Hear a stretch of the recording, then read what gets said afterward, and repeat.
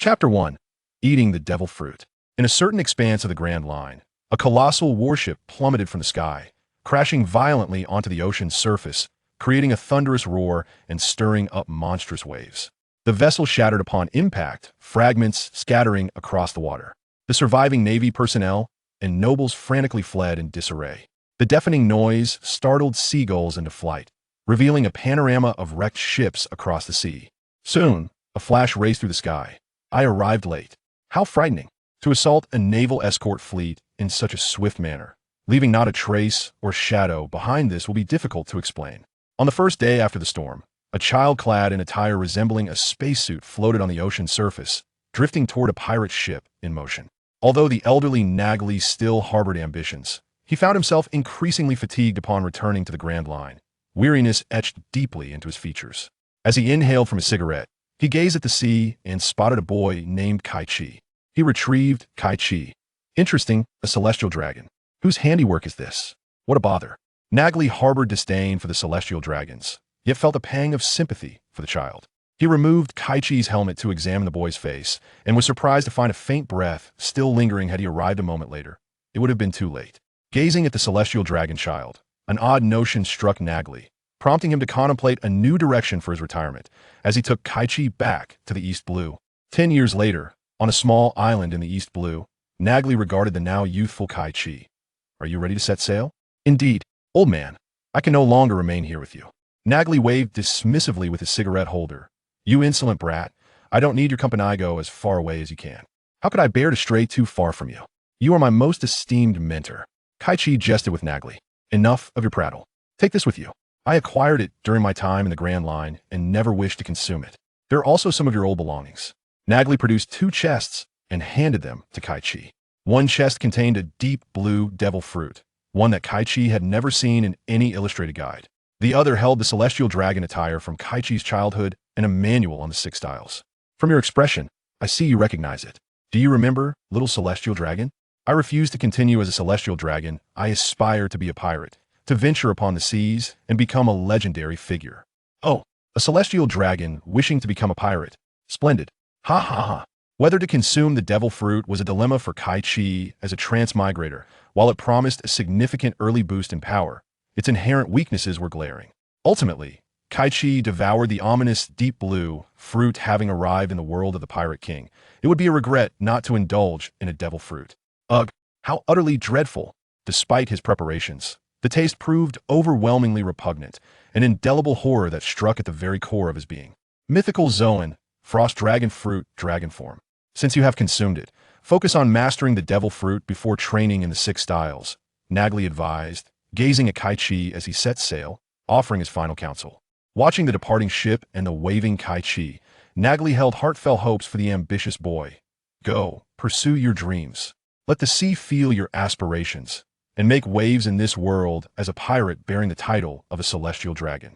3 days later, a whirlpool suddenly formed over the East Blue, ensnaring a ship, which happened to carry Kichi and his companion Sate.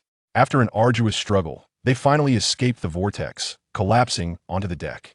Panting heavily, Kichi said, "We must find a navigator at once, otherwise we're in grave danger. If ordinary waters are fraught with peril, how much more so the Grand Line ahead? I happen to know a navigator. He's an old childhood friend of mine." But Sate hesitated, concealing the truth from Kichi for a long time. Now faced with unforeseen circumstances, he ultimately revealed the existence of this childhood friend, leaving the choice to Kichi. All right, let's go meet this navigator. Kichi refrained from pressing Sate about his secrecy and directed him to sail towards the town of Aiyu. Chapter 2. The Ruthless Mountain Bandits. The journey to Aiyu town would take several days, during which Kichi diligently studied the abilities of his devil fruit. After all, he had never encountered this particular fruit in the original narrative and needed to familiarize himself with it. Activating the powers of his mythical Zoan frost dragon fruit, Kichi began to transform, his arms and legs thickening and covered in hard dragon scales, his hands and feet morphing into claws. However, upon completing the transformation of his limbs, his abilities halted, failing to fully animalize his body as other Zoan fruits would. Kichi surmised that the issue lay with the giant aspect of the dragon fruit. His current physique likely could not contain the power of a dragon, indicating that he would need to strengthen his body further. Fortuitously, the winds were favorable, allowing Kichi and Sate to reach Aoyu town in just 3 days. Inside a small tavern in the town, a tall, thin man with glasses sat nursing his drink, lamenting the frailty of his own body. If only he were in better shape. He could have set sail long ago after all. Possessing specialized knowledge was quite valuable, especially as a navigator. However, upon meeting with the ship's crew, they had retreated upon learning of his weak constitution, shattering his dreams of the sea even further. Known in town as the sickly one, his frail form had made him a target of ridicule in the tavern. Ah, if it isn't our aspiring navigator, Sir Nawe Gade. Why haven't you set sail? Could it be that your health is failing and no one wants you? Ha ha ha. Men should be strong. Ha ha. Laughter erupted in the tavern, intensifying Gade's agitation as he prepared to leave. The arrival of a young girl alleviated the awkwardness. How can you speak to Gade like that? All right, we'll let Winley have her way today, the lead brute remarked, patting the girl, Winley, on the head. They were dock workers from the town, robust in stature, who frequented the tavern for drinks during their leisure. Winley was the daughter of the tavern's owner and a source of joy in the establishment. Suddenly, a loud crash shattered the peaceful atmosphere. A spiked club smashed through the half-open door, wielded by a towering man accompanied by an armed henchman and several thugs. The patrons of the tavern recoiled in terror, with someone stammering, "Isn't that the mountain bandit Horik, who left Aoyu town?" Horik slammed his spiked club onto the wooden floor, creating a dent, and menacingly declared, "Citizens of Aoyu town, did you think we would not return? I have missed your wealth dearly hand over all your money, or face the consequences of this mighty weapon." The atmosphere in the tavern shifted dramatically. Ordinary patrons stood no chance against a group of mountain bandits. And they were not just any bandits, but a notorious crew with a bounty of 2.7 million berries. Previously, Horik and his gang had been feared mountain bandits on the island until a naval officer's arrival prompted Horik to hijack a ship and flee to the seas as a pirate. Who would have imagined they would return today? Do they not fear the island's navy? You don't intend to stall for time until the navy arrives, do you? How unfortunate their lieutenant is absent, and the remaining recruits have all been dealt with by us. At this moment, the patrons noticed the Navy soldiers lying outside on the roadside, deepening their fear as they began to prepare to surrender their money. "That's the money my parents worked hard for. I won't give it to you, you villains." Though trembling with fear, young Winley chose to resist. Heartless villains paid no mind to the presence of a child. Horik brandished his spike club. Winley, Gade seized his electric baton and charged recklessly at Horik. Yet Horik was no pushover. He swung his club, knocking Gade's baton from his grasp, shattering it with another strike before kicking Gade to the ground. Gade fell, blood trickling from his mouth. "Isn't this Gade, the sickly one? You should remain in your sickbed and not attempt to resist. You were always the biggest nuisance, and I had to beat you up every time I took your money." Horik noticed a document falling from Gade's possession, bearing the words "not approved" prominently, and continued to mock him. "Gade, do you still dream of being a brave sailor? I am a pirate and a captain who would want a frail invalid like you aboard. You're just a burden." Horik raised his spike club again, aiming at Winley and Gade. Gade realized that there was no turning back the moment he took action. He positioned himself in front of Winley, embracing her and closing his eyes. "He is to be my navigator aboard my future ship. I cannot allow you to harm him." A figure appeared in response to his words, materializing before Gade in an instant.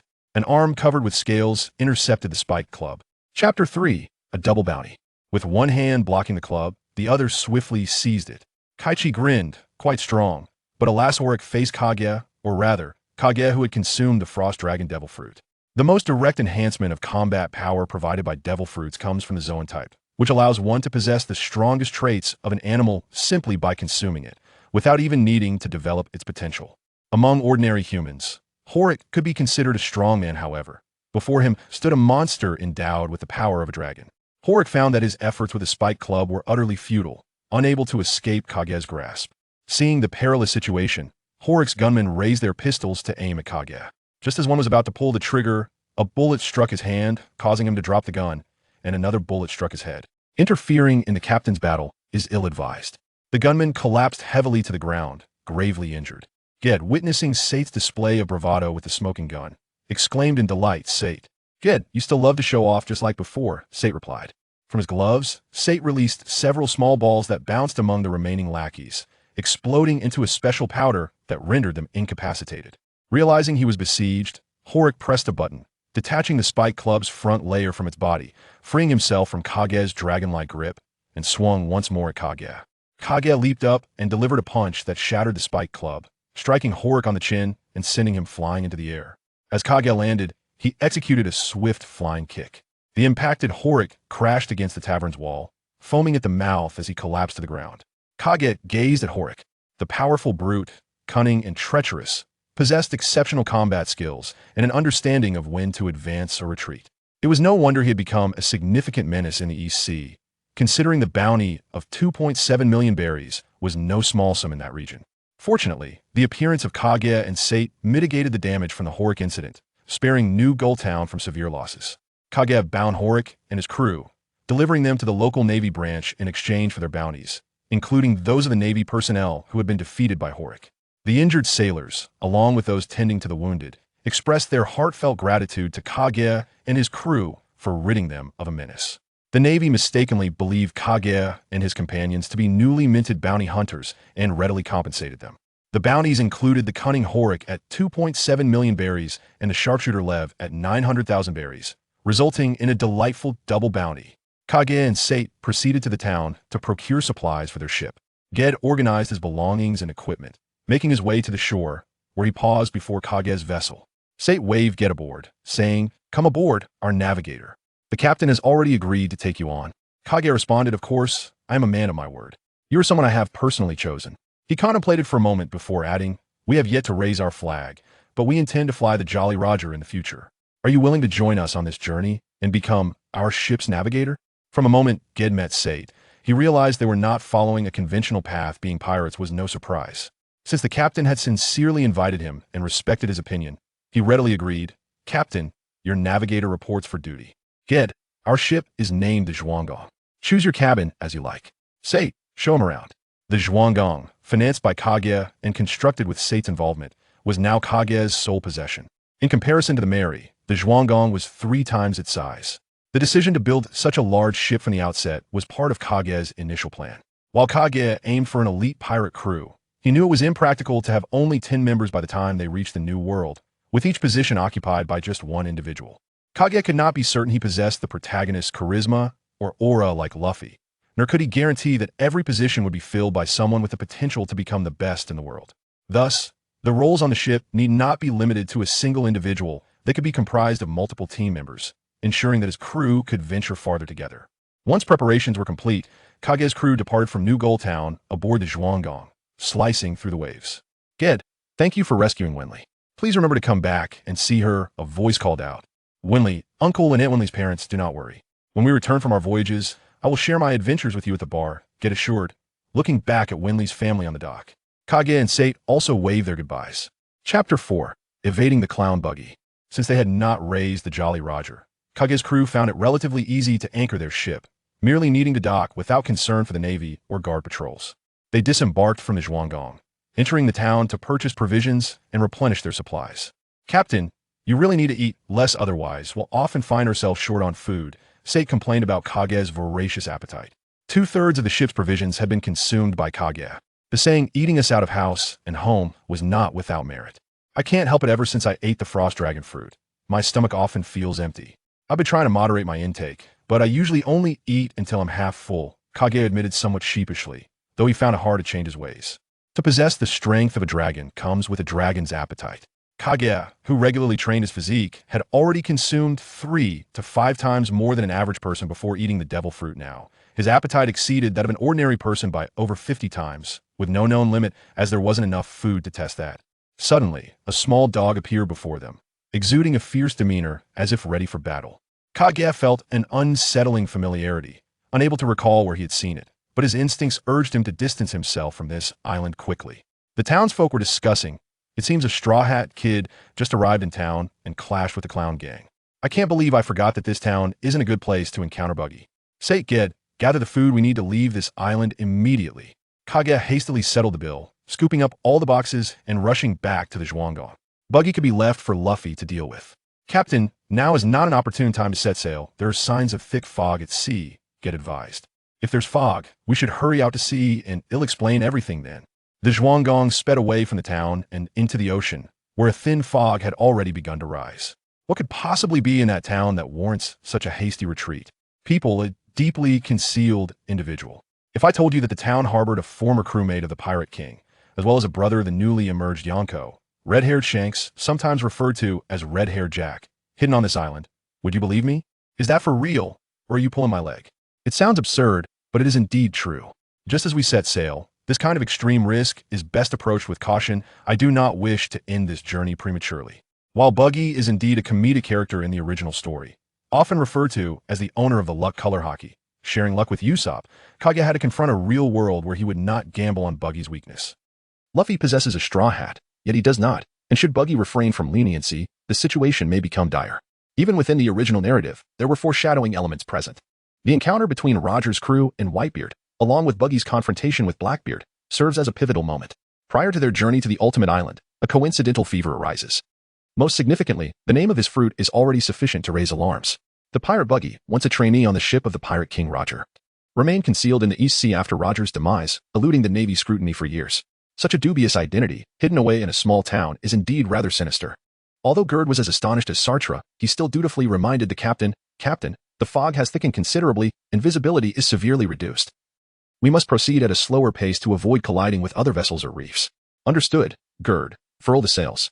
The ship, the Zhuanggong, advanced cautiously through the dense fog, a prime opportunity for fishing and foraging. To sustain themselves and ensure the ship's continued viability, they could not merely deplete the provisions stored within. They must also procure new sustenance from nature. The mechanically adept Sarton provided fishing nets and tackle. Gerd steered the vessel while Sartre fished on the left side and Cage cast his line on the right. The first to reap the rewards was Sartre, who netted several boxes of fish, promising an abundant meal for the evening. Yet Cage found no success. Was he destined for failure? No, he resolutely changed his bait, directly affixing a fish to the line. To his astonishment, this maneuver yielded remarkable results as the fishing rod began to quiver. Suddenly, an immense force surged forth, pulling Cage from the side of the boat to the front, where he collided against the railing. Transformation ensued. Cage activated the power of the devil fruit. Swiftly adjusting his form, his hands gripping the fishing rod tightly, he could not let go. A large fish leaped from the water, struggling. Though it appeared ordinary, it measured over 10 meters in length, nearly the same size as the boat itself. Truly, in the world of One Piece, merely baiting a fish results in a creature of monstrous proportions. With a rhythmic pull and release, the boat was propelled forward at great speed, then slowed to a crawl. This cycle repeating for an hour until the giant fish finally succumbed, floating lifelessly on the surface. Tonight, a feast of meat awaited. Cage collapsed on the deck, gasping for breath. Hooray for the great fish. Long live fish meat. Gade and Sart joined in the cheer. Sart, astonished, remarked how fortunate it was that Cage's fruit had provided him with reinforced fishing gear. Otherwise, they might not have captured such a fish. That evening aboard the Zhuanggong, laughter and merriment filled the air. The dining table was laden with an abundance of wine and meat. Cheers. At dawn, newspapers arrived, and Gade tossed a coin to a seagull to discover the latest news. The paper reported on the most popular spot in the East Sea, the floating restaurant. Chapter 5. A sudden illness. The doctor who terrifies the Bearpaw clan. The morning sun shone brightly, and the sea lay calm, sails raised for smooth navigation. Gade leisurely reclined in a chair, perusing the newspaper for significant events of the day. Oh, there is something from our East Sea. The floating restaurant. It has gained considerable fame in recent years, hailed as the best dining destination in the East Sea.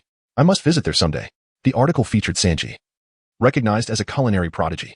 Cage felt his mouth water at the thought of the delectable dishes awaiting him. As it had been quite some time since he had savored cuisine of such high caliber, it seemed imperative that he quickly find a skilled chef. The meals prepared by Cage could be deemed edible, while those concocted by Sartre and Guide could merely sustain life. Thus, Cage resolved to refrain from allowing them to cook, opting instead to prepare the meals himself. The ship, Zhuanggong, glided over the waves, its path serene and reassuring, with the vast sea stretching endlessly before it. The setting sun cast a warm glow upon the ship's silhouette, creating a dance of shadows upon the azure waters. Sartre, in his workshop, toiled diligently to enhance the seawater desalination device, striving to render the purified water more palatable and enjoyable. Sartre, something is amiss. I feel a slight fever and discomfort. I sense something foreboding. Could you construct an electric wheelchair for me, just in case my mobility becomes restricted and I am confined to bed? Of course. Just let me know what you require. I will do my utmost to assist you. Have you taken your medicine? Please take care of your health. The following day, Guide's condition deteriorated rapidly, leaving him reliant on a wheelchair. Guide, drink this spring water we have stored. Do not consume the water produced by the desalination device any longer. Sartre, is Guide all right? I have spotted an island ahead. I shall disembark in search of a doctor. You remain here to tend to Guide. Be cautious, Cage. I await good news. Kage swiftly explored the island, only to discover it was a desolate land, devoid of towns and villages, and even now, not a single soul was in sight. Just as despair began to engulf Kage in his search for human presence, several spears were hurled towards him. Today was indeed fortunate. It was human beings, and it had been a long time since he had tasted human flesh. Cage leaped into the air, executing a flip to evade the javelin. A slender braid adorned his head, dark circles framed his eyes, and he donned a blue-hued attire. The cannibal Bear Paw Tribe. To my surprise, this place also harbored the Bear Paw Tribe, in addition to that island reminiscent of feline or canine paws. Their combat prowess is not to be underestimated, having bested Buck's 3 subordinates. Today, however, urgency prevails. I must swiftly seek a physician to attend to Gade's injuries. Dragon transformation. Cage has further developed his fruit ability, with dragon horns now sprouting from his forehead. Dragon Fist, Chaotic Strike. Cage swiftly executed his newly developed technique, effortlessly incapacitating a group of the Bear Paw Tribe. With his foot upon the leader of the tribe, he inquired, "Does your clan possess anyone skilled in healing? Do not deceive me, lest I turn you all into broth." As he spoke, he brandished a spear he had picked up from the ground, menacing the remaining members of the tribe. No, no, no. Our tribe has flavorists but lacks healers or physicians. The Bear Paw Tribe seldom falls ill. Those who are injured or weak return to nature. We do not require anyone to heal us. We have erred in not recognizing your formidable presence. Truly, we have none. The spear drew ever closer. Ah, my lord, wait. While we lack such a person in our tribe, there exists someone on the island who may possess healing abilities, though he is quite fearsome. Oh, take me to him. Before them loomed a vast cave, adorned with numerous animal specimens and dissected corpses. The air was thick with the pungent scent of potions. My lord, it is indeed terrifying. The brutal punishments inflicted upon these creatures, and the horrific curses they endure. It is utterly twisted and malevolent. Yet, we have witnessed him heal animals. The members of the Bear Paw Tribe cowered behind the rocks, trembling in fear, unwilling to approach. Cage found it quite amusing that the Bear Paw Tribe, due to their customs, misconstrued specimens and dissections as forms of punishment and curses, given that they belonged to a cannibalistic tribe. One would think they would be unperturbed by such matters. Having examined the specimens and dissected bodies, Cage recognized that one of them was a physician well-versed in both traditional Chinese and Western medicine. An elderly man, his hair as white as snow, sat cross-legged within, his hands resting on his knees as he meditated. Keck, filled with astonishment, exclaimed, "Another traveler?" Chapter 6, The Mark of O. The encounter at the seaside restaurant. The elderly man, dressed in simple, somewhat antiquated attire, remained nameless to Keck. With a sense of audacity, he ventured to interrupt, "Esteemed elder, I am in urgent need of your assistance. Might you extend a helping hand?" Upon hearing this familiar greeting, the elder emerged from his meditative state. Gazing at the young man before him, pondering, "Is this the newcomer of O?" Such an easy revelation could be detrimental. He then replied, "I am Xuanhu. Should you wish for my aid, young friend Keck, you must first answer my question satisfactorily." He posed directly, "What is the essence of a doctor?" "I heal the people of this world, yet they venture into the sea to engage in battle and meet their demise. Have I truly healed my patients?" Faced with this seemingly simple inquiry, Keck broke into a cold sweat. "I cannot provide an answer. That response does not satisfy me," the elder Xuanhu declared. Returning to his meditative state, Cage kneels down, his head bowed. "My companion is gravely ill aboard the ship, awaiting my return with a doctor. I beseech you, esteemed Xuanhu, to save my friend." The Bear Paw Tribe stood in astonishment, witnessing such a powerful figure kneeling in supplication. "I shall grant you another opportunity. Provide me with an answer. I cannot furnish you with a satisfactory response, but I know where the answer lies. I can take you to that island to witness it." "Ah, and if you deceive me, what assurance do you offer?" "Your head." "Very well." Elder Xuanhu retreated into the cave to gather a large bag of provisions. "It appears your situation is urgent. Carry me." "Yes." Cage hoisted Elder Xuanhu onto his back and dashed back to the Zhuanggang. The Bear Paw Tribe, watching the two vanish, erupted into joyous cheers, deciding to hold a celebration that night, rejoicing in the departure of 2 harbingers of misfortune. From now on, this island would belong to them. Aboard the Zhuanggang, Elder Xuanhu took Gade's pulse, examined his eyes, throat, and felt his forehead. "You have a low fever, a severe cold, and complications arising from wind chill. You are frail and afflicted, but fortunately you did not move about during this time. Had you delayed any longer, the consequences could have been dire, tethering you to your bed for life, plagued by relentless coughing." Elder Xuanhu scrutinized the medications Gade typically consumed and continued, "First, we shall use medicine to alleviate your fever and cold. Once these complications are resolved, you can focus on recuperation. It would be ideal if we had a chef to prepare medicinal meals." Xuanhu's arrival stabilized Gade's condition. On the deck, Cage expressed his gratitude. "Thank you, Elder Xian. No need for such formality, Cage. You have passed my test, thus, I shall assist you. In the future, feel free to converse with me normally. There is no need to adopt the speech of another world. I have lived in this realm for many years and am quite accustomed to it. However, I must remind you, do not carelessly reveal your true identity or the secret of the Omark, for the powerful are closely observing it. Due to this identity, I now go by the full name of Dorteo, Xuanhu. I look forward to your guidance, Captain." With that, Xuanhu returned to his workshop. The mysteries of the pirate world appear to be profound. Cage gazed thoughtfully at the sea. 3 days later, Gade had returned to his usual state. The sea breeze caressed the deck as the 4 discussed the pirate flag, ultimately deciding on a flag depicting a dragon atop a skull, crafted by Sate. "Raise the flag. Today, our pirate crew is officially established. Shall we spend all our money?" "Absolutely. Let us indulge in a fine meal, if need be. We shall seek treasure maps to pursue riches later. The four engaged in fervent discussion about finances, having arrived at a maritime restaurant.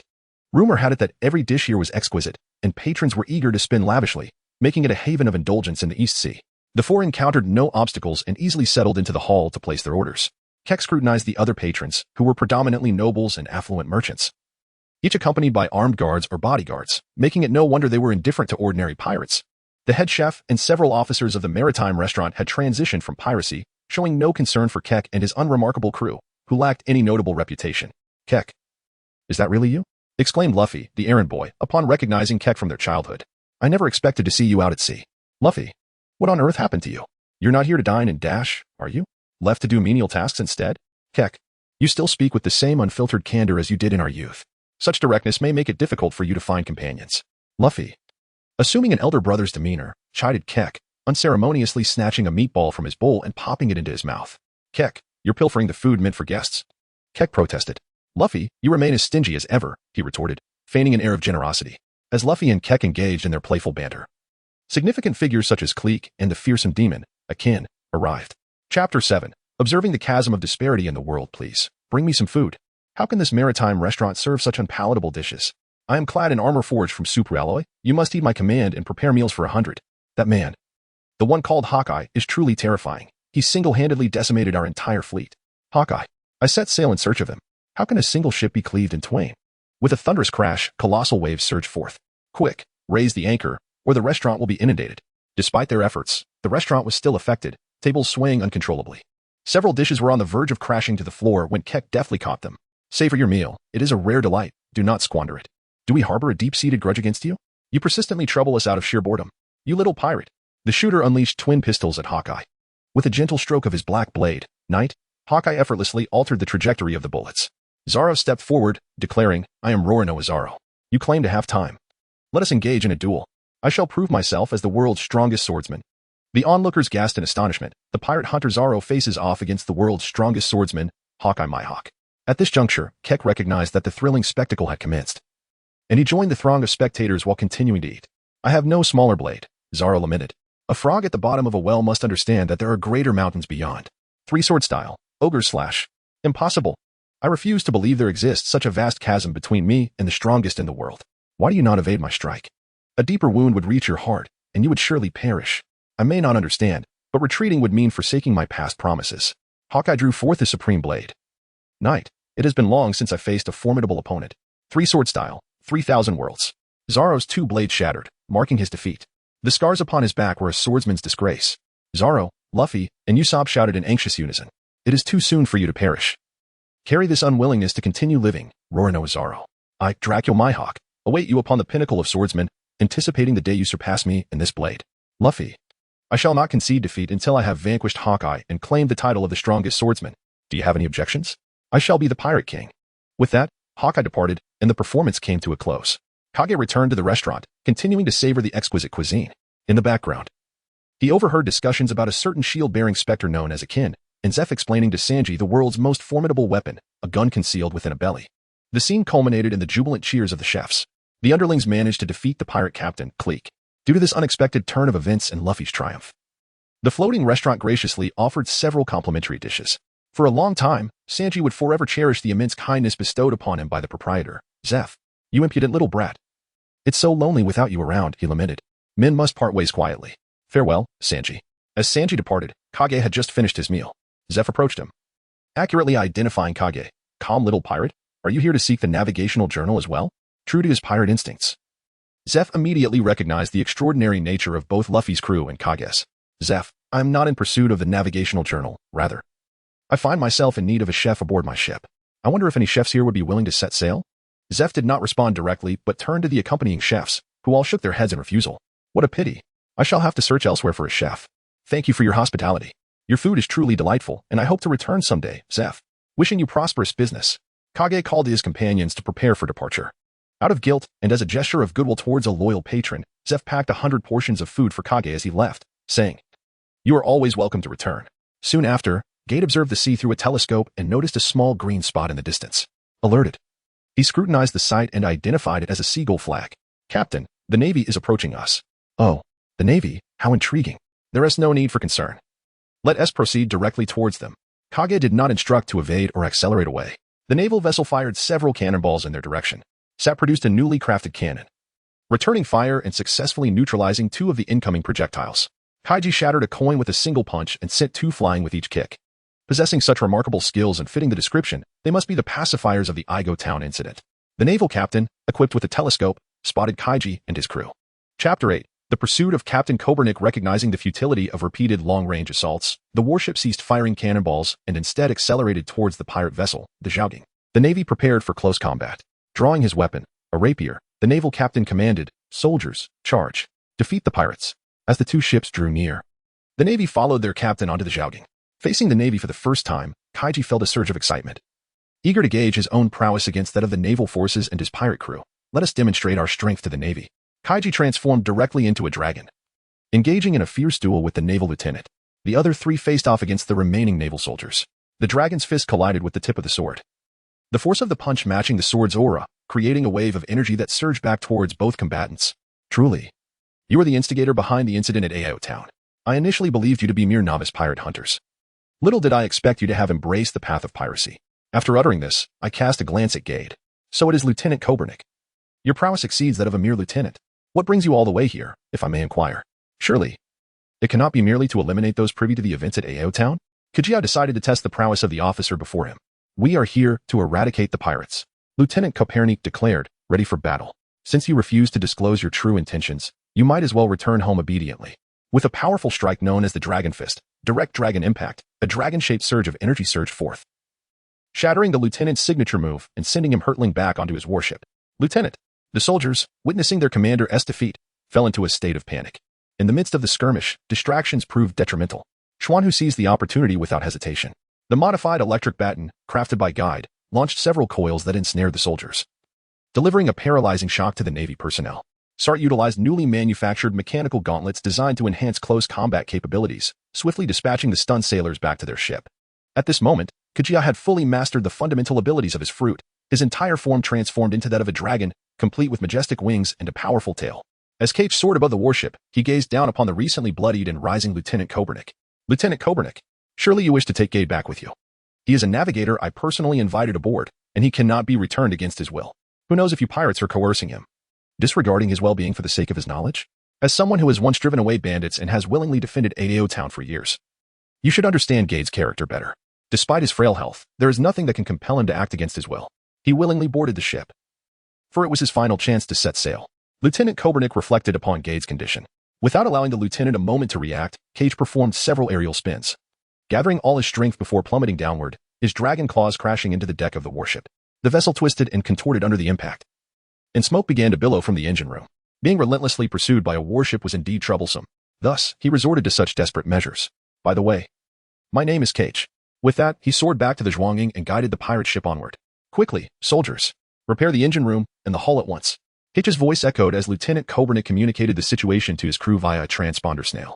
This time, the tools we have crafted together have yielded remarkable success. We shall continue to refine them and enhance our combat capabilities, Sate remarked to Gade. Gade responded, though his thoughts were elsewhere. He hoped that Lieutenant Kobernik would be unharmed. Speaking of tools, make sure to create some alarm clocks. Gade's meal and rest times must not be neglected, Xuanhu instructed Sate. Understood. The Wanging docked at the harbor of Shenzhen on Stone Island. The island, characterized by jagged cliffs, was a sparsely populated, ordinary town. A battle was unfolding at the dock, as Kichi's crew sought to replenish their supply of land meat and mountain spring water.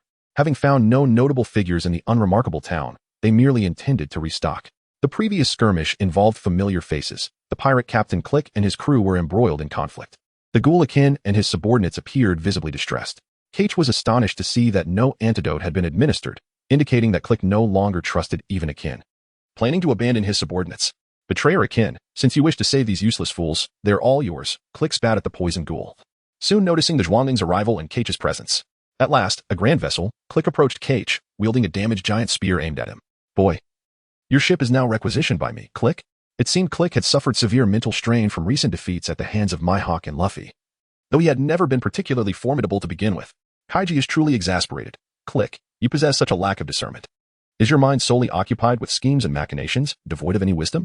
No wonder you were pursued by Hawkeye. Kichi is not Luffy. He will not waste his time toying with you. Kage chuckled, gesturing to the trio of Sod in a battle-ready stance that there was no need for concern. If you desire a resounding defeat, then let it come. First, you must antidote yourself. Otherwise, there shall be no opportunity for regret upon your loss. Chapter 9. A reunion with Captain Click and the phantom akin. Click gazed at the young pirate before him, reminiscent of the Straw Hat Boy, Luffy. Initially wishing to conceal his thoughts, he recalled his previous 2 defeats. This time, he could not afford to lose again. Resolutely, he consumed the antidote, and the pallor of poison faded from his face, restoring his confidence. Kek knew this would be the outcome.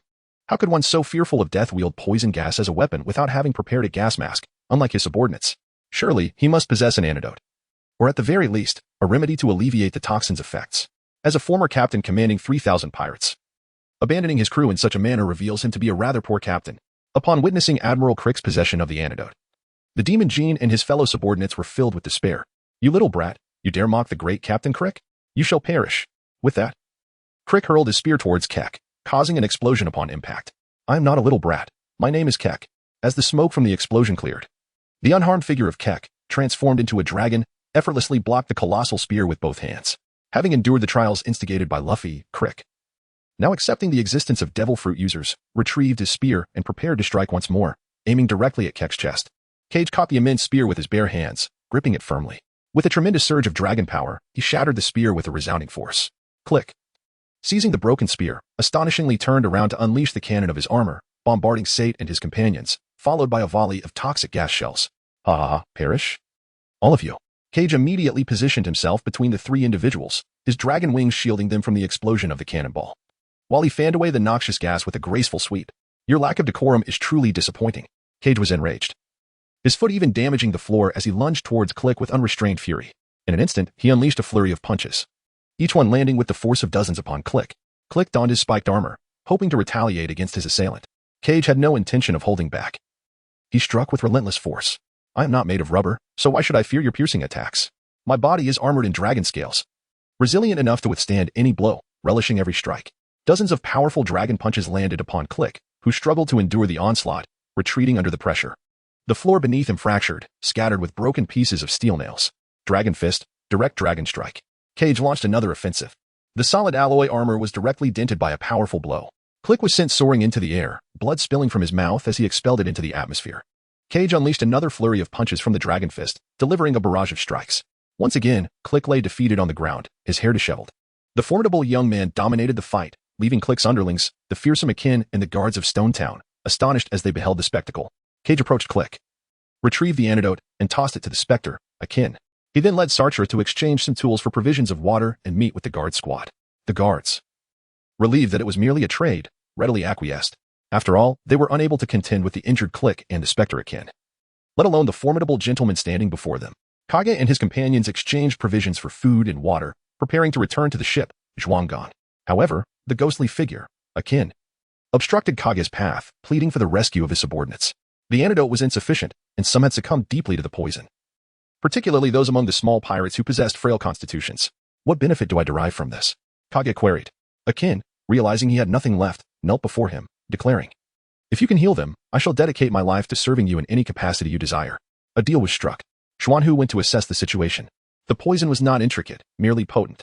He had identified its nature while at the seaside restaurant. Each individual received an antidote pill and a dose of medication. As Akin observed his subordinates gradually recovering, the worry etched on his face began to dissipate. He turned to Kage and Xuanhu, expressing his gratitude. Thank you. No need. Kage replied. That was your own bargain. Remember your promise. How do you intend to manage these individuals? On my ship, only you will be permitted aboard. The others will not, as we cannot afford to accommodate so many laborers. Kage discerned that Ajin was more suited to the role of a deputy rather than that of a captain. He gestured for Sartre to fetch a phone bug and a copy of the Navy's 6th edition. Tossing them to the others, you shall first conceal yourselves in the East China Sea. I shall provide for you later. In due course, I will have Ajin reach out to you. Chapter 10. The amnesia of the fragmented isles. Naturally, Kage would not compel everyone to remain. Those unwilling to stay could depart, while those who chose to linger would do so. To his surprise, the shield bearer decided to stay behind. Kaiki developed a certain fondness for him. I never expected you to stay. You will become the leader of this group. And you can also practice the 6th style's life return again. Although I am a pirate, I am not an ungrateful wretch. The 6th style of the Navy? Life return is related to my life tribute, isn't it? Valu felt a surge of indignation at Kaiki's doubts about him. Yet he still took the words of his benefactor to heart. Clever. The rest is up to your own understanding. Kichi exchanged some weapons with the Stone Town guard for a ship and some provisions for Baloo and his companions. As for the unconscious clique, it was left to the Stone Town guard to handle. Ajin boarded the Zhuanga ship, while shield-bearer Baloo led the others to find hidden spots. The Stone Town guard reported to the Navy, and a naval vessel arrived at the Stone Town dock, taking Click, who was bound in iron chains, away. The leader of this operation was none other than Lieutenant Kobernik. Noticing that Ajin, who had just boarded the ship, seemed a bit out of sorts, Kichi tossed a mop to him. Currently, on our ship, Sate, Ged, and Xuanhu are all researchers, most of whom are in their rooms or studios. We'll take care of the cleaning duties. Ajin had nothing else to do, so he joined Kichi in scrubbing the deck. Ajin, I specifically brought you on board. You need not be so reserved. In fact, I had already seen you at the sea restaurant, and your agreement with Sanji coincidentally brought us to Stone Town, where I happened to be in need of combat personnel. Thus, I decided to lend you a hand. Thank you, Captain, for your appreciation. As night fell, a mist rose over the sea, leading them into an archipelago of fragmented islands. These islands varied in size, some were as large as a basketball court, while others were merely stones large enough to stand upon. All were relatively flat, with numerous underwater reefs, causing the Zhuanga ship to occasionally collide with them, producing a sound of impact and a slight tremor of the hull. Tonight, the ship's doctor, Xuanhu, stood watch. Xuanhu practiced the 5-animal play, his physique robust, while the others had already succumbed to slumber. The misty archipelago resonated with the enchanting music of shells. In the deep of night, someone stirred. I need to use the restroom. How did I end up on a pirate ship? I've actually left Ago Town and set sail. Ged emerged on deck and spotted the pirate flag. Ged, why aren't you resting properly? What are you doing up? The ship's doctor Xuanhu greeted him. But upon seeing Ged's bewildered expression, he wondered if Ged's illness had manifested new symptoms.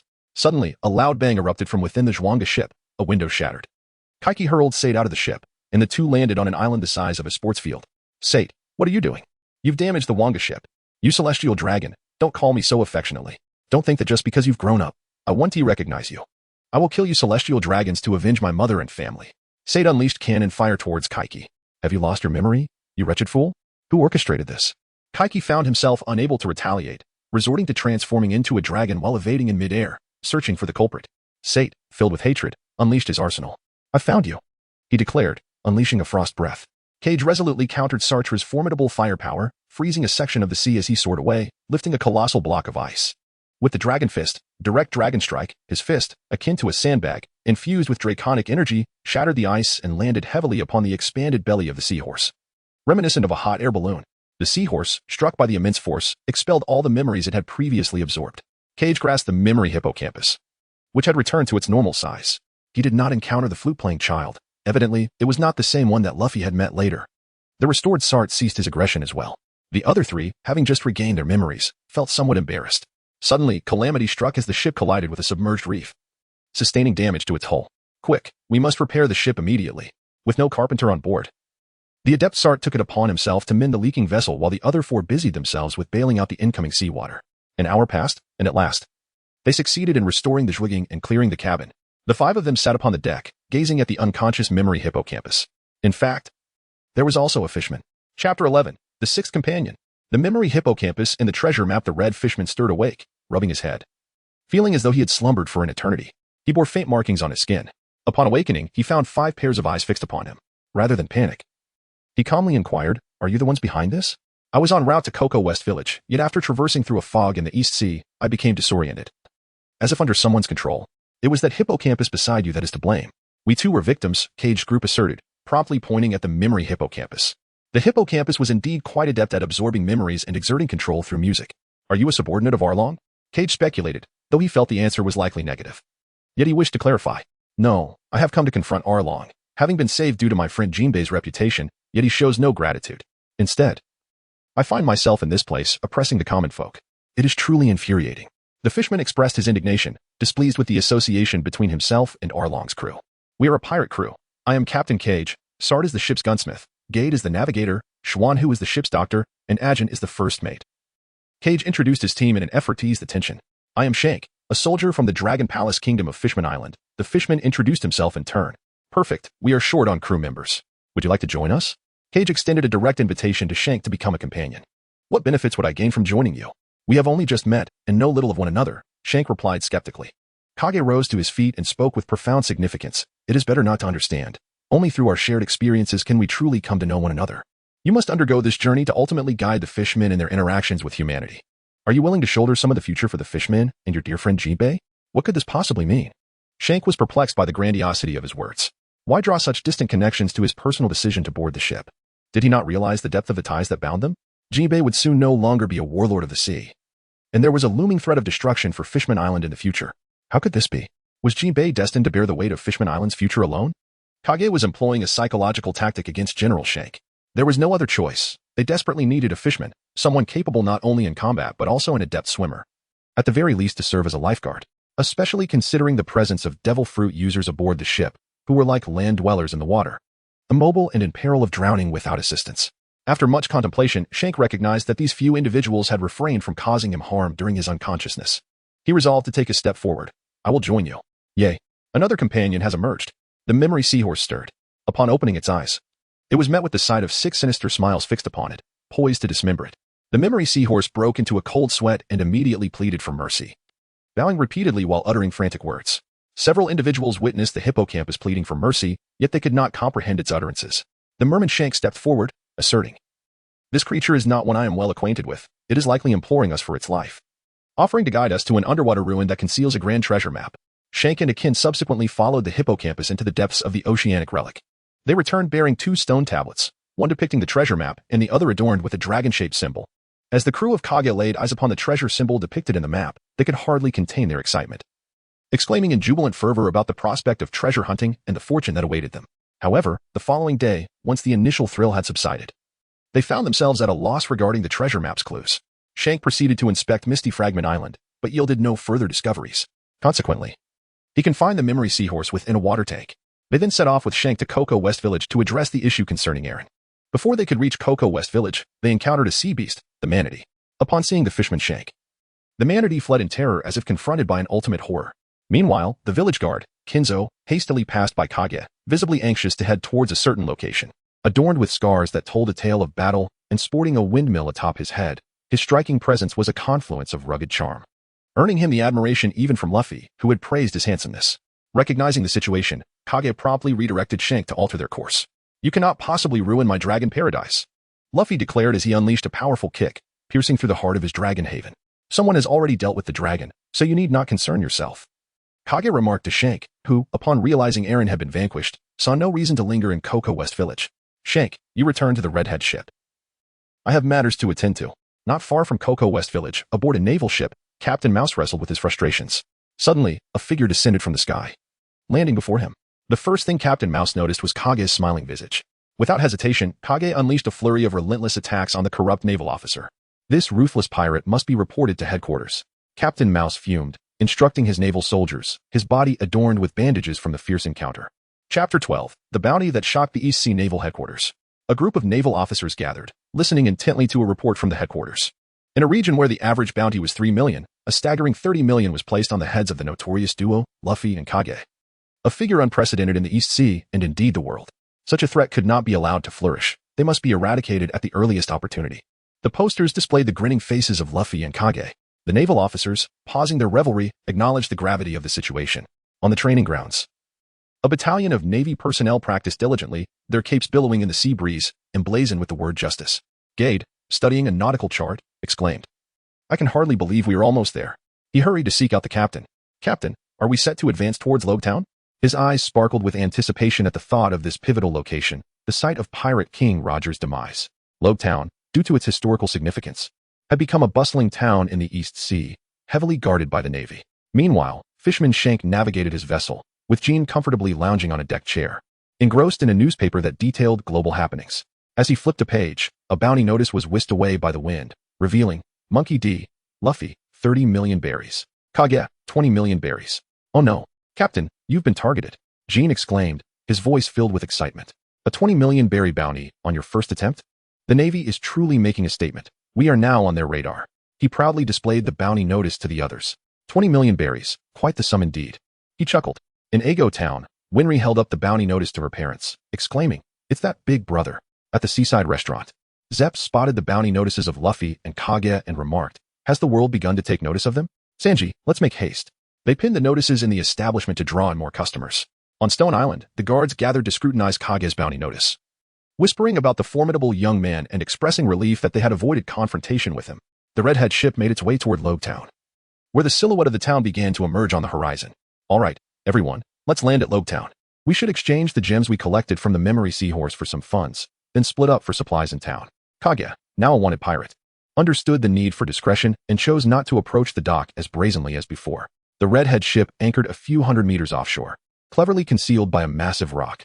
In Lobetown, within a pawnshop, Kaguya and his companions waited on a sofa as the shop owner evaluated a box of gems. The pawnbroker offered, "I can give you 8 million berries for these."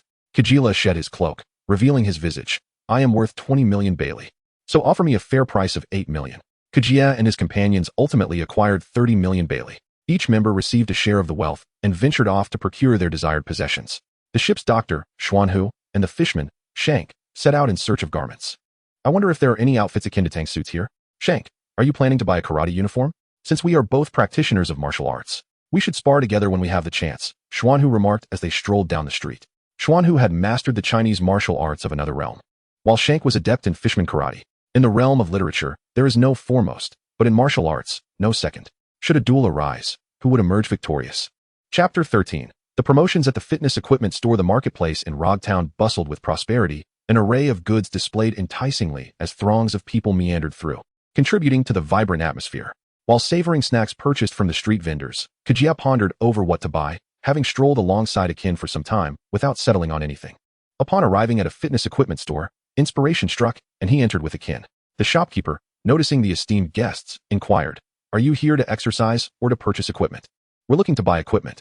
May we take a look first? Is it possible to try some of them?" "Certainly, you may try them out. Some equipment even features exclusive promotions. If you meet the criteria, you can receive discounts or even win complimentary prizes." Keck arrived with curiosity.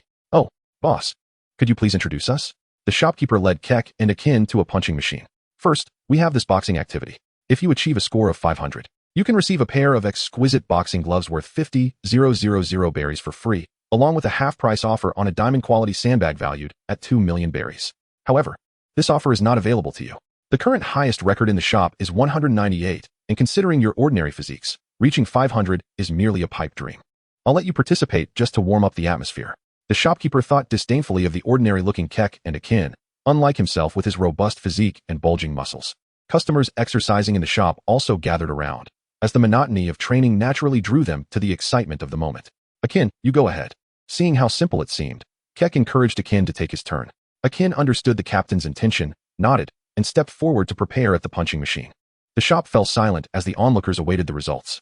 Akin rolled up his sleeves, took a deep breath, and unleashed a powerful punch. The machine registered a score of 550. Akin had exceeded expectations. Applause erupted throughout the crowd. "Boss, don't forget the half-price sandbag." "Of course. Would you like to try the next activity?" the shopkeeper asked. "The next event offers even greater discounts if you can lift the barbell. You can purchase a barbell worth 10 million berries for just 10 of the price. However, our policy allows only one activity per person." The shopkeeper then led everyone to the barbell. He had not anticipated anyone would succeed, resulting in a loss of 50,000 berries. Observing that Keck possessed even less muscle than Akin, he sought to save face for both. "Is there a rule regarding activities in this shop?" The audience murmured among themselves. Yet no one stepped forward to clarify, choosing instead to enjoy the spectacle. "All right, I'll give it a try myself." Keck approached the barbell directly. It appeared rather ordinary, merely larger than usual, but the weight was undeniably substantial. This barbell was the shop's prized possession, crafted from special steel, with the entire set valued at 10 million berries.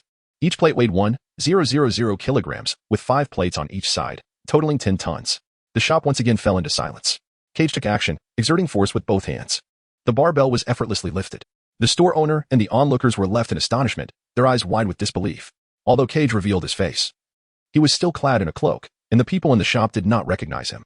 In truth, Cage was not entirely at ease. He had still employed his fruit abilities, and he needed further training. In the end, Cage managed to acquire the equipment at a remarkably low price, although he also purchased some additional items at their original cost to prevent the owner from becoming overly suspicious and escalating the situation. Meanwhile, on another street, Sartre and Gade were meticulously selecting items from various grocery stores, reminiscing about the past. Unbeknownst to them, a figure cloaked in green, with half of his face adorned with tattoos, observed them intently. At the docks, a fisherman and fishmonger had caught a colossal elephant tuna. Sanji was eager to procure the fish, but the old man did not acquiesce. Instead, he presented the prize awarded for winning a culinary competition. A red-haired girl named Carmen, an original character from the anime group, also took notice of Sanji, determined to surpass him in culinary skills and become the finest chef. Chapter 14. The Enchanting Chef Carmen. The elephant tuna was designated as the prize for the culinary contest, and in pursuit of her childhood dream of all blue, Carmen entered the competition to claim the fish. Her team, aiming to defeat Sanji, also participated in the contest. During the competition, Sanji and Carmen swiftly showcased their culinary prowess, executing their knife skills, fire techniques, and plating with seamless grace, akin to an acrobatic performance. The audience was left in awe of their artistry, showering them with applause. Ultimately, Sanji triumphed over Carmen, securing first place in the coveted elephant tuna. In front of Sanji, Carmen revealed that she had trained at a seaside restaurant, considering herself a junior to Sanji, and had aspired to become as skilled a chef as he was. Seizing the moment, Sanji, driven by his infatuation, attempted to embrace Carmen, only to be met with a swift blow from her frying pan, as well as intervention from her two underlings, who prevented him from getting too close to Miss Carmen. As commotion arose in the town, Sanji, sensing the impending trouble, took the fish and left to find his companions. Carmen watched Sanji's retreating figure, reflecting on the widening gap between them. The applause interrupted Carmen's reverie, and she turned to see an unfamiliar face, Kichi, accompanied by a kin, who bore a large box. Miss Carmen, your performance was truly breathtaking. Your culinary skills are remarkable. May I inquire about your future plans? Kichi approached the trio. Carmen's two underlings positioned themselves protectively in front of her, ensuring her safety. It's quite simple. I happen to be in need of a chef on my ship. Would you be interested in joining us, Miss Carmen? Kichi proposed. Who do you think you are? Our lady could never join your ship. Who knows what your intentions might be? One of Carmen's underlings retorted. Carmen shook her head in refusal. What a pity. If that is the case, I hope our paths cross again, Kichi replied, accepting Carmen's decision, and departed with a kin in search of his companions. Carmen felt a tinge of regret at the missed opportunity. Kai Jean gazed in astonishment at a Jean, undoubtedly a discerning leader capable of managing a crew of 100. Oh, why does a Jean harbor such thoughts? I find it difficult to articulate. It is merely an instinctive feeling, a vague sense within that suggests her absence from the ship represents a greater loss than ours. Indeed. A Jean possesses remarkable insight. Her choice not to embark on the voyage does not incur a loss, yet it distances her from her aspirations. There is no denying that she is destined to become a world-class chef, yet she will perpetually remain a tier below the pinnacle exemplified by Sanji. This chasm will only widen with time. The commotion unfolds at the execution square, the very site where the Pirate King, Roger, met his end. Kage and Akin hurried over to check if their companions were present. Meanwhile, in the apparel district, the fisherman Shank and Xuan Hu also heard the commotion and rushed to the square. A small boy, overexcited from play, dashed through the street and collided with Shank, causing his toy to shatter. As the boy was about to throw a tantrum, he caught sight of Shank's fisherman visage concealed beneath a cloak. Terror gripped him, and he opened his mouth to scream, but Xuan Hu swiftly covered his mouth, saying, Fear not, little one, the toy's broken, which means you deserve something better. He slipped a few banknotes into the boy's hand and winked, adding, as a young lad, one should possess their own secrets. My apologies, young friend. With that, Shank and Xuan Hu departed hastily. The boy gazed at the money in his hand, watching the retreating figures of the fisherman and the elder, and he refrained from crying out. Pimpi, how did your toy break? Was someone bullying you? Inquired the boy's mother as she approached, remembering the elder's words and the cash in his hand. Pimpi smiled and replied, Mom, I accidentally bumped into it. It's nothing. The atmospheric pressure dropped ominously. Sartre, we must find the others and return to the Zhuangling quickly. Get urged, glancing at his barometer. Indeed, let us depart. Just as Sartre and Gid began to move, a voice halted them. Young man, there's no need to rush. Time is on our side. If Kage were present, he would recognize that the one seeking Sartre and Gid was Long Dorak. At the execution ground, Luffy leaped onto the platform, pondering, is this the sight that Pirate King Roger witnessed in his lifetime? Step back, minor characters. A voice called out. Such beauty, such flawless skin, an unparalleled enchantress, the crowd gasped, captivated by the stunning woman before them. The most beautiful thing upon the ocean is you. Enchanted. The crowd pointed towards the alluring Arlita, who had consumed the slippery fruit. Luffy, I want you to be my man, Arlita declared. Do I know you? Luffy responded, perplexed by his face blindness. Chapter 15. The unexpected appearance of a naval brigadier general 2 years prior. A man lay on a sickbed, his hair graying, breath faint, in the throes of terminal illness. Old friend, I failed to protect you. It is my negligence. Long sat beside the man, grasping his hand, tears streaming down his cheeks. Old friend Long, this path was chosen by me. I am well aware of the hardships it entails. I hold no blame towards you, but only carry the blood feud of my wife and over 100 family members against the celestial dragons. The future I envision for the children is now obscured. He coughed violently. Long, I have one last request. I feel most remorseful towards my child. I left him in the East Sea. If you have the chance, give him this pocket watch and tell him, no matter what he does, his father supports him. Coughing again, he added, Long, and to all of you, I must depart. I will pray from the heavens for our endeavors to succeed. The man, one of the elders of the underground army, formerly known as something else, ultimately left this world. Long recounted his father's story to Sartre and handed him the pocket watch. Young man, your father was a great man. Father, Sartre wept. The watch S cover revealing a family portrait of the three of them. Thank you for telling me about my father. Sartre expressed his gratitude to Long. You are an outstanding young man, much like your father. I look forward to your future achievements. With his hat drawn low, Long vanished like a wisp of wind. It consoled Sartre, who had just learned of his father's passing. There is no time for sorrow. We must find Kage and leave Roga Town. Wiping away his tears, Sartre joined Ged in search of their companions.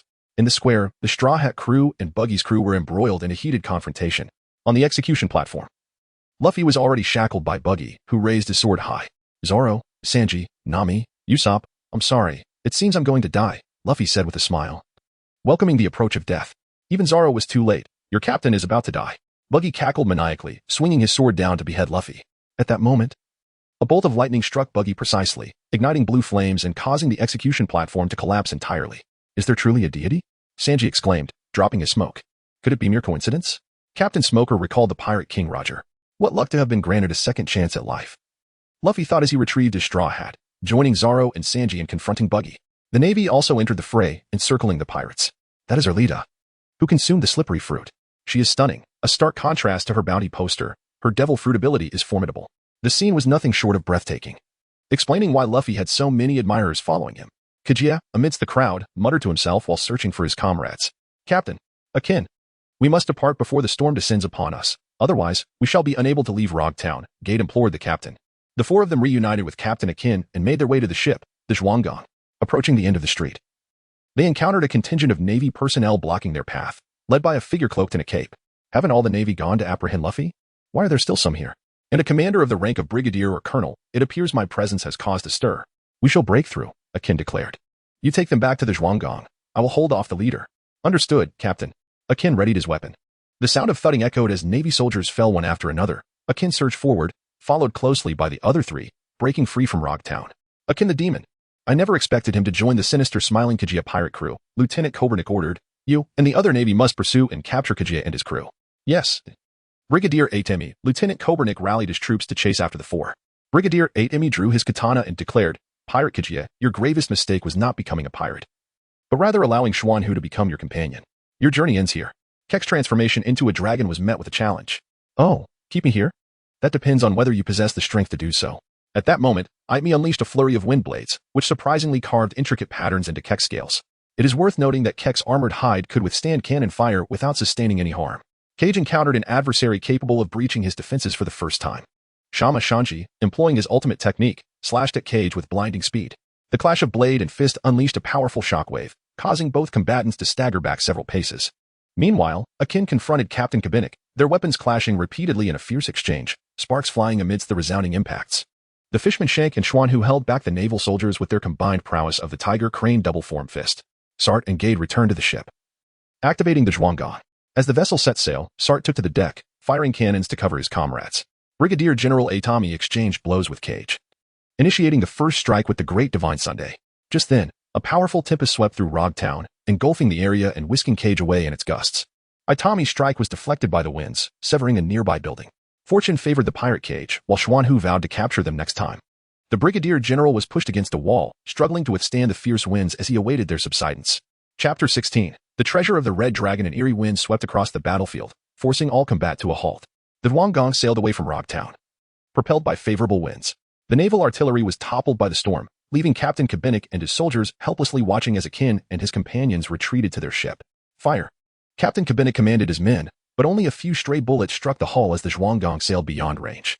In a fit of impotent fury, the soldiers continued to fire into the void. At that moment, Cage, transformed into a dragon, soared overhead, prompting the naval soldiers to aim their weapons at him. Just as they prepared to shoot, Brigadier General Atami intervened from behind, urging them to lower their guns. His speed is too great. Do not waste your ammunition. Atami pondered the strange winds in Xuanhu. Was it mere coincidence? With a sinister grin, Cage, could you be the variable in this equation?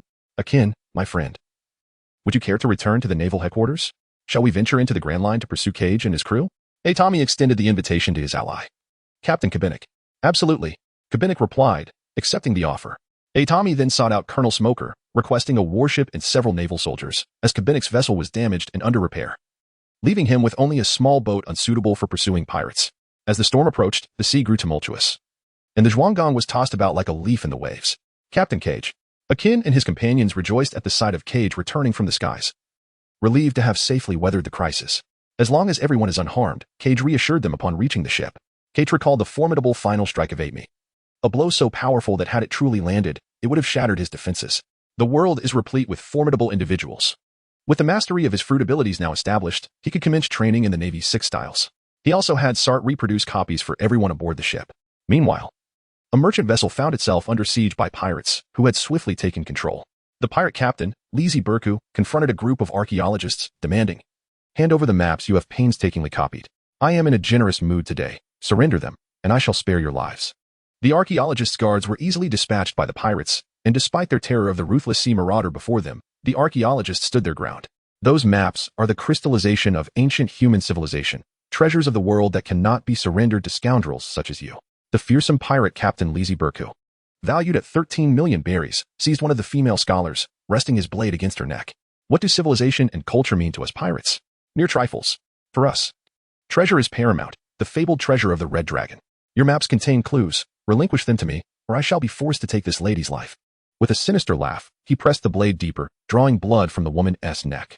Captain Cage, we have spotted a merchant ship and a pirate vessel ahead. Upon hearing Akin's report, Cage took the extended telescope to observe. Ah, familiar faces, let us join the fray. On the merchant ship, a striking figure charged forward, declaring, "What kind of skill is it to bully a defenseless woman?" Carmen wielded a frying pan, intent on rescuing the female scholar. "You foul wench, seeking death." Lizzie Burka cast aside the female scholar and parried Carmen's frying pan with a sword, responding with a ferocious downward strike. Carmen felt the reverberation through her arms as she struggled to steady her weapon. "Pathetic. Do you think I am weak?"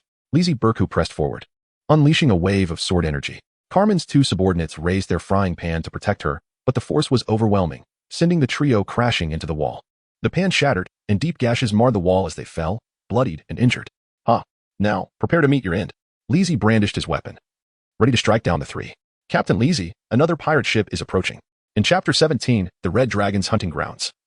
The sinister grin of Cage and the devilish Akin emerged. Captain Lizzie, upon seeing Cage and his crew, felt a wave of unease. The treasure could no longer be his alone. Yet, as captain, he could not show weakness and maintained a facade of bravado. "Cage, what brings you here?" Cage, emulating the tone of Shanks, addressed Lizzie. "My dear friend Carmen and her 2 companions are also aboard that vessel.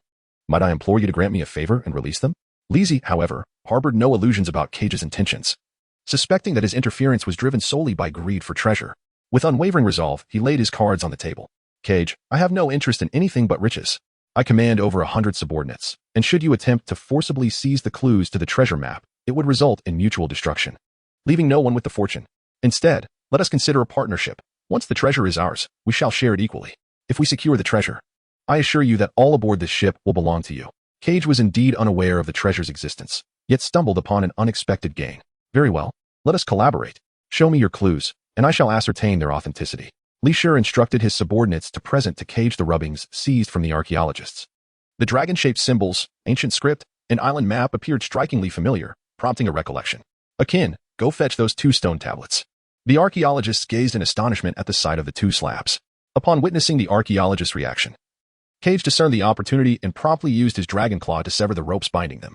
"Speak the truth, or the entire crew aboard this merchant vessel shall perish," he declared. "If you divulge what you know, I can assure you that I will release your entire ship's company." The archaeologists exchanged glances, grappling with their dilemma, yet ultimately prioritized their lives. "Can you guarantee this?" one inquired. "I assure you," Cage responded with unwavering conviction. The archaeologists promptly began to scrutinize and compare the stone tablet with the rubbings of the map.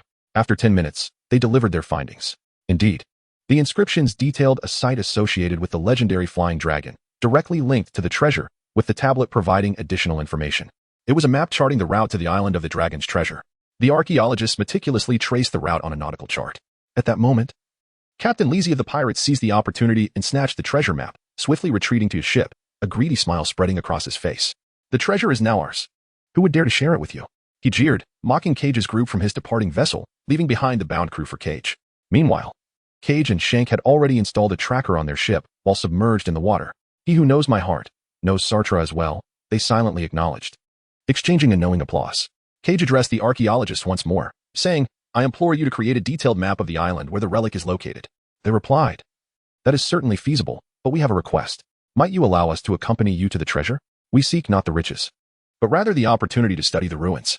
"We wish to join as well," Ms. Carmen interjected at that moment.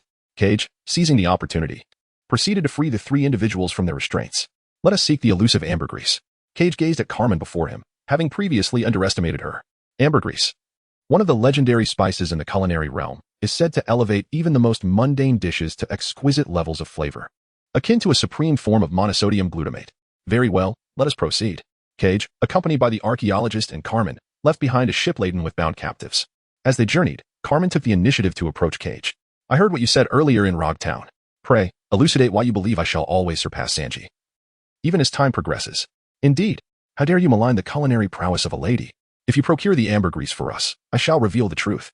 The lazy pirate crew, following their nautical charts, discovered the island. The pirates, filled with exhilaration, rushed towards the landmass. On the eastern edge of the island, they encountered a cluster of structures, behind which lay a colossal altar. Remarkable. It seems we have not erred in our quest. The treasure resides on this very island. You lot, scatter and search. Even if we must excavate every inch of this ground, we shall uncover it. Lizzie, now even more invigorated upon sighting the ancient ruins, felt that after a decade of pursuit, the treasure was finally within reach. Over 100 individuals scoured the island. As night descended, they stumbled upon a basin.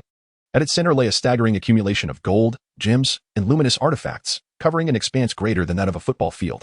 Beholding the riches before them, the pirates' eyes sparkled with greed as they dove into the piles of treasure, some exuberantly tossing gold coins into the air, while others hastily stuffed their pockets and bags with the sparkling loot, oblivious to the danger surrounding them.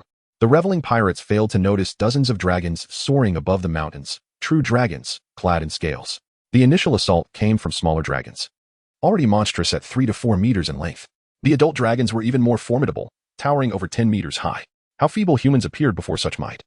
One by one, the pirates were captured. Only Captain Lizzie exhibited a modicum of resistance, managing to evade immediate capture, but already bearing the scars of dragon claws. A few adult red dragons toyed with him. Curse you! All this treasure belongs to me. You filthy insects shall perish. Lizzie brandished his sword, futilely attempting to intimidate the dragon horde.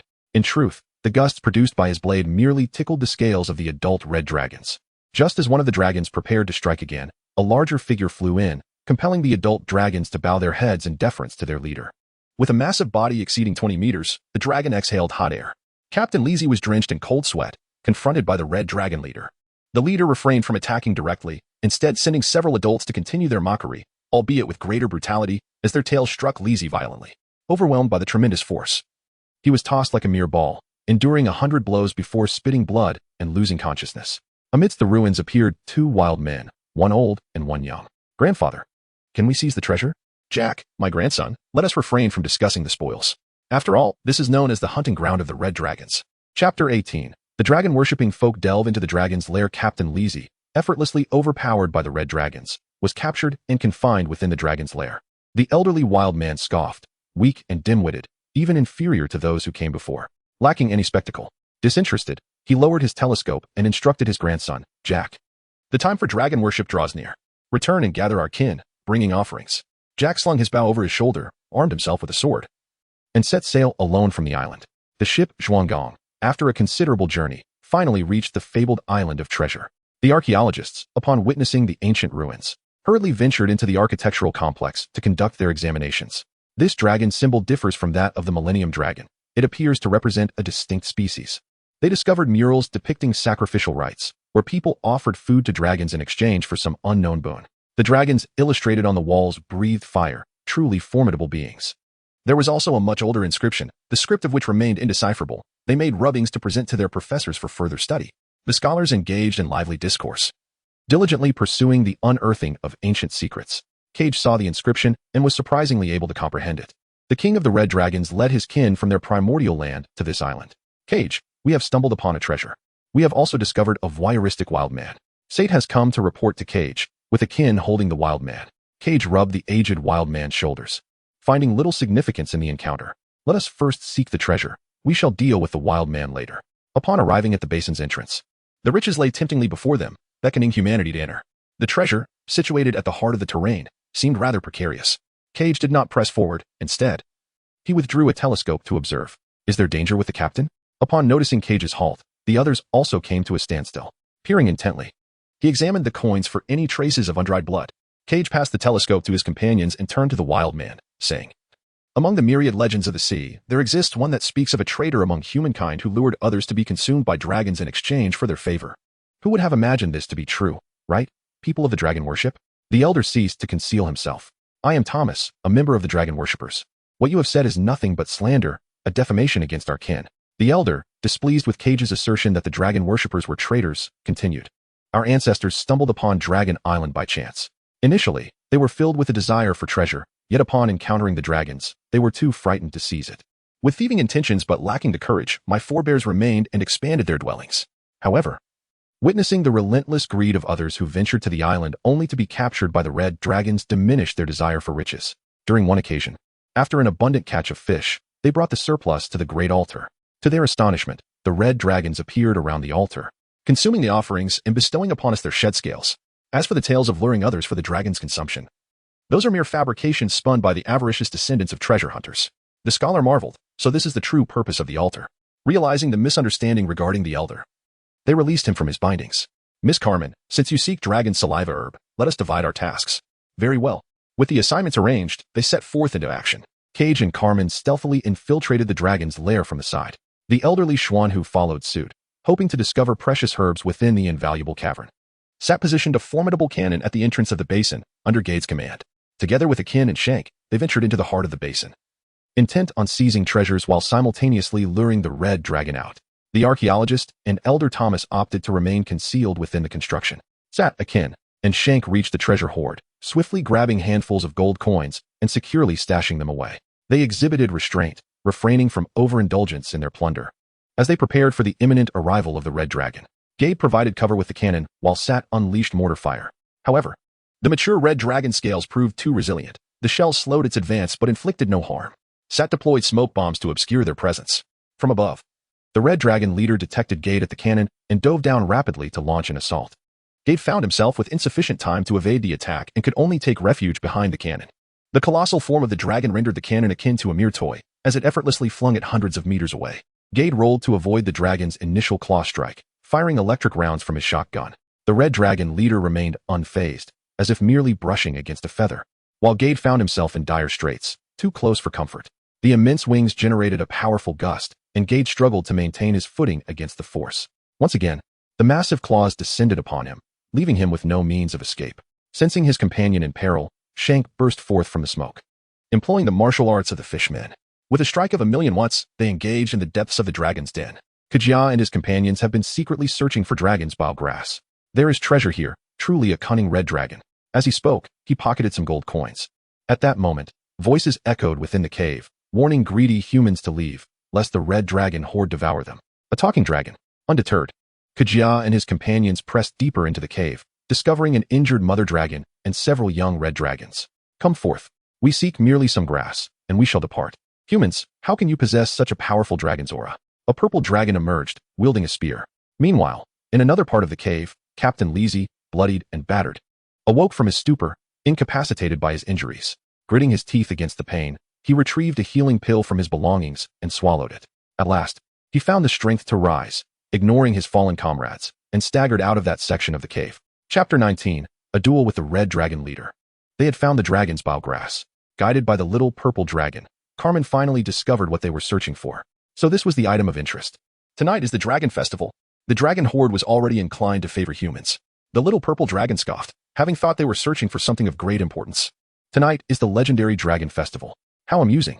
The dragon's bile grass, when given, lacks excitement. Finding it oneself is far more meaningful. Wouldn't you agree, Miss Carmen? Carmen felt satisfied merely to have located the legendary grass, dismissing the significance of the journey. If no one wishes for these over there, I shall take them, Guanhua remarked, plucking a few more blades of grass. The little purple dragon rolled its eyes in exasperation but said nothing, only hoping the trio would leave quickly, especially the young leader, whose aura was as formidable as that of the red dragon leader. Otherwise, they would not guide them. Since we have found what we sought, let us depart from the dragon cave. Farewell, little purple dragon. Kage, along with his companions, bid farewell to the vividly colored red dragon and departed from the dragon's lair. Outside the cavern, the red dragon leader unleashed a powerful gust from its wings, a force that was inescapable for Gade. In that critical moment, Shank employed his unique martial arts, Fishman Karate, to deflect the onslaught of the dragon's claw with a single, forceful blow. Seizing Gade, Shank pulled him into the veil of smoke, momentarily evading the danger. Nevertheless, the red dragons, equipped with their formidable wings, began to disperse the smoke with relentless vigor. Sate continued to deploy smoke bombs, yet the sheer number of dragons rendered them insufficient. As the haze gradually lifted, the red dragons resumed their assault. Akin spun his dual hammers to counter the relentless strikes of the red dragons. Although the cannon fire proved of little efficacy, Sate provided cover for his comrades with a barrage of shots. Shank, employing Fishman Karate, also defended against the red dragon's attacks. Just as the intensity of the battle escalated, a thunderous dragon roar halted both sides. Kage, transformed into a dragon man, returned with Xiankong and Carmen. "Captain, Kage!" The trio exclaimed in delight at his successful return. Kage, in his dragon man form, stood resolutely before his companions. The red dragons, sensing Kage's formidable aura, retreated behind their leader, rather than unleashing another roar. The red dragon leader spoke in a deep, rumbling tongue. Initially, Kage struggled to comprehend, but the memories of the dragon language began to crystallize. "Hasn't the Blue Dragon clan been eradicated? Who are you, and why have you come here to incite conflict between our clans? I am not of the dragon clan. I am merely a user of a devil fruit. I seek only treasure and do not claim to represent the blue dragons." Kage responded in the dragon tongue that he had just begun to master. At that moment, an unexpected figure interrupted their discourse. Good. How delightful, Kage. You can communicate with the red dragons. Have them hand over the treasure, or I shall slay this young dragon, and we shall all perish together." Lizard held a young red dragon captive, while a small purple dragon clung fiercely to his calf. Though the small purple dragon was actually of youth, its mutated form rendered it smaller, yet undeniably resilient. Lizard's assault merely inflicted harm upon it, failing to vanquish it. This is dire. The red dragon symbolizes greed and brutality. Harming a young dragon will spell doom for us all, Thomas observed through his telescope, lamenting Kage's plight. Suddenly, a sharp sound pierced the air as an arrow struck Lizard's hand. What skill is there in bullying the weak? Jack, leading his kin back to Dragon Island, decisively intervened upon witnessing Lizard's actions. The small purple dragon released its grip and caught the young dragon, then unleashed a fiery breath towards Lizard. "Ah!" Lizard cried out, scorched and beleaguered by the flames. Kaiji unleashed his sixth form, swiftly appearing beside the pirate Lizzie, delivering a powerful kick. He was nearly undone by the folly of a fool. "Humanity, you must provide an explanation." The red dragon leader spoke, having resolved the minor interlude. "Shall we engage in a duel? A confrontation to settle this grudge once and for all." "Very well. Yet, I fear you may not withstand it." Typically, Kaiji transforms into a dragon man, but this time he embraced his dragon form. His metamorphosis tore through his garments, revealing a colossal dragon towering at 10 meters. The two dragons clashed in a primal display of strength, engaging in a true test of masculinity. The red dragon leader was exhilarated. Since ascending to its position after the demise of the red dragon king, it had encountered no creature capable of challenging it directly. Yet, to its surprise, this blue dragon, though half its size, proved to be its equal. Cage seized the opportunity to familiarize himself with the dragon-like body and its capabilities. The two majestic creatures engaged in a fierce battle for half the day, yet remained evenly matched, ultimately sharing a hearty laugh to dispel any lingering animosities. By dusk, Cage and his companions reconciled with the horde of red dragons. The dragon festival commenced, and the dragon worshippers laid out timber upon the altar. The two red dragons presented a colossal flat pan, and the dragon leader exhaled a torrent of flames. Thomas, the esteemed elder of the dragon worshippers, along with his kin, prepared the ingredients for the feast. He wielded his enormous knife with finesse, slicing seafood, one half destined for the humans, delicately thin as gossamer, the other half reserved for the mighty dragons. The flame-cooked delicacies, paired with the legendary skills of the giant's blade, were a sight rarely witnessed in tandem. Carmen expressed her excitement, noting the abundance of experiences she had encountered. However, these were not exclusive to us. Our unique treasure lies in the dragon's saliva herb, which has facilitated our prosperous trade with the outside world. Shortly, the red dragons would bestow upon us their gifts, and in their merriment, they might even grant us some gold coins, Thomas enthusiastically explained to Carmen, who also shared the culinary profession. It is astonishing to learn that the altar serves such a purpose. One could hardly believe it without witnessing it firsthand. It is utterly preposterous. The scholars, sipping their drinks, engaged in lively discussions, reflecting on the superficiality of knowledge acquired solely through books. Cage and his companions maintained an excellent rapport with the people of the dragon worshippers. Kage, Sartre, Ged, Jack, and the little purple dragon gathered around the bonfire, reveling in the excitement of their maritime adventures. The allure of the shimmering treasure of the red dragon was intoxicating, and the exhilarating tales of dragon festivities filled the air, weaving the legendary tapestry of Dragon Island's bittersweet saga. Chapter 20. The inclusion of 5. The bonfire banquet was still in full swing, and Kage's group continued to dance with the people of the dragon. Amidst the joyous movements, Kage found himself beside the little purple dragon and inquired, "Little purple dragon, your courage is commendable. It is a pleasure to meet you. May I know your name?" "I am the red dragon," came the response, and in your human vernacular. "I am merely a variation of my kind. My name is Dean." Dean readily revealed his name, emphasizing his lineage as merely an alteration. Is your ability to speak the human tongue a result of consuming a certain fruit, or is it inherent to you? Kage asked. I consume the tongue fruit. You must have as well, I presume? Dean recalled the words shared with the leader of the Red Dragons. Indeed, yours is a paramecia-type devil fruit. While mine belongs to the Zoan category, Kage elaborated, sharing insights with the young Dean. Little Dean, I wish to extend an invitation for you to join my ship. Would you care to be my companion? Kage proposed candidly. Really? Dean lowered his head momentarily, attempting to mask his emotions, turning aside to shield his expression from Kage's gaze. Absolutely. I will take you to various islands in search of precious treasures, Kage assured him.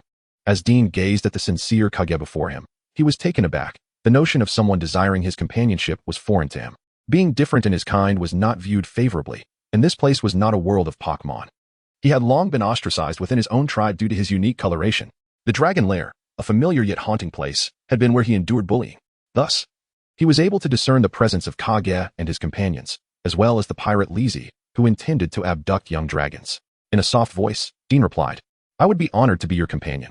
At that moment, Jack placed a hand on Kage's shoulder, exclaiming, Captain Kage, your audacity in confronting the leader of the Red Dragons is truly commendable.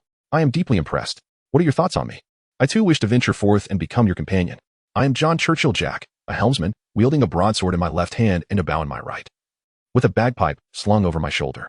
The transportation tasks for the Dragon Clan are under my purview, dancing atop the waves as I chase the sea's embrace. Do you think I qualify as your companion? Kage was pleasantly surprised by this unexpected delight. An elite helmsman volunteering himself was an opportunity he could not refuse.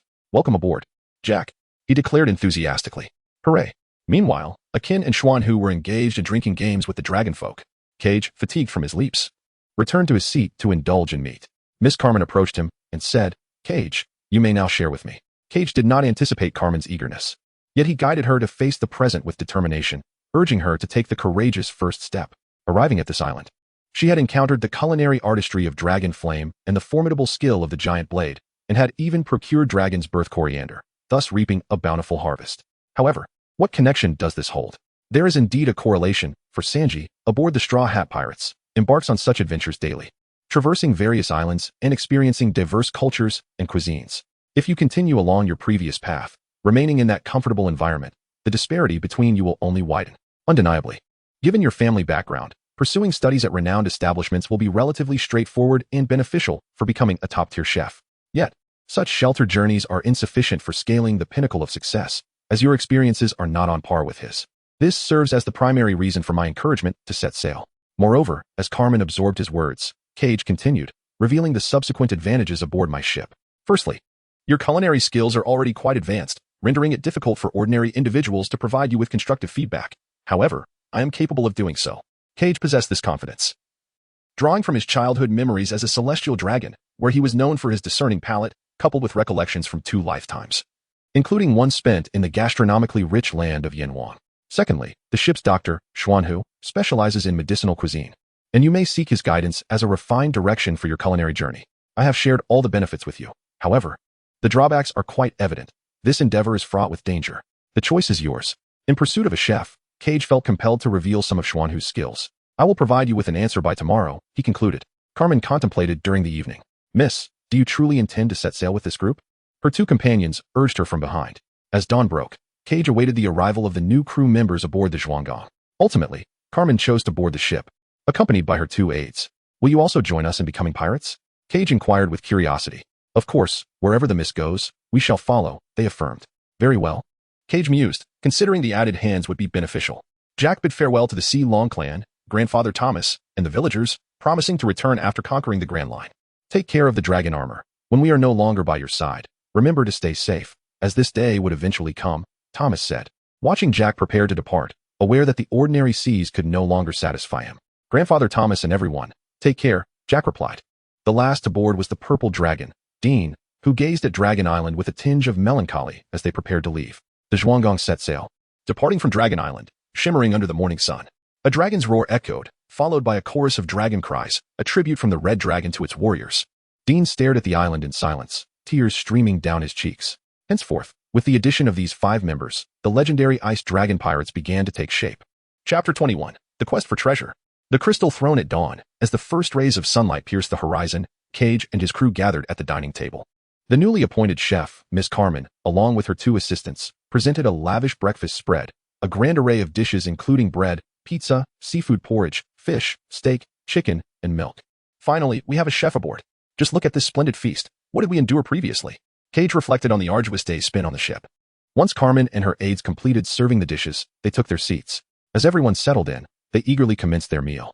By the way, you 2 have been following Carmen closely. We are yet to learn your names, someone remarked.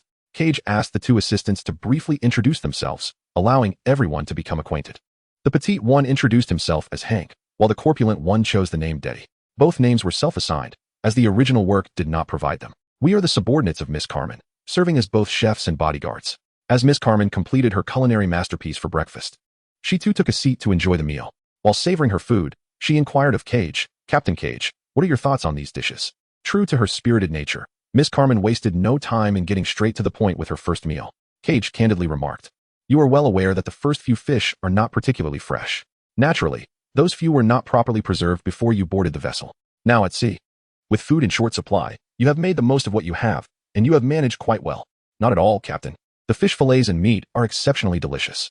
Caden cast a disdainful glance at Gade and Sate. Given the inherent talents and knowledge barriers possessed by the characters in your pirate world, it would indeed be remarkable if one could simply feast upon them. The second aspect you ought to genuinely refine is apparent. Caden turned his gaze towards the ship's doctor, Elder Schwanhu. Elder, you should have gleaned some insights as well. Please share your thoughts. The porridge's cooking time was slightly off, Schwanhu responded, addressing the newcomer, Carmen. The texture and complexity of both the plain and seafood porridge could certainly be enhanced.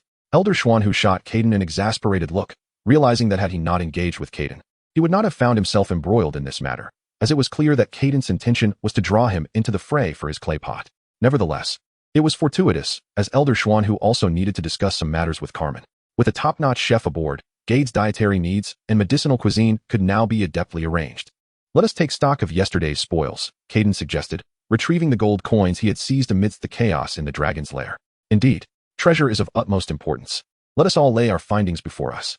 As they complied, each person presented a small pile of gold coins and gems before them. Captain Caden boasted the most, with over 200 gold coins and more than 100 gems. Sate came in second, possessing slightly over 100 coins and an equal number of gems. Fortunately, he had heeded the captain's advice and had not been overly greedy, tucking some into his pocket for safekeeping. Though he may not have secured the treasure in its entirety, it was better than walking away empty-handed. Surprisingly, Carmen ranked third, with dozens of coins and over 100 gems. The others had similar amounts, excluding Dean and Jack. It is truly a pity that there are no crowns or thrones among the treasures, Carmen lamented. Crown and throne. After a moment of contemplation, Kaiga inquired, Dees, Jack, you have known about the treasure for quite some time. Have you ever encountered crowns or thrones? Both shook their heads in unison. Never seen them. Dismissing the thought, Kaiga declared, after all, we are pirates. Let us take a gamble. He recalled the ancient map provided by the archaeologist earlier. Let us head there immediately and gather the treasures for ourselves. Kaiga promptly ordered the group to finish their breakfast and set off towards the primordial abode of the dragon clan. In the primordial abode, the transformed Kaiga surveyed from above, while the fishman Shank scoured the waters, and the purple dragon Dean led the search for the dragoness lair. They traversed dilapidated structures adorned with various dragon symbols. An archaeologist would have certainly paused to admire them, yet none among Kaiga's crew bore that profession. Their sole focus was the pursuit of treasure, leaving no room for admiration. Found the dragon's lair, Dean exclaimed, calling everyone to gather. They initially split up to search.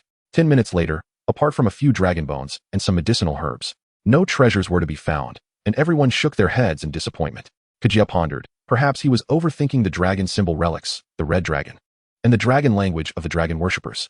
The dragon language, which he had mastered without a teacher, as Kajia, now transformed into a dragon, let out a resonant and prolonged dragon roar. The dragon cave indeed stirred with activity. Suddenly, a section of the stone wall collapsed, revealing a colossal stone door. Captain, you truly are remarkable, exclaimed Daisai, his eyes sparkling as he gazed at Kajia. Don't be too hasty with your joy. Let us secure the treasure first, replied Shank. Together, the dragon-imbued Kajia and Shank approached the stone door, attempting to open it. Yet the door remained immovable. The crew of Kedge was taken aback. How could it be that the two strongest members aboard the vessel were unable to budge the door? What a farce.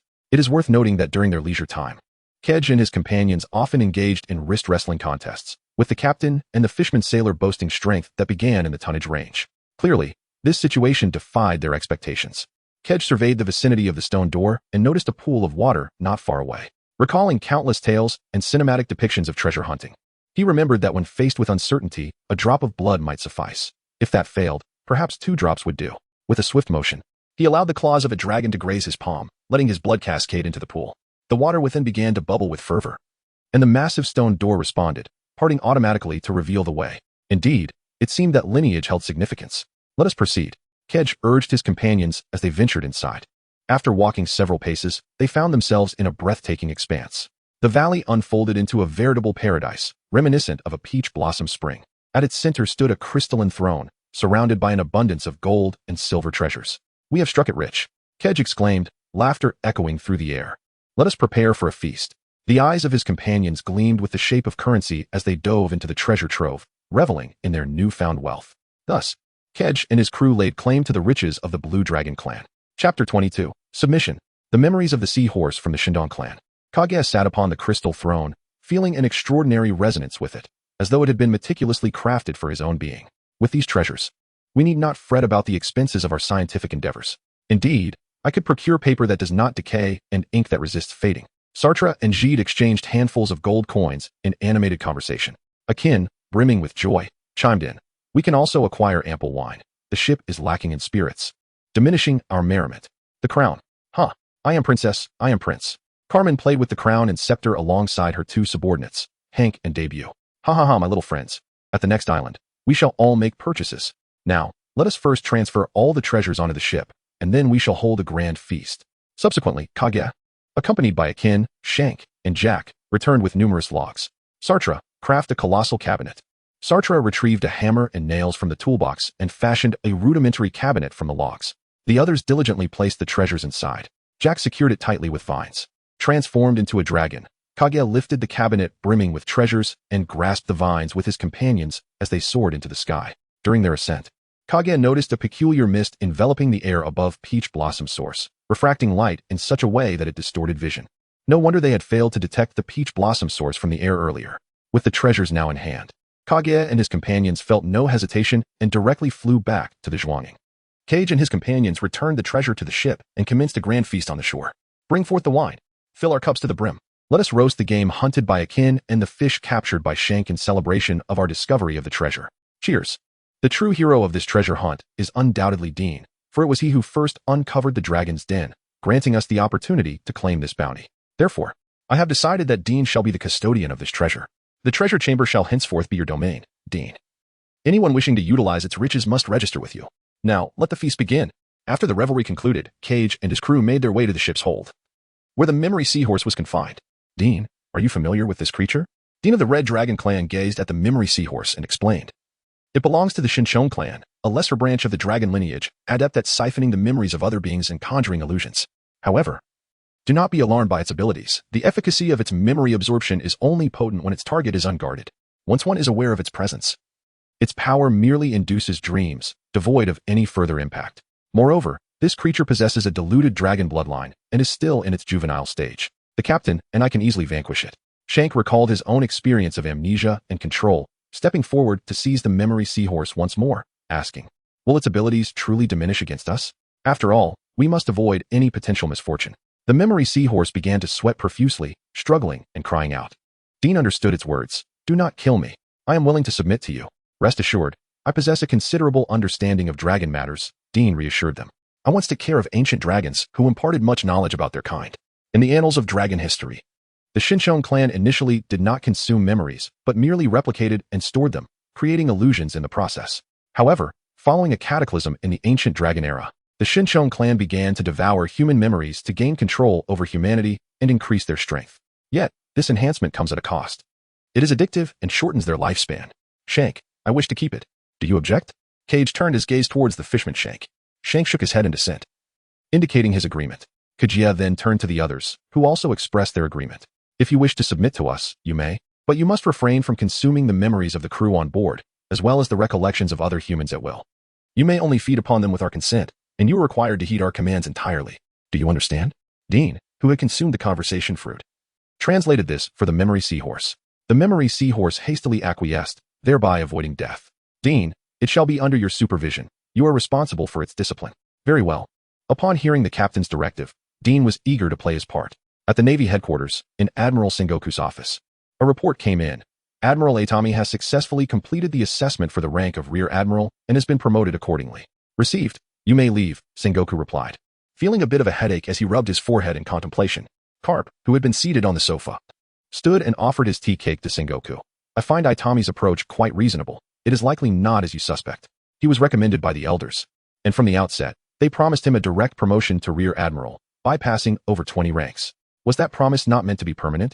It is difficult for me not to regard him as a pawn in the elders' scheme to tighten their control over the Navy.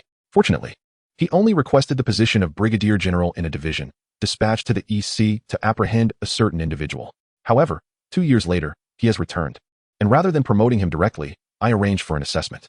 It seems that your and Crane's evaluations of him are satisfactory. I shall endeavor to engage with him more in the future. Chapter 23. Soaring over the Red Land. The Grand Line. The towering Red Land loomed just ahead of the Zhuanggang, with a waterway ascending from low to high, climbing the Red Land and piercing into the heavens. Captain, we have arrived, Gabe reported. This is the Red Strait. It truly is a reverse current. Once we traverse this, we shall reach what people refer to as the Grand Line. How exhilarating. Ha ha ha. It is splendid to sail with you all. Captain, leave it to me. I shall conquer this extraordinary sea. Without waiting for Kajia to respond, Jack burst forth with excitement. Ah, that is precisely the declaration I awaited, helmsman, Kajia replied, thoroughly pleased. Jack furled the sails and, after fiddling for a good 10 minutes, secured the helm. The entry is somewhat intriguing, but it becomes tedious afterward. It's too straightforward. Securing the helm will suffice. As Cage observed that his pirate crew had taken initial shape, he seized a barrel and engaged in the customary ritual favored by pirates. Each of them articulated their dreams as they stood on the precipice of embarking on the Grand Line.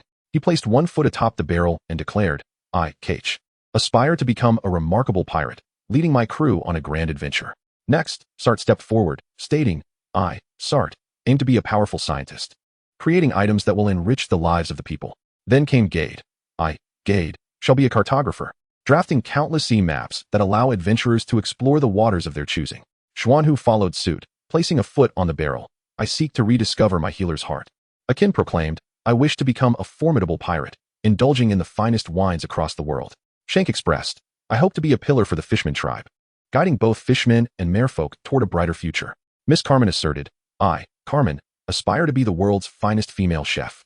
Her two bodyguards, Hank and Debuty, rallied support, stating, we will be the best sous chefs and protectors of the world's greatest female chef.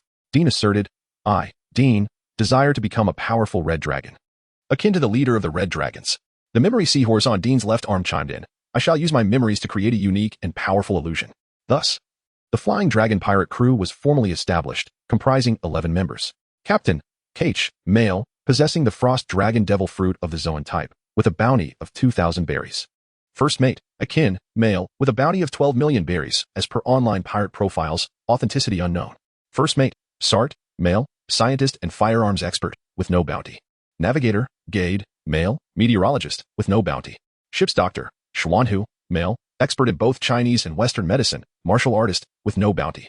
Chef, Carmen, female, currently an apprentice in medicinal cuisine, with no bounty. Sous chef, Hank, male, slender, with no bounty. Sous chef, Debuty, male, stout, with no bounty. Helmsman, Jack, male, archer and swordsman, proficient in great blade techniques. Co-helmsman and lifeguard, Shank, fishman, chaos master level, skilled in fishman karate. Scout and aerial observer, Dean, a male red dragon with a purple transformation, with no bounty. Treasure hunter of the seas, memory seahorse, male of the Shin dragon species, with no bounty. Upon completing their declarations of ambition, a ship, the Zhuiging, soared over the Red Land. Jack swiftly returned to his station, disengaging the helm's locking mechanism and adjusting the direction to safely navigate the currents. The opposing current flowed normally, yet swiftly. The Zhuiging surged downstream at an astonishing speed, when suddenly a mountainous silhouette loomed ahead, accompanied by strange, echoing calls. Gade and Jack were incredulous. How can there be a mountain in such a turbulent current? Fear not. It is not a mountain. You shall soon understand what it is, Cage reassured his slightly frightened crew. As they descended closer to sea level, the true nature of the mountain became clear, a colossal whale. The whale's massive head bore numerous scars, yet amusingly adorned with a distorted skull wearing a straw hat emblem. Labu the Whale, a drawing by Luffy himself. It seems Luffy is in a hurry. On the lighthouse of Twin Peaks, an elderly man observed Cage's crew and remarked, the youth of today are truly remarkable. Just as one straw hat boy departs, another arrives. Cade's crew stood in awe before the magnificent Laboon, marveling at the sight of such a colossal and wondrous creature. Truly remarkable, indeed. The elder approached Cade's group, commending them with admiration. Smoker held his ground in Logue Town, ensuring that any pirate who dared to set foot in the town would be apprehended. According to local lore, prior to Luffy's arrival, the failure rate was 0. Pirates did not dare to land in Logue Town, as nearby, an admiral patrolled with a fleet of dozens of warships, guarding the vicinity for the 1,000-year dragon's bones. In summary, the scarcity of pirates venturing here is attributed to the considerable difficulties they face. Thank you for your kind words. May I inquire about your identity, elder? Jack inquired warmly, shifting his gaze from Laboon to the old man. That whale is called Laboon, and I am the lighthouse keeper of Twin Cape. I was merely an ordinary doctor who served as a ship's physician for a few years, the elder replied. It seems that Luffy's arrival has alleviated Laboon's self-destructive behavior, lifting the elder's spirits as well. His temperament, once fickle, has softened, displaying less ferocity than before. Kaguya felt a sense of tranquility within, for avoiding conflict was indeed the best course of action. The elder's humility was not lost on him. He would never underestimate such a figure. He was well aware of the elder's distinguished identity as the ship's doctor, Dr. Kurokas, from the legendary pirate King Joel D. Rogers' crew. In Chapter 24, titled The Exchange of the Most Powerful Ship Doctor's Insights on Health Preservation, Kaguya's group anchored the ship, the Zhuang Gang, at Twin Cape and disembarked to converse with Kurokas. Although the elderly man exhibited a somewhat capricious demeanor, they were eager to fish while listening to his tales about the whale Laboon and the Rumbar pirates. Dean, a member of the dragon tribe, and the memory seahorse were deeply touched, prompting the two dragons to interact with Laboon. Dean, utilizing the powers granted by the talking fruit, found it effortless to communicate with Laboon, who emitted joyous whale songs in response. The memory seahorse, belonging to the Shinhorn clan, possessed the ability to observe and replicate the memories of other beings, creating vivid memory illusions and honing its powers until it could conjure its own dreamscapes. However, the clan had deviated from its noble path, resorting to stealing memories and controlling other creatures. This seemingly formidable behavior had dire consequences, shortening their lifespans from thousands of years to mere decades, or even years, and fostering an addiction that could drive the clan into madness. Since the captain had entrusted Dean with the task of guiding the memory seahorse back to the right path, he devoted himself earnestly to this endeavor. With Laboon's consent, Dean agreed to allow the memory seahorse to witness memories, and Laboon was more than willing to share its experiences with the Rumbar pirates. As the familiar melody of Bink Sake resonated through the air, the memory seahorse was treated to the recollections of Laboon's early encounters with the Rumbar pirates, where the ship's musicians played harmoniously alongside Laboon's own whale song. Meanwhile, Akin and Shank were engaged in fishing with Kurokas. Just as they were about to give up, Kurokas spotted a colossal creature nearby and skillfully hurled a harpoon. The spear cut through the air, traveling dozens, if not hundreds, of meters before plunging into the water. With a resounding splash, a massive squid emerged, its life extinguished by Kurokas' precise aim. Remarkable. What an impressive squid. A feast awaits. Dean and Jack marveled at Kurokas' prowess. Akin and Shank pulled the enormous squid ashore. Is that Shank the captain? How did he leave Fishman Island? And has he become a pirate? Wasn't he always opposed to piracy? On the other side of Twin Cape, two fishermen stealthily observed Shank from the lighthouse. They reminisced about their childhood desire to join a gang on Fisherman Street, only to be thwarted by the young Shank, who taught them to grow stronger rather than resorting to bullying the weak. Fisherman Street, the most chaotic part of Fishman Island, was a hub for the underworld and delinquents. While the influence of Tiger and Jinbei had briefly improved its reputation, following Tiger's death and Jinbei's departure as a warlord of the sea, chaos returned. The two fishmen eventually became Shank's apprentices and members of his anti-crime group, frequently clashing with the local delinquents. After Shank joined the guard, the anti-crime group disbanded. Chef Carmen led her team in preparing a magnificent seafood feast featuring squid balls, grilled squid, and squid porridge. Kurokas also invited the two fishmen to join the meal. Upon arrival, the two fishmen greeted Shank warmly. What a surprise to see you two here, Shank exclaimed. We washed ashore after getting injured at sea, and Dr. Kurokas rescued us. We decided to stay and tend to the lighthouse, they explained. Now that you've made your choice, work diligently and uphold the honor of the fishmen, Shank encouraged, patting one of them on the shoulder.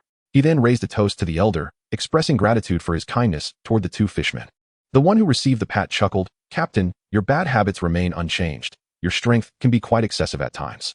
Lunchtime passed swiftly, and as the friendly moments with the elder came to an end, Kage's group prepared to set sail, embarking on their true adventure into the Grand Line, the first half of which was known as Paradise. The significance of their first stop could not be overlooked, the island of Whiskey Peak, a haven welcoming pirates. While alternative routes existed, most pirates chose Whiskey Peak, as it was where Navigator Gade purchased their log pose, a recommendation from the shopkeeper. As they readied to depart, Kurokas approached Kage's ship Dr.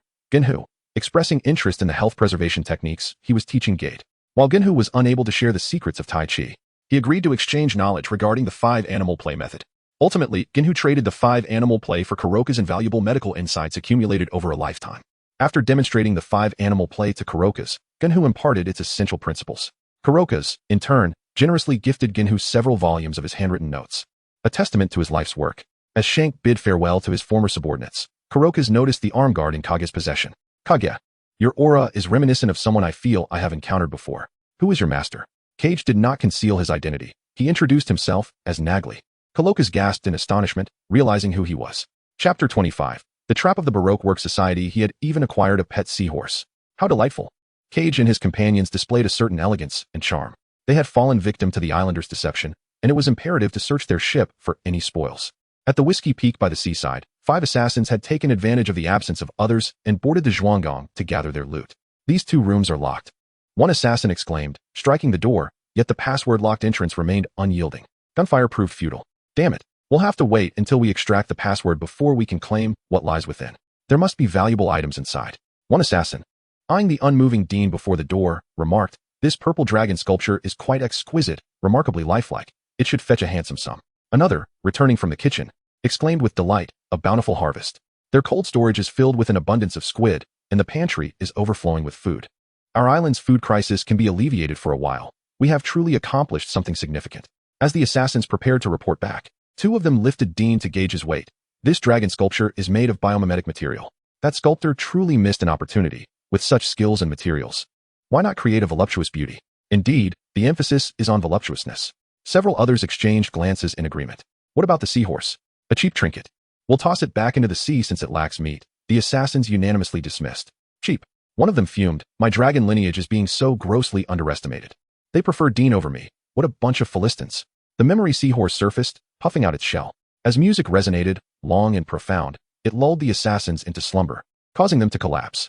That was close, the captain remarked.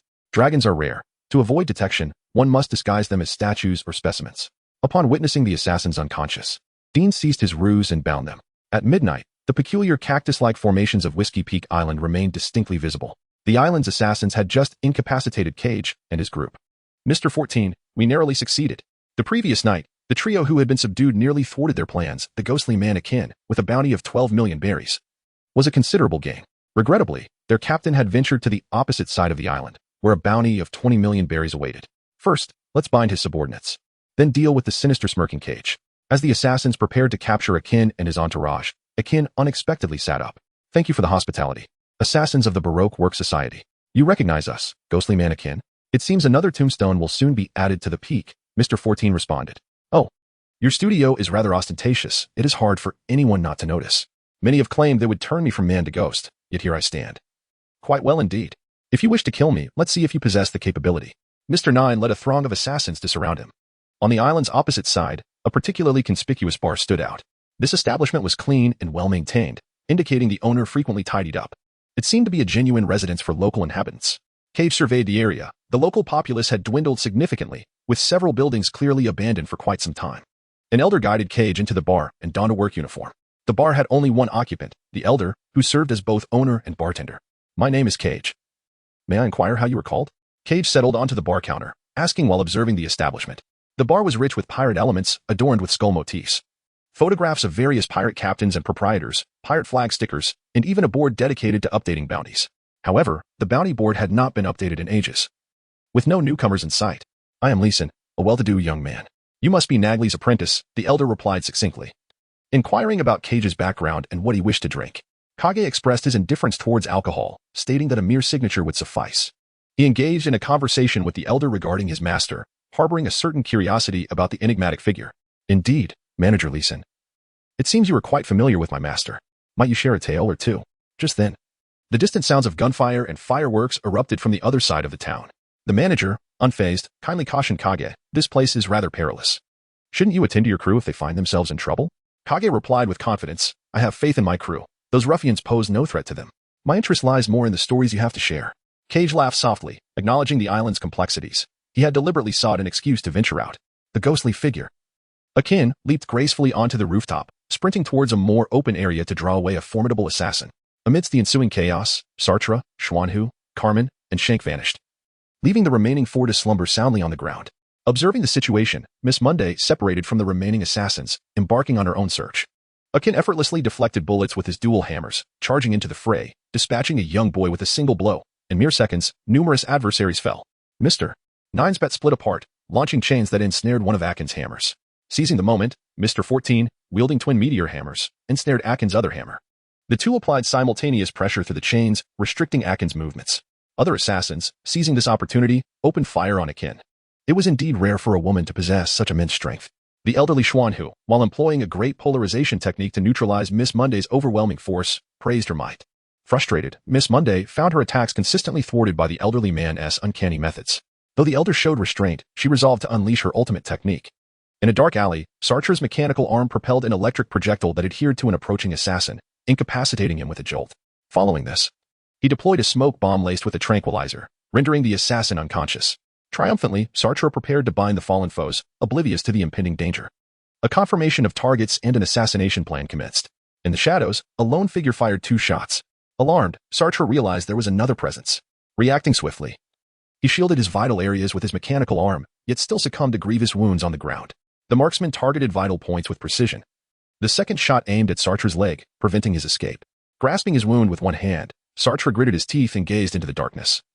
Sensing the presence of a third-party force, this assassin was far more patient, efficient, and ruthless than the killers from the Baroque works.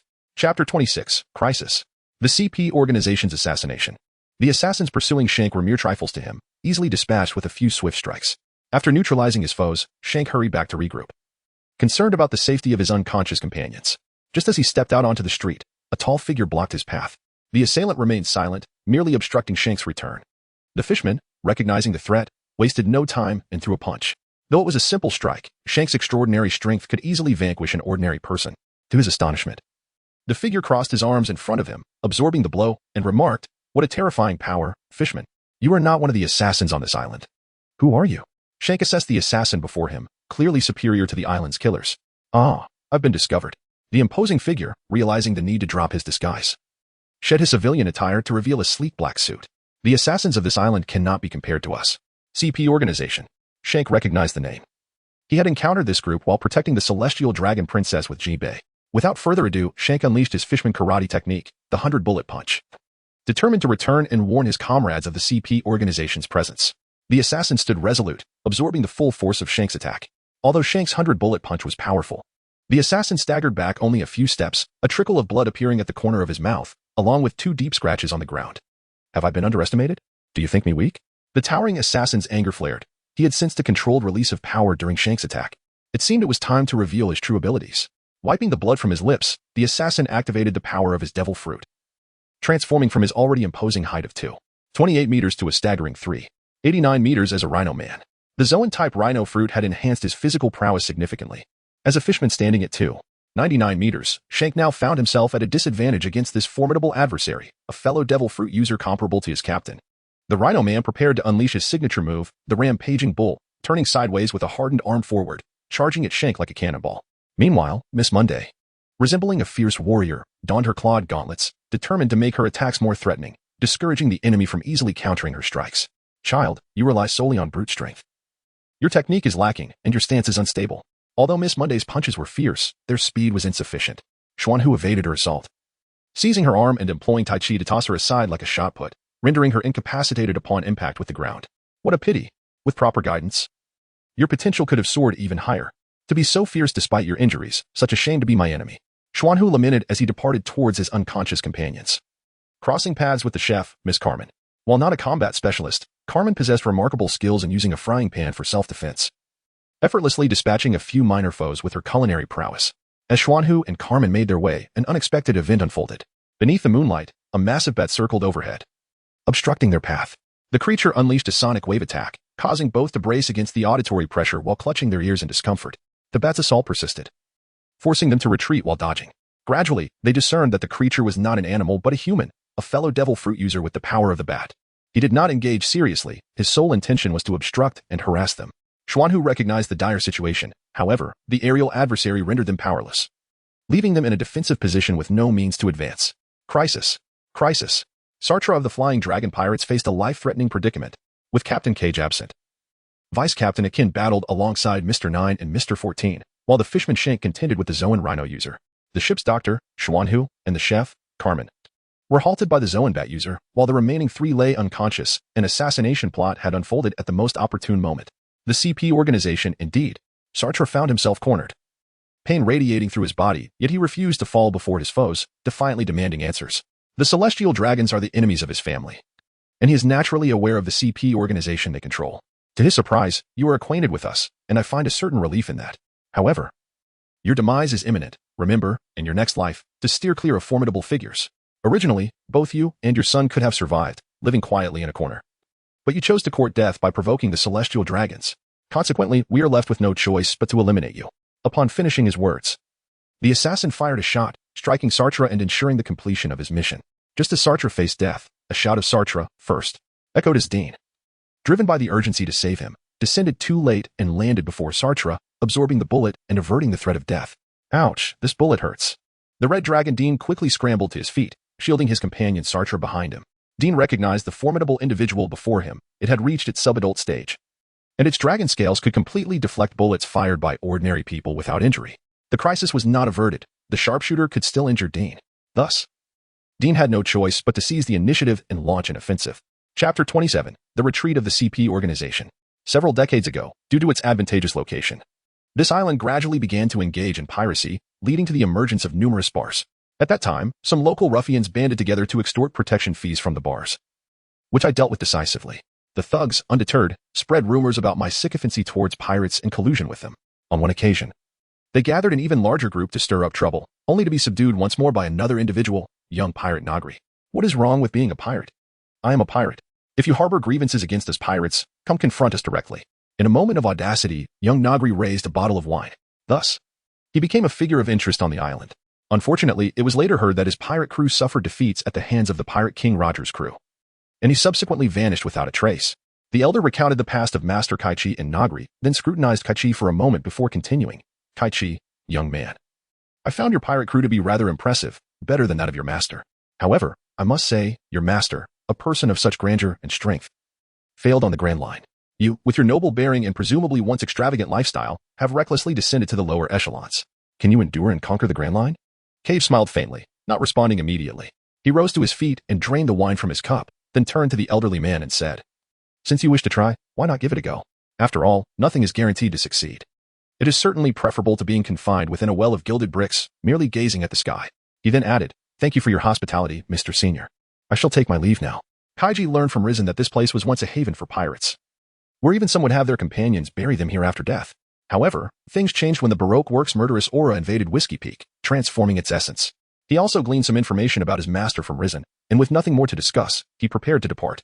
Risen, the shopkeeper, made no effort to retain him but instead affixed the bounty notices for Kaiji and akin to the wall, garnering new attention. What an intriguing young lad. Nagli has indeed taken on a commendable apprentice. The demon akin leaped into the air, evading bullets from others, his body yet to reach the level of immunity against gunfire. In midair, he countered Mr. 9 and Mr. 14 with iron chains, swinging dual hammers that collided with immense force, leaving the two dazed. As he descended, Akin capitalized on the momentum, striking each with a hammer. Mr. 9 and Mr. 14 lay on the ground, sporting large red lumps on their heads. How could this be? Mr. 9 and Mr. 14 were defeated by the demon Akin. The remaining Baroque Works assassins, sensing the dire situation, began to scatter in panic. Do you think you still have a chance to escape? Akin sneered, twirling his hammers and swiftly dispatching several minions. The CP organization's sharpshooter employed the six forms technique, effortlessly dodging Dean's dragon flame attack while launching a counteroffensive. With two pistols firing 6 bullets in a second, his accuracy was impeccable. 2 bullets could strike the same spot in rapid succession, causing devastating damage. Despite being mutated and towering over 3 meters, Dean moved slowly on the ground, rendering him an easy target for the marksman. As bullets struck him, 3 sections of his scale shattered, and he realized that a few more hits could prove fatal. Yet his comrades were still behind him. He had to withstand the enemy's assault. This could only buy time. A resolution was desperately needed. Just then, an arrow broke the deadlock. Sorry, Sate. I didn't expect to get drunk. Hold on. Jack, enduring a headache, shouted while shooting arrows at the CP organization's assassins. The killer dodged several arrows, preparing to attack again. Retreat. That monster is back. The bat fruit user flew towards them, relaying information to the sharpshooter. Simultaneously, 4 members of the CP organization clad in black suits vanished into the night. A few minutes later, aboard a small boat on the sea, the 4 CP members sat in disappointment, having failed their assassination mission. With this failure, it seems my promotion to CP9 will be delayed, sighed the bat fruit user. Little Bat, is your observation hockey reliable? Is their captain truly that formidable? Is Kichi truly so terrifying? The large rhinoceros remarked, "You lack observation, Haki. You don't comprehend the immense pressure he exerts on other beings. That monster must have consumed a highly advanced zoan-type fruit. Yet, it is the first time I have seen you employ your fruit ability and still come out on the losing end. 200 punches, 500 punches. Remember the terrifying strength of the fishman shank, who halted my ultimate move, the bull charge, with sheer force? You should be grateful I managed to intercept that fishman. Blame it on the little warehouse." The sharpshooter lamented, "We were on the brink of success. But who could have anticipated that a dragon would suddenly appear and delay our timing?" As the CP organization's assassins retreated, Kichi and his group overcame the crisis. The demon Akin bound all the Baroque Works assassins on the island. The ship's doctor carefully detached Sate's damaged mechanical arm, tending to the wounds of Sate and Dean. What happened? What transpired? Give me the details. How did you sustain such severe injuries? Upon Cage's return, he discovered that Satter and Dean were gravely injured and inquired about the situation. The crew, having assessed the circumstances, recounted the events to Cage. The CP organization. It cannot be CP9. Otherwise, their injuries would not be so severe. The early emergence of the CP organization indicates a significant shift in the pirate world. However, considering Vivi's family's concealed identity, it seems that the turmoil within her nation is orchestrated by the celestial dragons. Furthermore, given that Vivi and her father can participate in the World Conference, it suggests that their nation has paid tribute to the celestial dragons and can request assistance from the Navy. Yet, how is it that the warlord Crocodile continues to wreak havoc? It appears that the celestial dragons are deliberately sheltering him, perhaps even the Gorsei. After a moment of contemplation, Cage chose not to dwell on the CP organization any longer. Instead, he bestowed 3 resounding slaps on the 3 dazed individuals before him. That was my mistake. However, I shall discuss Sartre with you 3 later. For now, I must attend to those at the Baroque studio. Jack, Hank, and Duddy felt a flush of embarrassment spread across their faces. After Cage finished speaking, he turned his gaze towards the assassins of Baroque Works tied up on the street. Chapter 28. The archaeologist's clue. Mr. 9, you must now hold the highest position on this island. Let us converse. When my fleet first set foot on the island of Whiskey Peak, I realized that you had previously clashed with others before us, if I am not mistaken. It was with the Straw Hat crew, and you emerged as the defeated party, resulting in a failed mission. Am I correct? Cage approached him and untied the ropes binding him, signifying his sincerity. How do you know this? What connection do you have with the Straw Hat pirates? Mr. 9 stood up, brushing off the dust from his attire. Regarding Cage with trepidation, I share a friendship with Luffy. I could deduce it because we encountered each other earlier. It was a matter of logical reasoning. Of course, Cage had inferred this from the old man at Twin Cape. My focus is not on delving into the past. What I wish to convey is that your mission has failed, and you have thus become a pawn of Baroque Works. Rather than languishing on this island awaiting death or fleeing, why not consider serving under me? Not as a member of my crew, but in a different capacity. Cage remained undeterred by their potential refusal, for they possessed no advantageous alternatives. Particularly, Mr. 9 and Miss Monday had intervened on behalf of Wei Wei, thwarting Mr. 5 and his partner, Miss Valentine's Day. They would inevitably face repercussions. However, the higher-ups at Baroque Works and the enforcers were presently preoccupied with pursuing Princess Wei Wei and the Straw Hat crew, leaving them without the bandwidth to address this matter. Mr. 9 glanced at Miss Monday and Mr. 14, steeling himself, and declared, "We shall consent to become your subordinates, but you must accede to 2 of my requests." "Do share," came the reply. "I am eager to hear your demands. The first request pertains to resolving the island's food crisis, while the second entails expelling Crocodile from Alabasta. With my involvement alongside Luffy, it would merely be a matter of driving him out. Luffy would undoubtedly surpass expectations, allowing me to benefit from the favorable winds." Indeed. In the eyes of the populace, the Shichibukai are regarded as equals to the 4 emperors. Both entities are deemed invincible figures. Upon Crocodile's arrival in the Grand Line, he encountered the formidable presence of the Shichibukai, leaving the trio of chefs from Kamabaka surprised. "The Shichibukai, huh? I shall no longer cower in fear," exclaimed the demon man. Akin, with palpable excitement. Cage also witnessed the ghostly figure of Akin, lost in reminiscence. Akin himself was formidable, it was merely that his previous captain was lacking. Compounded by an encounter with Hawkeye, he had the prowess to suppress Sanji with mere basic attacks.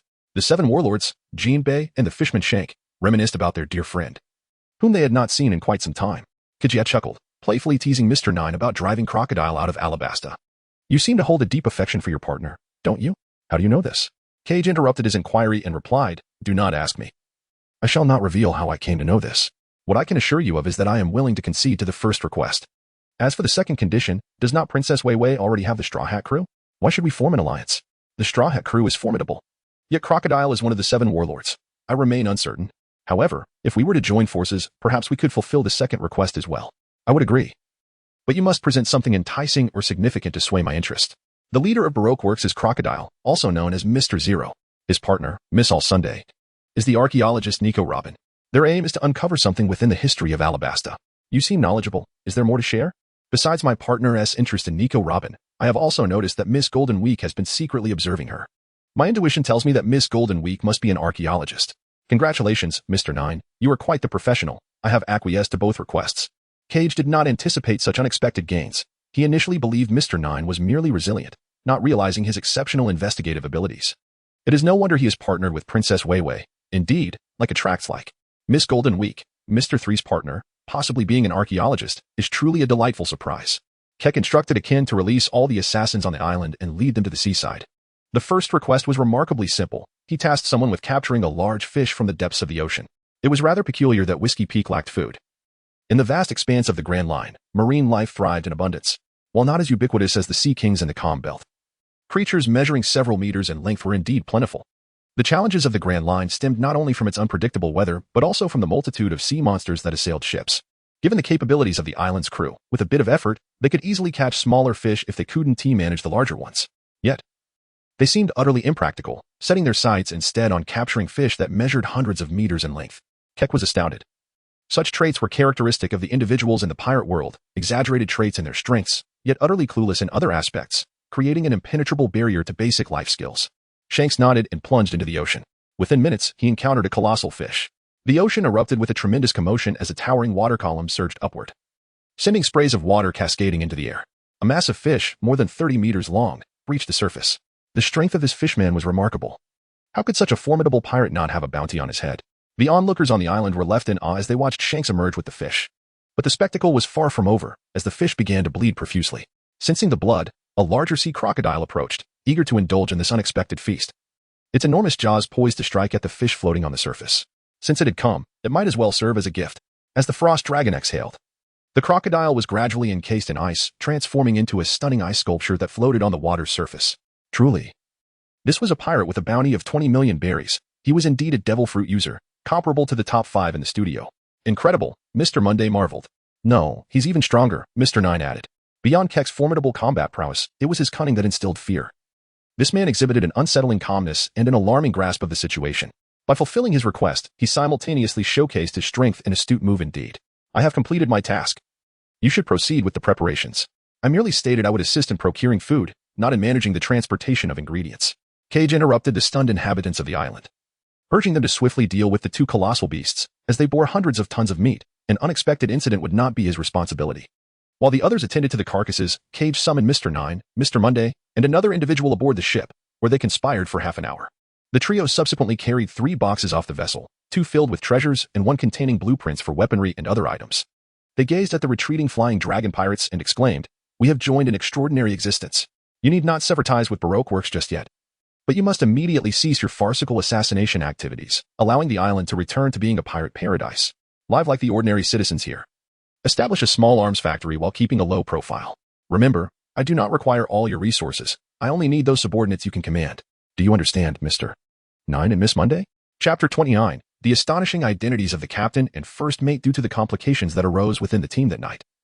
The ship did not follow its usual schedule of shifts. Instead, aside from Sat, who lay bedridden nursing severe injuries, everyone was summoned to the deck for an all-night meeting. Dean had sustained some damage to his armor, but fortunately, the gunfire had been minimal, sparing him from serious injury, and after a quick bandaging, he was capable of functioning normally.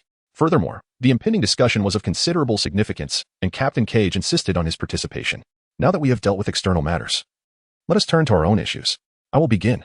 Firstly, I must acknowledge my oversight. I had long been aware of the situation on Whiskey Peak Island. I intentionally distanced myself, allowing you to confront the island's assassins to assess your adaptability and emergency response. However, I did visit the shopkeeper, Lyson, to inquire about my master Nagley's past, so the initial fault lies with me. The ghostly figure, Akin, was also intrigued by the master capable of producing an individual like Cage. Pondering the familiarity of the name Nagley, was he not a legendary figure among pirates? No, that name does not appear among the contemporary legends, does it? Kage responded to Akin regarding my master Nagley's past, which I am not well versed in, as he seldom speaks of it.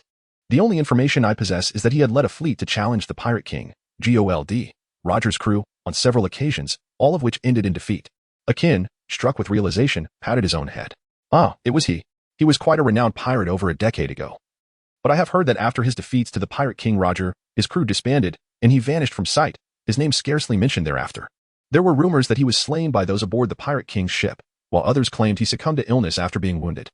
Little did I know he still lives and has returned to the East Blue to live in seclusion. Cage did not linger on the subject of his master, Nagri, but rather returned to the matter at hand, addressing the issues within the team. He had already articulated his own concerns and was now focused on the predicament of the trio who had fainted. Jack, please share your thoughts first. I am eager to hear your perspectives.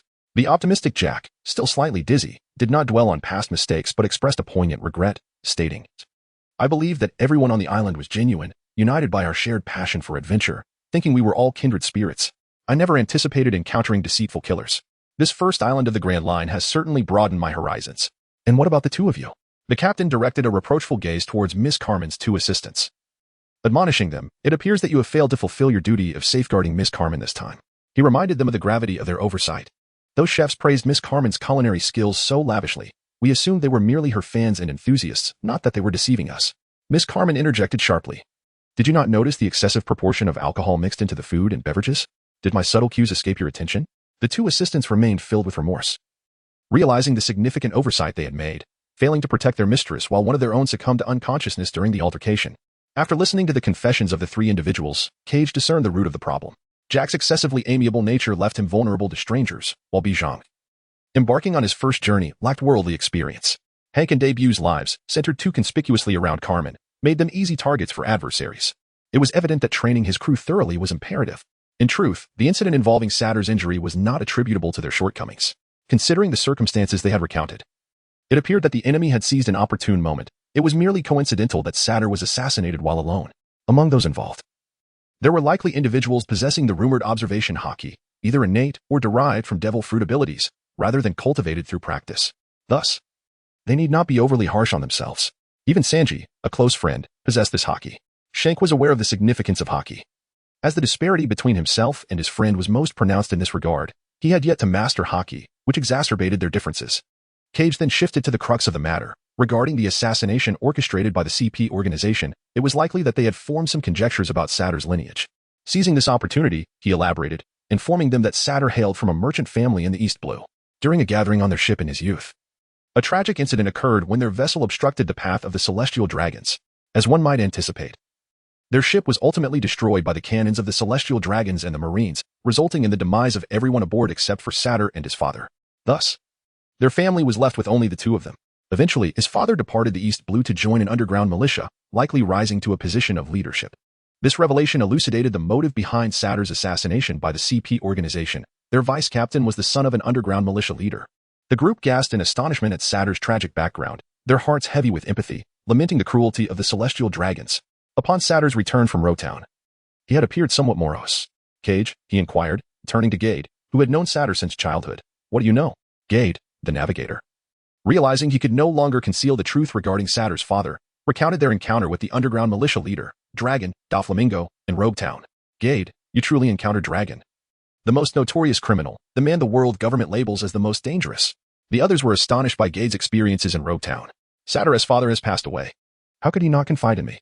Cage paid little heed to Long's appearance. Instead, upon hearing of Sartre's father's demise, an instant darkness enveloped him as he clenched his fists and struck the wall. Why must the world be so cruel? Upon learning of Sartre's lineage and tribulations, the ship's doctor, Xuanhu, spoke up. Now, yet another serious patient had emerged. Injuries to the body were one thing, but emotional scars were an entirely different predicament. Elder Xian, we must implore you to take action. In the presence of the ship's doctor, Cage held a considerable respect for him. The matter concerning Sartre could only be addressed by Elder Xian, given his esteemed position. Elder Xian understood Cage's intent, fully aware of his status, and sighed, saying, You too. Very well, I shall prepare some meat porridge. With that, he retreated to his quarters to ready himself for the kitchen. Gid inquired curiously, Captain Cage, having lived alongside Sartre for so long, wouldn't it be more fitting for you to offer him comfort? Keck chuckled bitterly and replied, My background is unsuitable. Allow me to retrieve a few items from my room before I elaborate. Upon returning, he presented a box, inputting a code to reveal its contents. The child-sized spacesuit within spoke volumes, as it was a testament to his identity. Only one kind of individual would don such attire, a celestial dragon. Indeed, I am the offspring of a celestial dragon, who many years ago was assaulted by unknown assailants while traversing the Grand Line, subsequently lost at sea and bereft of memory. It was my master, Nagli, who rescued me and raised me in the East Blue. Which is why I sought to understand the situation alongside store manager Risen on Whiskey Peak Island. At the conclusion of his words, Silence enveloped the room for a brief 10 seconds before an uproar ensued. Captain, you are indeed a celestial dragon. Gate could hardly fathom that Captain Keck hailed from such a lineage, which explained his reluctance to counsel Sart. You are a celestial dragon. No wonder your words are so sharp. Chef Carmen, astonished yet relieved of her doubts, realized the privileges afforded to celestial dragons, including access to the finest chefs in cuisine. Having encountered many top-tier culinary masters who had served such elite individuals, Fisherman Shank was equally taken aback by Keck's identity, one which demanded utmost caution even from the royal family of Fishman Island. He had once witnessed the profound impact of a celestial dragoness status while serving as an escort during an audience with the Fishman King and Queen. The group soon recognized a significant dilemma. The captain was the son of a celestial dragon, while the first mate was the son of an underground military figure. Thus, their roles as adversaries became apparent. Chapter 30. It is normal to feel weak. This night was destined to be sleepless.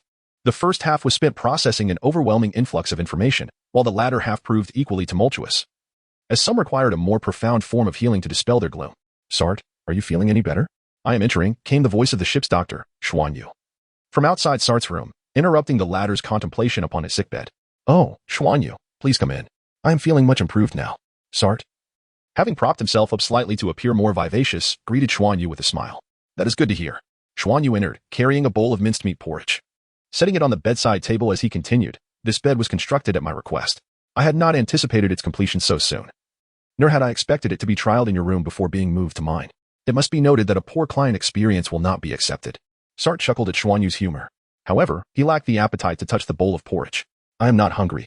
Xuan Yu took a seat beside Sart's bed and grasped one of his hands to check his pulse. Nonsense. A patient must replenish their strength. How could you disregard a doctor's orders? Noticing Sart's continued reluctance to eat, he pressed on, in a world so vast, where strength is abundant, it is entirely natural to feel diminutive, to perceive one's growth as sluggish, and to find one's goals seemingly out of reach. You bear profound grievances. How can you aspire to strengthen yourself while neglecting your health? Xuan Yu, how do you know this? Sart inquired. The captain and Gate have informed me of your condition. Your pulse reflects your inner turmoil and impatience, which is not difficult to decipher given your background. The captain is also concerned about your mental state. Thus, I am here to provide some therapeutic dialogue to alleviate your condition and prevent it from becoming irreparable. As Xuan Yu spoke, he nudged the bowl of porridge towards Sart. As you eat, I will share that I am not of this world. Sart, taken aback, gaped in astonishment. Do not be so shocked. In fact, your Captain Keck is also from another realm. Otherwise, how could he have emerged from the environment that breeds celestial dragons like you? This remains a secret between us. Revealing it to others could lead to dire consequences. Do you understand? Recalling Xuan Yu's expertise with medicinal poisons, Sart hastily assured, I understand, and I will keep this to myself. Satisfied with Sart's promise, Xuan Yu continued, unlike the East Sea in your world, which is deemed the weakest ocean in my realm, the East Sea is the strongest. I am the prince of the most powerful nation along its shores, and my birth name is Changgong Xuan Yu. The name Dot O Xuan Yu was bestowed upon me. In that world, my 3 royal brothers conspired against me for the throne, currying favor with ministers, and even colluding with foreign powers to form their own factions. Compared to them, I was indeed weak. However, I uncovered evidence of their treachery, and through the eunuchs, I disclosed their collusion with foreign entities to my father. In a twist of fate, I turned the tables, overcoming the mighty with my cunning, and was named heir apparent. Sart, do you think I emerged victorious? One would presume so, Sart replied. Not at all. Had I succeeded, I would have merely become an ordinary ruler, not a healer. In my youth, I believed I had triumphed and was destined to become the new sovereign, filled with ambition to restore my nation's former glory. Yet I overlooked the strength of their coalition, which enabled them to recruit even more eunuchs. How could they surrender so easily? In a single night, my brothers, aided by eunuchs and palace maids, poisoned our father and annihilated my faction, leaving me crippled, with my tendons severed and abandoned at the scene of my father's demise. They triumphed, becoming emperor and prince, while I was rendered a motionless prisoner. Xuan Yu paused to console Sart. Thus, feeling weak is not a flaw. To achieve success while unaware of one's own frailty is but a delusion, easily shattered by the slightest challenge. I do not advocate for you to abandon your aspirations, but rather to ground yourself in reality. To aspire for greatness while weak is ultimately futile. Ah, Sart exclaimed. What does that signify? You must be resolute. You must not give up. Do you understand? Xuan Yu playfully thumped Sart on the head. After finishing the porridge and placing the bowl aside, Sart straightened himself and declared, I will not give up. That is more like it, Xuan Yu continued. Why must you not surrender? Because those who dwell in lofty positions, oblivious to the suffering of the masses, will only lead the world toward despair. We must unseat them. After my brothers ascended to the throne, they indulged in power and pleasure, leading to widespread suffering within 5 years, with uprisings erupting incessantly. Ultimately, in the 5th year, to suppress the revolts, they betrayed the nation, resulting in devastation and heartache across the land. Do you comprehend? Those devoid of virtue must be overthrown. Sart, having absorbed Xuan Yu's words, felt a weight lift from his heart. His spirits considerably elevated. And then what happened? Xuan Yu replied, it was, in fact, during the 5th year, amidst the uprisings, that the forces guarding me weakened. My few loyal subordinates managed to rescue me, employing miraculous medicine to restore my limbs. At that time, I was even more sentimental than you, languishing in despair for several months.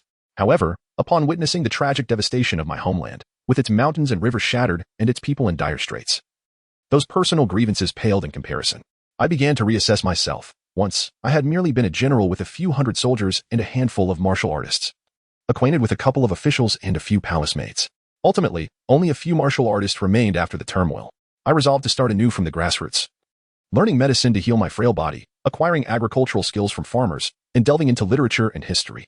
I engaged with merchants and officials to comprehend the intricate dynamics between academia and commerce. Yet, I dedicated myself to the mastery of martial arts and military strategy, practicing diligently.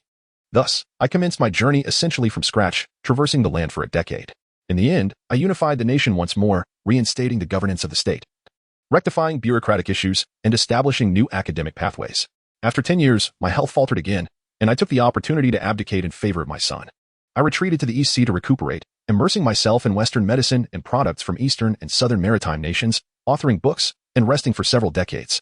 This is to say, Xuan Hu, you are still an emperor, indeed a grand emperor. Sartre exclaimed in surprise and excitement, marveling that aboard the ship, aside from Captain Kichi, a celestial dragon, there was yet another emperor. Indeed, there is no need for such astonishment. This is not remarkable. In my later years, I further explored the Taoist arts of yin and yang, and the ever-changing mechanisms, reaching an age beyond 100, with people even calling me an immortal, beseeching me for elixirs. Well then, I have shared quite a bit tonight. Let it suffice to remember that great endeavors are always steadfast and gradual.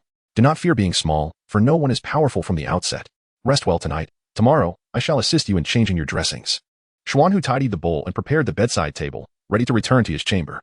Thank you, Xuan Hu. Sartre expressed his gratitude for the evening's discourse, settling comfortably. Xuan Hu smiled, gently closing the door, adding softly before it shut, this is our secret. Chapter 31. Strengthening training. A sleepless night was merely a trifling matter for the Flying Dragon pirate crew. None aboard exhibited signs of fatigue.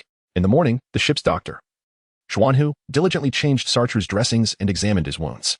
It appeared to be a tranquil day. However, the Grand Line is never a gentle lamb but a ferocious beast. What began as clear weather suddenly turned to rain, with droplets starting as pinpricks and swelling to the size of pebbles. As Kage stood beneath the rain of pebbles, he found the experience quite refreshing. It was indeed beneficial to engage in some physical exercise. Activating his iron block defensive technique, he remained steadfast as the pebble-sized droplets pelted him, seizing the opportunity to train his body. However, the droplets began to swell, transforming from the size of fists to that of buckets, and ultimately, they descended upon him like ships. Fortunately, as the raindrops increased in size, they became more dispersed, providing some room for evasion. With a deft hand, Jack skillfully maneuvered the helm, executing serpentine movements to dodge the ship-sized raindrops. Although he managed to avoid them, the impact of these colossal droplets upon the sea surface stirred up tumultuous waves. The ship, the Zhuangging, swayed amidst the surging tides, while Jack maintained a steady course. And both Shank and Akin expertly handled the sail lines to prevent the vessel from capsizing due to excessive rocking. After a few minutes, the rain ceased. Yet, moments later, an unsettling stillness lingered, leading Kage and his companions to believe the ordeal had come to an end.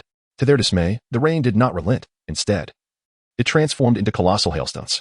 The once tumultuous waves now roared with even greater ferocity as the giant hailstones struck the surface like bombs. It became imperative to shatter the massive hailstones near the ship. Otherwise, their impact would inflict significant damage upon the Zhuangging. Xian Lao, you take over the sail lines. Akin, Shank, shatter the hailstones above the ship, Kage commanded as he exited his iron block state. The three leapt into the air, ready to unleash their dragon fist technique. A whirlwind of chaos. Keck did not utilize the devil fruit. Instead, he unleashed his extraordinary skills with mere punches, causing the colossal hailstones to shatter into tiny ice fragments.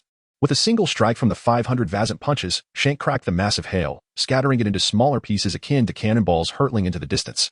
Akin executed his ultimate technique, the whirlwind smash, utilizing a rotating hammer to pulverize the hail, the resulting gust further reducing the ice chunks to minuscule sizes. Once the three had obliterated the gigantic hail, they returned to the deck. They had finally passed through this trial. The weather of the Grand Line was indeed notorious. But thankfully, the tumult had come and gone swiftly. Gade was left trembling, as this unexpected weather bore no warning and was entirely contrary to his previous meteorological knowledge. The sea surface returned to tranquility. Hooray! We've conquered yet another challenge. The Grand Line is truly exhilarating. I eagerly anticipate our next island. Jack exclaimed with unbridled enthusiasm. Breakfast is ready. You may now partake, called Chef Miss Carmen. Let us eat first. We shall clean the deck afterward, Keck stated, arranging tables and chairs for everyone. Hank and Deputy brought forth the food, while Carmen presented a pot of meat coffee. To everyone's surprise, there was noticeably more meat than usual. I instructed the chef to prepare additional meat. Everyone should eat well, as we have training tasks ahead to bolster our strength. Carmen, Hank, and Deputy, you must also indulge. Keck reminded. After breakfast, the deck was cleared in just 1 hour, as long as the ship sailed in the direction indicated by the compass. The remaining time was intended for the crew's leisure. However, due to the exposure of the Whiskey Peak team as shortcomings, they needed to mend their ways. The deck of the Zhaoging had 3 distinct areas. The bow was somewhat cramped and unsuitable for training, leaving the middle and stern as the more spacious options. Thus, the Flying Dragon pirates split into 2 groups, one led by Keck, and the other by Xuanhu, accompanied by Miss Carmen and her 2 bodyguards, Hank and Deputy. For training at the stern. At the stern of the Zhaoging, the elderly Xuanhu laid out 4 items, a machete, a chef's knife, an iron spoon, and an iron pot. Carmen, Hank, Deputy, let me make this clear. The techniques I am about to teach you can be utilized, but they must remain confidential, understood? Otherwise, trouble may find you. He warned. Understood, replied Carmen and the others. Xuanhu continued. What I will impart to you now are the skills and techniques practiced by the cooks of my homeland's military. They are so simple that each team member is equipped with just these 4 tools to fulfill an army's culinary needs, even advancing to the front lines if necessary. Thus, this is a method of training that harmonizes culinary arts with combat skills. Firstly, the machete, primarily used for cutting wood in the mountains, is paired with the technique called wind sweeps the forest. Secondly, the chef's knife. In my country, one uses just this knife to prepare all food, capable of slicing, smashing, and chopping a myriad of ingredients. The master chefs, with a rather whimsical sense of humor, have named it the return to the valley. Thirdly, the spoon. Once you learn, you will realize how effective this weapon can be, with its accompanying technique known as the divine spoon technique. Lastly, the iron pot, which the military cooks carry on their backs during marches and battles, resembling a turtle shell, hence the technique is called turtle shell mysticism. Since we only have one of each tool, you must stagger your practice. I will first demonstrate wind sweeps the forest to Hank, while Deputy. You are not yet ready for turtle shell mysticism. I will fill the pot with dirt and stones. Your task is to practice balancing it, ensuring nothing spills out while you maneuver it with one hand. This will establish your foundational skills. Excellent. Afterward, you can teach them the return to the valley technique. Xuanhu noted, surprised by Carmen's talent, as she grasped the essence of it after just one demonstration. The return to the valley technique comprises 2 parts, the preparation on the kitchen countertop and the disassembly of large objects outside. The latter requires practical application. Next, I will teach you the divine spoon technique. The power of the spoon surpasses that of the frying pan. Its rounded shape allows it to concentrate force on a single point, inflicting deeper and more severe damage, Xuanhu stated, finishing his demonstration for Carmen. Nearby, Deputy, exhausted from balancing the pot, paused. Your core is slightly weak. Take this opportunity to strengthen it. Your physique is commendable. With proper training, you will develop a robust build. Unfortunately, we lack special sand. Balancing the pot with heated sand would be ideal, allowing you to condition your hands in the sand during breaks to build a foundation for an unyielding iron grip. Alas, Xuanhu consoled Deputy. Deputy, drenched in cold sweat, pondered how simplicity could be a devil and wondered what kind of life they led in such dire circumstances, where even their rest was not spared. Though he grumbled, he resumed balancing the pot after a brief respite. I shall conclude my demonstration here. Take your time to practice the techniques at your leisure. Should you have questions, do not hesitate to ask. I must emphasize once more, strive to absorb and adapt these teachings as your own. Do not use them openly in front of outsiders. In the 32nd chapter, Xuanhu guided the trio of chefs in training at the stern of the ship. Gabe practiced health exercises, the 5 animal play, and Tai Chi. At the bow, waiting for the ship's doctor to declare the foundational treatment phase complete before he could commence training in the 6 styles. Satyr, injured and unable to train, remained at the bow, observing. On the central deck of the Zhaoging, Keck stood with the other crew members. The 6 styles I provided you with earlier. You have reviewed them. Begin by practicing 1 or 2 styles that you deem necessary, as I do not recommend attempting all of them, for that leads to a lack of focus. The training for the 6 styles demands considerable physical strength and mastery over each part of your body. Once your physical strength and control are adequate, mastering the 6 styles will become relatively simple. Kichi stood before the assembly, elucidating his insights on the 6 styles, hoping to provide assistance. At the core of the 6 styles lies the concept of life restoration, which is of paramount importance. Its significance stems from the myriad benefits it offers. The practice of life restoration deepens one's mastery over the body while simultaneously fortifying its strength. However, a notable drawback is the substantial consumption of food it necessitates. Therefore, as Sartre and Jack cultivate life restoration to mastery, their physical prowess will naturally enhance, making the subsequent practice of the 6 styles remarkably efficient. Another limitation is that those with frail health cannot engage in this practice, as life restoration induces a state of energetic flow. For the weak, this can exacerbate their condition, for instance. Gady's life energy resembles a feeble flame that can be easily extinguished with the slightest disturbance, rendering him unfit for practice at this time. The first recommended technique is iron block, which involves mastering the superficial tissues and cells of the body to form a protective layer as resilient and robust as steel. The drawback of this technique is its immobility in this state, as it only safeguards the surface, leaving the internal muscles and organs vulnerable to injury during combat. Despite its shortcomings, it is endorsed due to its relative simplicity and training within the 6 styles, with many disadvantages arising in life or death scenarios. Thus, I do not advocate its use in mortal combat. However, it is suitable for practice during friendly sparring, as it is fundamentally a military technique intended for soldiers to enhance their combat experience. Currently, as you engage in training, it indeed serves to bolster your superficial defenses, albeit gradually, accumulating over time. For instance, I utilize it to nurture my scales. My regular dragon transformation practice is aimed at strengthening my armored hide. Dean, as a dragon. I remain uncertain of your compatibility with this technique, but I shall explore it with you further. The second technique is shave, which enables instantaneous multi-step movements, achieving speeds of several meters per second, akin to teleportation from the perspective of an ordinary person. Those who feel their speed is lacking are encouraged to practice this. The third technique is moonwalk, which involves creating air currents to propel oneself through the air. As Shank's Fishman Karate and Fishman Jiu-Jitsu are quite comprehensive, I can only recommend that you engage in this practice if you require aerial capabilities and mobility. The fourth technique, gale kick or gale slash, consists of delivering slashing kicks akin to blades of wind, extending the range of your attacks. Therefore, if you find yourself lacking long-range offensive capabilities, this technique merits practice. It is important to note that gale slash and moonwalk demand greater proficiency in footwork than shave. Thus, one should master shave before advancing to moonwalk and gale slash. The fifth and sixth techniques are finger gun and paper drawing, which I categorize as specialized skills that I do not recommend for general practice. This implies that only those with particular talents should engage in their training. For instance, finger gun is suitable for those who possess animal-based fruit abilities that utilize claw attacks, such as myself. Practicing this technique would naturally enhance my offensive strength. Conversely, paper drawing is best suited for individuals with exceptional agility and flexibility. For the average person, training in these techniques would yield minimal results and be a poor investment of time. Consider that if a typical person can develop the frail ability to create a small hole in a wall with their fingertips, dedicating that time to mastering punches, kicks, and weapons would yield far more effective techniques capable of demolishing a wall effortlessly. Paper drawing is even less advantageous. Dedicating time to perfecting it would only allow for evasive maneuvers in close proximity, often resulting in ineffective outcomes. Should an opponent employ an area of effect attack, the effort would be utterly wasted. Therefore, it would be more prudent to invest that time in enhancing one's running and jumping skills, which would yield superior agility. In summary, these are my insights regarding the 6 styles. Assess your own circumstances for practice, and feel free to inquire should you have any questions. Cage spoke until his throat was parched, and upon taking a sip of water, he finally concluded his lengthy discourse. Surprisingly, it was Shank who ascended first. Shank expressed that he could not utilize the 6 methods of cultivation, revealing that he had attempted to practice the moon cutting step, but to no avail. Cage requested Shank to demonstrate his practice of the moon step technique. Initially, Shank's movements were satisfactory, however. Cage soon discerned a peculiar lack of coordination between Shank's left and right feet, and his technique in utilizing his rear foot became disordered. Stop, that will suffice. I comprehend your approach, Cage remarked. Throughout your training in Fishman Karate and Fishman Jiu-Jitsu, have you ever experienced any discomfort while employing your legs? He inquired. No, Shank replied. Although Fishman Karate and Fishman Jiu-Jitsu primarily focus on hand techniques, they also engage the waist and feet, and everything feels normal. Cage called towards the stern of the ship.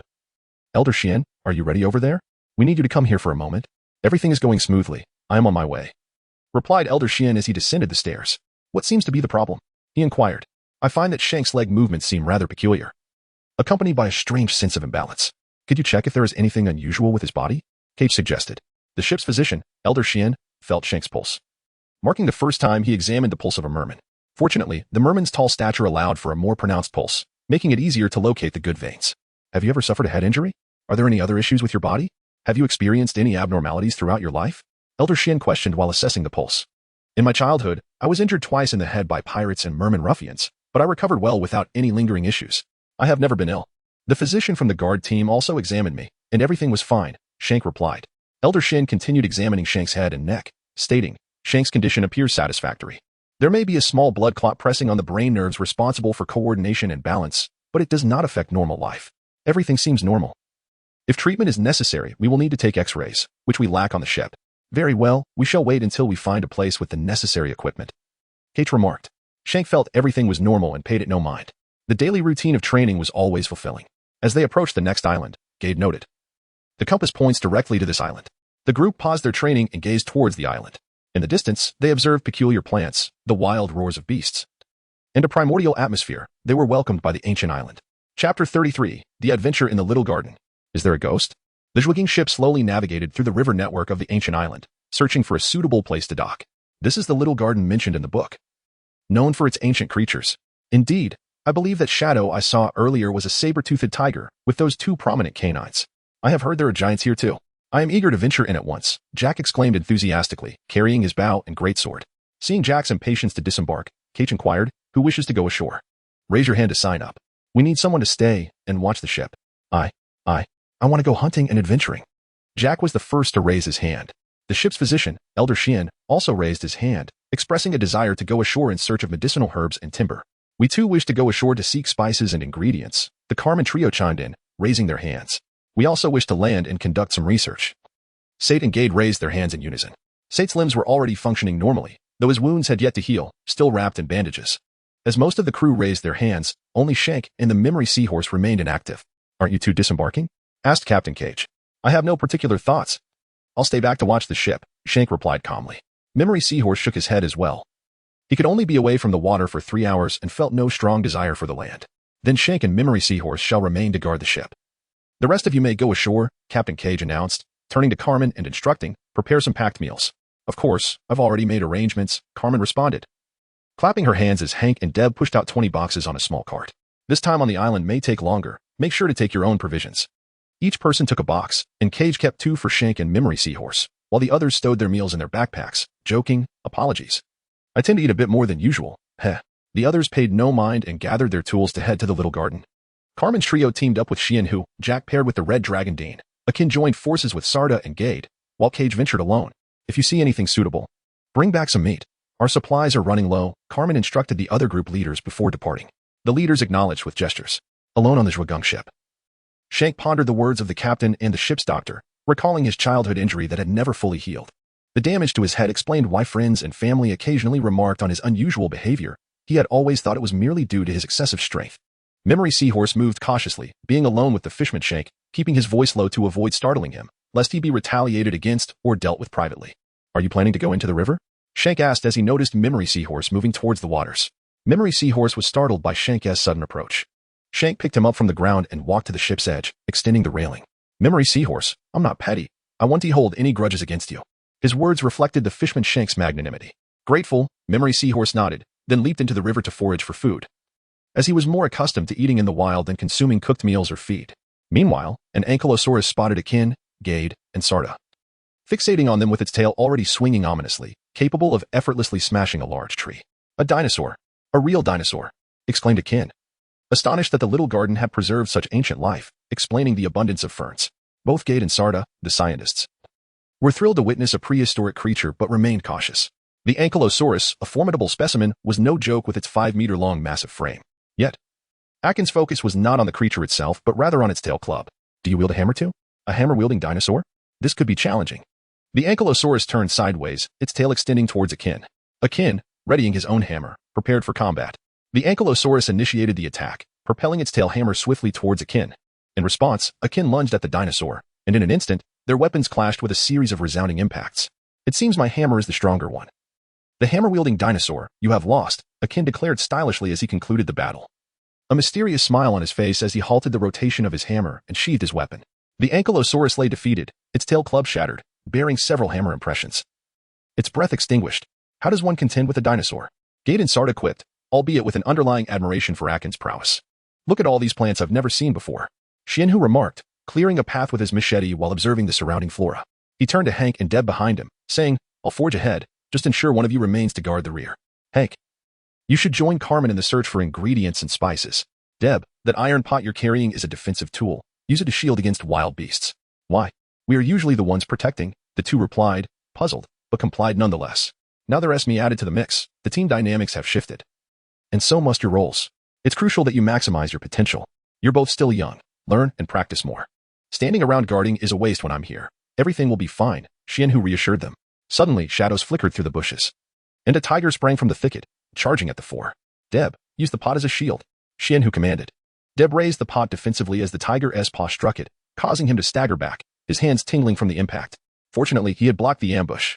That was a powerful strike. It's definitely a tiger, Deb remarked, shaken. Are you all right, Deb?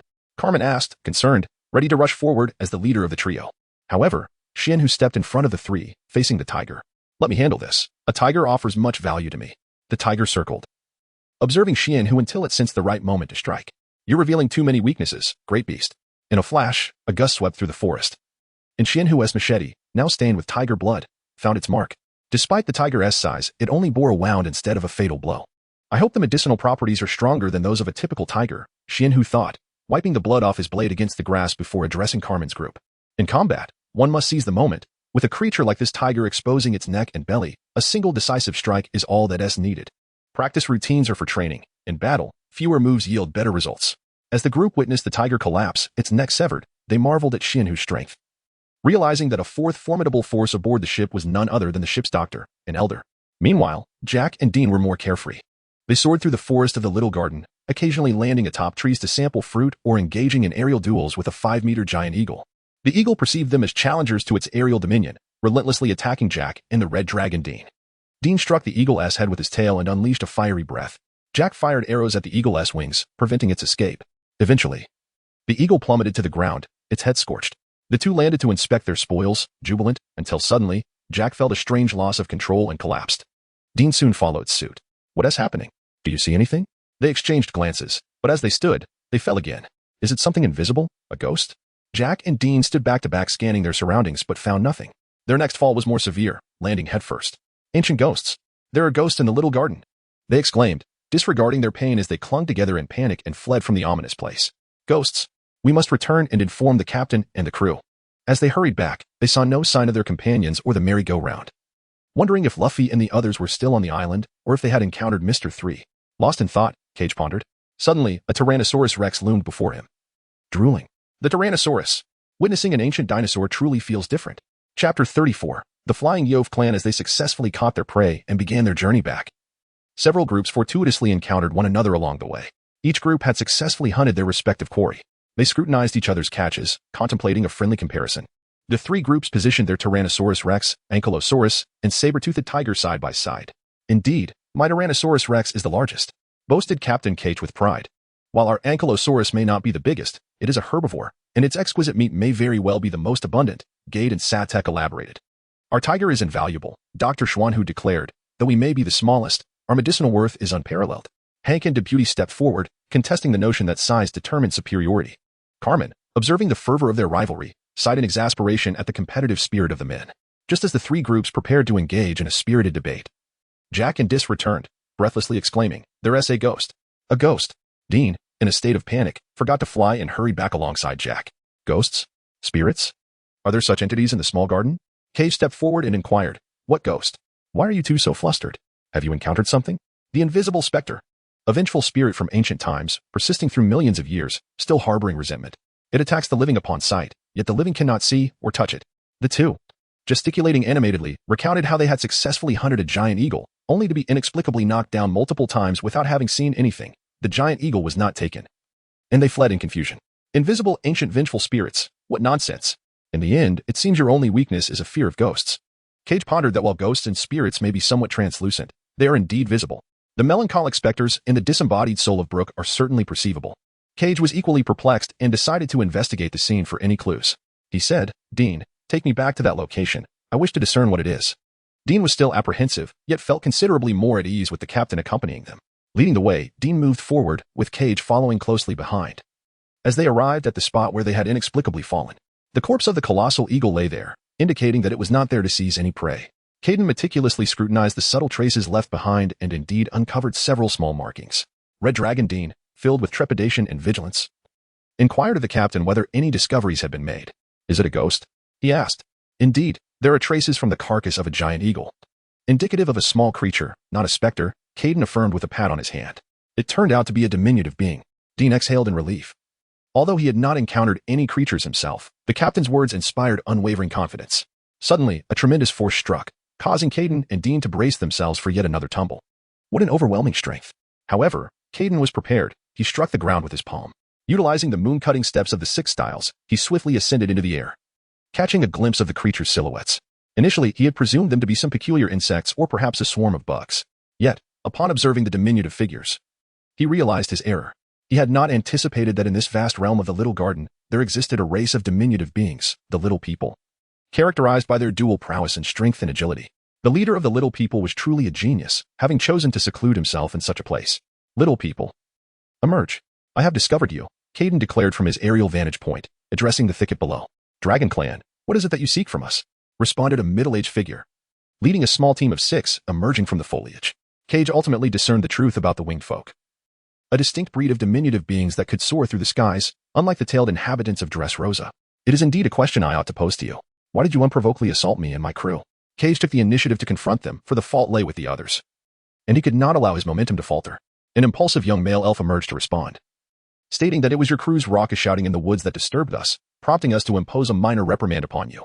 Furthermore, your crew had the audacity to refer to our esteemed Iovian lineage as phantoms, which is utterly outrageous. Reflecting upon Jack's temperament, Cage was not particularly surprised. As for the subsequent events, they were merely a misunderstanding. Your diminutive kind, despite their small stature, possesses remarkable strength, capable of lifting weights hundreds of times their own body mass, and their speed is astonishingly swift, akin to a razor. This rapidity is merely their everyday pace. It is no wonder that ordinary human sight cannot keep pace, leaving them powerless to comprehend your presence. Cage certainly only contemplated this internally. He would never express such thoughts aloud. Instead, he clarified, this is a misunderstanding. We were unaware of your lineage, the Iofur clan. The leading middle-aged gnome, brandishing a firearm, declared solemnly, Salamandra, you must refrain from disclosing your clan's name in the presence of outsiders. The weapon in his grasp was a long gun. A weapon typical of the pirate world, featuring a sharply pointed, elongated head resembling a hammer. I apologize, Elder Rude. Salamandra retreated behind the elder. Elder Rude stepped forward and stated, Blue Dragon, let us engage in a contest. Should your abilities earn our recognition, we shall consider this misunderstanding resolved. Observing Elder Rude's readiness for battle, the other gnomes behind him discreetly stepped aside.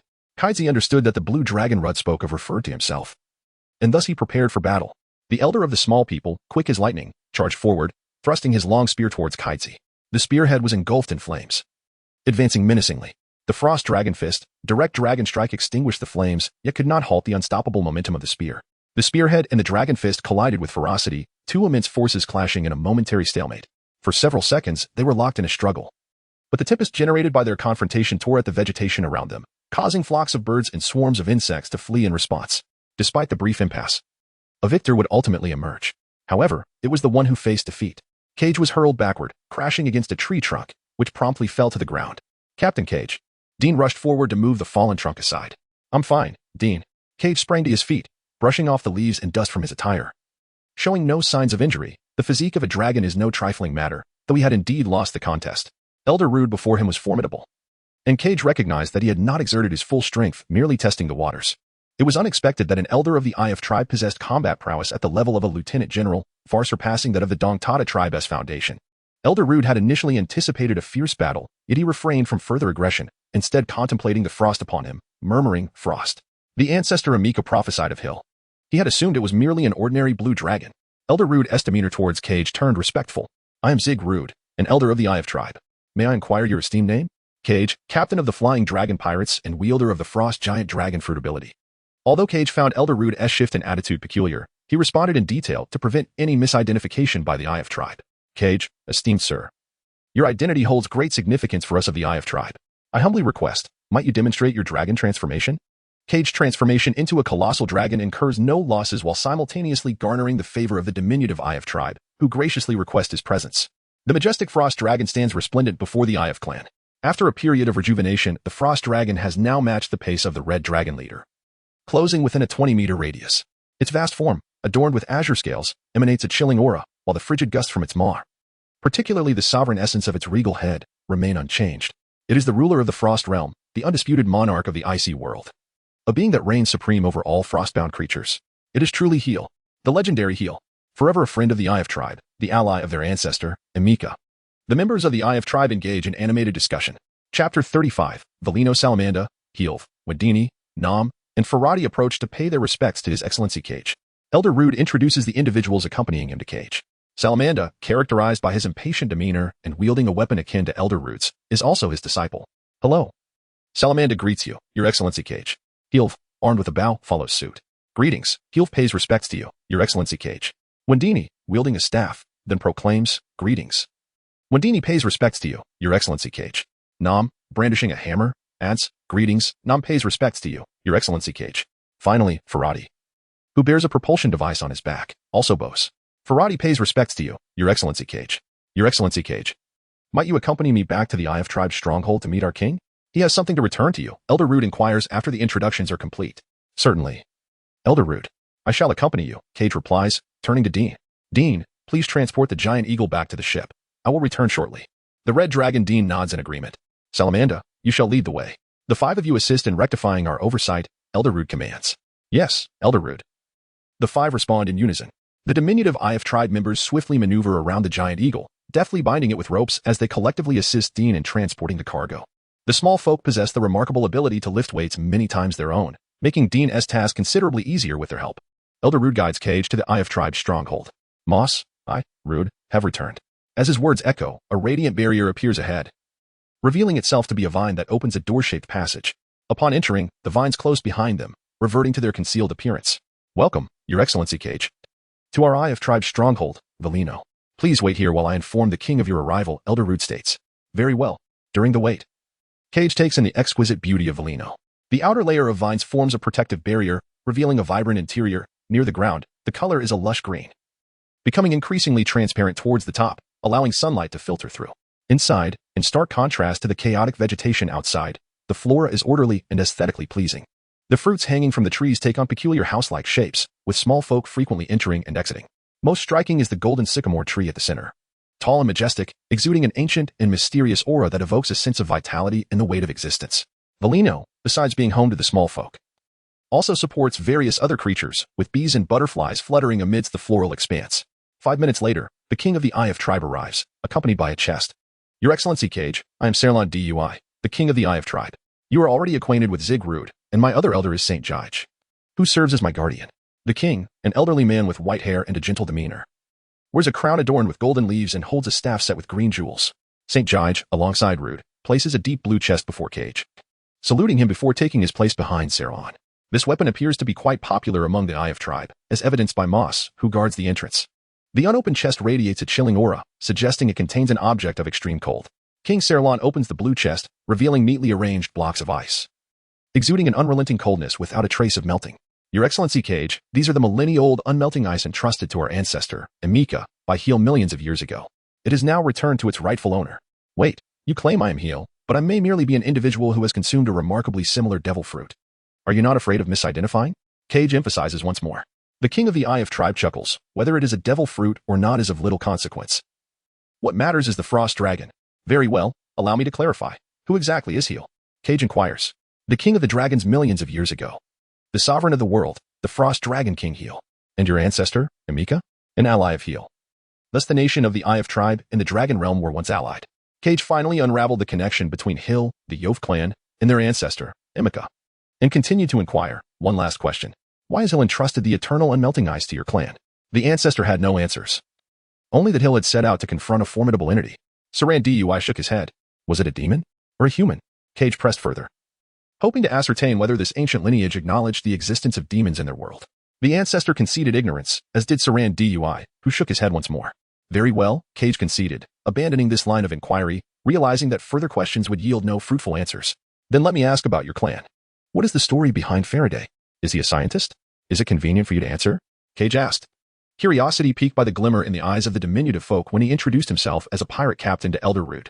Ah, Faraday, sighed Saran Dui. This child is somewhat unfortunate. He has always been weaker than his kin, lacking in strength and speed.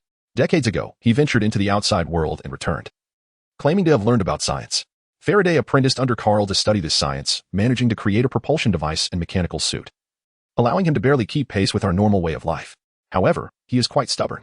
His mentor, who seldom labored and spent his time conducting experiments in isolation, became reckless and accrued a considerable debt to other clan members. Ultimately, during a particularly hazardous experiment, he met his demise in an explosion, launching a missile that ignited a decade's worth of oil.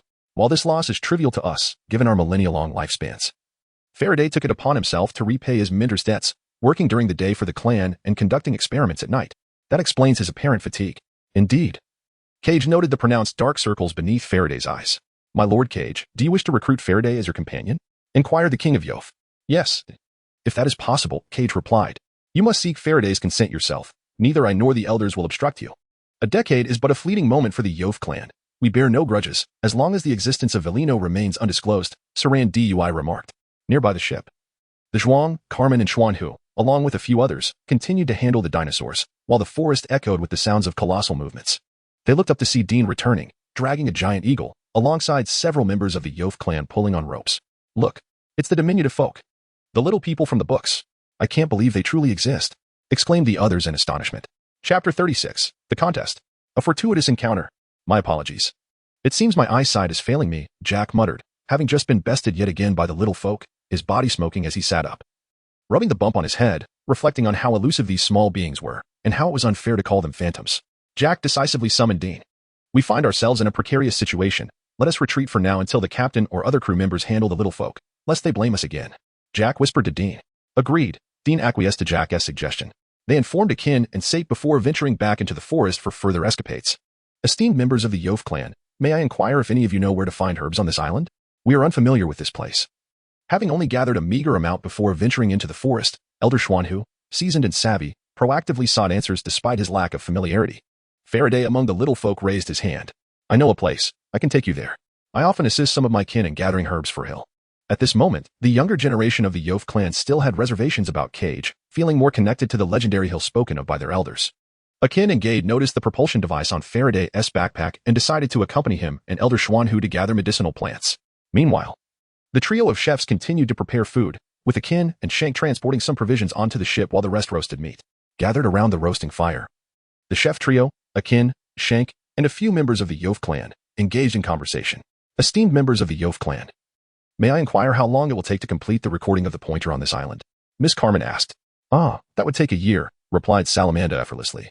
As their clan had inhabited this island for at least hundreds of thousands of years and had a good grasp of the magnetic field's recording duration. A year. The Mead and Atkins group suddenly lost its appeal. This is troublesome. How could we possibly remain here for such an extended period? Atkins group lamented the challenges posed by the recording pointer. From deep within the forest, a tremendous noise erupted. What is that sound? Akin and his companions stood, their concern growing for their companions who had ventured into the forest. There's no need to worry. The sound ahead is from a volcanic eruption, while the commotion behind is from the two giants fighting. They have been at it for years. Don't they ever tire? It truly disrupts my beauty sleep. I must consult Carl and Faraday about soundproofing solutions for my quarters, Wendy of the Yof clan remarked. Two giants. It turns out the tales of the little garden in the book were true. I thought they were mere fabrications, Carmen and her companions marveled. Indeed. They are not mere tales. Two colossal beings, Green Demon Dongli and Red Demon Brokey, each with a bounty of 100 million Baileys, surpassing even the captain's reward, Akin noted. Familiar with these legendary pirate figures? Fighting and dueling? The mere thought has me itching for a contest, Akin. I wish to challenge you, Salamander declared to the demon Akin. Eager to introduce himself and mark Akin as a worthy opponent, Cage completed his meeting with Saran Dui, the king of the Iofo clan. And Elder Rude returned just in time to witness the fierce contest between Akin and Salamanda. Although Salamanda's gun had yet to achieve the fiery prowess of Elder Rude's, it exhibited remarkable speed and ferocity. The intense clash between the gun and the hammer resulted in the ground becoming riddled with cracks and pits. Despite the vast difference in weapon size, the duel ended in a stalemate after numerous rounds of back-and-forth combat. Salimanda adeptly harnessed the innate agility of his diminutive kind, evading and countering swiftly, even managing to push Akin back several steps during certain exchanges. Akin, earnest in his approach, capitalized on the considerable range of his larger weapon, increasing the difficulty for Salimanda to evade and retaliate, gradually tilting the balance back in his favor. However, Salamanda's fiery spirit fueled his resolve, and he responded with relentless vigor, showing no signs of fatigue. Indeed, he proved to be a worthy adversary, evenly matched with Akin. As they engaged in over 100 rounds of fierce competition, both combatants recognized each other's strength, culminating in a robust confrontation that ended in a draw. Salimanda, let us toast, Akin acknowledged this valiant little warrior, initiating a celebratory drink together. Meanwhile, the giant red demon Brokey seethed with anger, his gaze fixed on the smirking Mr. 3, who had been ensnared by Wax, rendering him immobile. The wax cake also imprisoned Zaro, Nami, and Vivi, with the spinning pumpkins on the cake and the incessant drizzle of wax gradually transforming them into lifelike statues. Luffy, Usopp, hurry. Otherwise, we shall truly become wax figures, Zaro warned, noting that his companions were entangled with Mr. 5, Miss Valentine's Day, and Miss Golden Week. In the forest, Jack rode Dean, unaware that a venomous insect had latched onto his back, delivering a painful bite. Ouch. Ouch. It hurts. Jack flailed about, disrupting Dean's flight. What is wrong, Jack? What are you doing? The Crimson Dragon Dean inquired, only to crash into a tangle of vines that obscured his vision. This is bad. My sight is blocked. Caught in a rapid descent, Dean, unable to slow down in time, barreled through the forest, colliding with Usopp, who was riding Princess Vivi's duck. Usopp's torch fell onto the oil wick, igniting it with a swift flame that surged forth like a fiery serpent, engulfing the wax candle cake. Oh ho! The Dragon Knight! Luffy exclaimed, eyes gleaming at the sight of a dazed Dean and Jack. Well done, Usopp, Zoro remarked as he emerged from the flames, locking eyes with Mr. 5 and Miss Valentine's Day. An explosion resounded deep within the forest. Is that an explosion? Mr. 5, Mr. 3, have they begun to fight? Cage, having devoured a few pieces of meat, ventured into the jungle. Chapter 37. A debt of gratitude thanks to the chaotic intrusion of Dean and Jack, Zoro, Nami, and Princess Vivi were released prematurely. With no reservations, Luffy and Zoro were a formidable force, leaving Mr. 3 and Mr. 5 with little chance of survival against such overwhelming power. Behold my champion's cup, Mr. 3 declared as he activated his wax armor. Despite his concern for Dean, Luffy prioritized the immediate threat. Zoro drew his sword, confronting Mr. 5 and Miss Valentine's Day. Dean and Jack soon regained consciousness, witnessing Luffy's crew battling the Baroque Works officers. The rubber and candle devil fruit user exudes a formidable presence, akin to our captain, Jack noted. Who are you? Why are you here? Nami approached Dean and Jack, sensing they were not part of Baroque Works, yet remaining cautious. Should we not focus on Mr. Valentine's Day and Miss Golden Week? Vivi voiced her concern. Rest assured, Luffy and Zoro will handle them, Nami reassured her. Apologies, we are members of the Dragon Pirates, having recently arrived on this island. We were inadvertently bitten by insects while flying through the woods and became entangled in vines, leading to our collision with your companion. We sincerely apologize, Jack explained. Bowing to Nami and the others, choosing to confront Mr. 3 head-on, he fell swiftly. While his wax armor was sturdy, Luffy had ample time to unleash his rubber machine gun, delivering a barrage of punches that shattered the wax armor, sending Mr. 3 soaring into the air. Luffy's immense strength was no joke. Previously, Luffy had faced challenges partly due to the inherent weaknesses of his rubber fruit, which struggled against sharp edges and hard materials. This time, however, he had overcome those limitations, having developed his second gear. The urgency of rescuing his captured friends had further complicated his earlier battles. Compounded by Miss Golden Week's color attacks that disrupted his rhythm, Zoro found his confrontation with Mr. 5 and Miss Valentine's Day to be simpler. His honed physique withstood their blows, and he swiftly dispatched them with strikes from the back of his sword. Realizing the dire situation, Miss Golden Week attempted to flee, but was intercepted by the dragon-formed Cage, who swiftly incapacitated her with a chop, carrying her toward Nami and Luffy. My apologies, Luffy, my crew has caused you trouble, he said, gesturing toward Dean and Jack. Luffy, do you know him? Nami turned to Luffy, initially failing to recognize the dragon-formed Cage. Luffy's face was a canvas of confusion until he spotted the wristband. Cage, so it's you. You too have consumed a devil fruit? Indeed, the Zoan-type frost dragon fruit. Cage confirmed. How fortunate you are to have a dragon as a companion. I envy you. Had you not formed your pirate crew, I would have extended an invitation. Luffy said, patting Cage on the back. Our paths diverge, Luffy. I cannot join your ship. Cage declined Luffy's generous offer, gesturing to Mr. 5 and Miss Valentine's Day. Luffy, I owe you a favor. May I take these three with me? Jack and Dean obediently stayed behind Cage, recognizing that their intellect could not match their captain's strategic thinking, choosing instead to let him handle the situation. Sounds good. Without a moment's hesitation, Luffy agreed. Kata took away 3 executives and 2 companions from Baroque Works, bidding farewell to Luffy. Luffy, how could you allow him to take away the Baroque Works executives? What if they engage in nefarious deeds in the future? Nami and Usopp tugged at Luffy's face. Rest assured, Kata wouldn't resort to such actions. He still owes me a favor, which is quite advantageous, ha ha ha. Luffy, you mentioned inviting him aboard. What is the story behind that? Zoro inquired, as it was essential to clarify matters concerning the crew and partners. Oh, that essay tale from my childhood.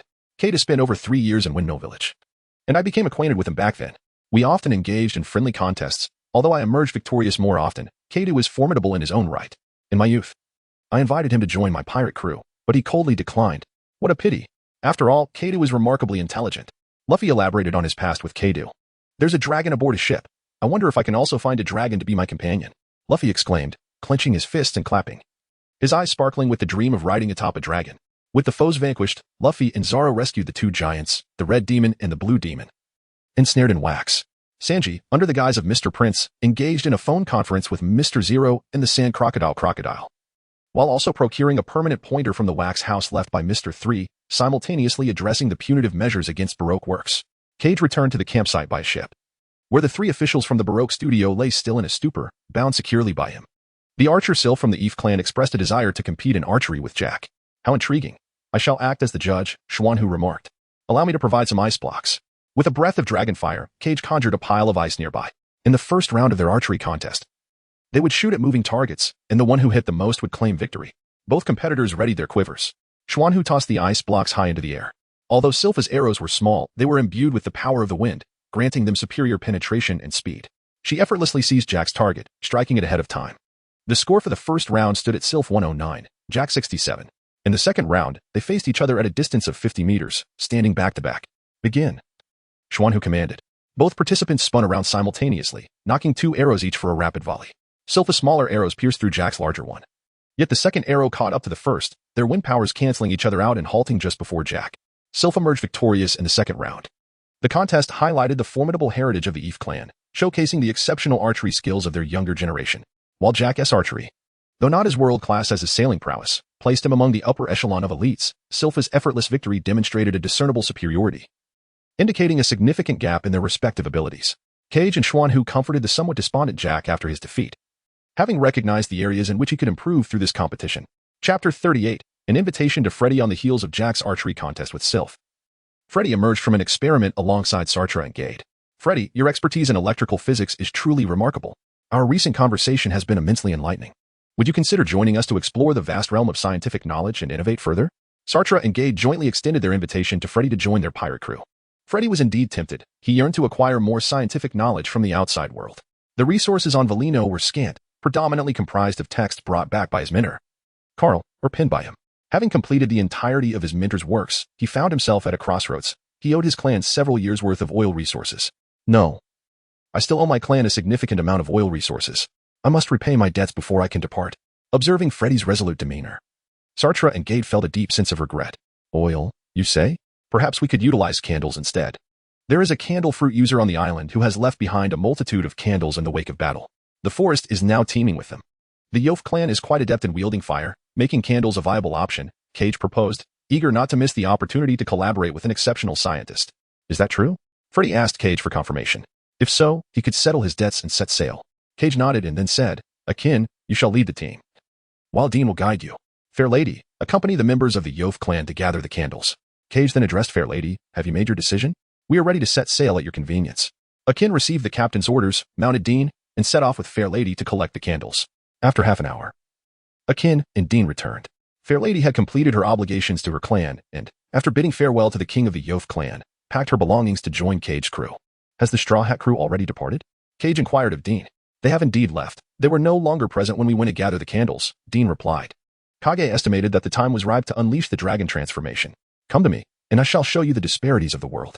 His crew members, Akin, Shank, and Xuanhu, climbed onto Kage's back, while the majority of the others were embraced in his dragon-like claws. Cage soared into the sky, buoyed by the presence of crew members upon him, gliding with remarkable stability. Kage anchored his ship high above. The Straw Hat crew's Mary had just departed the island. The Blue Demon, Dory, and the Red Demon, Bragi, stood at the edge of the island, bidding farewell to the Straw Hat crew. Captain, are you acquainted with the Straw Hat crew? Akin inquired about Luffy's group, as they had previously vanquished his pirate crew, prompting him to seek clarity on their relationship. Yes, I knew them from my childhood. We were quite friendly, Kage replied. As the Mary sailed further across the sea, a sudden commotion erupted ahead, revealing a colossal redfish, the legendary creature of the island of carnivorous beasts. The enormous redfish opened its massive jaws, engulfing the Mary whole. On the island, Dory and Bragi concentrated their haki into their weapons.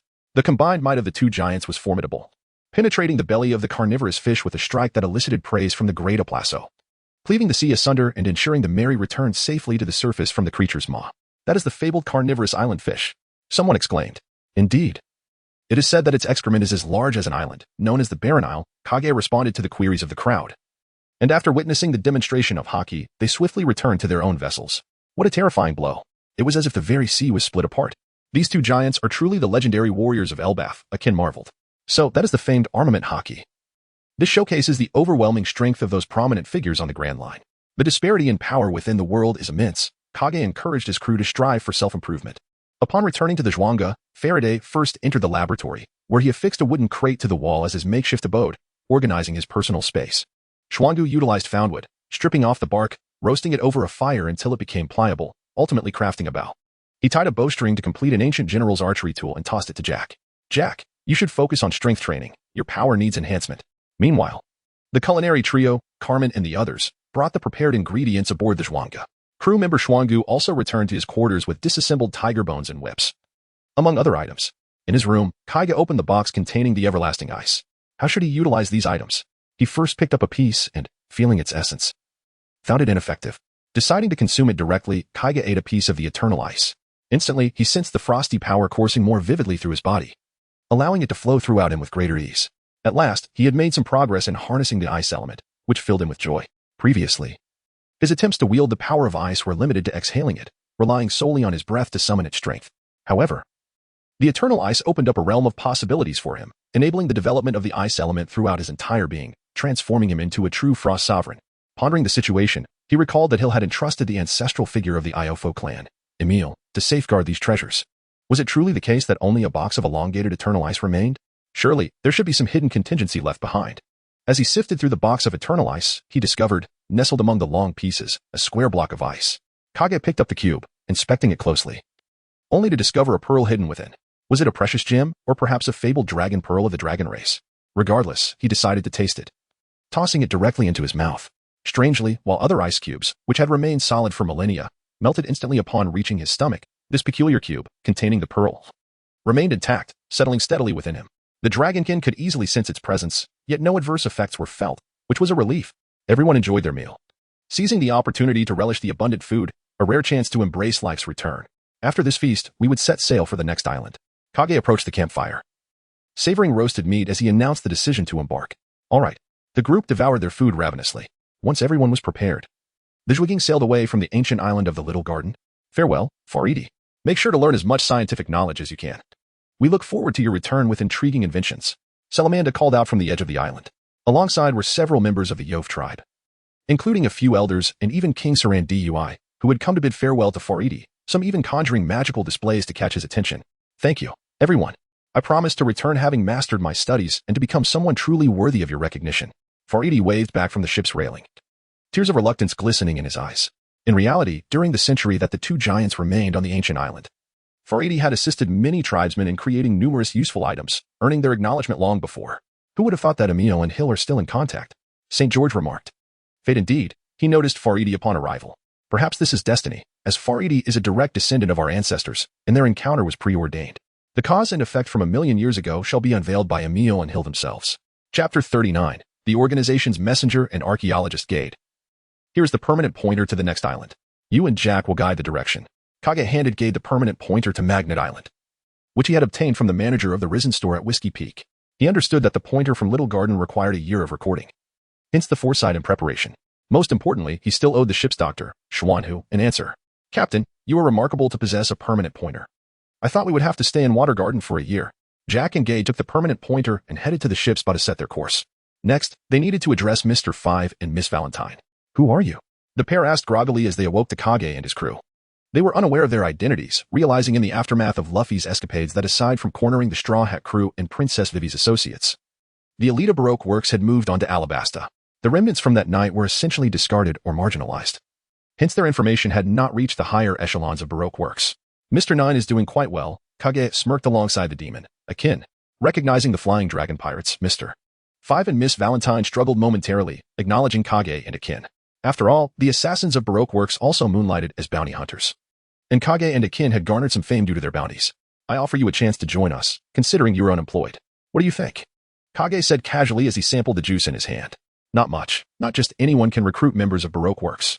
Mr. 5 and Miss Valentine, both powers of the devil fruit, broke free from their bindings and charged at Kage's group, eager to showcase their formidable abilities. However, Akin swiftly countered Mr. 5 with a simple strike, easily suppressing him. With his physical prowess akin to Zaro's, Mr. 5's explosive attacks merely grazed him, while Akin could withstand them without issue. Dealing with Miss Valentine was equally straightforward for Shank. As soon as she attempted to retaliate, her body simply could not withstand the force, sending her crashing onto the deck. Mr. 5 and Miss Valentine knelt on the deck, gazing at Akin and Shank in disbelief at the vast disparity in power. Especially considering the terrifying captain had yet to make his move. They were utterly bewildered. How had so many formidable beings suddenly appeared in just a few days when they had always held the advantage? How about now? Do you meet the criteria? Kage continued, noting their silence. Your mission to pursue Luffy and his crew alongside Mr. 3 has failed, and the news of your defeat with the remaining 3 has reached Mr. 0 personally. You now have two choices: return to Baroque Works to report and face Mr. 0's wrath, or flee and hide. I am, however, presenting you with a third option. Join the organization I am establishing, which also includes some familiar faces. Upon hearing about familiar faces, the duo looked up at Kage, who, Mr. Nine and Mr. Monday, who assisted Princess Vivi. They joined my organization on the condition that I help the Straw Hat Kid, Luffy, drive Mr. Zero, also known as Crocodile, out of Alabasta, Kage explained. In that case, our conditions align. Once Crocodile is defeated and retreats from Alabasta, we will join your organization. Agreed. I initially intended for you to serve as messengers and monitors within the organization, granting you the privilege of meeting me aboard the ship. For significant events, I would have you relay messages personally. However, since we have yet to arrive in Alabasta, fulfilling your conditions will take time. For now, I need you to return to Whiskey Peak to oversee a small arms factory to prevent any mishaps, allowing you to await further news. Kage applauded their decision. Very well. We accept, the pair replied, rising to their feet. Miss Valentine unfolded her mechanical umbrella, grasping Mr. Five's hand as they ascended into the air, flying towards Whiskey Peak. By the way, Mr. Nine possesses training methods for the 6 styles, which would be quite beneficial for you. It would be wise to practice, otherwise you risk falling behind in both ability and status within the organization, Kage advised the departing duo, noting Miss Valentine's commendable development of her devil fruit abilities, which allowed for various transformations, albeit with slightly lacking physical prowess. Mr. Five and Miss Valentine were indeed promising, with significant room for growth. Nevertheless, they still lagged behind Mr. 3, who was exceptionally formidable in both combat and strategic intellect, boasting an impressive track record.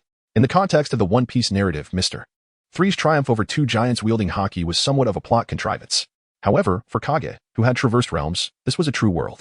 The giants' emotional instability in the face of their adversaries, leading to their inability to utilize haki, was a flaw on their part, while Mr. 3's ability to devise such a plan and maintain control exemplified his capabilities. It was indeed unwise for the aging crocodile to abandon Mr. 3 after a single failure. Thus, it becomes evident that Old Sand, akin to Moonlight Moria, has faltered against the Yonko due to a loss of spirit. Had Old Sand not succumbed to this malaise, leading him to pursue the Dark King and squander precious time for development, his organization's achievements would undoubtedly rival those of the later Don Quixote Doflamingo. Had he instead dedicated that time to enhancing his own abilities and fortifying his subordinates. Miss Valentine's Day inquired, Mr. 5, why did you agree to him? Are you not afraid he will betray us? If they intended to harm us, we would have perished long ago. Do you believe we possess superior alternatives? Is it truly preferable to live in hiding as commoners, or to join another organization where we might receive better treatment? If not, then agreeing to him incurs no loss. We may even find ourselves in a position for better development. Mr. 5 recalled how Kichi, during an encounter in the woods, witnessed their battle against Zoro. Recognizing them as devil fruit users. Even in the absence of sea stone handcuffs, they should have been bound with iron chains for safety. Instead, ordinary ropes were used, indicating a deliberate act. Then I trust your judgment, he concluded. Miss Valentine's Day accelerated their mechanical umbrella towards Whiskey Peak. Mr. 5 and Miss Valentine's Day had journeyed for some time. There was no need for pretense. Kichi addressed Miss Golden Week, who, resembling a child with twin ponytails and notable blush on her cheeks, ceased her act. Without being bound, she wrapped herself in a blanket and expressionlessly munched on cookies.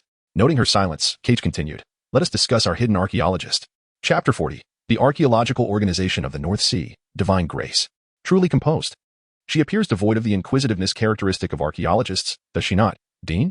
Kichi observed Miss Golden Week calmly enjoying her cookies, as though on a delightful picnic in the wild, before approaching the Red Dragon Dean. Dean, looking bewildered, scratched his neck. Captain, I possess no knowledge of archaeologists. You need not inquire of me. The existence of a dragon capable of human speech affirmed the truth of what his grandfather had spoken regarding the civilization established by the dragon race. Mr. Golden Week was no longer so composed.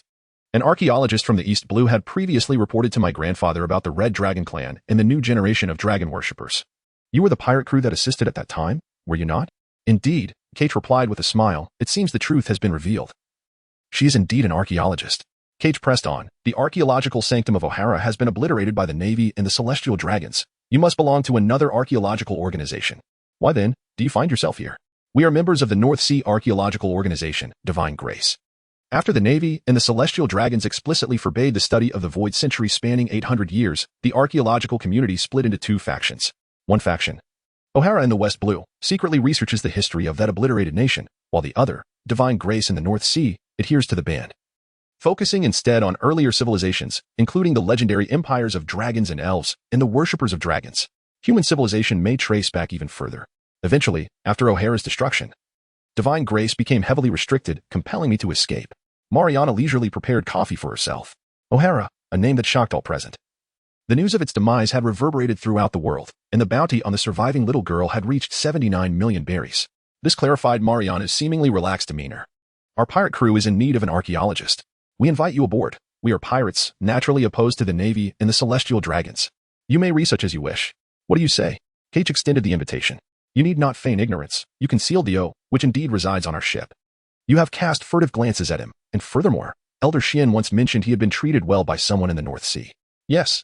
After departing from the Rainbow Sea, I traveled for a while and encountered a hospitable group in the North Sea. Upon reflection, they were likely members of your divine grace. Xian, who did not hide his identity, as his attire starkly contrasted with that of the world, which is why Mariana had consistently noted him. Are you Trulio? Do you possess knowledge of the offer millions of years ago? Mariana stood, excitement evident as she approached Xianhu. Xianhu chuckled. During my time in the North Sea. An elder inquired of me. He claimed that his ancestors had records concerning Anafra millions of years past, associated with the fall of the Dragon Empire and the decline of the Dragon race. You are his granddaughter, are you not? I find your inquiries about Toy intriguing. Though the relationship between us is not one of direct lineage, hence my ignorance of him. Indeed, he is my grandfather.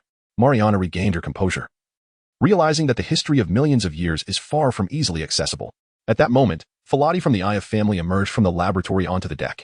I have organized my belongings. What are you all doing? Elves. You have elves aboard your ship. Miss Golden Week exclaimed, utterly astonished, her previous calmness dissipating. Elves? Master Carl mentioned that some in the outside world indeed refer to our Aya family as elves, Falati responded. Where did you discover the elves? Mariano implored Cage and his crew for their location. We have promised the Aya family not to disclose that information. We shall return there in the future. And you will learn then, Cage replied. Very well.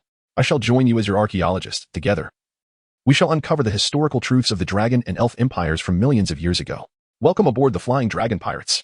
The crew welcomed Miss Golden Week's addition enthusiastically. In the depths of the night, the Red Dragon Dean slumbered in the treasure chamber, guarding a trove of gold and jewels. Suddenly, the captain's quarters door swung open, revealing a dragon-shaped cage, of ordinary human size, emerging with closed eyes, seemingly in a state of somnambulism. The night watchman, Sade Gade, promptly noticed Cage's unusual behavior and hurried to summon the ship's doctor, Xianhu. What should we do about the captain sleepwalking? They questioned. Has Cage experienced this before? Prior to your arrival on board, we encountered a period of food scarcity in the East Sea, one night. Cage sleepwalked into the kitchen to eat. After he reported being full, he ceased sleepwalking, the two replied. Awakening a sleepwalker can be detrimental to their spirit. Let us observe his path before making any judgments, Dr. Xianhu advised. The three followed the sleepwalking Cage. The dragon-formed Cage approached the treasure chamber, instinctively entering a code to unlock the door and stepping inside. Upon entry, Cage's eyes opened, yet they bore no awareness. Ah, who stepped on my tail? Dean, who had already succumbed to slumber, was abruptly awakened by a sharp pain, as bubbles escaped from his nostrils. Covering his curled tail, he blew air in frustration. Just as he was about to blame the one who had stepped on his tail, he lifted his gaze to behold the icy, vacant expression of the dragon-transformed Kaiga. The chilling aura of slaughter that surrounded him was certainly not the essence of Captain Kaiga. Hushed, the three companions hurriedly gestured for Dean to remain silent, lest he rouse Kaiga from his slumber. Yet, the awakened Kaiga paid no heed to them. Instead, he strode directly toward the crystalline throne at the heart of the treasure. Upon ascending the throne, his diminutive dragon form transformed into that of a dragon man, and he settled upon the crystalline seat, closing his eyes. The throne, which emitted a subtle glow in the dimly lit treasure chamber, radiated even more brilliance as Kaiga took his place, enveloped in an ethereal blue light. Crystalline shards spiraled around him and the throne, akin to snowflakes dancing around their sovereign. The temperature within the treasure chamber plummeted, growing increasingly frigid. In a dreamlike reverie, a proud figure clad in azure dragon armor sat upon the crystalline throne, heedless of the blood trickling from his mouth, resolutely withdrawing the golden spear embedded in his body. Was this the so-called dragon-slaying relic forged by humans and dwarves to vanquish the mighty Sierra? He planted the golden spear firmly in the ground, channeling his remaining strength to shatter it before the end, a true dragon-slaying artifact. Hypocritical humans. I have settled the score. In the depths of hell, I await you all to reckon with your sins. None shall escape. I wield the sword of guilt in hell, and you shall not evade me. I am the dragon-worshipping folk of Alsace. Chapter 41. The Machinations of the Black Cat Pirates in the East Sea, within the territory of a gang's factory. Workers diligently assembled stun guns and electric projectiles. Outside, a gang of thugs patrolled and kept watch. Surprisingly, the order among the workers was maintained by the remnants of the former Click pirate crew. The sound of the phone snail echoed. Answering the call was Baru, the former second-in-command of the Click pirate crew, now adorned in a standard-shaped green armor instead of the previous white shield-like attire. Baru, how goes it on your end? Is everything proceeding smoothly? Akin, all is well. We have successfully unearthed the 2 chests of treasure you left behind on that island to serve as our startup capital. Our weapons, the stun guns and smoke bombs, differ from mainstream firearms. We have established connections with local gangs in the East Sea. They are willing to share profits and collaborate with us, allowing us to become self-sufficient and firmly establish ourselves. You and Kaiga need not worry. Excellent, Baru. Congratulations on your resounding success in the East Sea under the guise of your mission. Akin affirmed Baru's accomplishments, then continued, while you carry out your concealed operations. Ensure you hone your skills. Captain Kaiga has gathered a crew on Whiskey Peak along the Grand Line, so you must strive to excel. I am diligently training my subordinates in the 6 forms. I have already mastered Life Return and Iron Block, and I shall not bring you shame, Akin. Baru, now serious.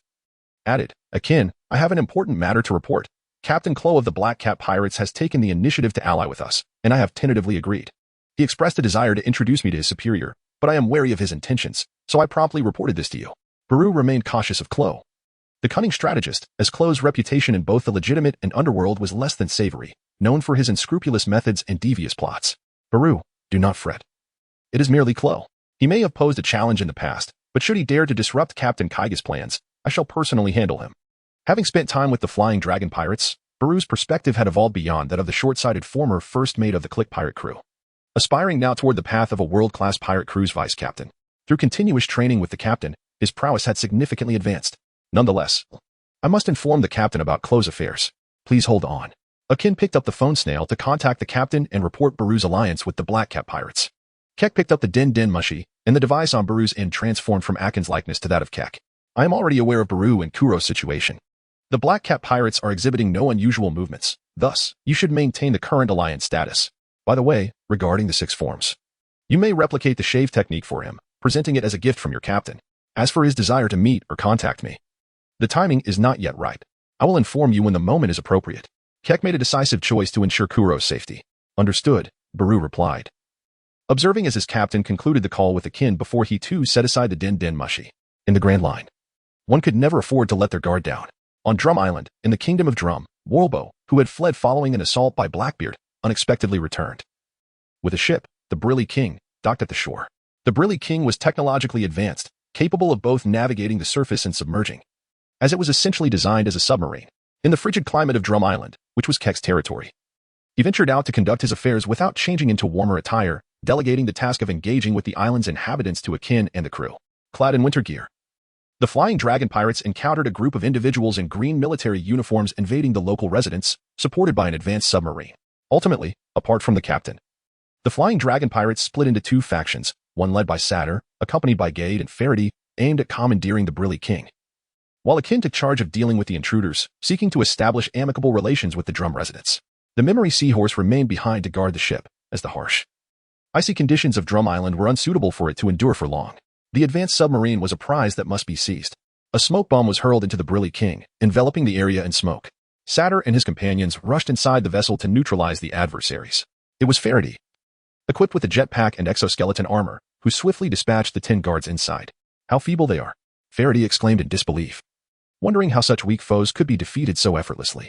Among the Iofo clan, he was considered the weakest, yet in this moment, he found himself in a position of strength, taken aback by the ease of his victory. The Iofo clan was renowned for its strength, with its members averaging the rank of Navy lieutenants. Faraday needed the assistance of his exoskeleton armor and jetpack merely to match that standard, while the ordinary elders were of vice admiral caliber, not to mention the more senior elder and the king. Impressive indeed. Faraday, you truly are an asset to our crew. Satyr and Gate affirmed their new ally. Subsequently, the trio interrogated the scientific and logistical personnel, extracting vital technological information and design schematics from them. Meanwhile, Akin had dealt with Warlbo's soldiers and encountered familiar faces from the Straw Hat crew, Zaro, Nami, and Usopp.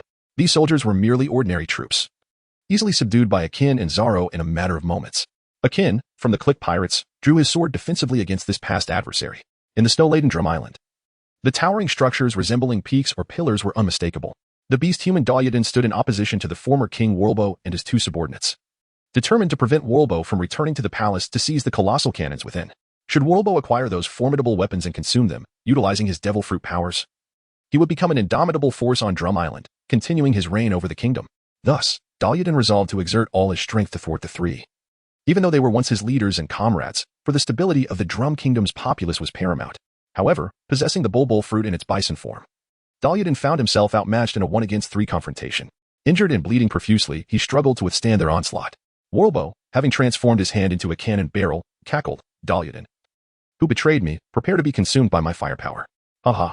Suddenly, Kek, in his dragon form, interposed himself before Dalyadin, absorbing the cannon fire. You, a king who abandoned his subjects and disregarded their lives, have no right to accuse others of betrayal.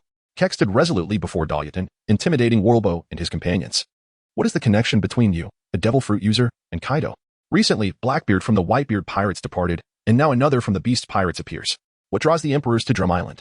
Chapter 42. The Farce of King Warlbo. Noticing Warlbo's disarray and crumbling resolve, Keck candidly declared, "Do not worry. I have no ties to the four emperors, merely a small pirate from the East Blue." Warlbo felt a measure of relief upon realizing Keck hailed from the weakest region, emboldening him to confront Keck. Having just dealt with Dalian, he thought he could easily handle another animal-type devil fruit user. Raising his cannon, Warlbo prepared to fire. Cage face soars through the skies, requiring no grooming, evading effortlessly in midair.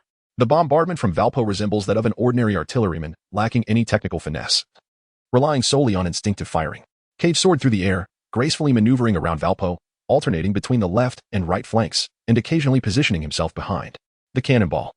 A spherical bubble of energy struck Valpo with considerable force, propelling him several meters away and knocking him onto the snowy ground. The surrounding snowflakes were momentarily disturbed, rising in wisps of vapor. "Valpo, are you all right?" His two subordinates inquired as they helped him to his feet. Valpo exhibited commendable physical resilience. He managed to withstand the impact without losing consciousness. At this moment, he returned to reclaim his throne, revealing a flicker of ambition and a hint of the formidable leader within him. Cage's cannon punch may not be particularly forceful, yet he still possesses a chance. Kage observed that Walpo exhibited a hint of villainy, which seemed appropriate. There was still time for further engagement.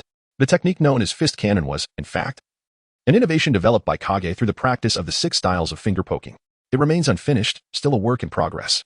Kage deemed it most fitting to use the hapless Walpo as a mere plaything. Fist and cannon fire resounded, ha ha ha. Kage danced around, delivering blows with finesse.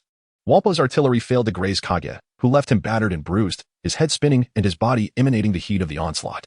His once ardent ambitions were swiftly crushed, compelling him to hastily retreat with 2 subordinates. They needed to hasten their return to the castle to procure the mighty cannon, bolstering King Walpo's firepower. With intentions to exact vengeance later, Walpo's consumption of the Munch fruit proved advantageous. His formidable jaws not only devoured weapons but also enhanced and transformed his physique. Within his belly, one could surmise the existence of a spatial attribute akin to that of the castle fruit, capable of housing multiple items and facilitating the fusion of both organic and inorganic materials. Truly, it was an exceptionally powerful fruit. The plans of Blackbeard concerning this fruit remained shrouded in mystery. What could he possibly intend? Kata refrained from pursuing, while the castle awaited Walpole, who would be better off being sent flying by Luffy. In the later stages, his exile and the metallic substance he developed would prove vital to Kadu's crew. Do not abandon him. It is perilous to retrieve weapons from the castle for Walpole. Dalian, still dragging his body, contemplated capturing Walpole. Rest assured, everything will be fine. At the castle, the Straw Hat Kid Luffy is prepared for any unforeseen events, and I will personally handle the situation. Kata reassured him, urging him not to fret excessively over Walpole's predicament, and continued, "First, focus on yourself. I shall take you back to tend to your injuries. You must not falter, as I still wish for you to recount an individual's experience to my crew." "Do you know the Straw Hat Kid?" Dalian asked, as he relinquished his devil fruit powers. "Luffy and I are considered friends," replied Kadu, seizing Dalian with his dragon claw and soaring back to the village. Meanwhile, Zoro faced off against Akin. The 2 vice-captains collided, their blades and hammers clashing in a fierce exchange, each testing the other's skills. With every strike, they sensed that the other had grown even more formidable than before. After 10 exchanges, neither had uncovered a weakness in the other. They paused, as their respective crews hurriedly intervened to separate them, imploring both to refrain from further combat. "Zoro, look at the dragon and the archer. They are not enemies, but rather allies of Luffy's friend Kaido." Usopp and Nami restrained Zoro, pulling him aside. "Akin, they are not foes but comrades of Luffy, who is a friend of Captain Kaido." Dean and Jack similarly drew Akin away. Allies of Luffy, Kaido's crew? Zoro sheathed his sword.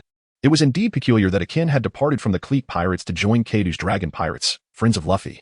Akin too lowered his hammer, astonished that Luffy was a companion of Captain Kaido. Kaga brought Doriton back to the town, where they reunited with the citizens of the Drum Kingdom. Doriton was gravely injured, requiring the attention of Dr. 20 for treatment. Thanks to Kaga's intervention, he was not beaten to the brink of death by Walpo as in the original narrative, but his condition was still dire due to excessive blood loss. After tending to Doriton, Dr. 20 moved on to assist other villagers, as many had suffered injuries from Walpo's earlier attack on the town. The ship's doctor, Schwanhu, also came to help with the wounded. As the chief antagonist of the Drum Kingdom, Walpo arrived at his former castle, under the false impression that he had successfully evaded danger and could now thrive peacefully. Unbeknownst to him, he was awaited by the Straw Hat Pirate, Luffy, who was ready to deliver a severe beating. "Walpo, get out of this country. The Drum Kingdom has perished." Dr. Gulewa confronted the former king without any modicum of politeness, mocking him with a smile. "What? I do not acknowledge the pirate flag of a traitor. I shall return to power. I am the king." Walpo retorted. Rubber pistol, Luffy declared. Finally able to confront the troublemaker who had harassed him while he was burdened with his comrades. With a powerful punch, he sent Walpo flying from the castle. Two of Walpo's subordinates clung to the edge of a cliff, rescuing him from the brink. I am truly furious. Witness my ultimate move. Walpo thought of Kage and Luffy, who had both dealt him blows. In a grotesque display, Walpo consumed his two subordinates, transforming his body into a house-like shape that swayed from side to side. As the front door opened, his transformed subordinates emerged as one. You must be cautious, if they are truly weak.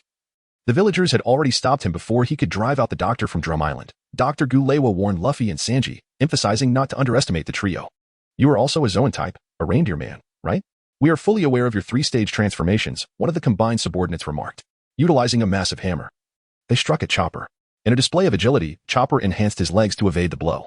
Then, he transformed, sprouting long fur to bolster his defense against the hammer's strike. What is happening? Aren't Zoan types limited to just 3 transformations? The combined subordinate questioned. Blue Ball. This is a substance capable of altering Zoan-type devil fruits.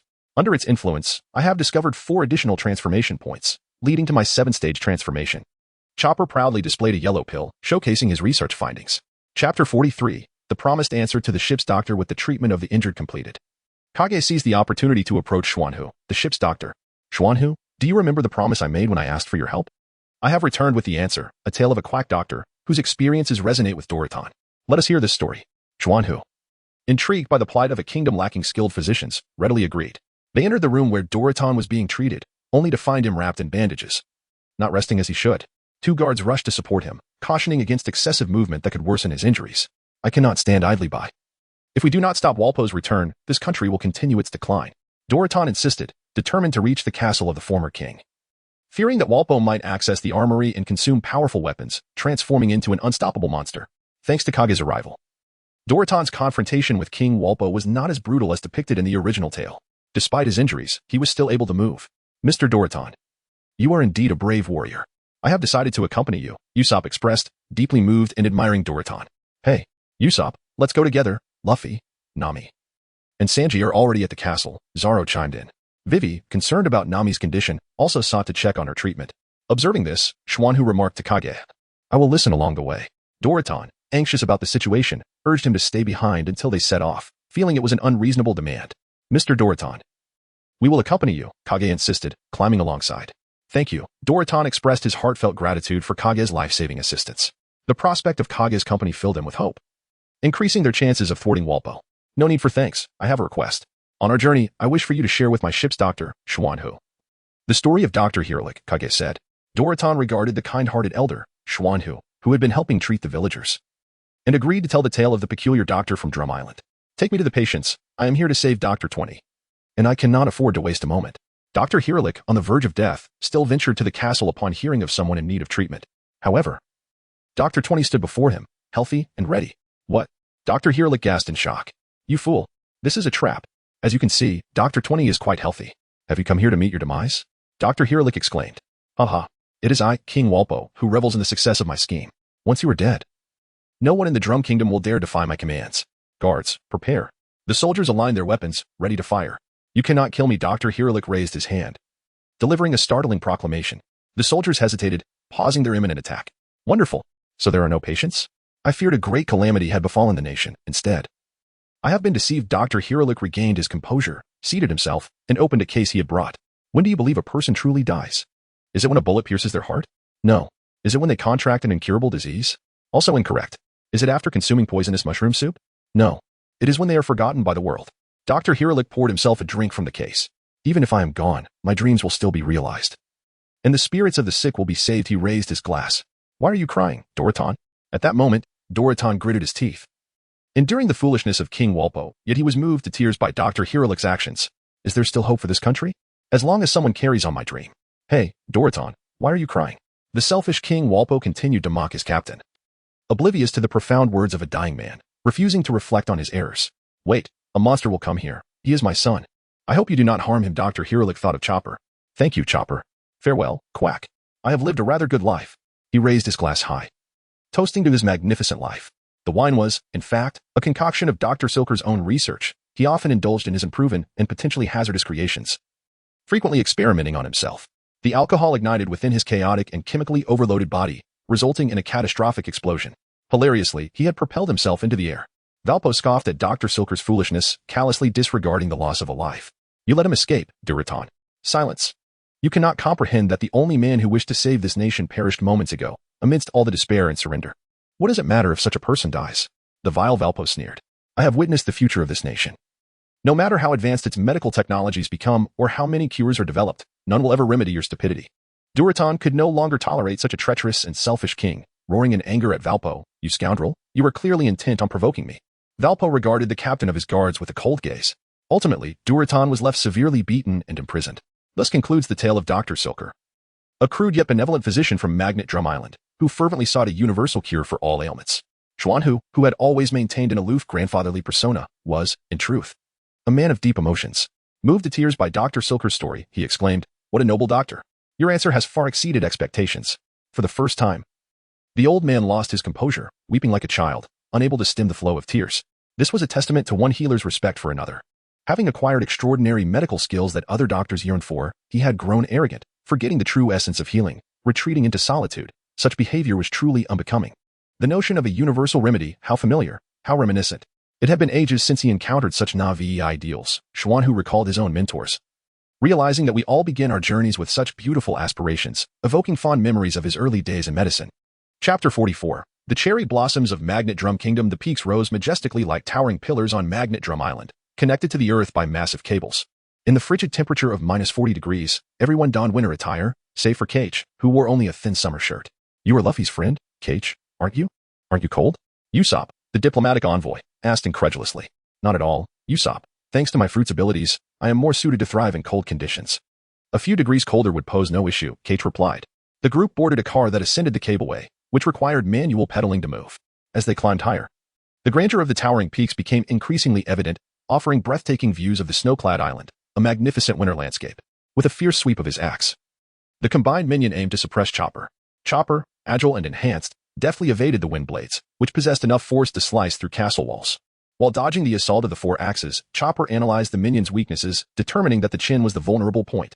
With a powerful leap, Chopper emerged from below, executing a signature move that struck the chin, leaving a distinct hoof print as he breached the enemy's defenses, ultimately defeating the combined minion. Have you all had your fill of conversation? Behold the arsenal behind me. Inside lies a plethora of weapons. Should I consume them and integrate them into my being? You will witness the most terrifying human weapon in existence. Valpo boasted, flaunting his prowess before Luffy and Nami. However, when he reached for his waist, he found the key to the arsenal missing. How amusingly resilient you are, Luffy remarked to Nami. With a powerful rubber rocket blast, Luffy sent Valpo hurtling out of Magnet Drum Kingdom. The kingdom was vanquished by a skeleton, and Dr. Giriva rejoiced, declaring Valpo's reign over. Durotan happened to witness Valpo's defeat and inquired about the two minions. They were sent flying by a reindeer, Jumping Fly, and Sanji answered honestly. The mention of a reindeer reminded Durotan of Dr. Silker's adopted son. You are the disciple of that physician who pursued the universal cure. Most impressive. Xuanhu approached Chopper. If the opportunity arises, I would love to discuss medical practices with you. Ugh, even if you flatter me, I won't be particularly pleased, Chopper replied, feeling buoyant from the praise. Dr. Giriva worked with lightning speed to treat Sanji, a sight brutal for onlookers. Only Xuanhu recognized the value in her precise, albeit ruthless, techniques. Outside, Luffy unwaveringly invited Chopper, come join my crew. Zoro was left speechless. How could one invite another while simultaneously complaining about their chatter? I detest drawn-out farewells, Doctor. Giriva handed a pouch of powder to Durotan, instructing him to pass it to the guards to load into the cannon. When we set sail, we must make quite the spectacle. Outside the castle, cannons rose, their barrels aimed skyward. Are you all ready? Fire. The resounding blasts echoed across Magnet Drum Island, capturing everyone's attention. All shots completed, a villager guard reported to Dr. Giriva. Turn on the lights, she commanded, prompting the villagers to illuminate the castle's lights. The miraculous cherry blossoms of Magnet Drum Kingdom bloomed spectacularly, a breathtaking sight. The culmination of Dr. Silker's 30 years of effort in crafting a universal remedy manifested as the cherry blossoms blooming in the snowy land. The era of Valpo had come to an end, giving rise to the kingdom of cherry blossoms on Magnet Drum Island. How magnificent! Truly beautiful! What a dreamlike spectacle! Such foolish thoughts are beyond comprehension. A miracle! To arrive in the world of One Piece and not witness the cherry blossoms of Magnet Drum Island would be a profound regret. Kichi found himself burning the midnight oil to prepare for the journey, not only to resolve the ship's Doctor's emotional turmoil but also to witness the miraculous cherry blossoms. The crew of the castle, the townsfolk, and the Straw Hat Pirates, including Satyr and Jack, returned to the Dragonfly ship, collectively marveling at this enchanting phenomenon. The Straw Hat Pirates, led by the adventurous Monkey D, Luffy, set forth on their journey to Alabasta, accompanied by their new companion, the ship's Dr. Tony Chopper.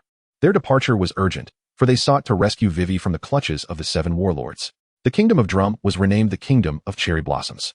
The citizens rejoiced, returning to the town to host a banquet celebrating the nation's rebirth. Dr. Koreha and Kaiji's group were in attendance, with Kaiji even arranging for Shanks to catch a large fish as a congratulatory gift, while the chef trio assisted in preparing the feast.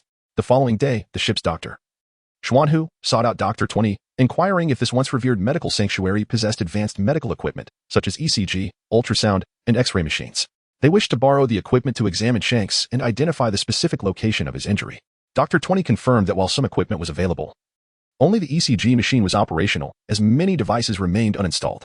During the reign of Wapol, numerous doctors were exiled, and the researchers and skilled practitioners of these devices were driven out. Moreover, Wapol, being in good health, had no need for such technology, which led to the current predicament. Are there design blueprints and manuals? Xuanhu inquired. Yes, Dr. 20 replied. The personnel may have left, but the equipment remains in the National Research Facility and is intact. Xuanhu enlisted the help of the scientific trio, Satter, Gade, and Frady, to see if they could assemble and calibrate the machines. They ventured to a local clinic, a structure distinct from the homes of the townspeople, meticulously designed and layout akin to a modern hospital.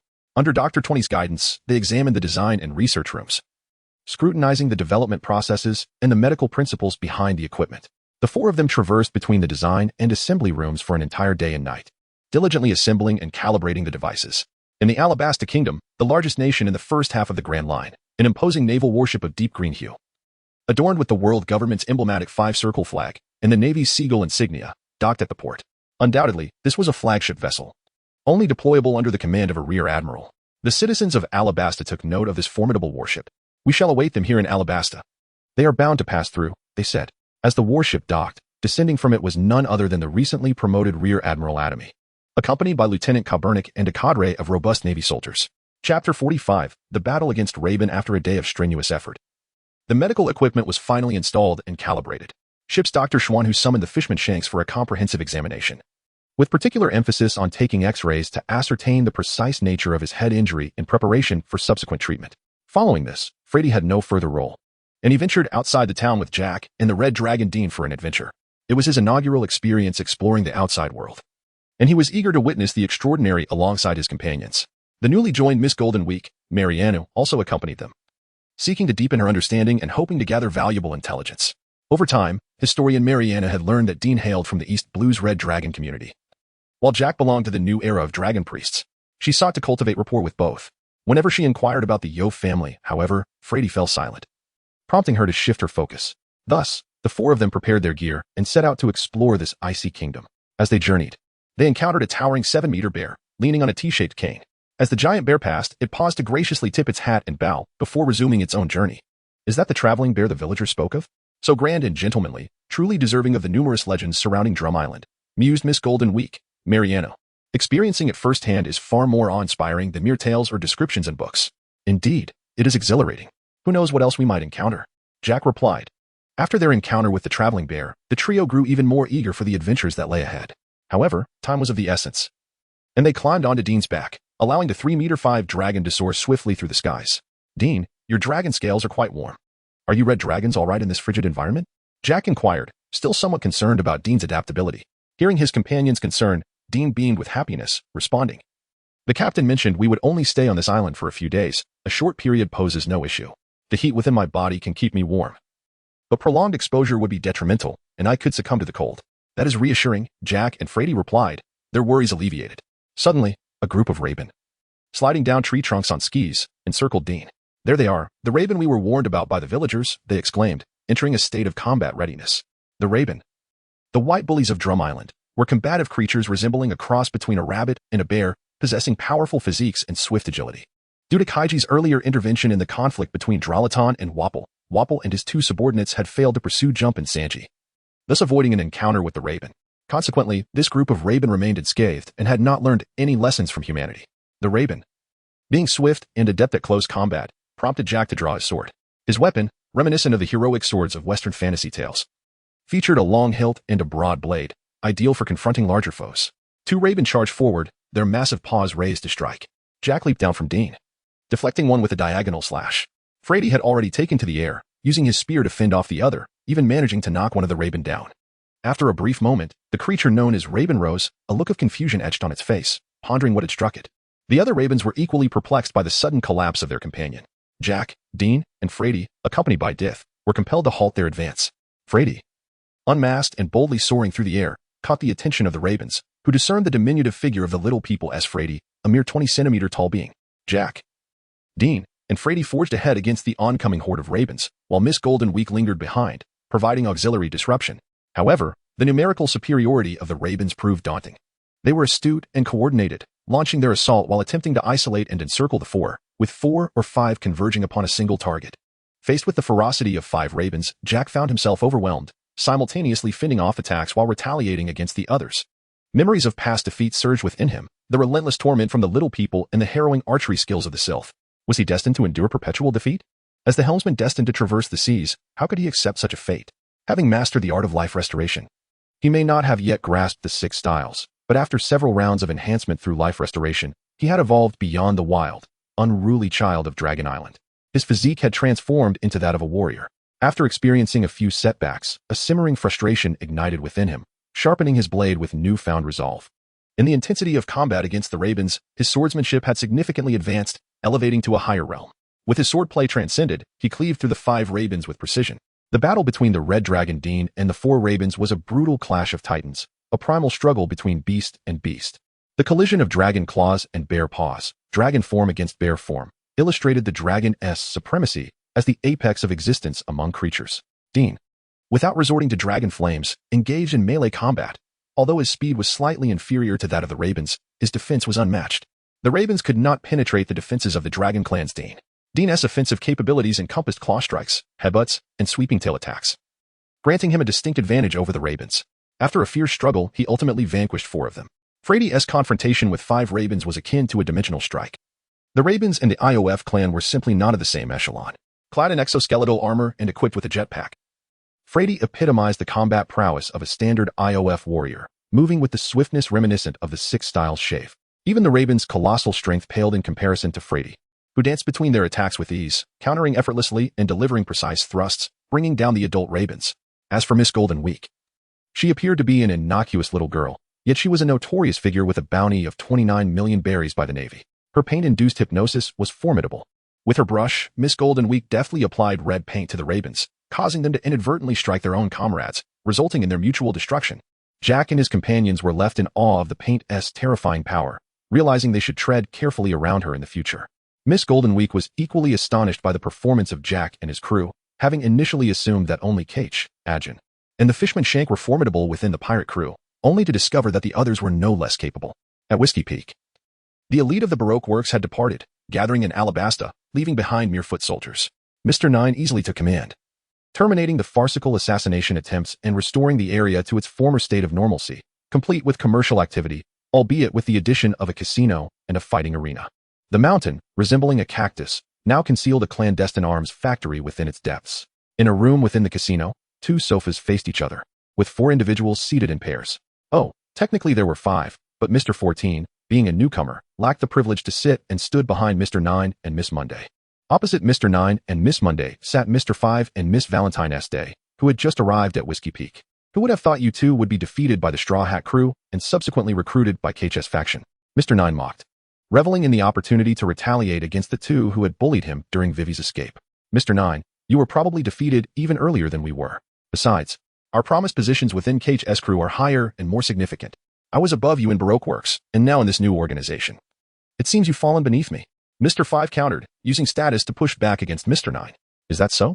Mr. 9, infuriated, stepped forward and grabbed Mr. 5 by the collar. Are we about to fight here? Mr. 5 retorted, anger flaring as he grasped Mr. 9's hand, preparing to unleash his explosive fruit abilities. Both of you calm down. Miss Monday and Miss Valentine Day intervened, separating the 2. Unbeknownst to Mr. 9, his mindset had shifted, having endured so much. He now dared to stand up to Mr. 5, a feat that would have been unimaginable in the past. He was beginning to shed his former self, one that lived in fear of powerful adversaries and was genuinely embarking on the path of the strong. The situation in Alabasta remained uncertain. Kichi's new organization was not yet fully established, rendering their bickering meaningless. Even if Crocodile were to fail, the conditions would still be fulfilled, and the new organization would ultimately take shape. Its members would not be limited to just them, according to feedback from Kichi's crew. There were others in the East Blue. Thus, their primary focus should be on fulfilling their tasks, lest they be abandoned themselves, Miss Monday advised. She perceived the new organization positively, wishing to remain within it, as the Elder and Kichi had provided her with ample martial guidance, aiding her and her companions' growth. East Blue, huh? Mr. Five and Miss Valentine S. contemplated. They had only now grasped that the head of Baroque Works was the warlord Crocodile. Understanding Kichi's intent was now clearer. It was beyond the warlords. Mr. Nine and Miss Monday, Miss Valentine S. and I hold the sole boarding privileges within the organization. I shall strive to secure more resources for you. We are here temporarily to assist in safeguarding the arms factory, ensuring its security amidst the island's considerable changes. Now, let us discuss the current plans and deployments on the island. Mr. Five expressed amicably, advocating unity among them. The objectives of the new organization were lofty, and their partnership would afford them greater influence. Mr. Nine and Miss Monday accepted their goodwill, sharing details about Kichi's arrangements on the island. At Whiskey Peak, dueling was now prohibited in the town, restoring normal trade and life, while open spaces outside the town remained free for personal skirmishes. The casino hosted not only customary gambling activities but also collaborated with the fighting arena for events such as martial contests, marksmanship trials, and seaside fishing competitions. Private duels and event rankings could be wagered at the casino, establishing a self-sustaining financial cycle for the new organization on the island. The arms factory was being constructed orderly within the mountains, and the four of them conducted a nighttime inspection together. In the Cherry Blossom Kingdom on Drum Island, Jack and his companions had successfully defeated the entire Raven tribe, leaving them all incapacitated. Such formidable rabbits! There are truly many strange creatures on Drum Island.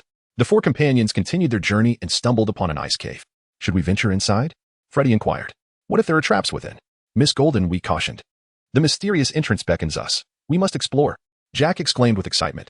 Together, they entered the ice cave, where the winding tunnel seemed endless. As they ventured deeper, the darkness enveloped them, and the illumination from Freddy's flashlight and Jack's torch diminished. After some time, they realized they were ensnared in a labyrinth, devoid of treasures or amusement, and had lost their way. Shadows flitted about in the darkness, heightening the tension and terror. In a panic, they dashed toward one tunnel and inadvertently fell into a slide. The four of them slid swiftly down the slope, landing on a smooth ice surface. After several dizzying moments, they gradually regained their footing. Freddy's flashlight had broken and was no longer functional, but Jack's torch had extinguished upon impact. Fortunately, he managed to relight it and produced another one. With two torches illuminating the ice, they noticed something beneath the surface. Miss Golden Week used her torch to cautiously examine the icy layer below, straining to see clearly. They ignited another torch, revealing the astonishing sight of a frozen purple giant beneath the ice, a giant more enormous than any they had encountered before. They observed the magnificent figure with growing intrigue when suddenly, a dark shadow pursued them. They found themselves in an expansive chamber surrounded by icy walls, with no apparent refuge. Let's not hide. I want to see whether it's a true specter or some other creature, Freddy declared. Jack, you're swift. Take this torch while I attempt to corner it. Jack and Dean surged forward, but the shadow darted into the darkness with remarkable agility. Yet, Freddy, being the second fastest on the ship, managed to close in on it. The torch's light unveiled the shadow's true form, a 2-meter-tall juvenile travel bear clad in black, floating in the air. Are you still playing hide and seek? Jack's words were translated by the red dragon Dean. The bear's black attire transformed into a red cloak as it descended to the ground, resuming normal movement. You can understand me, it exclaimed, looking at Dean. Indeed. I am a user of the language fruit and can comprehend your speech. The travel bear expressed joy at finding a human and a dragon who could converse with it. A cloak that consumes a devil fruit. Jack and the others were astonished, realizing that even non-living beings could possess such powers. Miss Golden Week found it rather ordinary. Recalling Mr. Four's cannon, which was powered by a devil fruit that allowed it to produce explosive projectiles. My cloak consumed the human fruit, allowing me to fly. The travel bear introduced its cloak companion. Now it makes sense, Jack thought, having overcome his initial shock, having previously encountered the ghost of the Yof tribe. Chapter 47. A medical duel with Dr. 20. The brain scan of Jean Bei had been completed, and the ship's doctor, Xuanhu, scrutinized the images to determine the precise location of the blood clot in his brain. Though the clot was significant, the risks of performing surgery were daunting, especially since he had never operated on a fishman before. Ultimately, he ruled out the option of a craniotomy. Xuanhu explained the treatment plan to Shank and, upon receiving his consent, proceeded with the anesthesia. Keck, as an O, you must understand that O signifies both defense and restraint. To harness your true power, you must guide it beyond that thin membrane for it to manifest in this world, Xuanhu instructed Keck, who was watching nearby. After confirming the location of the injury once more, Xuanhu calmed himself, focusing his energy, and a warm aura enveloped him. A strange power emerged in his palm as he placed it on Shank's head. The energy gradually penetrated Shank's brain, gently assaulting the blood clot and the necrotic cells, allowing them to dissipate into gas and exit Shank's body. As midnight approached, Jack and the others had yet to return, prompting Keck to search for them to prevent any mishaps. Travel Bear, do you have any idea about the giant's corpse beneath the ice? Miss Golden Week inquired. I have no knowledge of it. That giant has been here since I visited years ago, the bear replied. Oh, what a pity, Miss Golden Week lamented, hoping to uncover information about the mysterious kingdom and the D tribe. Within the ice cave, the four discussed the giant's corpse with the Travel Bear. Indeed, you have stumbled upon something extraordinary. I never expected to find a giant's remains here. Captain Keck, now in dragon form, emerged in the ice cave to address the four. Keck, Captain, what brings you here? Jack exclaimed, surprised by the captain's sudden appearance. It's midnight. You must be cautious about the time. I came to see where you were. Fortunately, I encountered the injured Rebang on my way. My dragon senses are quite keen, Keck explained. There's nothing of value here. No relics or historical texts, not even any animals. Miss Golden Week said, sounding somewhat disheartened. It seemed that her prolonged absence from archaeological work had led her to lose some of her focus, leaning too heavily towards the final results. In archaeology, fossils and remains are equally significant, Keck reminded her. That may not be the case. The presence of giants here implies substantial information. It suggests that the mysterious kingdom might have had significant undertakings in the Drum Kingdom, Keck conjectured. After all, One Piece is renowned for its numerous foreshadowing elements, and many have scrutinized it closely, not overlooking any detail. The later revelation of Oz, the demon of the country, by Moonlight Moria, led some to speculate about its connection to the hidden kingdom of the celestial dragons. The resemblance of the giant's decorations only strengthened Keck's hypothesis. How did you come to suspect the giant's connection to the mysterious kingdom? Miss Golden Week inquired, deeply intrigued by Keck's insights. Cage did not respond. Instead, he smirked and remarked, it appears that Shun-in is not as straightforward as he seems. He is not entirely ignorant of that realm. How about coming to my home for a visit? Invited Traveling Bear. Sure. Let us pay a visit to a friend, they replied. Traveling Bear led the five to his cave, which surprisingly housed an array of musical instruments. Most of the instruments were rather worn and likely salvaged from human discards, which he had repaired for his own use. To their astonishment, they discovered that this newly acquainted Traveling Bear was also a musician. You are pirates, are you not? Allow me to perform Johnny Boy for you, said Traveling Bear as he approached the piano and began to play for Cage and his companions. The music evoked images of youthful adventurers setting sail, filled with fervor and daring escapades. From the spirited melodies, it was evident that this bear yearned for freedom. Little Traveling Bear, do you wish to set sail? Of course. However, due to environmental factors, our clan of traveling bears can only thrive in icy realms, and we cannot survive on the outside islands. Thus, we remain on Magnetic Drum Island. Knowing that you're the captain, I invited you home to learn about the world beyond. I am an animal-type user of the Ice Frost Dragon Fruit, capable of creating localized icy environments. My ship currently lacks a musician, and I would like to extend an invitation for you to join me aboard. Would you care to experience the outside world firsthand? Cage's body was infused with the essence of ice, showcasing his mastery over the elements of snow and frost to the little traveler bear. With the enhancement from the Crystal Throne and the Everlasting Glacier, Cage's command of ice had progressed significantly. He was now capable of conjuring snow and ice from his entire being, no longer limited to merely exhaling it like before. Indeed, join us. For our ship's scientific team will craft refrigerators, ice-making machines, and more. Rest assured, we shall regale you with tales of past adventures during our voyage. Jack extended an invitation as well. The monotony of ocean travel sometimes requires a lively spirit to liven things up. I shall speak with my uncle about this. The little traveler bear packed a few instruments and, accompanied by Cage and others, approached the towering 7-meter great traveler bear to discuss his desire to join the Dragonfly pirate crew and venture out to sea. The great traveler bear did not oppose but instead gifted him a brand new, exquisite hat as a rite of passage into adulthood. In the town's medical facility, 2 individuals with identical injuries were brought in. Xuanhu and Dr. 20 perceived this as an opportunity, a chance for a duel between physicians. Each would treat one patient, and the one who achieved the better outcome would be declared the victor. They even enlisted the witch Dr. Guliva as the judge. After administering anesthesia to both patients, the 2 beds were separated by a curtain. Both sides commenced their surgical procedures with utmost focus. After 2 hours of intense effort, both surgeries were successfully completed. Once the curtain was drawn back, Dr. Guliva meticulously examined both patients but refrained from passing judgment. Upon observing Xuanhu's patient, Dr. 20 voluntarily conceded defeat, acknowledging their loss. Cage discerned that the ship's doctor, Xian Lao, was employing a rather cunning approach. In terms of medical expertise, both practitioners were equally exceptional. However, the distinction lay in Xian Lao's ability to deliver a profound impact in terms of ideology and perception. His techniques in suturing and scar preparation had transcended into the realm of aesthetic medicine. This world had yet to reach a stage where aesthetic medicine could flourish, as evidenced by the rugged scars adorning the faces of the prominent figures in the realm of One Piece. Moreover, given the prevalence of conflict and the scarcity of physicians in this world, the mere fact that someone could receive treatment and survive was commendable. leaving little room for considerations of beautification. Keck could hardly believe that Xuanhu was knowledgeable about medical aesthetics. He had assumed that Xuanhu's previous world resembled a late Qing dynasty intertwined with elements of fantasy and martial prowess. To his surprise, it appeared that their Western technology, particularly in the field of medicine, was remarkably advanced. Ultimately, Keck and his associates reached an agreement with the Sakura Kingdom to establish a pharmaceutical factory on Magnet Drum Island.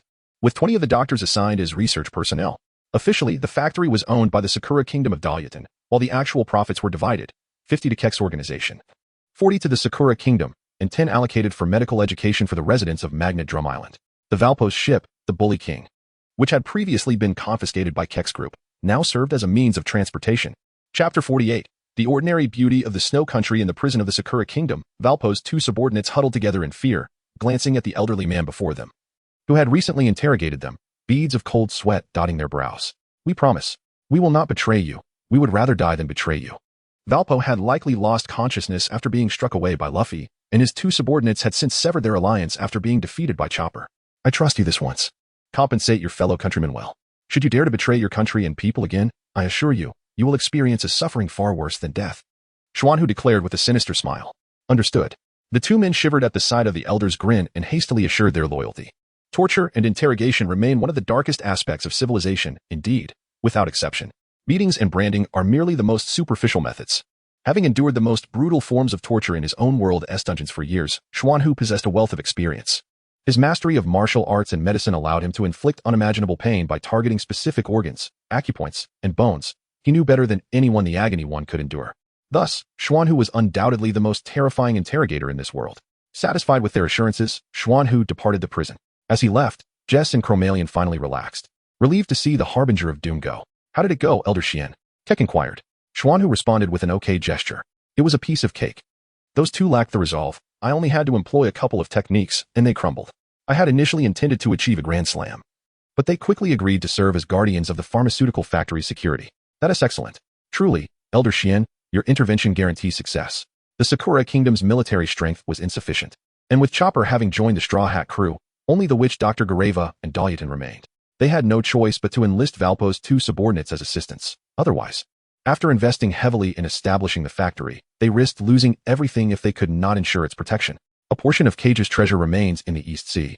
Another lies on Whiskey Peak, and now, a further investment has been made, depleting a significant portion of the funds, leaving only a small remainder. After the affairs of the Cage Gang on Drum Island were concluded, the ship Xuangong set sail towards its next destination, Alabasta. Little Travel Bear gazed back at Drum Island from the ship, witnessing his uncle doff his hat and wave goodbye from the shore. Overcome with emotion, he leapt up to bid farewell to his uncle. Looking upon the Cherry Blossom Kingdom, where snowflakes danced delicately, he lamented the absence of that enchanting night when the cherry blossoms bloomed. The Snow Kingdom devoid of malevolent spirits is indeed beautiful, is it not? Kate remarked. Indeed. Little Travel Bear joyfully replied. Laughter erupted among them, celebrating the wondrous journey through the Snow Kingdom. Dr. 20 expressed surprise. I did not anticipate your willingness to collaborate with pirates. Doriton, holding up the bounty posters of Luffy at 30 million and Cage at 20 million, informed Dr. 20 that they had known Cage's true identity since the night Luffy departed. There was no alternative. The welfare of our citizens and the nation's development were paramount. The physician indicated. After much deliberation, we concluded that it was feasible. Moreover, with the need to rebuild the nation and prepare for heavenly gold, while we may not trust pirates, we do have faith in that benevolent healer, Dr. 20 responded. Suit yourselves. This is your affair. I have no interest in it. My reindeer has departed, and I must find another to pull my cart, Dr. Goulet Gouet declared, taking her leave. In the latter stages of the Pirate King saga, the rabbit bear became the enchanted creature of the witch. Upon boarding the ship, Cage's gang discovered that Little Travel Bear was actually nameless, as there were only a few of them on Drum Island, rendering names unnecessary. Ultimately, Captain Cage bestowed the name Baibao upon him, and they collectively recalled the name of the memory sea creature, Chenlong, Dragon Year, aptly named after a dragon-like entity. Although the Zhuanggong was thrice the size of the Mary, accommodations were still insufficient. Cage's quarters, located near the kitchen and cold storage, were transformed into a snow-like environment for practicality, thus being allocated to Travel Bear Baibao. Keck took residence in the treasure chamber, conveniently ascending to the crystal throne. Upon the throne, the dragon-transformed Keck shed a layer of armor, growing stronger and more resilient scales, which glimmered with a deeper shade of blue. Cage inquired with Dean of the Red Dragon regarding the handling of the dragon scales, considering that every part of a dragon is precious, and wastefulness would be regrettable. Dean responded that they should be entrusted to the memory seahorse, Chenlong. As once Qinlong absorbs the dragon power from the scales, they can subsequently be given to the ship's doctor for use as medicinal materials. Qinlong's dragon bloodline is rather weak, and these scales could assist him in enhancing his lineage and ascending to a higher rank. Kichi placed the dragon scales into the fish tank of the celestial dragon. The memory seahorse gazed at the scales with stars in its eyes, cradling them as if they were treasures, and continuously nodded in gratitude towards Kichi. A sea cat emerged, blocking the path of the zhuaging ship, prompting Akin to draw his weapon in preparation to deal with the marine beast. The zhuaging ship was at risk of an attack, yet Kichi intervened. This sea cat is the guardian of Alabasta. It poses no threat to us. Do not harm it, and let us not provoke unnecessary conflict. A guardian, indeed. Such a being warrants cautious respect, agreed Xuanhu. Although they hailed from different worlds, their cultural roots intertwined, leading them to embrace the mystical concepts of deities, destiny, and karma, always preferring to believe in their existence rather than dismissing them entirely, as long as their safety was assured. The guardian sea cat observed them for a moment, showing no inclination to attack, before gracefully swimming away, as if it had passed some form of assessment and received their acceptance. The sea cat has departed. Kichi sighed in relief, grateful that they need not harm the so-called guardian. If karma truly existed, it would have been troublesome. He continued to speak to the crew. Encountering the guardian of Alabasta signifies that we are nearing our destination. Let us press on, my friends. Off the coast of Alabasta, pirate ships under Crocodile's command had already gathered nearby. The city, renowned for its perfume production, canola flower, was bustling as a group of Navy officers pursued the Straw Hat crew and Ace, the second commander of the Whitebeard pirates. The millionaires and billion followers of the Baroque works hid among the crowds, closely monitoring the movements of the Straw Hat crew, awaiting the opportunity to capture Luffy and Ace. It was indeed audacious. Luffy and Ace had already shown mercy, yet the pursuit continued.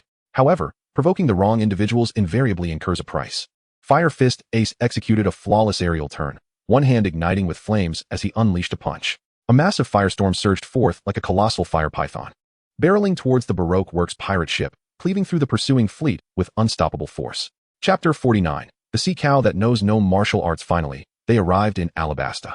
True to its title as the Desert Kingdom, the boundless sands stretched before them, waves of heat enveloping the air.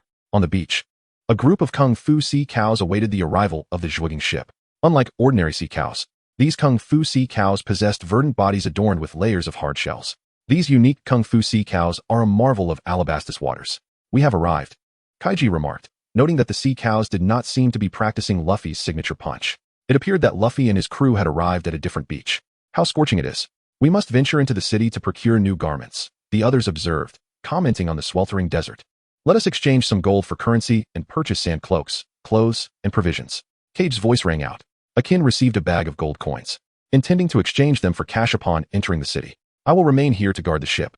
The merman Shank has been unconscious for several days and has yet to awaken, receiving glucose nourishment. It is more convenient for me to care for him. You all go ahead, Xuanhu said. I shall not disembark to the island either, remarked the traveling bear, who had just boarded the ship.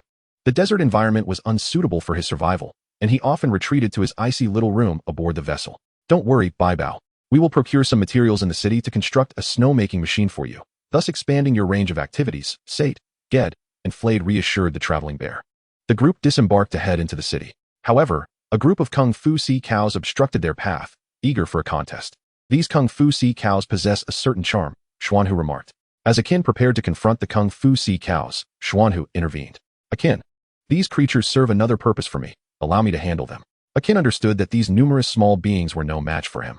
Dean, your appearance is ill-suited for entering the city. Stay and assist me in communicating with them. Xuanhu called Dean over, leaving Hank and Debuty, two of Carmen's bodyguards, behind to ensure Miss Carmen did not journey into the city with them.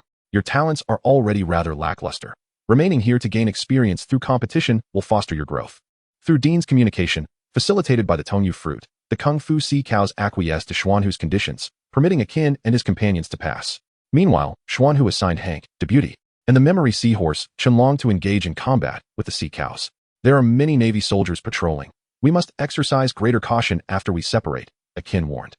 They had not anticipated the presence of naval troops in the city of Canola. After exchanging the gold coins for cash, they hastily made their way to a clothing store to change their attire.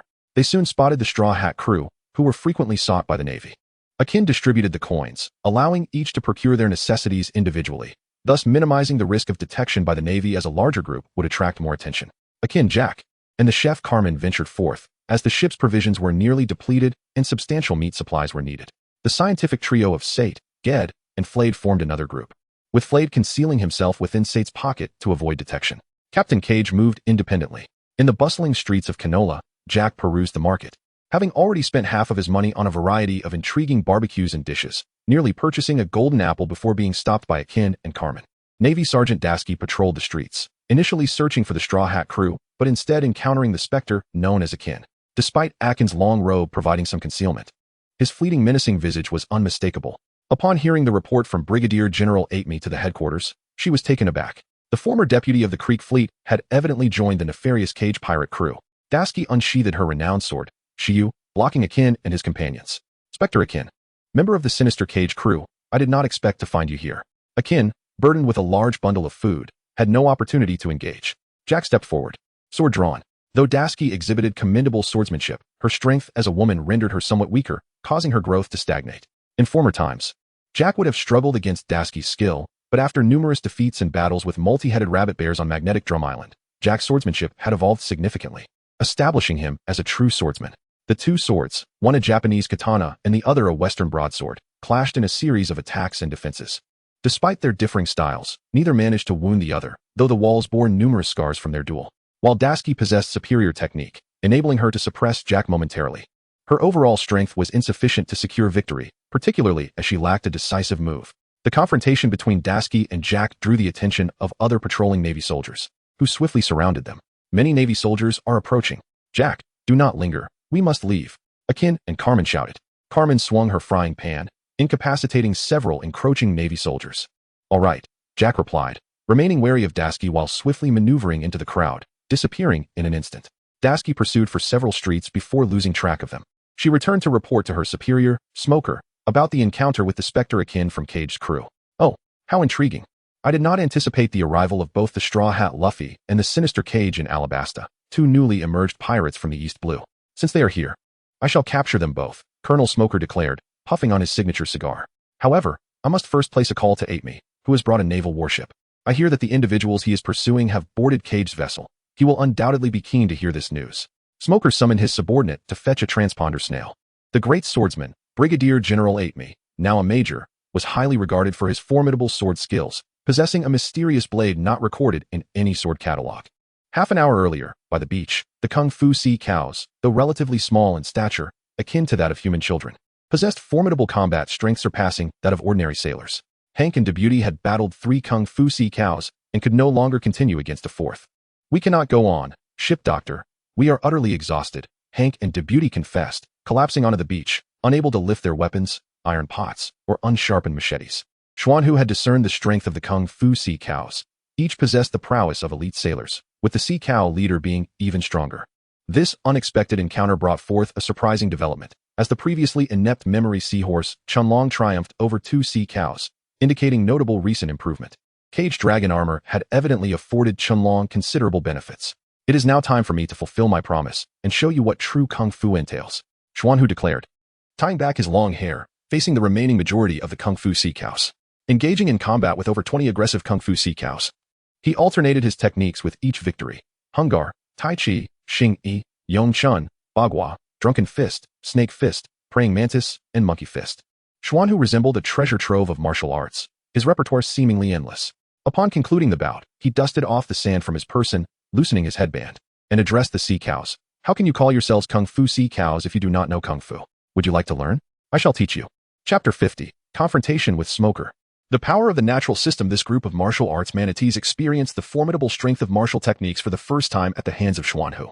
Previously, they relied solely on their innate power and speed, possessing little mastery over technique. Overwhelmed with admiration for the venerable elder Xuanhu, the group knelt before him, seeking to be his disciples and hoping he would impart his martial knowledge to them. The elder was immensely pleased, accepting these pure-hearted and martial enthusiast disciples, who were a rare and divine gift. However, Xuanhu chose not to teach them all the martial arts, selecting only a few to share.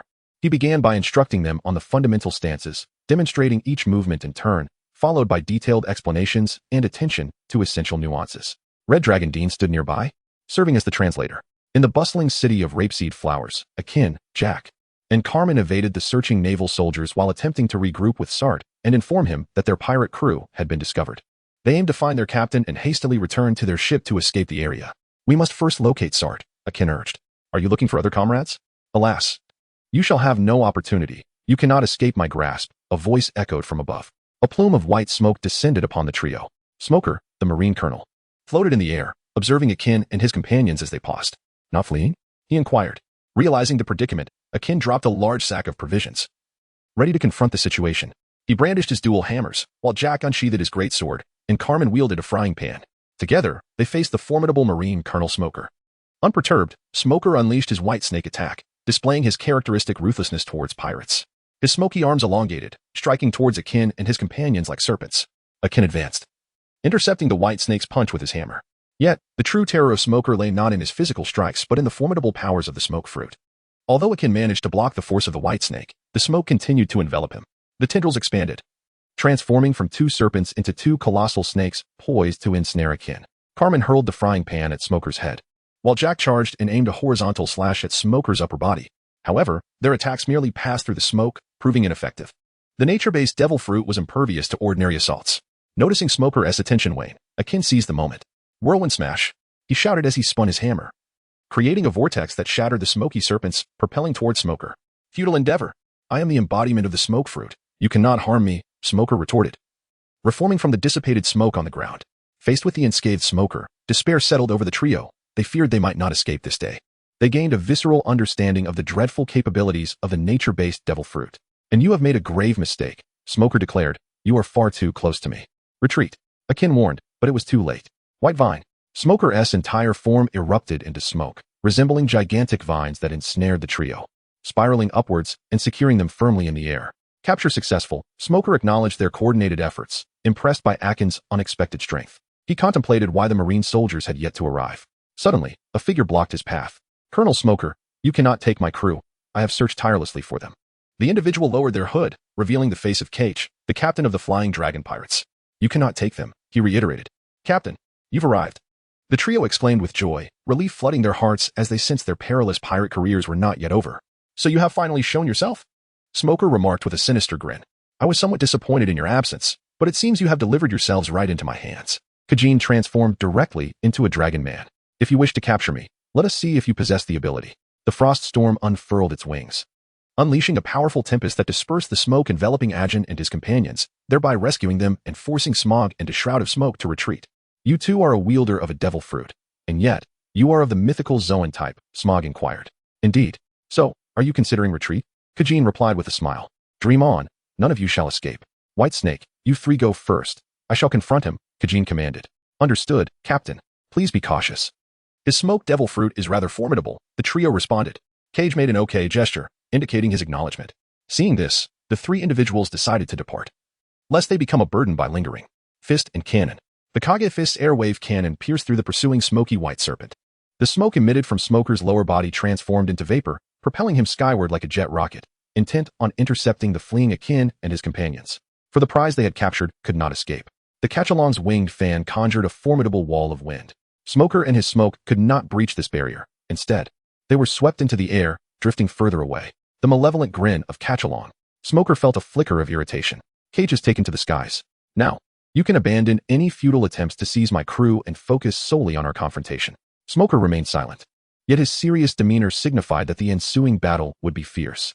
The white fist, dragon fist, direct dragon strike, a punch infused with a torrent of smoke, accompanied by the roar of a dragon, captured the attention of the surrounding residents as they witnessed the aerial clash between the two combatants. The white serpent, cannon fist, a blue flying dragon engaged in a dance with a soaring white rocket, their exchanges a mesmerizing display of power.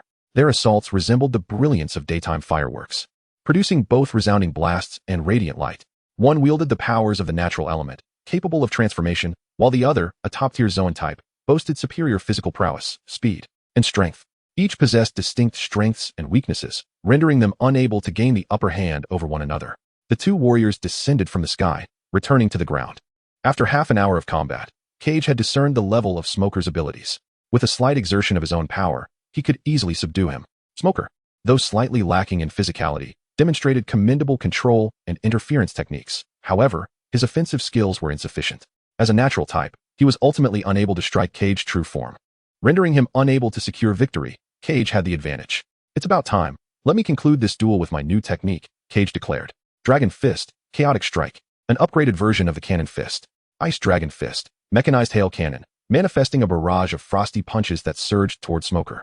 The icy projectiles, piercing through his smoke-formed body, detonated, unleashing a frigid tempest.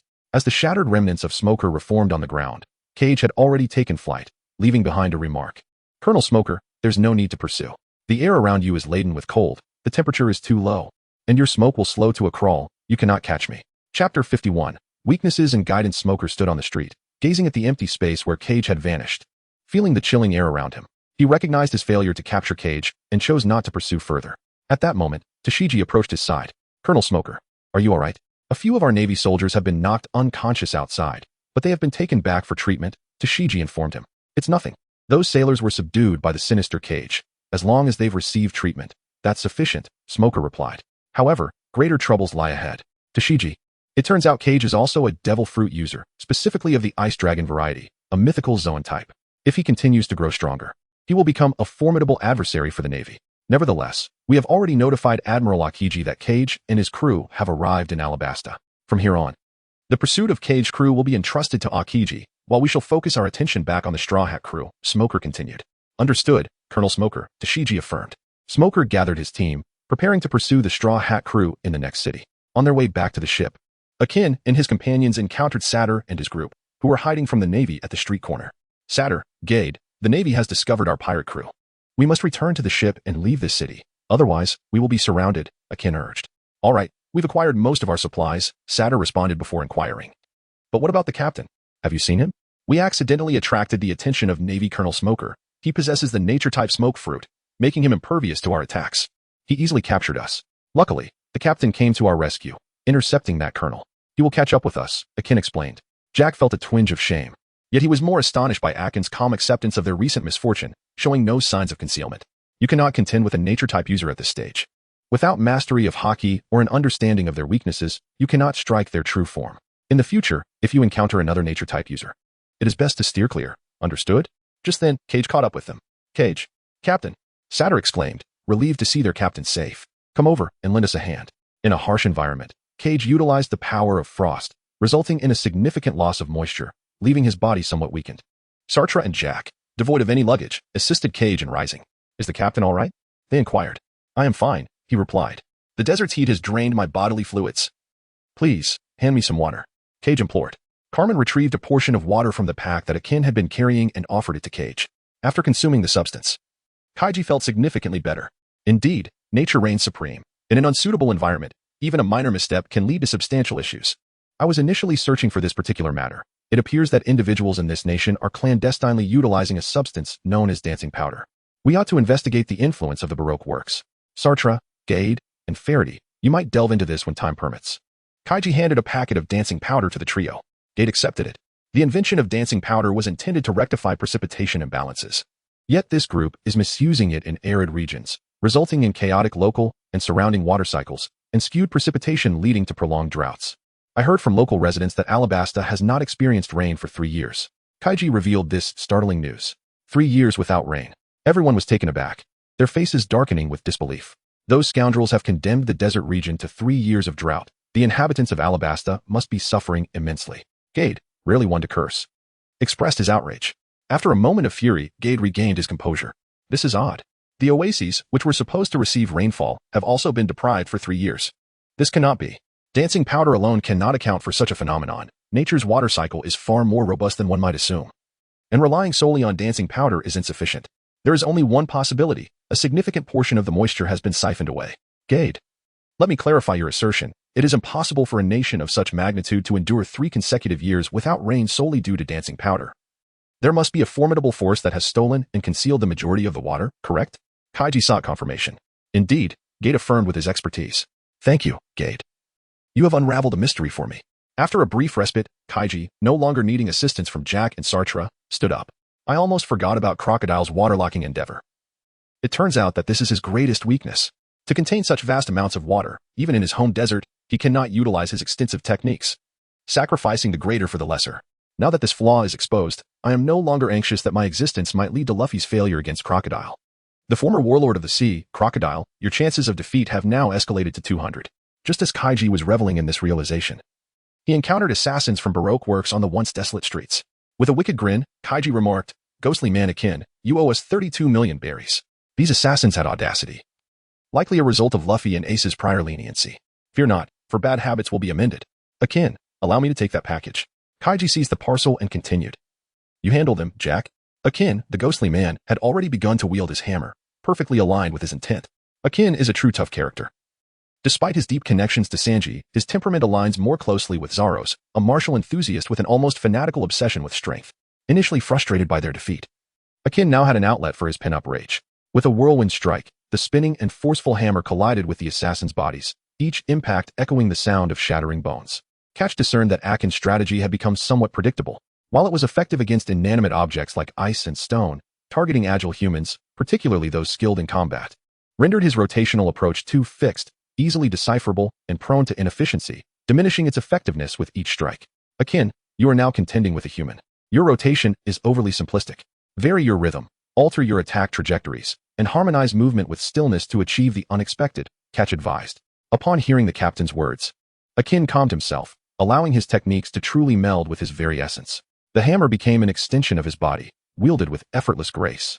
Capable of both ferocity and fluidity, he no longer fixated solely on rotation. Like water meeting the wind, he flowed into a harmonious stream. In the throes of battle, Akin conceived a new technique, reminiscent of waves crashing against rocks, his adversaries akin to stones submerged in the depths of a river. As the assassin, Akin dealt with Jack with ease. Captain, what about my great sword? Please offer me some guidance. I too wish to improve, Jack implored after finishing his bout. Witnessing Akin's newfound mastery, he felt the urge to cultivate his own skills, realizing he lacked a signature technique. Akin has trained sufficiently. His progress is a natural consequence. However, you have much ground to cover. Your swordsmanship lags behind your archery. To advance, alongside practicing your archery, you should dedicate time to mastering both drawing and wielding your sword. A proficient swordsman excels in both disciplines, Catch stated. Drawing and wielding a sword. It's that simple? Jack questioned, harboring doubt, fearing that the captain might be teasing him. Kage discerned Jack's confusion.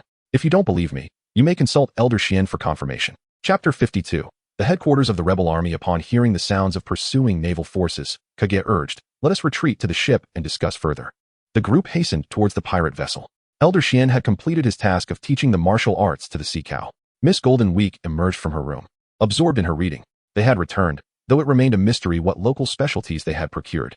Until Crocodile was defeated, she would refrain from setting foot in Alabasta. For being discovered by the Baroque Works agents would spell trouble. Elder Shien, debut, Hank, raise the anchors at once. We must leave this place immediately if the Navy discovers us in the city. Otherwise, we shall be surrounded by soldiers, the helmsman Jack called out to the crew. The trio promptly raised both anchors. Jack boarded the ship, swiftly heading to the helm to navigate the troubled waters away from the shore. As the crew returned to the ship, the sounds of gunfire and cannon fire from the pursuing naval soldiers resonated. However, Kage and his companions moved with great speed, and the troubled waters had already distanced itself from the beach. Their attacks fell short, with bullets and cannonballs sinking harmlessly into the sea. Farewell. No need to see us off. Kage and Sate bid a friendly farewell to the naval soldiers on the shore. Carmen took Debut and Hank back to the kitchen to store the newly acquired provisions. Sate and Gade accompanied Faraday to the laboratory to place the recently purchased materials and items, distributing their belongings accordingly. Miss Golden Week. This city is renowned for its perfume production. I bought a multitude of fragrances there and would like to gift you a few. Carmen handed Miss Golden Week several bottles of perfume, spritzing a bit on herself to test the scent. Thank you. Miss Golden Week accepted the perfume. Although she did not have a pressing need for it, having perfume as a girl was indeed delightful. Carmen, noticing only 2 girls aboard the ship, extended her kindness. Hoping to foster friendship and engage in pleasant conversation, she observed that Miss Golden Week appeared to be preoccupied with her thoughts. As long as one refrained from acting against the interests of their companions, the captain would not impose difficult demands. Life aboard the ship was rather agreeable. Perhaps you are concerned about our ability to defeat Crocodile and the Baroque Works? Carmen continued, you need not worry. Aside from the infamous warlord Crocodile, I have no doubt that Captain Kage possesses the means to conquer him.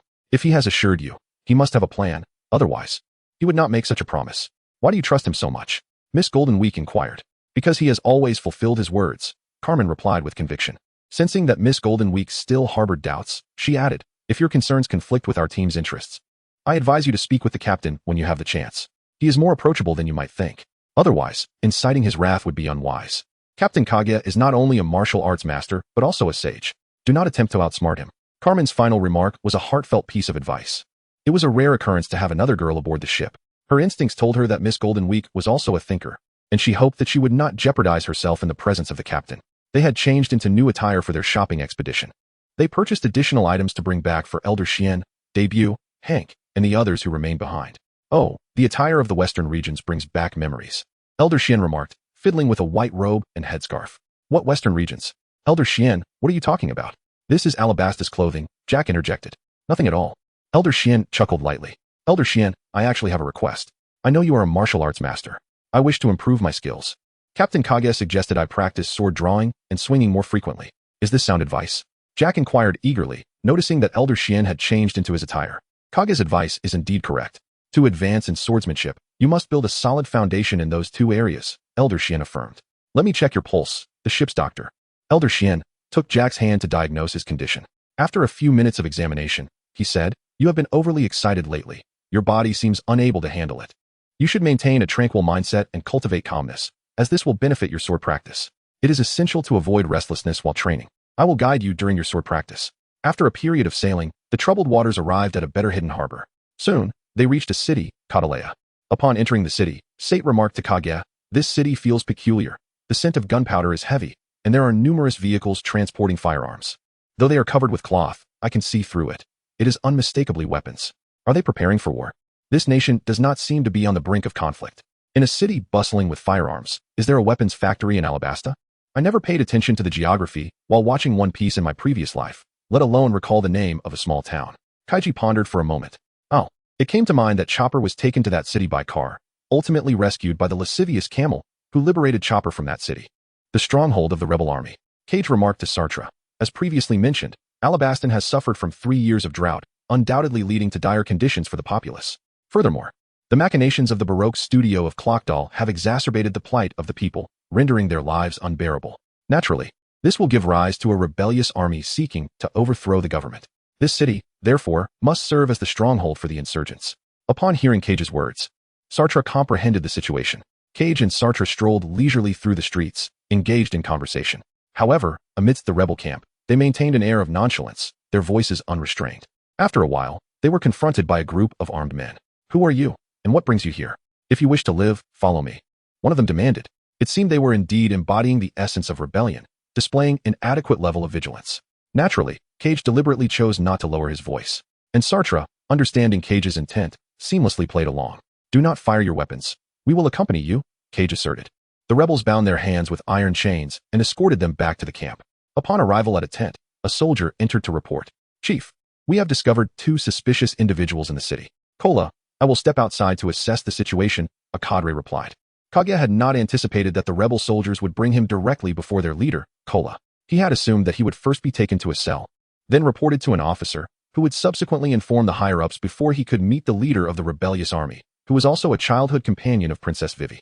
Kola, there's no need for all that hassle, just step out.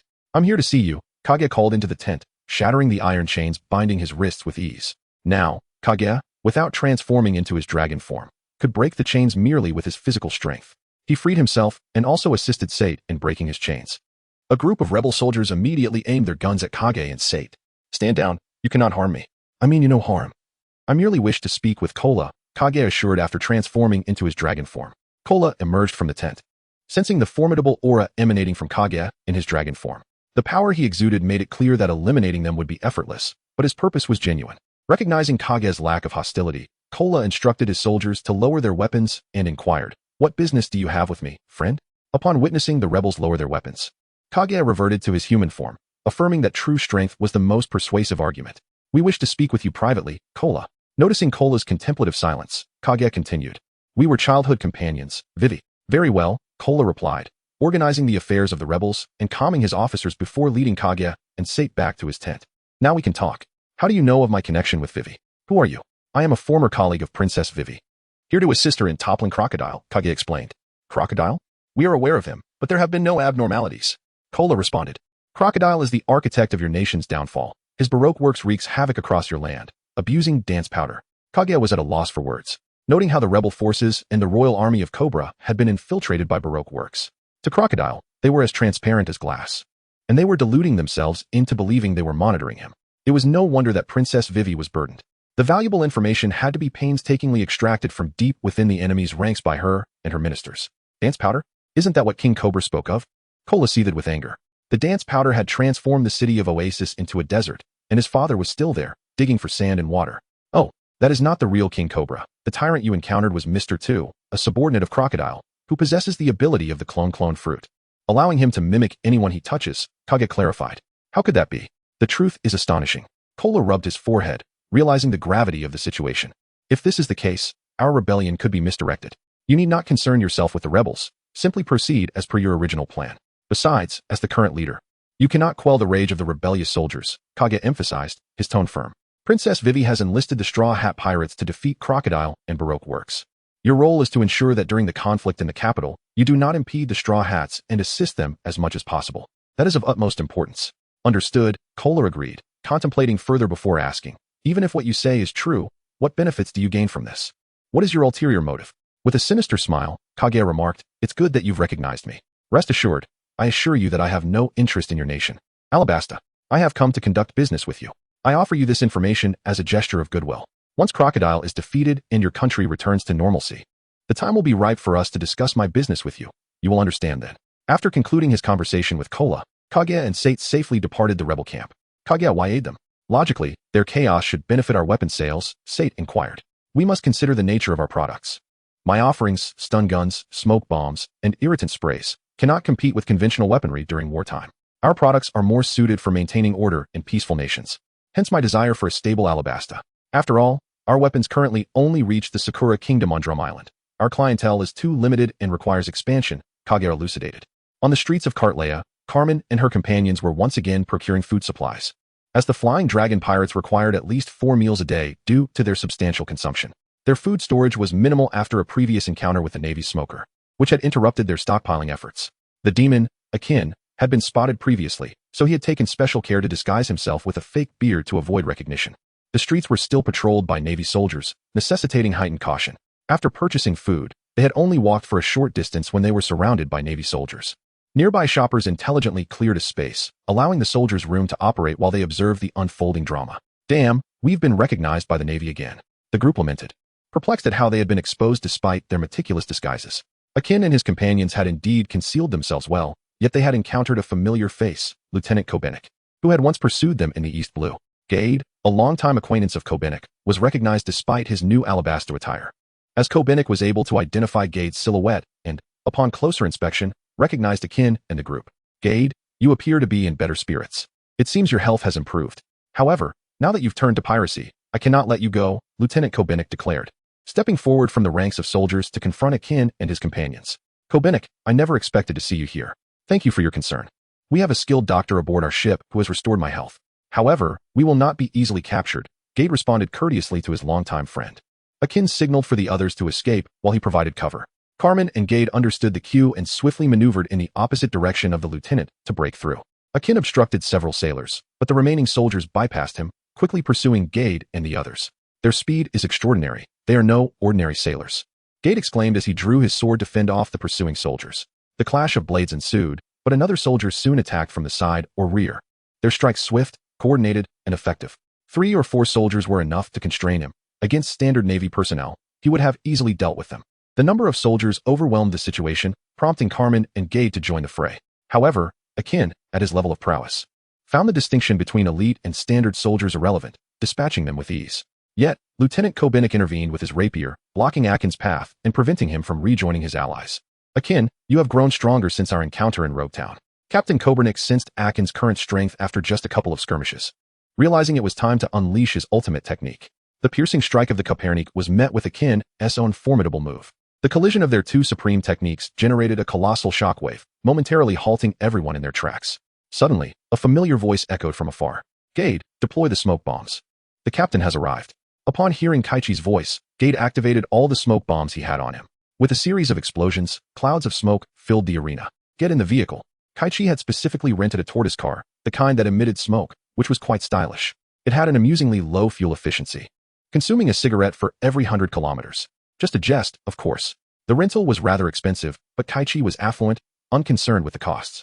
Taking advantage of the smoke, Akin and the others swiftly boarded the rear compartment of the tortoise vehicle. The smoking land tortoise sped away, carrying Kichi and his party out of the city of Katlia and into the desert. The Navy was unprepared for any form of transportation, and as they watched the tortoise vehicle kick up clouds of exhaust, Captain Kobernik and his Marines could only stand by helplessly, watching Kichi's group make their escape. Chapter 54. A beautiful starry sky. As Kichi's group rode the smoking land tortoise into the desert, they believed they had evaded capture and could finally breathe easy. However, the resolute Rear Admiral Atemi, clad in a cloak emblazoned with the word justice, pursued them to the edge of the desert. Upon reaching the outskirts of the residential area, he decisively drew his famed blade. The Marzek tornado, a mysterious strike from his renowned sword, unleashed a swirling tornado, its cutting winds carrying a blue slashing force that spiraled upwards. The whirlwind picked up sand, yet its power and speed only intensified, closing in rapidly on Kichi's tortoise vehicle. This determined Navy officer Atemi was relentless, demonstrating a tenacity rarely seen, even in the most seasoned of pursuers. After transforming, Kichi soared into the sky to thwart the pursuit of the tornado. The turtle vehicle is quite expensive, and any injuries would incur additional damage fees. It is best to prevent the tornado from catching up, as harming the turtle would be unfortunate. Kek wished to ascertain the extent of his enhanced defenses after shedding his armor, so he boldly ventured into the heart of the tornado, eager to experience the prowess of this formidable swordsman. The fierce blades of wind and slashing strikes incessantly assailed Kek's dragon armor, akin to chainsaws relentlessly striking against the tank's armor, sparking flares of fire yet failing to breach his formidable defenses. Cage has already discerned the level of defense provided by his dragon armor. Previously, enduring the bombardment of heavy artillery directly placed considerable strain on his body. However, now he feels no pressure at all and can withstand it effortlessly without sustaining any injuries. Cage offered no resistance, allowing the dragon's body to execute its slashing maneuvers. After experiencing these strikes, he gleaned some insights. His draconic armor had fortified his defenses, yet the membrane on his wings lacked sufficient hardness. Consequently, he sustained several scars during the whirlwind slashes, indicating that he must be mindful of this vulnerability in his wings in the future. Having completed his verification and indulged sufficiently, it was time to conclude the endeavor. Cage unfolded his wings, forcefully fanning out a tremendous gust of wind. With a resounding exclamation, he disrupted the swirling tornado attack. Suspended in midair, Cage glanced back at the Navy officer Atemi, who stood at the outskirts of the city. Though he appeared as but a small dot, Cage could still discern him. He pondered why Atemi would seize the opportunity to capture him and his companions at the rebel stronghold of Cardelea. What was the true motive behind the Navy officer's calculations? Noticing Atemi's lack of intent to pursue, Cage soared back to the turtle vehicle. The scorching desert was too harsh for him. As soon as he settled back inside, he felt utterly drained. The heat was overwhelming, leaving him fatigued and uncomfortable with even the slightest movement.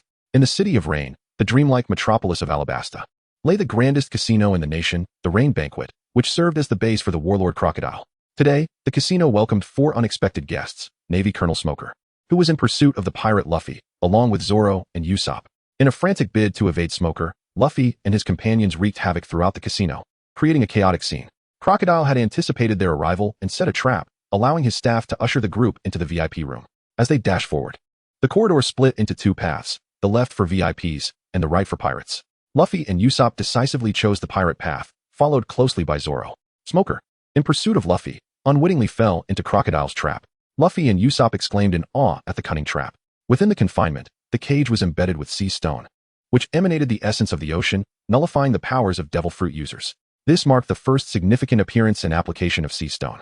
Luffy felt weakened, and Smoker discovered he could not utilize his smoke fruit abilities.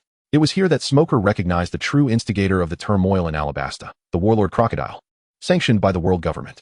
Crocodile, with a devious demeanor, presented a fake key as if it were genuine, tossing it to his pet, the banana crocodile, which devoured it before arrogantly departing. The banana crocodile, adorned with a crown resembling a banana and colossal in size, feasted upon sea creatures. It left Luffy and his companions to await their demise in the cage, as seawater continuously poured in, threatening to submerge them and suffocate them to death. Suddenly, Mr. Sanji descended from above, delivering a precise kick that shattered the banana crocodile, inadvertently rescuing Mr. 3, who was trapped inside its belly. Emerging from the waxen ball, Mr. 3 appeared as a mere husk, having failed his mission and suffered the consequences of being drained of moisture by Crocodile. Gratefully, Mr. 3 utilized his wax fruit abilities to craft a key, unlocking the cage and liberating his companions. As night fell, Cage and his group returned to the ship, the Zhuanggang. They unloaded the cargo from the turtle vehicle and provided water to quench its thirst. The temperature in the desert had dropped significantly, plunging below freezing. Cage, having acclimated to the environment, felt invigorated.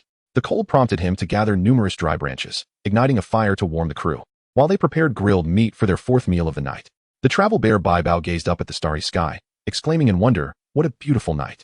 The skies above Magnet Drum Island were often shrouded in mist, and it was only upon arriving in Alabasta that he realized the splendor of the stars. The pure, unblemished sky was breathtaking. Cage and Jack remarked to Baibao that experiencing such beauty was indeed part of the adventure. The group unanimously appreciated Baibao's admiration. As the dazzling starlight and resplendent Milky Way adorned the pristine night sky, evoking a sense of serenity and awe, they spent the evening reveling in fireworks and delectable barbecued feasts. Tomorrow, we shall visit the capital of Alabasta, Arabasta, declared Cage. Miss Carmen expressed great interest in the capital, having heard tales of its unique culinary offerings. Under the blazing sun, Luffy and his companions, accompanied by Princess Vivi, rode upon the lecherous giant crab that resembled a camel, heading toward the capital, Arabasta, to save the day. However, Crocodile pursued them, prompting Luffy to confront him alone.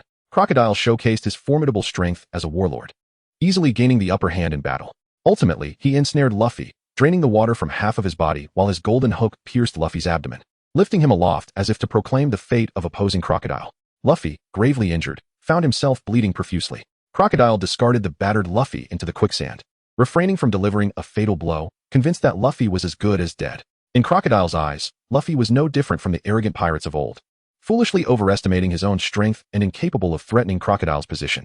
Unbeknownst to him, Luffy's ally, Nico Robin, stealthily employed her flower fruit powers to rescue Luffy from the quicksand, ensuring his survival. After neutralizing Luffy, Crocodile set his sights on the capital of Arabasta to commence his nefarious plot, seeking the legendary ancient weapon Pluton, capable of easily obliterating an island. Transforming into a whirlwind of sand, he advanced toward the capital, only to encounter Cage and his crew riding atop the land turtle. Noticing the pirate insignias adorning their wrists, he mused, interesting, they are also pirates. He fixed his gaze upon Cage and his companions. Kajia also took note of Crocodile. The floating sand dunes were too conspicuous. He did not expect to encounter the Shichibukai, Crocodile, so soon. This time, confrontation was inevitable. Bring me some water, he commanded. Very well, let us meet this legendary Shichibukai. Chapter 55. Duel with the Shichibukai Crocodile amidst the golden sands suspended in the air. The two pirates stared intently at one another, a clash of titans imminent. Who would seize the initiative, and who would emerge as the ultimate victor in this fierce battle? With a sinister grin, Kajia remarked, I didn't expect you to possess the powers of the Zoan-type dragon devil fruit. My subordinates have informed me about you. You dealt with a group of my men in the city of Konoha. Crocodile responded, oh, most of those were handled by my crew member, Akin. They were far too weak to warrant my intervention. Kajia chuckled, such arrogance among the youngsters these days. It is truly infuriating. Seeing Kajia's lack of fear towards him, the Shichibukai Crocodile grew enraged, launching the first strike. He gathered a small whirlwind in his hand and directed it towards Kajia. The desert tornado erupted from his palm, instantly transforming into a raging sandstorm that surged forth to attack Kajia. Unfazed, the Dragon Man Kajia stood his ground, allowing the sand tornado to envelop him. At the eye of the storm, he discerned that the attack lacked potency, far weaker than the cyclone slash unleashed by Haitami Kage lost interest. And with a sweeping motion, he fanned out a whirlwind in the opposite direction of the Salon vortex, thereby shattering the swirling sands. In an instant, the air became significantly clearer and the dust ceased its chaotic dance. It was time to actively engage and test the true prowess of the seven warlords. Catch soared rapidly before Crocodile, launching two formidable dragon claws that struck against his sandy form. Unwilling to relent, Catch pivoted and unleashed a fierce dragon tail attack, cleaving through Crocodile's sandy body once more. The elemental transformation of the Logia type proved troublesome. Crocodile conjured blades of sand in midair, hurtling them to slice through Catch. However, Catch's dragon armor remained impervious. The assault of the sand blades failed to breach his defenses, yet their force did push the Dragon Man Catch back. Engaged in aerial combat, Crocodile found himself at a disadvantage in speed, but his keen intellect guided him to coalesce his form back to the desert floor. There, amidst the sands, he could exert greater control over his environment. Kaguya plunged downward, his dragon claws aimed directly at Crocodile's face. The sand blades coalesced once more, transforming into sharper, larger edges that surged forth with increased velocity to strike at Kaguya. Under the protection of the dragon armor, Kaichalong felt the enhancement of the attack. He also utilized his dragon arm to deflect the sand blade aimed at his dragon wing, yet was propelled further away by the impact. It appears that the more sand there is, the stronger Crocodile becomes. Upon witnessing the situation, Kaiga relinquished his aerial advantage, retracting his dragon wings and descending to the desert floor. What followed was a genuine face-off.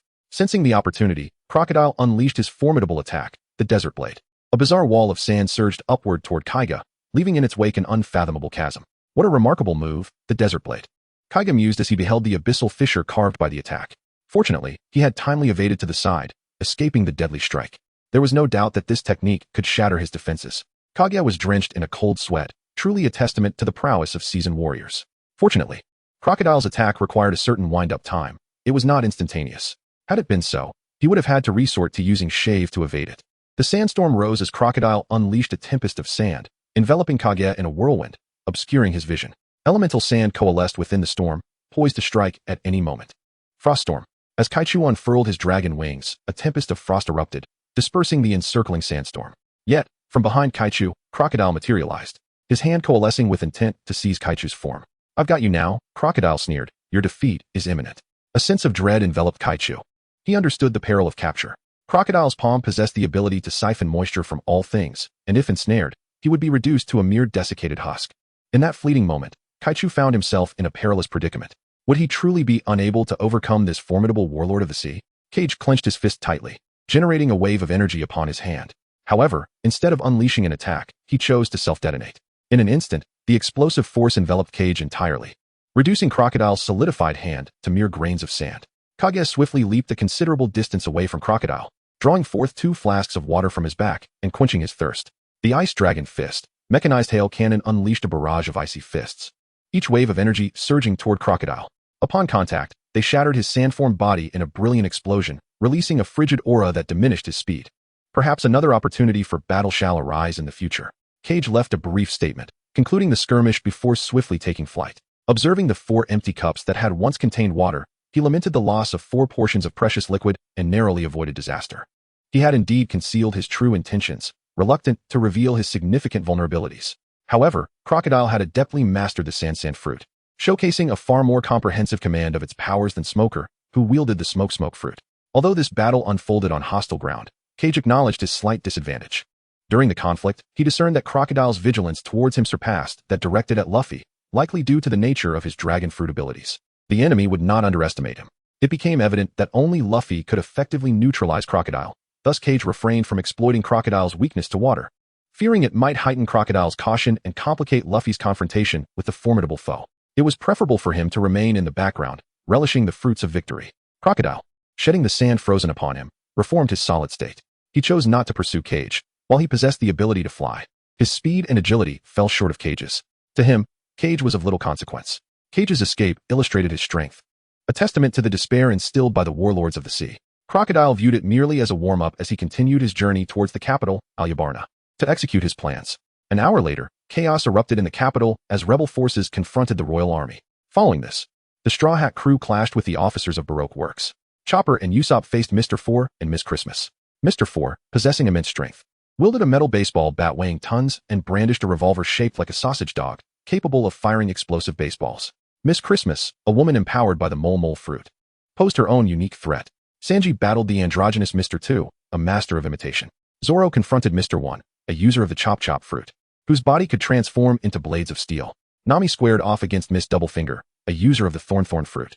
Vivi rode swiftly on her duck towards the capital square, intent on preventing the outbreak of war between the royal forces and the rebels. Crocodile and Nico Robin escorted King Cobra to the underground ruins to study historical texts and uncover the secrets of the ancient weapon, Pluto. A substantial contingent of the Navy also arrived in Alyabarna, the capital of Alabasta. Colonel Smoker and Tashigi, along with Rear Admiral Tina and Admiral Akiji, joined the fray, all converging on this pivotal location where their respective pursuits would ultimately collide. The climax of the Alabasta arc was imminent. The crew led by Ketch has now infiltrated the heart of Alabasta, where the circumstances demand that they conceal their presence. Upon arriving in this war-torn city, what objectives do they seek to achieve? Chapter 56, The Defeat of the Seven Warlords. Usopp cleverly utilizes smoke to obscure Mr. Four's vision, allowing Chopper to employ his antlers to bolster Miss Christmas. With a deft change in positioning and the use of voice modulation techniques, they deceive the simple-minded yet powerful Mr. Four. Unaware of the switch, Mr. Four swings his hefty metal bat, striking Miss Christmas. Upon realizing his mistake, his psyche shatters, and the weight of the bat causes him to inadvertently collapse a nearby stone pillar, which subsequently falls upon him. Just before the sausage dog's rotary machine gun knocks him out, it assists Usopp by providing an explosive baseball. Consequently, both Mr. Four and Miss Christmas suffer grievous injuries and are rendered unable to continue. Usopp and Chopper emerge victorious. Many perceive Usopp as merely clever yet lacking in combat prowess. How could he be weak? Not when one considers his ability to endure severe injuries while remaining unscathed in spirit, despite being struck by the massive bat. Fracturing his bones yet persisting through the pain, he astutely assesses the enemy's characteristics from just a single encounter, uncovering their weaknesses. Such physical resilience, endurance, and innate combat talent are of a world-class caliber, far removed from weakness. His early loss of father and the death of his mother in childhood have shaped his timid and pessimistic demeanor. While the narrative often relegates him to the role of comic relief, a closer examination reveals that his perceived weakness stems from the incompetence of the leadership aboard their ship. Sanji, in his battle against Mr. 2, identifies the vulnerabilities of the clone fruit, noting that Mr. 2 cannot utilize his own kicks while imitating others, ultimately leading to his defeat at the hands of Blackleg Sanji. Sanji prevails, marking the beginning of his complicated relationship with the transvestite.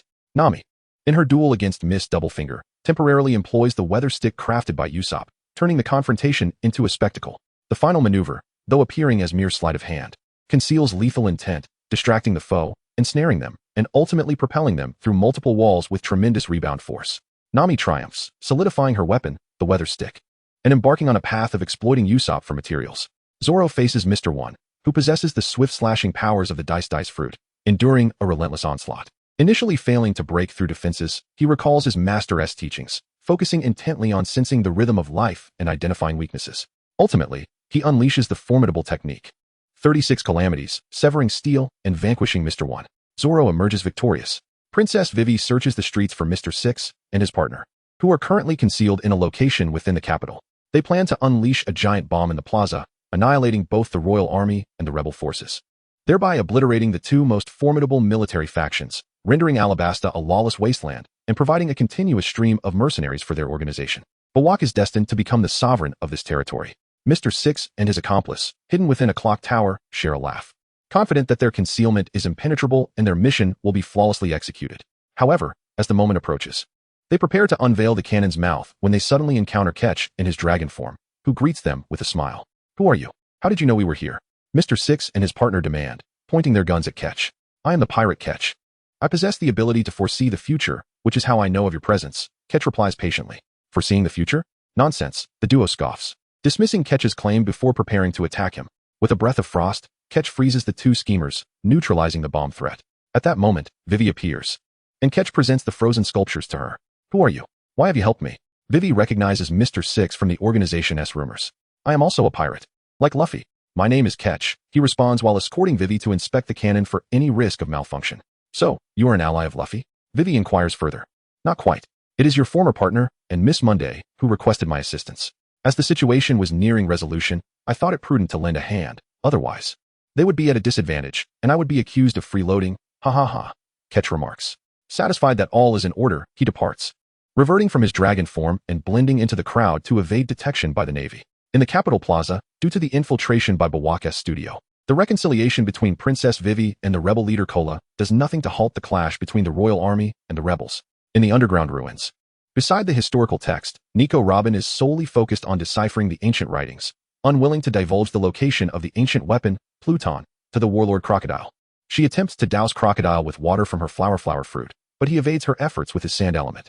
Crocodile thrusts his weapon toward Nico Robin's neck, intent on eliminating the now useless Robin and King Cobra. Just in time, a figure intervenes. The Straw Hat Boy arrives to thwart Crocodile's murderous intent, rescuing both individuals. Having discerned from previous skirmishes that Crocodile becomes vulnerable when doused with water, the Straw Hat Boy exploits this weakness. Moreover, the underground ruins, being a well-sealed environment, restrict the availability of sand, diminishing Crocodile's advantage that he has in the desert above. As Crocodile's sand blade attacks grow increasingly feeble, the durability and sharpness decline rapidly. Thus, he is overwhelmed by the relentless barrage of punches from the bloodied Luffy, breaking through the underground ruins and forcing Crocodile's defeat to be witnessed by the rebel forces, Royal Army, Bawak's infiltrators, and the Navy. Crocodile collapses, captured by the Navy, as the water he had hoarded returns to Alabasta. After 3 long years of drought, rain finally descends upon Alabasta, culminating in a nationwide celebration as the Royal Army and rebels cease hostilities to welcome the long-awaited rainfall. The nightmare for Alabasta has concluded, and brighter days have arrived. Having vanquished Bawak's operatives, the Straw Hat crew, exhausted, collapses on the streets. The Navy, represented by Daz Bones, refrains from capturing them. Colonel Smoker does not chastise Daz, but rather encourages her to grow stronger. He accurately reports the situation in Alabasta to his superiors. The warlord Crocodile has been defeated by the Straw Hat Boy. However, the superior sought to downplay the event's impact on the global populace, positioning Smoker as the vanquisher of the warlord Crocodile. Enraged, he confronted his superior directly, vehemently denouncing their distortion of the truth. Major Tina, who was present at the time, urged him to accept the accolade, for regardless of his acceptance, the Navy would convey the same narrative to the public. Struggling against it held little merit. Instead, She suggested he aim for a higher position, thereby granting himself greater influence. Meanwhile, the Straw Hat crew was rescued by Princess Vivi and returned to the palace to recuperate. Chapter 57. The self-selling boss. The fierce battle had concluded the previous day, and Alabasta was restored to peace. The citizens of the capital, Alyabarna, resumed their normal productive activities. The issue of the rebel forces still required King Cobra and Princess Vivi to negotiate a resolution with their leader, Cora. Outside the capital of Alyabarna, the rebels had established their encampment, with thousands of tents meticulously arranged in unison. Cage and his companions arrived at the encampment of the rebellious forces outside the city, accompanied by the ship's doctor, Sue and H, to assist in treating the wounded. On the ship, Shank remained in a state of unconsciousness, yet his condition was stable. The traveling bear and the cloak, imbued with the powers of the human fruit, were keeping a vigilant watch, ensuring all was well. Within the camp, individuals were diligently tending to the injured, transporting the wounded, and relocating weapons and supplies, all while moving gracefully between the tents as they carried out their daily activities. Sue and H joined the military medics at the triage area, offering his expertise in the treatment of the injured. Cage and Sart once again sought out their leader, Cola.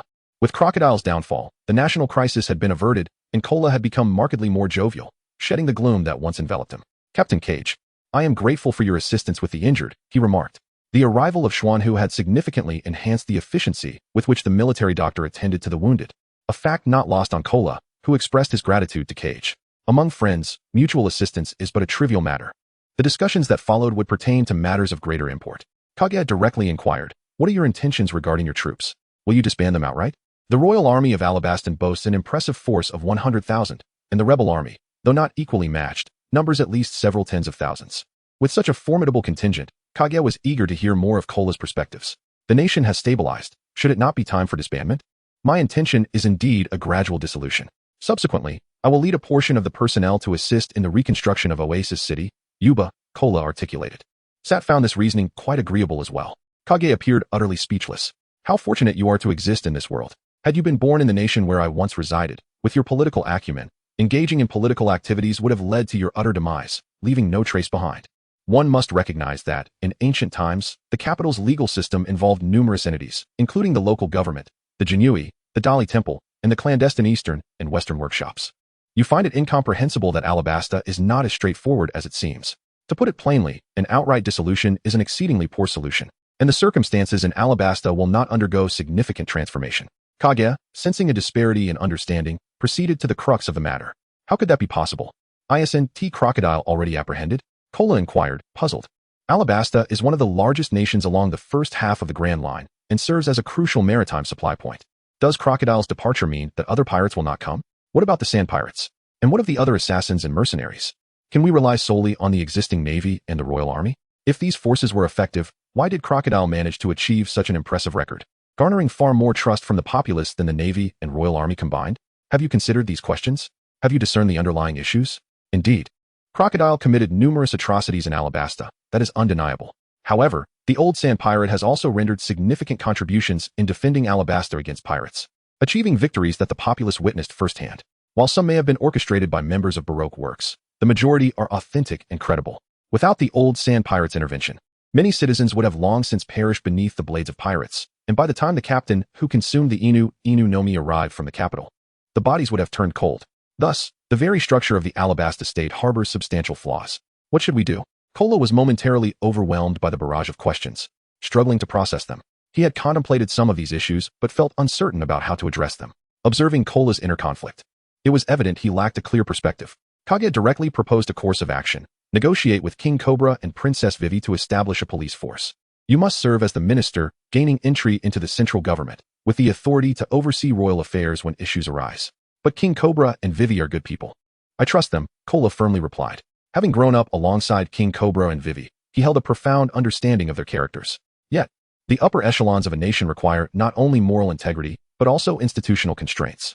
Although King Cobra and Vivi possess admirable qualities, can we be certain that their successors will reflect the same virtues? The uncertainty necessitates a system and an authoritative position to restrict the royal family from acting upon their whims. Moreover, it is essential to prevent situations like Mr. 2 impersonating the king, unchecked and unmonitored. Should you hold this supervisory authority, you could restrain him, preventing his escape, while also seeking verification from other high-ranking officials. Upon reaching such a position, as the leader of a rebellion for the betterment of the nation, you must contemplate these matters. striving to enhance the nation's institutions and ensuring that past tragedies do not repeat themselves. Rather than hastily dissolving the current structure at the first sign of improvement, one must ponder the future. Will the horrors of the past resurface? Transform your elite rebel forces into members of this police force, thereby establishing a police presence in every city, forming the first line of defense for the populace. When pirates and sand raiders threaten to plunder, citizens will have immediate protection from the police, buying precious time for the Navy and Royal Army to arrive. Splendid. This is an excellent plan. Cola suddenly grasped the concept. Establishing a police force could convert rebel forces into a regular army, while simultaneously bolstering Alabastus' defensive capabilities. Merely adding police officers would allow the Navy and Royal Army to function more effectively, creating a tri-layered defense. Impressive. Cola marveled at the remarkable insight of this younger boy before him, astonished by his profound wisdom. Kichi observed Cola's earnest demeanor, indicating that he comprehended the gravity of the situation. It appeared that Cola, having ascended to the position of leader of the rebel forces, possessed considerable political acumen. Kichi continued. In addition to this police guard, while you are leading the reconstruction of the city of Yuba, you could concurrently establish an environmental department within the rebel forces, comprising those less adept in combat, to engage in afforestation and desertification control efforts. Cola gazed at Kichi in astonishment. At that moment, he truly recognized Kichi as a friend. This astute maneuver not only addressed the challenges faced by the rebel forces, but also enhanced the national framework and defensive capabilities, far surpassing any impulsive disbanding he might have considered. However, despite all that had been said, Cola could not fathom the extent of Kichi's assistance to him in Alabaston. Kichi, what is it that you seek? Or rather, what do you hope to gain? Well, I would require your police department to procure my weaponry.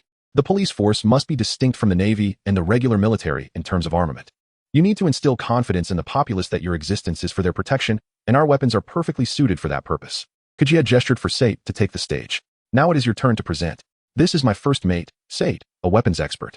Sate opened a box he had brought, laying it on the table to reveal its contents. This is an electric shock gun, capable of firing a bullet that attaches to a person and subsequently delivers an electric charge, incapacitating them instantaneously. This is an electric baton. When gripped by the lower section and the button pressed, the upper part generates an electric current that, upon contact, can also render an individual combat ineffective. Here are two types of smoke bombs. One releases an irritant gas, while the other emits a gas that causes disorientation, both rendering individuals incapable of fighting. I've provided 3 samples of each for you to test at your leisure. Lastly, this is a pepper spray, effective against thugs and ruffians. These 6 types of weapons are our merchandise. That concludes my introduction. This box is yours to use free of charge for the time being. To everyone's astonishment, Cage turned out to be an arms dealer. Cora found no reason to refuse. Gazing at the exceptional weaponry within the crate, he continued. Tonight marks the moment for negotiations with King Cabra and Princess Vivi. My dear friend Cage, accompany me to the palace. Cage acquiesced. For the ultimate outcome rests with King Cobra. The search for a market for weapons must be undertaken personally, as there is no employer more dedicated than oneself. Chef Carmen took Hank and Deb to explore the streets, seeking out unique and delightful establishments. As they wandered, a distinctive aroma of spices wafted through the air, leading them to a quaint shop. The smell was intoxicating. Upon seeing the trio, the couple who owned the shop warmly invited them inside. The establishment was run by a husband and wife. The husband was tall and slender, dressed in dark blue attire with a patterned apron, while the wife was voluptuous, adorned in a pink dress complemented by a matching apron.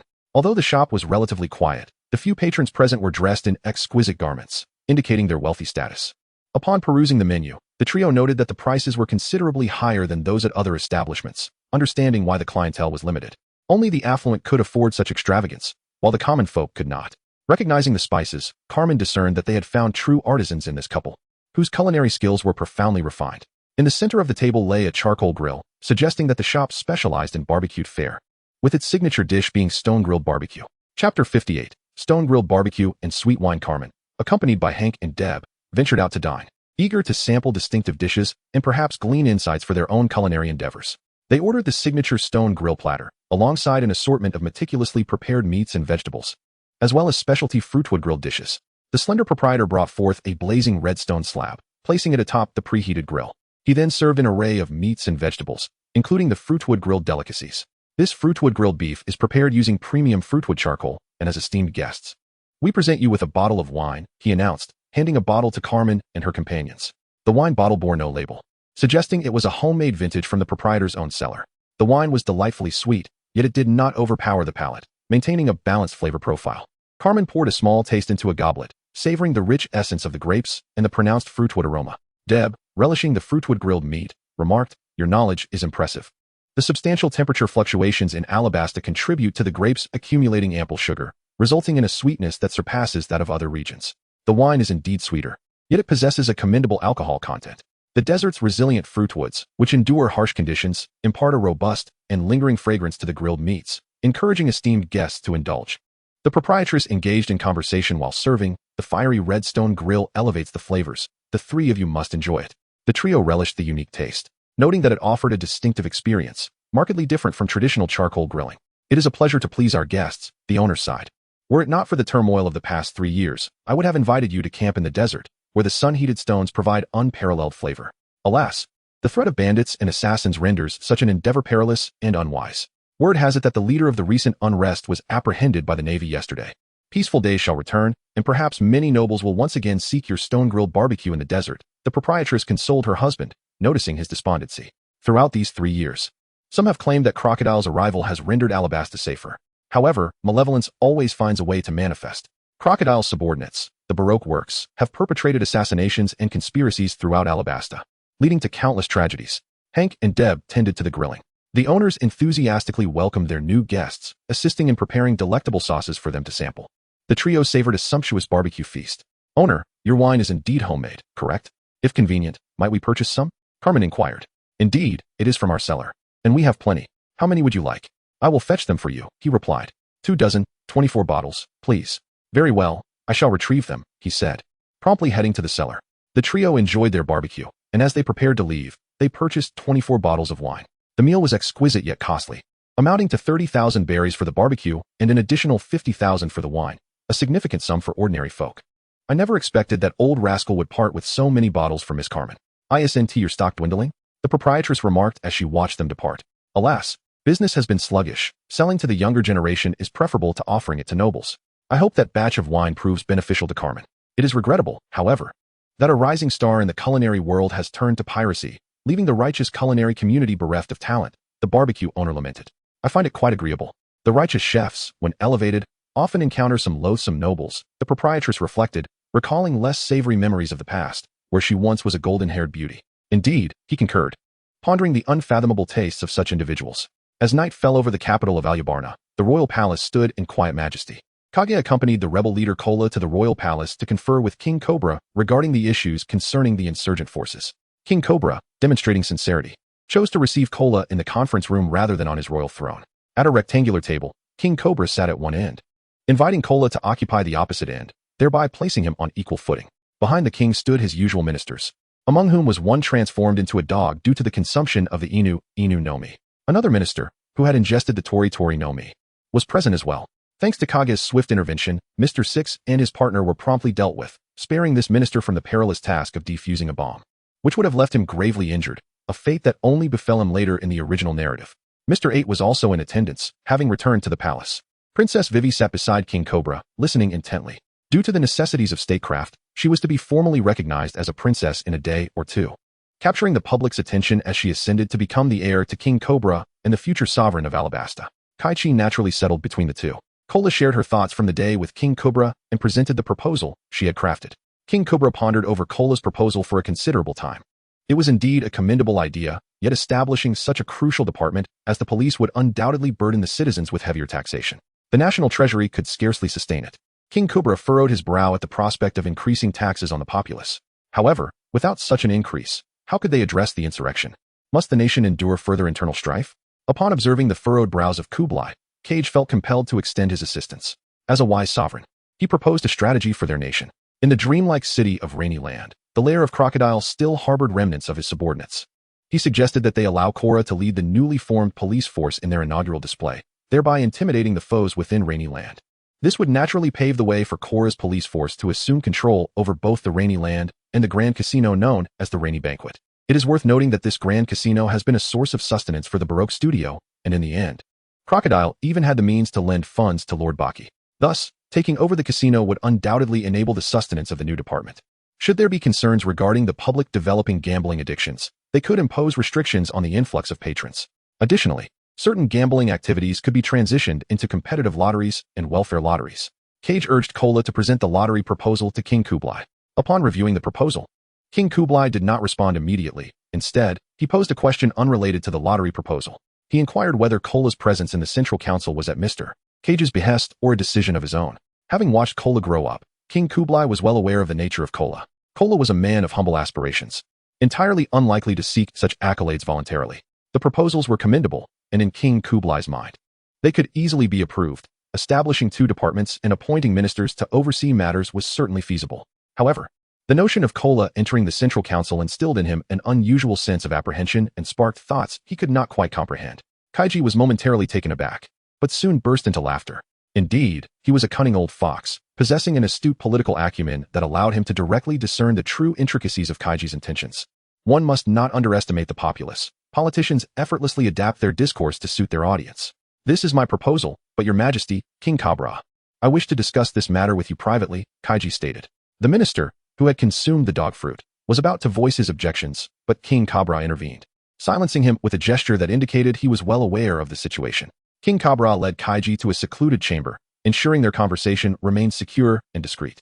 You may speak freely now, he said. Kabra, I inquire, when turmoil arose in Alabastan, did you seek assistance from the world government? Did they respond? They claimed that Crocodile exhibited no signs of harming our nation and remained recognized as a pirate by the world, thus justifying their inaction.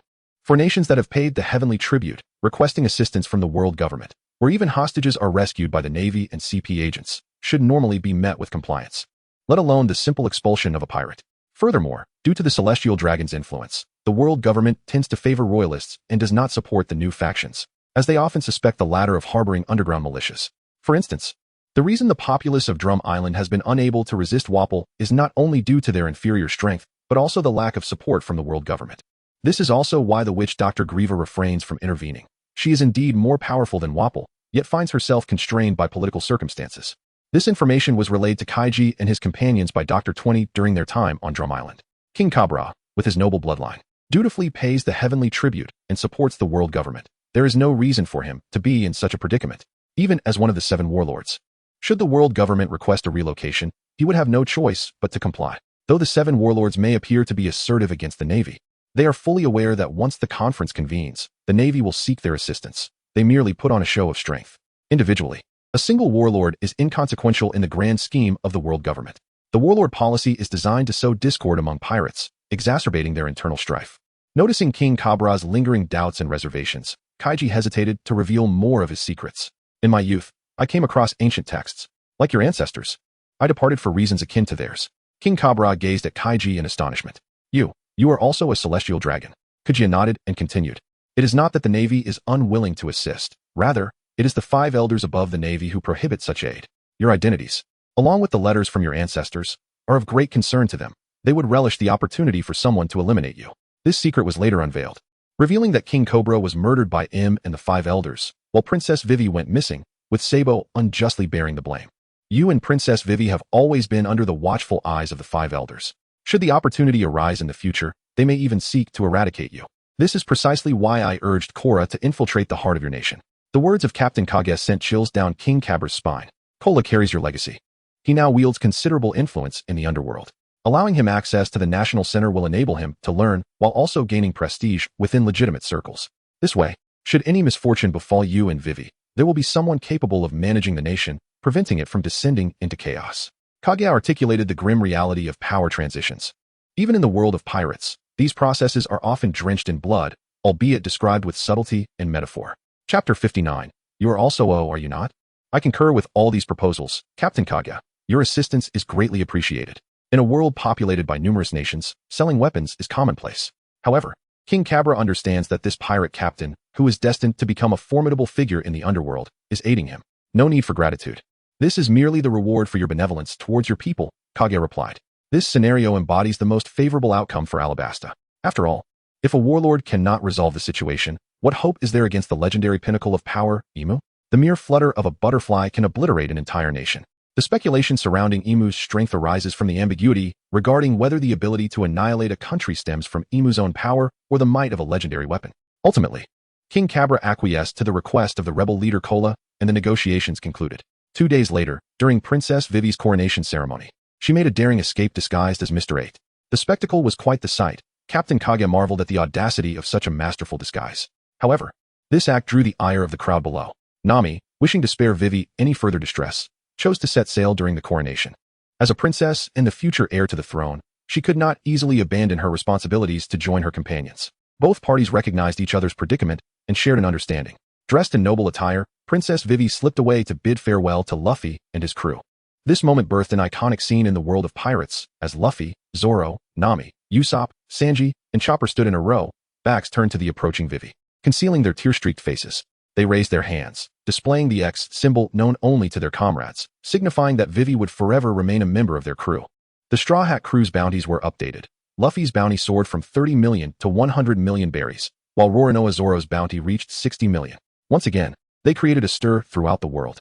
Rear Admiral Tina aimed to capture the Straw Hat crew, but was deceived by Mr. Two's disguise, thus averting Luffy's crisis.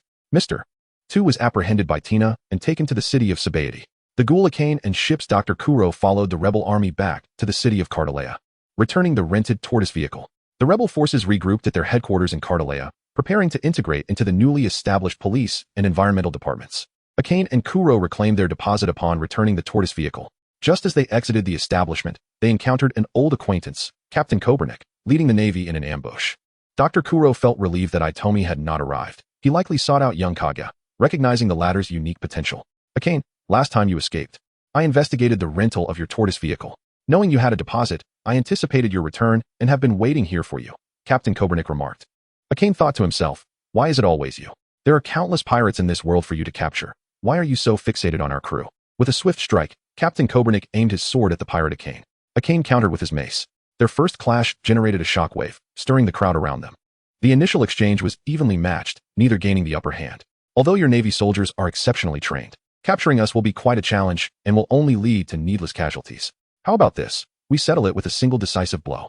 If I win, you let me go unharmed, and I promise not to harm your subordinates, Akane proposed, as he wished to avoid creating a bitter enmity with the Navy. Beside him stood Kuro, a healer and a hidden martial artist. Given their long-time camaraderie, Akane felt confident in facing Captain Kobernik, knowing Kuro could handle the Navy soldiers. If he had been with Kamen's trio, the trained soldiers would have posed a significant challenge.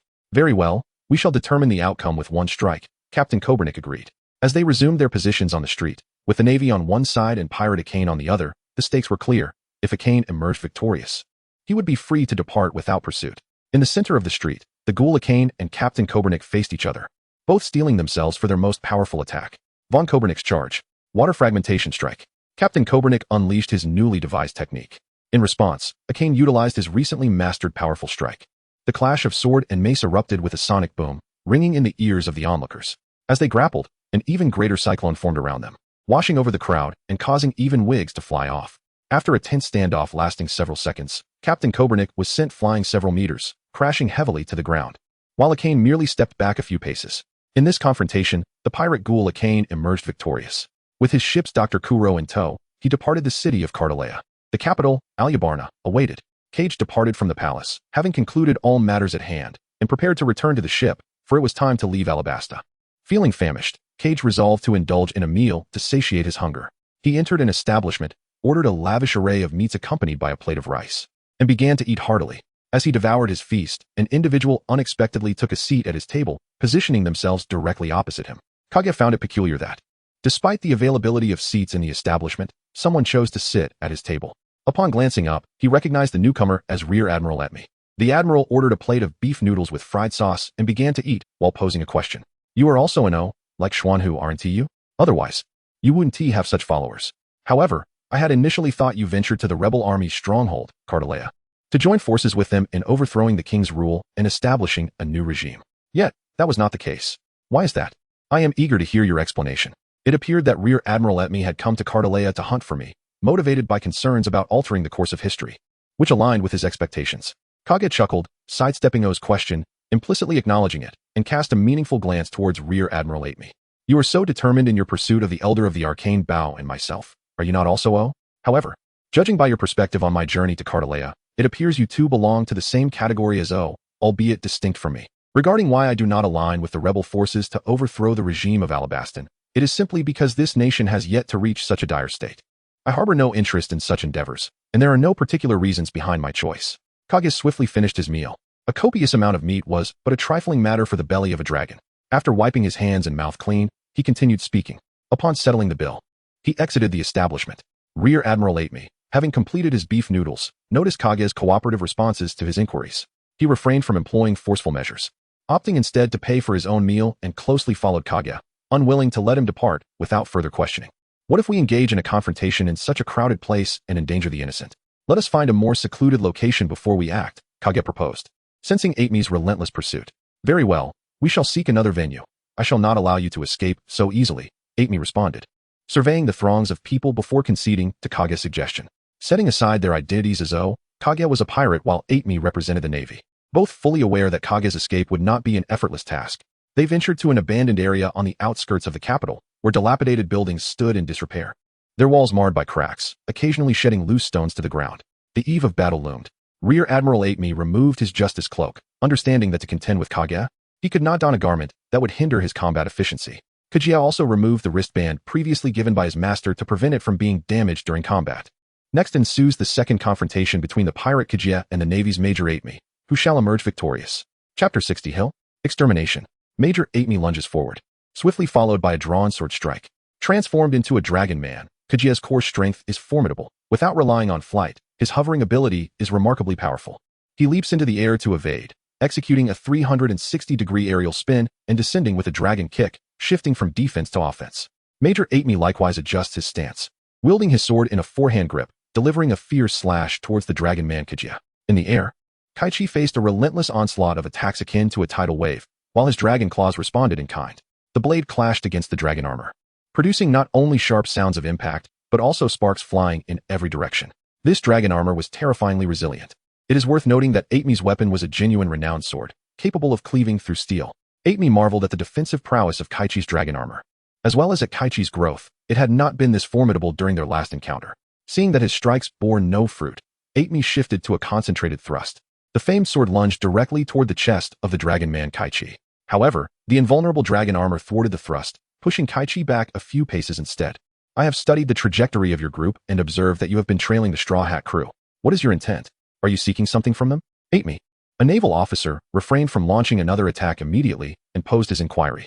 To be frank, I have no ulterior motives. I am merely familiar with their route and have been following behind to pick up some minor spoils, nothing more. I have no interest in altering history, Kichi replied honestly, recognizing there was no need to deceive the officer before him. Atemi, being a member of the Navy, would typically be met with lies, yet Atemi represented something more significant. His primary focus was the obligation brought forth by his rank, coupled with the matters concerning Xian Lao and Alabasta. Kichi surmised that Atemi was an agent of order, dedicated to safeguarding the world's normal progression, ensuring it remained unaffected by interdimensional influences. According to Xian Lao, when he first arrived in this world, it was quite normal. It was only in the subsequent years, as he disseminated the knowledge and culture of his original world throughout the Grand Line and the North Sea, that he encountered Atemi, who relentlessly pursued him. It was not until Xian Lao isolated himself in the East Sea that Atemi ceased his relentless pursuit. Atemi's purpose in joining the Navy was to facilitate the capture and control of Xian Lao, or more precisely, to manage the disruptions caused by interdimensional entities, those who, like Kichi and Xian Lao, contributed to the chaotic progression of this world's history. Kichi, having soul transcended, contrasted with Xian Lao, who had entered this realm in his original form from the Rainbow Sea. Thus, Atemi, as an agent of order and protection, prioritized the normal development of history. As long as it did not disrupt the world's progression, he would show little concern for what Kichi knew or his abilities. I sincerely hope that is the case. I shall continue to monitor and evaluate you, Atemi remarked, his tone shifting upon hearing Kichi's lack of ambition to alter historical events. What followed was a fierce clash between the Navy and the pirates. Shamash Crescent. Several crescent-shaped slashes struck against the ironclad dragon armor, leaving no marks. Your techniques are utterly ineffective against my dragon armor, Kichi declared. Then are you prepared to receive another blow? Atemi replied, brimming with combat spirit. He was astonished to discover that Kichi was also versed in the Navy's 6 forms, making the encounter even more intriguing. Atemi sheathed his sword, centering himself for an intention strike. In a mere 0.01 seconds, he unleashed his signature move, the Great Son of Heaven. A towering slash surged toward Kichi, even more ferocious than before in Lobetown. Unlike his previous approach, Kichi did not brace himself to absorb the blow. Instead, he invoked his own signature technique, an evolved fusion of the Dragon Fist, Direct Dragon Strike, and the Cannon Fist. The Ice Dragon Fist, Wrath of the Rampaging Dragon, a frosty embodiment of fury charged headlong into the oncoming slash. Atemi's ultimate move, the Great Son of Heaven, was indeed formidable, cleaving through the dragon's form and leaving only its skeletal remains in its wake. Kek, however, remained composed, standing his ground unperturbed by the impending strike. This ultimate technique was far from simple. The dragon bone was forged from a myriad of fist energies, each punch bearing the weight of 100, akin to the might of a colossal dragon. The sinuous dragon bone withstood the impact of the strike, gradually gaining the upper hand, until the formidable power of the ice dragon fist shattered the assault, sending the dragon bone, along with the counterattack, hurtling back towards Major General Atemi. The Major General, wielding his renowned blade, managed to block the onslaught, but was forced back against the wall, coming to a halt only after colliding with it. The strike and the ice dragon fist were deflected to the side during the encounter. Nearby, a towering structure stood, one side cleaved in half, while another bore a gaping hole. Oblivious to the destruction around him, Major General Atemi inquired about Keck. The power of frost, you are Hill. Keck replied, I am uncertain. Yet a flying little person of my kind indeed referred to me as such. Seeing that Atemi recognized Hill, Keck realized that O was not as straightforward as he had presumed, harboring deeper secrets. An unperturbed Keck responded, keenly observing whether Atemi possessed any insights unknown to him. The eye of family, indeed that is correct, Atemi pondered before continuing, but wait. You are O, how could you be Hill? You ought to be E. E. What on earth is that? I do not comprehend it at all. Cage could only remain speechless. Even Hill was bewildered, and now another stranger appeared. Nevertheless, he thought, the truth would eventually reveal itself. Noticing that Atemi had ceased to speak, Cage ascended into the air, vanishing without a trace. Atemi refrained from further attempts to intercept. After exchanging blows for several rounds, he realized it was futile to detain or capture Cage. Watching Cage depart, Atemi found it peculiar how Cage reacted to Hill and the newcomer, as if they were mere acquaintances. Did he possess no recollection at all? However, it was heartening that Hill and the Yof clan had emerged. It seemed that a significant event in his destiny was imminent. Major Tina continued her sweep around Alabasta with her two talented companions, proficient in both singing and dancing, to eradicate the remnants of the Bavok studio and pirates. During their pursuit, the duo stumbled upon a substantial prize, Cage's pirate ship, the Zhuanggong. These two companions were no ordinary characters. One was the deputy strategist of the Black Cat pirates from Usopp's hometown, while the other had once been a naval star, who, after attempting to show off in front of Sanji at the sea restaurant, found himself humbled and demoted. Under the guidance of the beautiful Major Tina, the two had been nurtured into submissive followers. The hypnotist attempted to use his ringed flying knives as a pendulum, trying to hypnotize the trio of Carmen, Hank, and Chef Debuty who were on watch. However, the three were perfectly normal and resisted his attempts, nearly falling victim to his own hypnosis instead. Realizing his failure, he switched tactics, unleashing the circular boomerang function of his ring. The sharp boomerangs flew toward the trio. Debuty raised a training iron pod in defense, which withstood the attack, although the flying knives severed several railings on the ship during their flight. Observing the damage to the Zhuanggong, Hank and Debuty remarked that they would surely be reprimanded by the captain and Sart. Seeing the hypnotist struggle, the martial artist among the companions dashed toward the Zhuanggong, only to be met with Carmen's relentless strikes from her frying pan. Focus on the immediate threat, Carmen stated. Despite Tina's two companions being formidable in their own right, thanks to her training, they had made significant strides. Initially, facing the two from the Navy would have been daunting, but under Xuanhu's patient guidance, the trio had improved enough to hold their ground. While Carmen and her companions were preoccupied with the Navy duo, they remained oblivious to the approaching danger. Major Tina, leading a large contingent of naval forces, made her presence known. By the time they realized it, Tina had already arrived, adorned in her justice cloak. She leaped into the air, activating her iron fruit powers, summoning iron walls that clamped down upon the trio, pinning them to the deck. The traveling bear within the ship sensed the commotion and emerged to assist, only to be effortlessly subdued by Tina as well. The disparity in their abilities left them helpless against her prowess. Miss Carmen, I never expected you to join Cage's crew. What a pity. However, your journey ends here, as you are now captured, she declared. The trio, along with the bear, found themselves genuinely ensnared, with the captain and their main forces absent, leaving them without hope of rescue. In this moment of despair, a resonant voice shattered the gloom surrounding Carmen and her companions. Today, no journey of the Flying Dragon Pirates shall come to an end. After nearly 10 days of unconsciousness following treatment, the fishman Shank finally awoke, marking the triumphant return of the trio of formidable forces within the Flying Dragon Pirates. Shank, Carmen and her companions exclaimed in astonishment. The elite fighter had awakened at a crucial moment. Major Tina had not anticipated the presence of another fishman aboard the ship. Shank, with his red skin and towering stature, exuded an overwhelming aura. After nearly 10 days of recuperation, his mind and body had harmonized, allowing him to master his physical form as a true fishman martial arts master. Tina, a seasoned warrior, had faced numerous foes and was unfazed by a fishman. Activating her powers, she unleashed 2 iron chains that converged upon Shank, aiming to restrain him. However, as a martial arts master with extensive experience, Shank was well acquainted with various devil fruit abilities. Cautious not to touch the chains, he crossed his arms in front of his chest to gather strength, then unleashed a powerful punch to repel the chains. Seizing the opportunity while Tina was momentarily distracted, Shank charged forward, launching a barrage of punches toward her. Tina swiftly deployed her powers again, folding the iron chains into a defensive wall before her to block Shank's assault. Although her mastery of the iron fruit was commendable, Shank's fists were relentless. One mighty blow sent Major Tina hurtling off the Zhuanggong. The powerful Tina had been struck down. The two companions nearby were left in a state of disbelief, unable to comprehend the outcome. They stood frozen in the chaos of battle, and Shank wasted no time, delivering two swift punches that sent the Navy pair flying off the Zhuanggong as well. Navy soldiers onshore opened fire on Shank, but he ducked down, evading the gunfire, with bullets ricocheting off the ship's hull and railings. "We need to set sail before we are surrounded by the warships," Shank declared, noticing several naval vessels closing in. He effortlessly shattered the chains restraining the trio and the bear, which seemed to signal the arrival of naval reinforcements. Carmen and her companions hastily retrieved the anchor as Shank took the helm, igniting the Zhuanggong's engines. Meanwhile, the airborne Tina managed to grasp an iron chain, halting her descent after being struck, a trickle of blood staining her lip. "What terrifying power! I underestimated the strength of such a fishman aboard," she mused. Though she had been sent flying, it was only a distance of 30 to 40 meters. As she observed Shank and the others preparing to flee, she sprinted toward the Zhuanggong, intent on reclaiming her honor.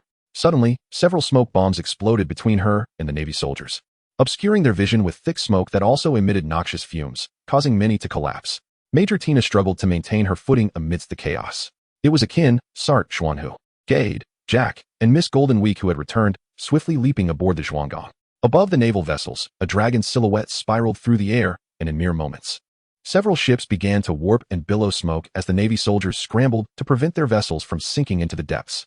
Kage's flying prowess remains formidable, yet his excessive consumption of water in Alabasta is quite burdensome. Within just a few days, he has spent a staggering 10,000 berries on water alone. "Kage, Ajin, greetings. This will ensure your entire crew is captured." Major Tina burst forth from the swirling smoke, spotting Kage returning to the ship, the Zhuiging, along with Ajin and others. Initially, she had intended for the warship to provide support for a joint assault, but upon turning around, she was met with the sight of several smoking vessels, leaving her no option but to pursue the Zhuiging alone. That detestable Kage, the dragon wing, unleashed a chilling wind upon Tina, encasing her in frost and hindering her movements. Ultimately, Rear Admiral Tina could only watch helplessly as the flying dragon pirates made their escape. Thus, the ship, the Zhuanggong, departed from the desert kingdom of Alabasta under the watchful eyes of a contingent of Navy personnel. Within the Navy camp, Colonel Smoker was engaged in rigorous training. Having been deeply frustrated by the setbacks encountered during the Alabasta mission, he knew he needed to fortify his skills. At that moment, Dashiki entered to provide a report. "Colonel Smoker, I have updates regarding Rear Admiral Aitme. The demon man Akin has defeated Lieutenant Kobernik, and Rear Admiral Aitme was unable to apprehend Kage. Furthermore, she has just informed me that she encountered Kage's crew and was also outmaneuvered by them. Even Aitme and Tina have failed, coupled with Kage's devil fruit powers. His threat has escalated significantly," Smoker remarked, concluding his training and lighting a cigar. "It is indeed surprising that Lieutenant Kobernik was bested by Demon Man Akin. He is a man who refused promotions to commander and colonel. It seems Kage's crew has become increasingly troublesome and challenging to deal with." As anticipated, the following day, the Navy headquarters revised the bounty on Kage's crew based on the reports received, disseminating the new information worldwide. The notorious Kage was now dubbed Ice Dragon Kage, with his bounty soaring from 20 million berries to an astounding 100 million berries. Meanwhile, Demon Man Akin's bounty increased from 12 million berries to 30 million berries, and Bloodshark Shank's bounty was set at 30 million berries. In the vast, desolate expanse of the desert, a coffee shop stood alone on an abandoned road, known as the Spider CAF. Inside, the staff comprised Miss Doublefinger, Miss Christmas, and Mr. Four, all of whom had been defeated by Luffy's crew and subsequently captured by the Navy. The three were seriously injured and bandaged. "Miss Doublefinger, why not join Kage's organization? He is here to rescue us," Miss Christmas inquired while sipping coffee brewed by Miss Doublefinger. "I wanted to assess that captain. He remained remarkably composed and is a schemer with ambitions surpassing even crocodiles. Joining is a choice we must make for ourselves.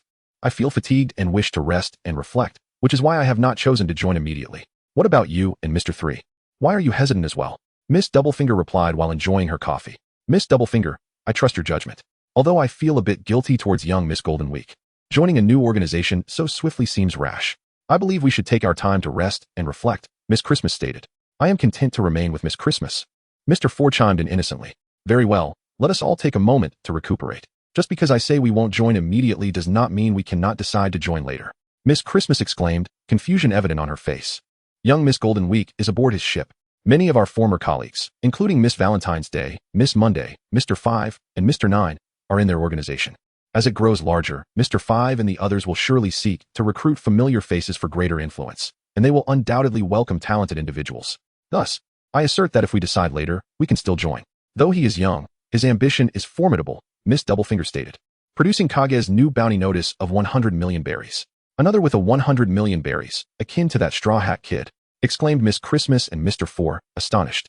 Crocodile, before becoming a warlord of the sea, had a bounty of merely 80 million berries. While bounties do not always correlate directly with strength, many perceive them as a recognition of one's capabilities. Indeed, a bounty of 100 million berries. He is undeniably a fearsome presence, remarked King Cobra, Kula, and Vivi upon receiving Kage's new bounty notice. Despite having seen Luffy's precedent, the figure of 100 million berries was still shocking.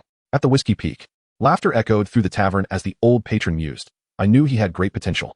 At Twin Cape, the lighthouse stood tall, with a bounty of 30 million berries now placed upon Shank, sparking discussions among two fishermen tending to a fire, reminiscing about their former captain. In the East Sea, Akin remarked, your bounty has risen again. Truly, you are the former commanding officer. I must remain vigilant here in the East Sea. Shield-bearer Baru reflected upon Akin's new bounty before retreating to his training room. Chapter 62, The Failing Ones. The Conspirators. The Blood of Lewis in the East Sea. The impeccably dressed Baiji Kroko held Kage's new bounty notice for 100 million berries. He had not anticipated that Baru's superior would be such a young individual. He had expected an elderly schemer instead. Today, Baru, with Kage's permission, revealed Kage's true role as the mastermind behind the scenes. For the moment was approaching when Kage would be able to arrange a phone meeting. Who would have thought that the mastermind behind Baru would be a youth like you? He chuckled. Huh, Baiji Kroko, you, the schemer, were bested by a handful of youngsters. Is being young such a detriment? Youth is the time to venture forth, otherwise one risks arriving at old age with nothing to show for it. Cage's words reminded him of the young Straw Hat crew that had once bested him. Haha, underestimated by a mere child. Yet, I am merely a failed schemer, and all of you here are equally unfortunate. You, a greater conspirator, must understand the reason behind my alliance with Baloo, right? For a tranquil and prosperous retirement in the future, Cage replied, a sentiment he found rather familiar. Baiji's Kuro had long been in the East Sea, where opportunities for adventure were limited, resulting in a clever mind that lacked both breadth and foresight.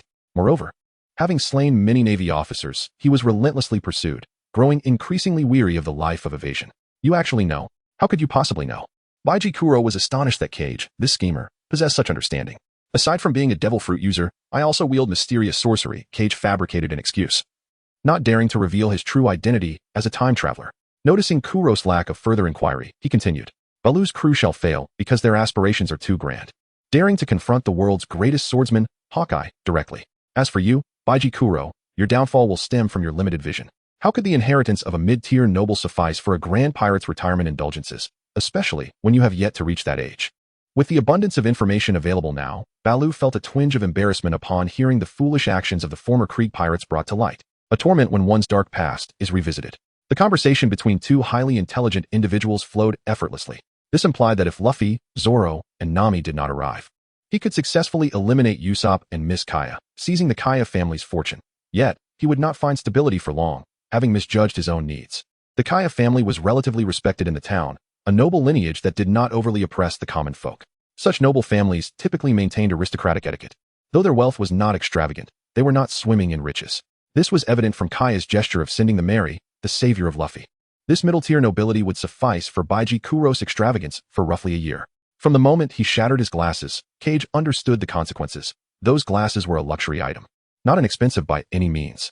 Yet, Kuro was infuriated, clearly not the type to live frugally. Once his indulgence was exhausted, he would undoubtedly resort to pillaging the town again, drawing even greater attention from the Navy, and his situation would only worsen. If one seeks nobility, why not aim for the highest? How about I grant you a title that truly belongs to you? Since you desire it, Cage decided to present an ultimate proposition. Indeed, your objective is precisely that. Such audacity in a schemer. Baiji Kuro had contemplated that Cage's ambitions reached the level of the four emperors, aspiring to usurp the Navy, even considering the overthrow of the Celestial Dragons. However, hearing the answer directly was astonishing. Are you willing to join? Cage inquired. What is there to fear? I am weary of this life of emptiness. Joining your organization is no detriment. After all, isn't it the greatest nobility? You, the master schemer, lead the way, while I, the minor schemer, follow behind with sufficient courage. Ha ha ha, Baiji Kuro affirmed. Every wise individual is, at their core, a supreme gambler. As long as the rewards are grand, there is little to fear. Baiji Kuro pondered whether to wait for the waters to grow murky before fishing for his fortune. Cage is not concerned about your thoughts, but rather about your absence. After concluding the discussions with Cage, he proceeds to brief Baloo. Baloo, how fares the situation in the East Sea? Has the Navy taken note? The armament situation is satisfactory, and our collaboration with the underworld has been fruitful. However, the East Sea remains relatively peaceful, and with the assistance of the gangs, there are few remaining places where we can sell our weapons. I see. In that case, gradually transfer the sovereignty of the East Sea munitions factory to the gangs. Do not impose restrictions on their sales to the other 3 seas, and increase our share, converting as much as possible into cash. Prepare some of your own vessels. Once the Navy handles that factory, you shall head into the Grand Line to rendezvous with the other fleets. Remaining in the East Sea offers little advantage. Understood, we shall execute this immediately. Next, a multi-party conference ensues. On board the Zhuiging, the telephone bugs from the East Sea, Whiskey Peak, and 3 other locations are simultaneously connected. Today, our organization is officially established. Name Blood of Lewis. From this moment forth, whether you reach out to me or I to you, you shall address me by my code name within the organization, Lewis. Is that clear? Received. Lewis. Thus, Cage established his own organization, Blood of Lewis. The Cage faction has gathered for a second time. The Flying Dragon Pirates consists of 11 members, including 3 beasts and a cloak. Captain, Ice Dragon Cage, male, an animal-type mythical beast fruit user with the ability of the Frost Giant Dragon. He excels in the Ice Dragon Fist, the 7 styles, and possesses a limited ice freezing capability. His bounty is 100 million berries. First mate, Demon Mannequin, male, wielding a weaponized mace, employing techniques such as Whirlwind Smash and Flowing Rock Strike, with a bounty of 30 million berries. First mate, Sart, male, equipped with mechanical armor and prosthetic arms, an expert in firearms, and an inventor, proficient in life restoration, currently without a bounty. Underwater rescuer and second helmsman, Shank, male, a shark-type fishman and master of fishman karate, skilled in fishman jujitsu and beginner's tai chi, with a bounty of 30 million berries. Navigator, Gade, male, armed with an electric baton and electronic ammunition, a meteorological and electronic physics scientist, adept in the 5 animal play and health-oriented tai chi, currently without a bounty. Ship's doctor, Xuanhu, male, accomplished in various martial arts from other realms, proficient in all types of weaponry, a synthesis of Eastern and Western medicine. Possesses a faint opening of the O-seal, with the ability to heal patients in a tranquil state, currently without a bounty. Helmsman and archer, John Jack, male, an aspiring swordsman. Skilled in great blade techniques and life restoration, currently without a bounty. Chef, Carmen, female, a top-tier Western cuisine chef, proficient in life restoration, a scholar of medicinal cooking. With mastery in knife techniques and budding skills in Chinese cuisine, currently without a bounty. Assistant cook, Hank, male, Carmen S. bodyguard. With minor proficiency in knife techniques and adept in skillet and machete attacks, currently without a bounty. Assistant cook, Debuty, male, Carmen S. bodyguard. Skilled in large iron pot and spoon attacks, currently without a bounty. Archaeologist, Miss Golden Week, Marianu, female, proficient in color symbolism hypnosis, a coffee enthusiast. With a bounty of 29 million berries. Aerial guard and scout, Dean, male, a subadult red dragon of an unusual hue, a user of the superhuman language fruit, currently without a bounty. Land guard and scout in snowy environments, by Bao, male, a young traveling bear. Possessing a red cloak after consuming an animal-type mythical beast fruit, which grants a shadowy humanoid form. When activating his abilities, he envelopes himself in darkness, currently without a bounty. Water guard and scout, Chun Long, male, a subadult memory seahorse, with an initial awakening of the Shandong bloodline, skilled in absorbing others' memories and creating illusions. Organization, Blood of Lewis. Leader, Lewis. First Division Captain, Baru, a shield-wielding man, proficient in life restoration and a beginner in the 6 styles. Commanding 108 members, remaining members from the Krieg pirates who have joined in the East Sea, with a bounty of 8 million berries. Second Division Captain, Bijak Klo, male, proficient in life restoration and the 6 styles shave, leading the Black Cat Pirates, with a bounty of 16 million berries. Core members of the Black Cat Pirates, Sam, with a bounty of 7 million berries, Budge, with a bounty of 7 million berries. Third Division Captain, Mr. 9, male, proficient in life restoration. A beginner in the shave and moonwalk of the 6 styles, skilled in baseball bat attacks. Deputy Captain, Miss Monday, proficient in life restoration and a beginner in Hong Fist. Together, they command 136 members, remaining members from the Baroque works who have joined the Grand Line. Linkers, messengers, and punishers, 2 individuals.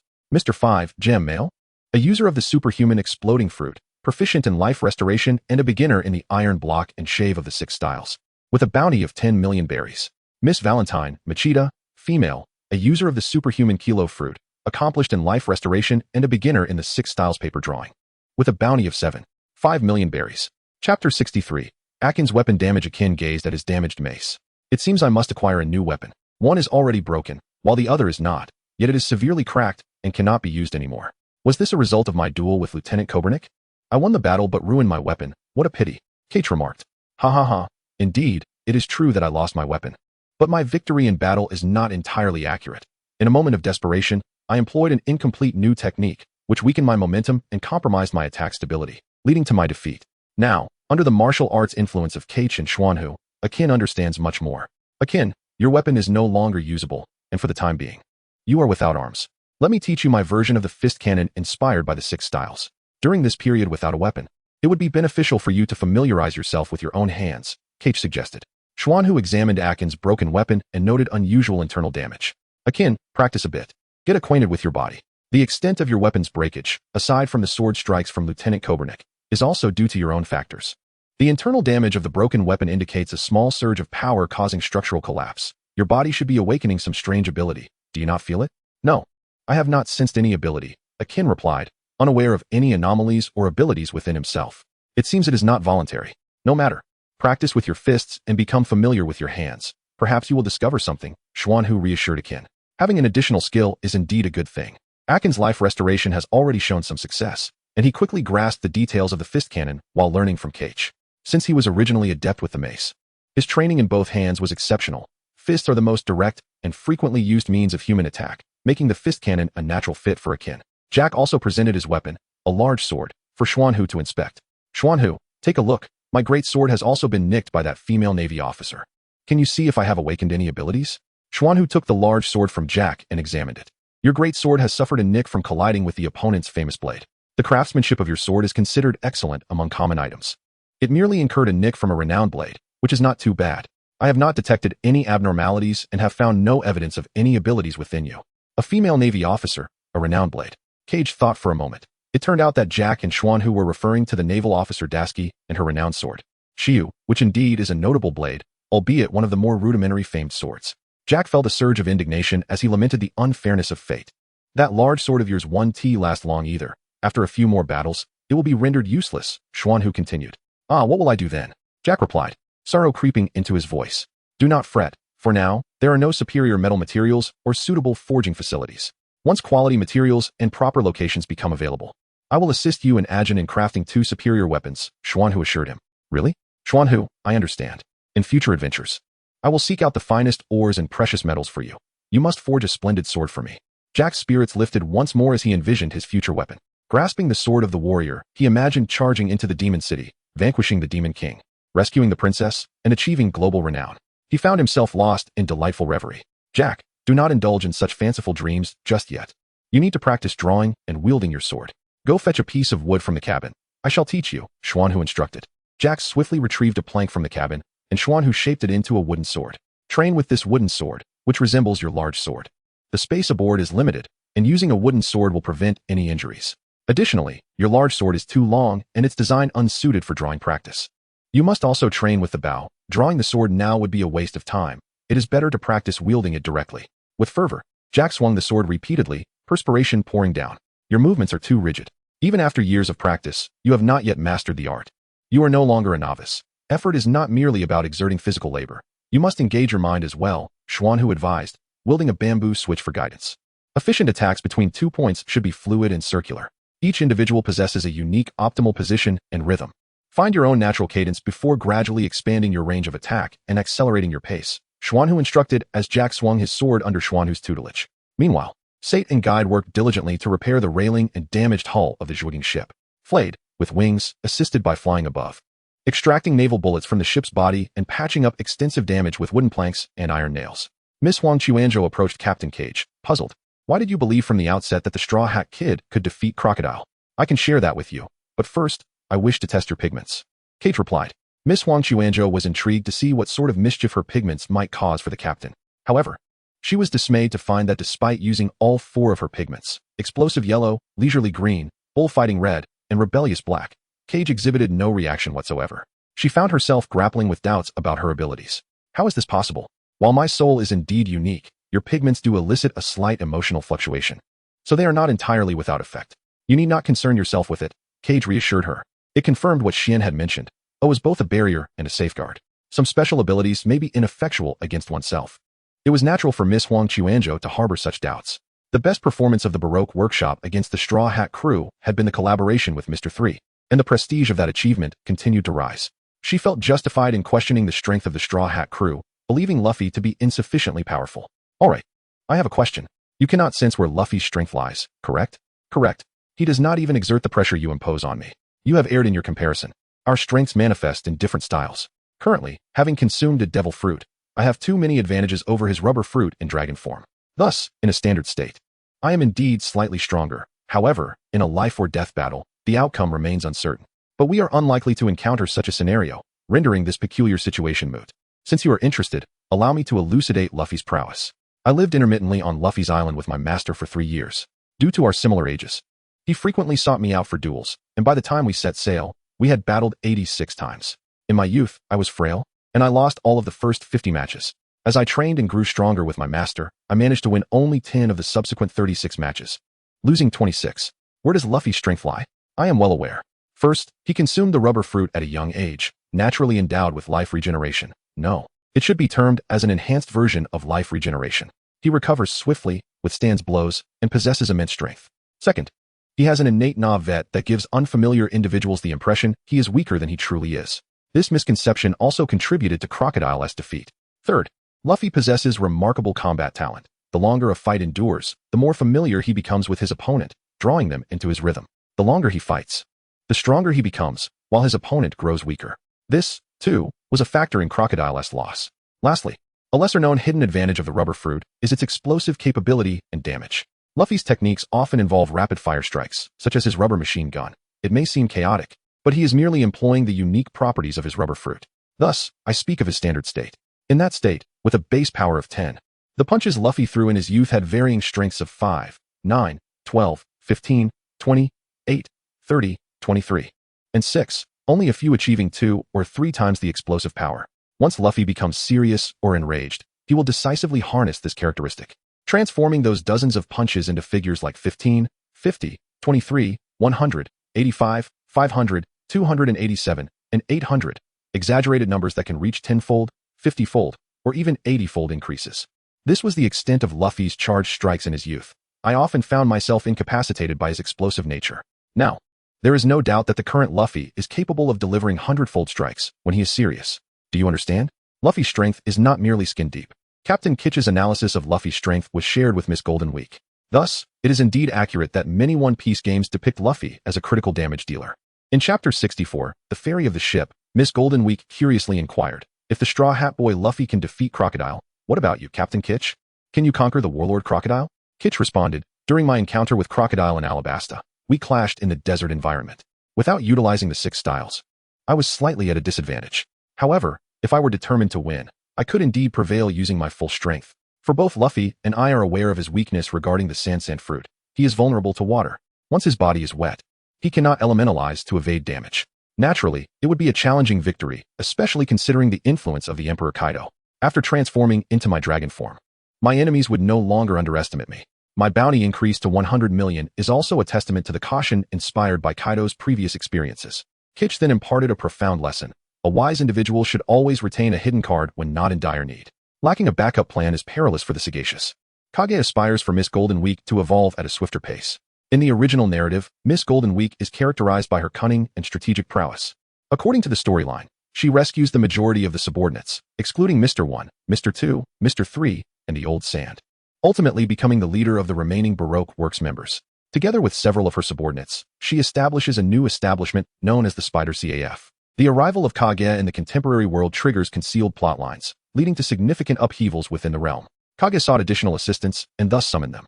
One evening, Schwangu requested the kitchen from Miss Carmen and prepared a large pot of broth using chicken, duck, and various ingredients. Schwangu, what has prompted your interest in cooking today? Miss Carmen inquired with curiosity. She now addressed Schwangu with the same respectful title as Kage, having learned from his guidance in medicinal cuisine that he was not only a physician but also a masterful chef. However, he typically refrained from cooking, which piqued her curiosity as to what delightful event might be unfolding. With an intuitive sense that he would encounter an old friend, Schwangu began preparing the broth in advance, planning to host this friend with a sumptuous meal. Unbeknownst to Carmen, the trio had already prepared a lavish dinner, serving more than 20 dishes, each presented in grand platters. As Carmen placed the final meat dish on the table and took her seat, she noticed Kage sharpening his knife and fork. Kage, Schwangu seems particularly enthusiastic about simmering broth today, claiming he has a premonition of meeting an old friend. Do you have any idea who it might be? She asked. Xuangu's old friend? We've only been together for about a month, so I can't say for certain, Kage pondered. He contemplated asking the navigator, Gade, but recalled that the Great Sea route lacked specific charts and refrained from doing so. Xuangu's old friend? Xuangu. Suddenly, it dawned on him that Xuangu had mentioned traversing from the Rainbow Sea. A flash of insight struck him. Could they be nearing that very place? The ocean enveloped in rainbow-hued mist? In the original narrative, Xuangu was absent. Thus, Kage was uncertain who his friend might be. Upon seeing Xuangu emerge from the kitchen, Kage swallowed a mouthful of meat and directly inquired, Xuangu, are we approaching the sea shrouded in rainbow mist? Indeed, I sense we are close, Xuangu replied, taking a seat to savor the meal. Is it truly the enchanting rainbow-colored sea? Carmen mused, her heart yearning for the beauty that girls often dream of. It was said that the misty rainbow sea held countless treasures, perpetually coveted by pirates. Akin spoke of the legendary treasures sought by these marauders. According to literature, the rainbow mist frequently appeared near Lalugia Island, suggesting they were nearing their destination. However, word had it that the rainbow mist was rarely seen, and they hoped for the fortune of witnessing it. The fishman, Shank, remarked. The Fishman Island lay 10,000 meters beneath the surface, a secluded realm, which ignited the longing of many fishmen for the human world. Some fishmen, upon returning to their underwater home in old age, brought back tales and books of the human realm. As children, they dared not venture into the human world. Instead, they learned of its wonders through literature. After dinner, Xuangu returned to the kitchen to continue simmering the broth and preparing minced meat. Late into the night, Dean stood guard at the ship's lookout while the others slept, and Xuangu remained vigilant over the fire. A sudden light appeared beside Sate, addressing the three sleeping in the laboratory. Thank you for your hard work. What was that sound? Who was speaking? Sate murmured groggily. The child, clad in a blue raincoat and donning a cheerful smile, vanished in an instant. The following day, Sate inquired of Xuangu and Dis about their sleepless night. Did you call me last night? I thought I heard someone speaking to me. Neither had called him. How peculiar. Was it merely a figment of my imagination? Sate lamented. The room shared by the three and the laboratory was a spacious area transformed into 3 separate chambers, with only a single door, and no one had tampered with the lock. Following the assassination by the Whiskey Peak CP organization, Sate had grown considerably more vigilant. To have eluded Xuangu's keen ears, as well as Dis and Kage's dragon-like hearing, seemed improbable. Thus, only one conclusion remained. A non-human presence had manifested. A spirit of the ship. Cage traversed through, fully aware of the situation, yet he refrained from articulating it, believing it would be more beneficial for the crew to discover it on their own. He merely grasped the mast of the pirate ship, the Zhuanggong, reflecting inwardly. Zhuanggong, you have endured much. Captain, there is no need for formality. A sudden jolt of surprise coursed through Cage as he received a response from Zhuo Gengxin's thoughts. Subsequently, a smile of understanding graced his lips. The ship was indeed a companion. It had stood by him through life and death, thus deserving such treatment. On the lookout tower of the mast, Dith raised the alarm as naval vessels appeared in pursuit from the rear of the ship. Kage sensed an impending crisis, the origin of which was unclear, as he braced himself against the naval ship's cannon fire. On board the warship, Naval Lieutenant Pasqua was poised to unleash his coin projectile, intending to vanquish Kage and his band of pirates in one fell swoop. However, Pasqua was halted by a female officer who, having spotted the venerable Elder Xian aboard the pirate vessel, urged him to refrain from firing. Reluctantly, Pasqua sheathed his coin. Unexpectedly, the Straw Hat crew led by Luffy arrived alongside Elder Xian, a convergence of destinies that necessitated patience. The naval lieutenant's rank was particularly unique. It represented a significant position within the local naval division, standing above the rank of ensign. Notably, there was no lieutenant rank within the naval headquarters, where the hierarchy ascended from ensign to captain, then to admiral, and finally to fleet admiral. However, coexistence was possible, as exemplified by Rear Admiral Tina, who, although originally an admiral at headquarters, served as a lieutenant in a division, thus blending her dual ranks of lieutenant and rear admiral. As the naval ships pursued, beginning with 3 vessels, Kage hastened the speed of the ship's Zhuang. It was imperative to avoid direct confrontation with the Navy unless absolutely necessary. Suddenly, a mesmerizing rainbow mist appeared ahead, enveloping the Zhuang in its vibrant embrace. How splendid! We are truly fortunate to encounter the legendary rainbow mist. The crew exclaimed in awe. Tales spoke of immense treasures and boundless lifespans residing within. The veracity of such legends remained a tantalizing mystery. Cage released the memory hippocampus, Chenlong, to scour the damaged hull for treasures. After sailing for a while, he encountered no one, and only a few children were seen. It appeared that mischievous youngsters were not destined to cross paths with him. The crew dispersed, searching among the wrecked vessels for treasure chests and valuable items. Xian Hu skillfully navigated through the air above the ships, but soon he was enveloped by a rainbow mist, disappearing within. Chapter 65, Competing with the Naval Lieutenant Colonel. The memory hippocampus, Chenlong, plunged into the water in search of treasure, but after only a few minutes of swimming, he lost consciousness. As Kaiki passed by, he observed the memory seahorse, Chenlong, spiraling in a dizzying trance. It rose, suspended from the sea, enveloped in a mist of rainbow hues that infused the essence of the memory seahorse. Having received the dragon armor shed by Captain Kichi, the memory seahorse absorbed the potent dragon blood within, thereby enhancing its lineage. Emerging from its head were nascent dragon horns, still short and tender. Its forelimbs transformed from diminutive fins into elongated and robust dragon claws, while two retractable bony spines sprouted from its back. Once the multicolored mist permeated its being, the two bony spines extended into membranous wings reminiscent of a dragon's, adorned in iridescent splendor. Cage refrained from intervening, fearing that he might disrupt Qianlong's fortuitous opportunity. As Cage observed that no one else had managed to arrive, it became evident that the burden of fate upon the dragon clan was substantial. The decline and eventual disappearance of the dragon clan millions of years ago was likely far more complex than it appeared. What truly transpired back then? Why was the connection between the dragon clan and O so profound? After half an hour, the vibrant mist had fully enveloped the surroundings, signifying the completion of the ritual. The dragon of Morning Star, having lost the power to maintain its levitation, was on the verge of plummeting into the sea. Noticing that the dragon's eyes remained dazed and unresponsive, Cage leapt into action, catching the descending memory seahorse, the dragon of Morning Star, and carrying it back to the Zhuanggong. Upon reaching the Zhuanggong, Cage found that the others had already returned from their treasure hunts. The deck piled high with 10 chests of riches brought back by Akin and the others, brimming with jewels and gold.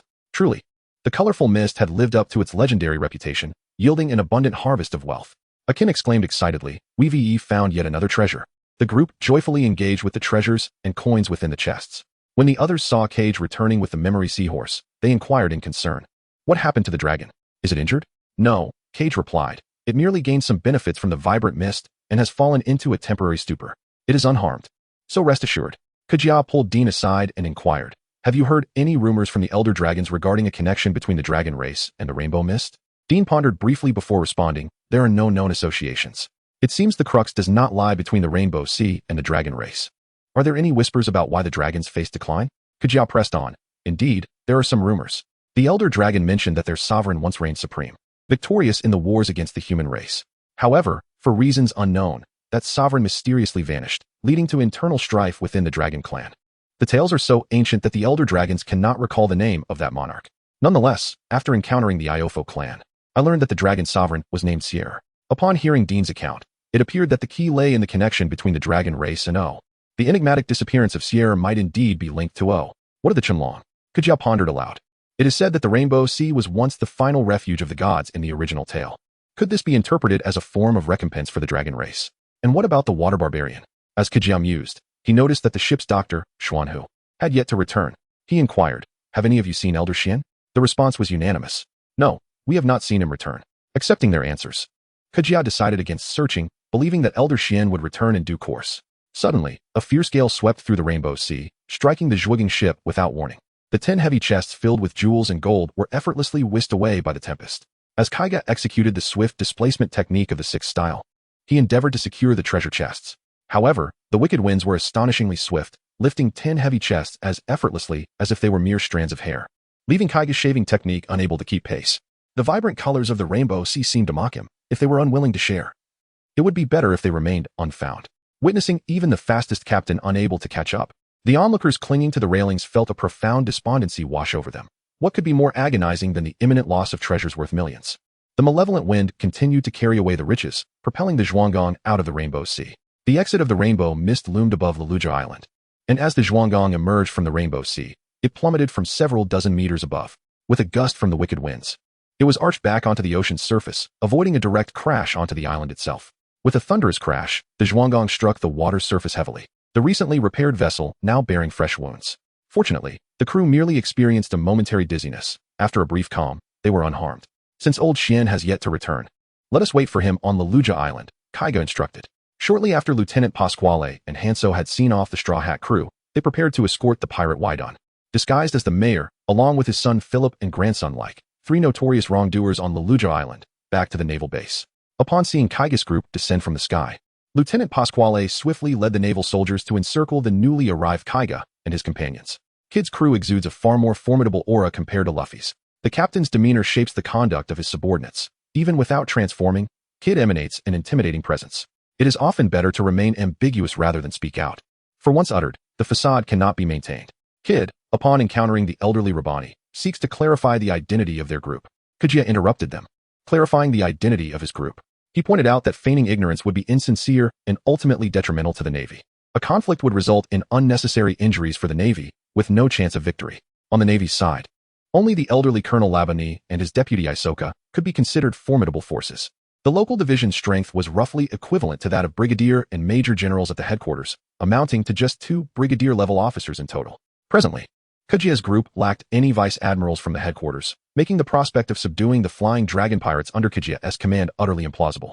Ketch continued, "We await our ship's doctor, Xuangu, on the island and intend to remain here for a while.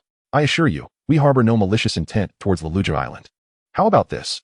Let us engage in a contest of coin tossing, casting a coin towards the sea simultaneously. If I win, you shall refrain from troubling us." This suggestion for a duel, devoid of direct confrontation, was quite astute. "Indeed, let him accept the challenge," remarked Isoka, the female deputy beside Rabani. Very well. Rabani agreed to determine their future dealings through this contest. Major Pasquale of the Navy stood alongside Captain Ketch of the pirates, both facing the ocean. They simultaneously retrieved coins from their pockets, holding them in hand, poised with calm concentration, their gazes fixed upon the horizon. The Navy major brimmed with confidence. Coin tossing was his specialty, a skill that had led to the sinking of numerous pirate vessels, earning him the rank of major through his valiant exploits. Keck wished to test his finger strength with the 6 forms of the finger gun technique. Although he had mastered the original form, he found it rather trivial and unappealing. However, he was quite intrigued by its variation, the finger snap. 3, 2, 1, go, commanded the female naval officer, Isoka. With the signal given, both Labani and Keck simultaneously flicked their coins into the air. The 2 coins soared swiftly towards the ocean, and though they did not skim the surface, the resulting airwaves traced 2 distinct paths across the water. At distances of 50 meters, 100 meters, 150 meters, and finally 200 meters, both coins began to decelerate after surpassing the 200-meter mark. This was the critical juncture for determining victory. Both Labani and Keck remained composed. Fully aware that the outcome would be closely contested, the finger snap technique had placed them on equal footing. Yet, their subordinates were filled with fervor, as both the naval soldiers and the pirate, Akin, fervently hoped for their side's triumph. Ultimately, the results of the finger snap contest were revealed. Naval Major Pasquale recorded a distance of 220 meters, while Pirate Captain Keck achieved an impressive 222 meters. Cage emerged victorious in the match, and according to their agreement, the Navy would refrain from troubling Cage and his crew for the foreseeable future. In Chapter 66, Xuanhu Cooks and the Nightlight Cup, it is indeed a source of embarrassment to have lost even in their strongest domain. One can only hope that they truly harbor no ill intentions towards this place, as they seem to imply. It is reasonable to believe that they do not have any designs on this location. After all, Cage's crew would not need to expend such effort to eliminate us. Especially since we may not even be able to contend with Elder Xian. We must inevitably encounter Elder Xian again. It would be prudent to avoid escalating tensions. On board the warship, Labani and Isoka were engaged in conversation. They were initially tasked with escorting the pirate Wydun back to the naval division. But they had deviated from their original plan and remained vigilant, observing Cage and his crew. Throughout the day, Sart, Gade, and Faridi had grown acquainted with the scientist Hansawa on Leluja Island, sharing amicable exchanges in his laboratory. Upon meeting the diminutive Faridi, Hansawa was quite surprised. However, having encountered numerous extraordinary events recently, including traversing the Rainbow Sea, he quickly acclimated to the existence of the small folk. As evening descended, the sun dipped below the ocean's horizon, and the iridescent mist re-emerged, exuding from Xuanhu. The ship's doctor, Xuanhu, was burdened with a hefty load yet managed to nimbly leap onto a derelict small boat. Keck and his companions discovered that the ship's doctor had emerged, and they took the initiative to sail the vessel, the Gung, to fetch him. The ship's doctor, Xianhu, said nothing, returned to his quarters to stow away his belongings, and then proceeded to rent a kitchen and a private room on Leluja Island. "Carmen, I shall take charge of the cooking tonight. Would you be willing to assist me?" Xianhu inquired as he carried the prepared broth towards the kitchen. "Absolutely. I would be delighted," Carmen responded with great enthusiasm, eager to witness Xian's culinary prowess. Behind her, Hank and Debut held various marinated ingredients and seasonings. Together, the 3 of them entered the kitchen, swiftly immersing themselves in the preparations for dinner. Cubes of tofu were meticulously diced, strands of tofu were finely shredded, and the fish was sliced into elegant strips. At this moment, Carmen truly grasped the astonishing caliber of Xian's culinary skills. His knife techniques and mastery of heat were of an entirely different echelon, rendering assistance unnecessary. Rather, he invited her to observe the process, allowing her to absorb as much as she could. She had previously believed that the world-class chefs she had learned from were the pinnacle of culinary art, yet now she found herself witnessing a level beyond that summit. Keck was aware that Sartre and his companions had already become acquainted with Hansu. He instructed them to invite Hansu, who would then extend an invitation to the naval officers Rabani, Isokar, Achibi, and Longo to join them in the private room, stating that Elder Xian was treating them to a meal. Cage did not expect that the old man Xian referred to an acquaintance who was indeed trapped among those mischievous children in the Rainbow Sea. However, it made sense. Having been ensnared in the Rainbow Sea for a considerable duration, it was only natural for him to know them. Hansu Rabani. And the other three entered the private room where dishes were being served just perfectly. Mapo tofu, kung pao chicken, white cut chicken, wensi tofu, coral fish, twice-cooked pork, dompa pork, and boiled cabbage, all presented by Hank and Debuty. It has been a long time, Hansu, Rabani, Isoka, Longo, Achibi. I never imagined that upon our reunion, you would have transformed from children into adults, Xian remarked as he emerged from the kitchen, inviting the five of them to take their seats. It is a rare occasion to meet old friends. Please indulge in the culinary delights. The four of us were expelled from the Rainbow Sea 40 years ago, so we have aged into middle-aged individuals. Ha ha ha, Rabani chuckled. I did not expect that you have remained unchanged, Xian. The others echoed, indeed. You have not altered one bit. Oh, I am quite the hospitable one. I emerged from the Rainbow Sea 2 years ago, so my transformation is minimal. Having spent so long within, I was fortunate to encounter you little rascals. Otherwise, I would have been utterly bored. Come, let us raise a glass together. Xian clinked glasses with Rabani and the others. Although Rabani and his companions belonged to the Navy, Cage and his crew honored Xian by enjoying the feast together, joyfully concluding their reunion with old friends. Such encounters are rare, after parting ways. Who knows how many years it will be before they meet again, or if they will meet at all in the future. Thus, when fate brings friends together again, how could one not prepare a meal to honor them? Time passes swiftly during moments of joy, and dinner concluded all too soon. Rabani and Hansu saw Xian off at the shore, feeling relieved that the pirate Cage had indeed kept his promise and had not caused any harm to Lelugia Island. They had just dealt with one pirate, Wydon, and were bracing for another troublesome encounter, having been on the verge of requesting reinforcements. Thankfully, Cage and his crew had avoided violent conflict and engaged in amicable discourse. Xian, I hope we can meet again in the future. Rabani and the others said as they bid farewell and boarded their warship, leaving Hansu behind on Lelugia Island. They had already delayed for some time and needed to set sail promptly. Xian, could you teach me those culinary skills? Will you impart to me the secrets of your dishes? Not yet. Your culinary essence is only 2/3 complete. You still lack a little. Once you fully embody it, I will teach you, Xian replied. You speak of this elusive culinary essence, but I am uncertain how to enhance it. When will I achieve that? Carmen, there is no need to rush. You possess considerable talent. Take your time to ponder. The right moment should not be far off. That night, the Zhuanggong sailed serenely across the sea. Carmen, excited by Xian's culinary expertise, sought to apprentice under him, but was temporarily declined. Let us set aside that discussion for now. Carmen, did you not come to bring me a few bottles of wine? My room has no more space. You can store them there for now. Bring me a few bottles, and I will show you something interesting.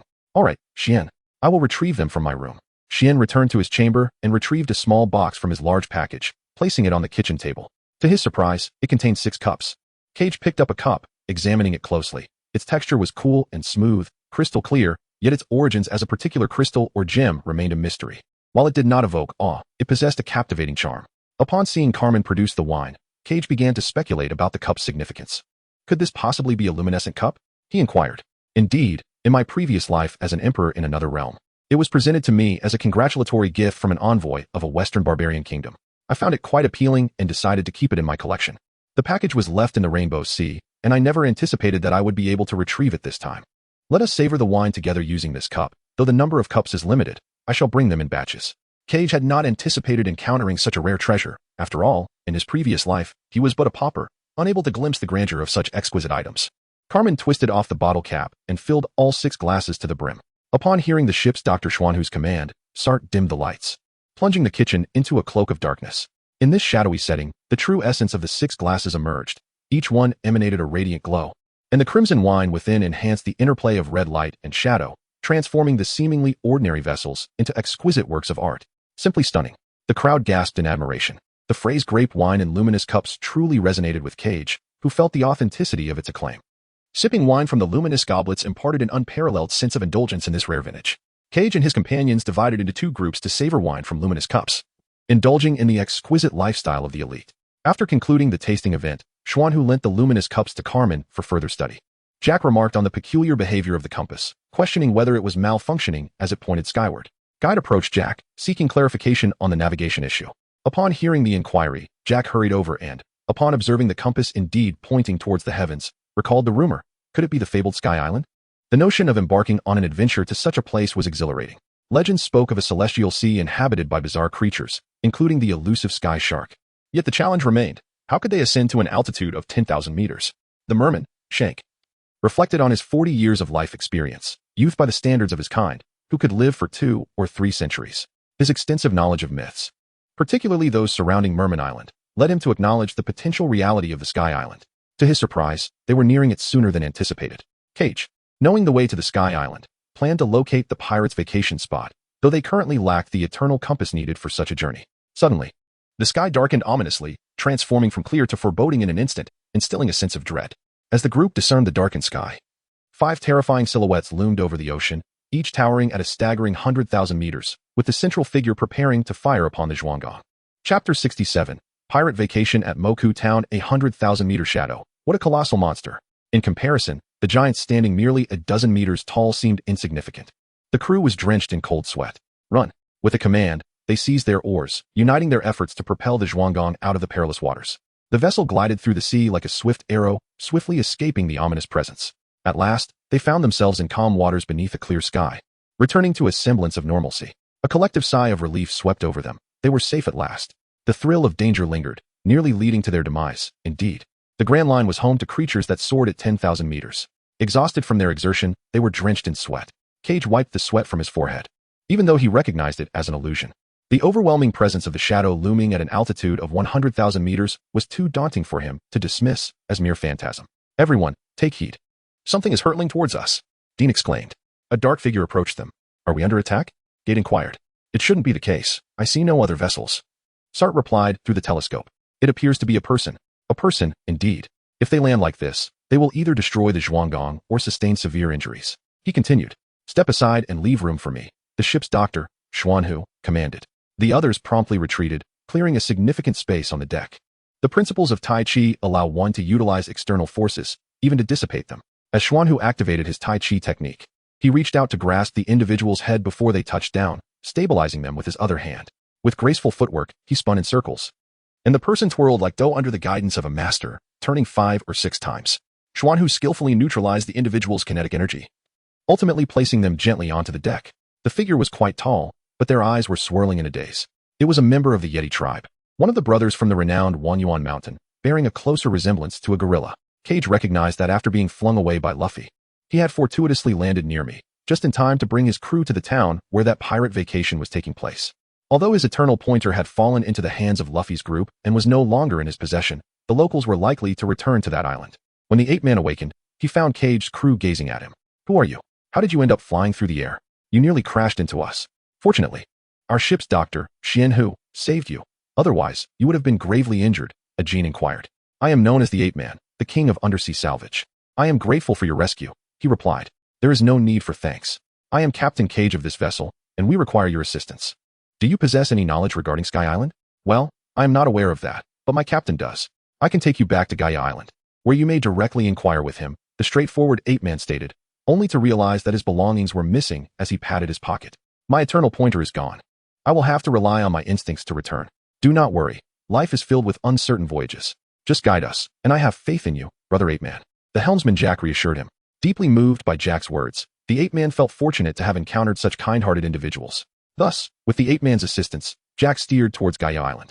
Along the way, they encountered another of the ape-man's brothers, a gorilla with exceptionally long hair, whose powerful vocalizations could cause significant destruction and had the ability to harm and damage ships from afar. Keck finds that the gorilla resembles a baboon more in appearance, while the ape bears a closer likeness to the gorilla. The names of these two brothers seem to reflect Oda's dark sense of humor. Although they exhibit a somewhat foolish and amusing demeanor, their strength is not to be underestimated, as both are bountied at tens of millions. The ape possesses a martial technique capable of delivering a single blow to sea kings, with a bounty of 23 million berries. The gorilla, endowed with formidable destructive power in his high-pitched voice, boasts a bounty of 36 million berries, and harbors ambitions to supplant Crocodile from the 7 warlords. Keck cannot recall whether this high pitch is a result of a devil fruit ability or an inherent talent. However, what truly matters is locating their leader on Gaia Island.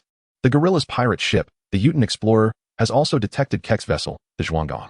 The immensely strong ape effortlessly leaps aboard the Yutan Explorer to recount all his encounters and the events leading to his meeting with Keck's crew, while also attempting to re-establish contact with his missing pirate ship, the Victory Hunter.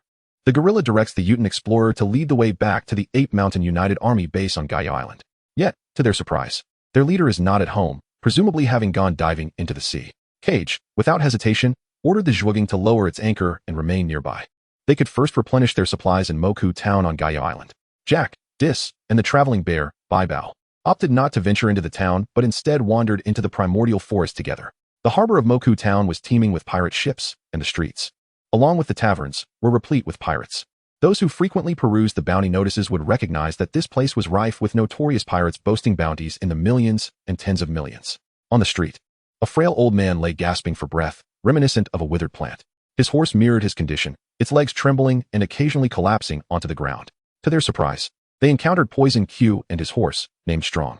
Despite Poison Q's elderly appearance, he was merely in his 20s. His aged visage belied his true age, likely a consequence of consuming the paramecia-type sixic fruit, which rendered him frail and ailing, contrasting starkly with the robust and vibrant elder Xian, who, at over 100 years old, exuded vitality and grace, particularly when practicing martial arts.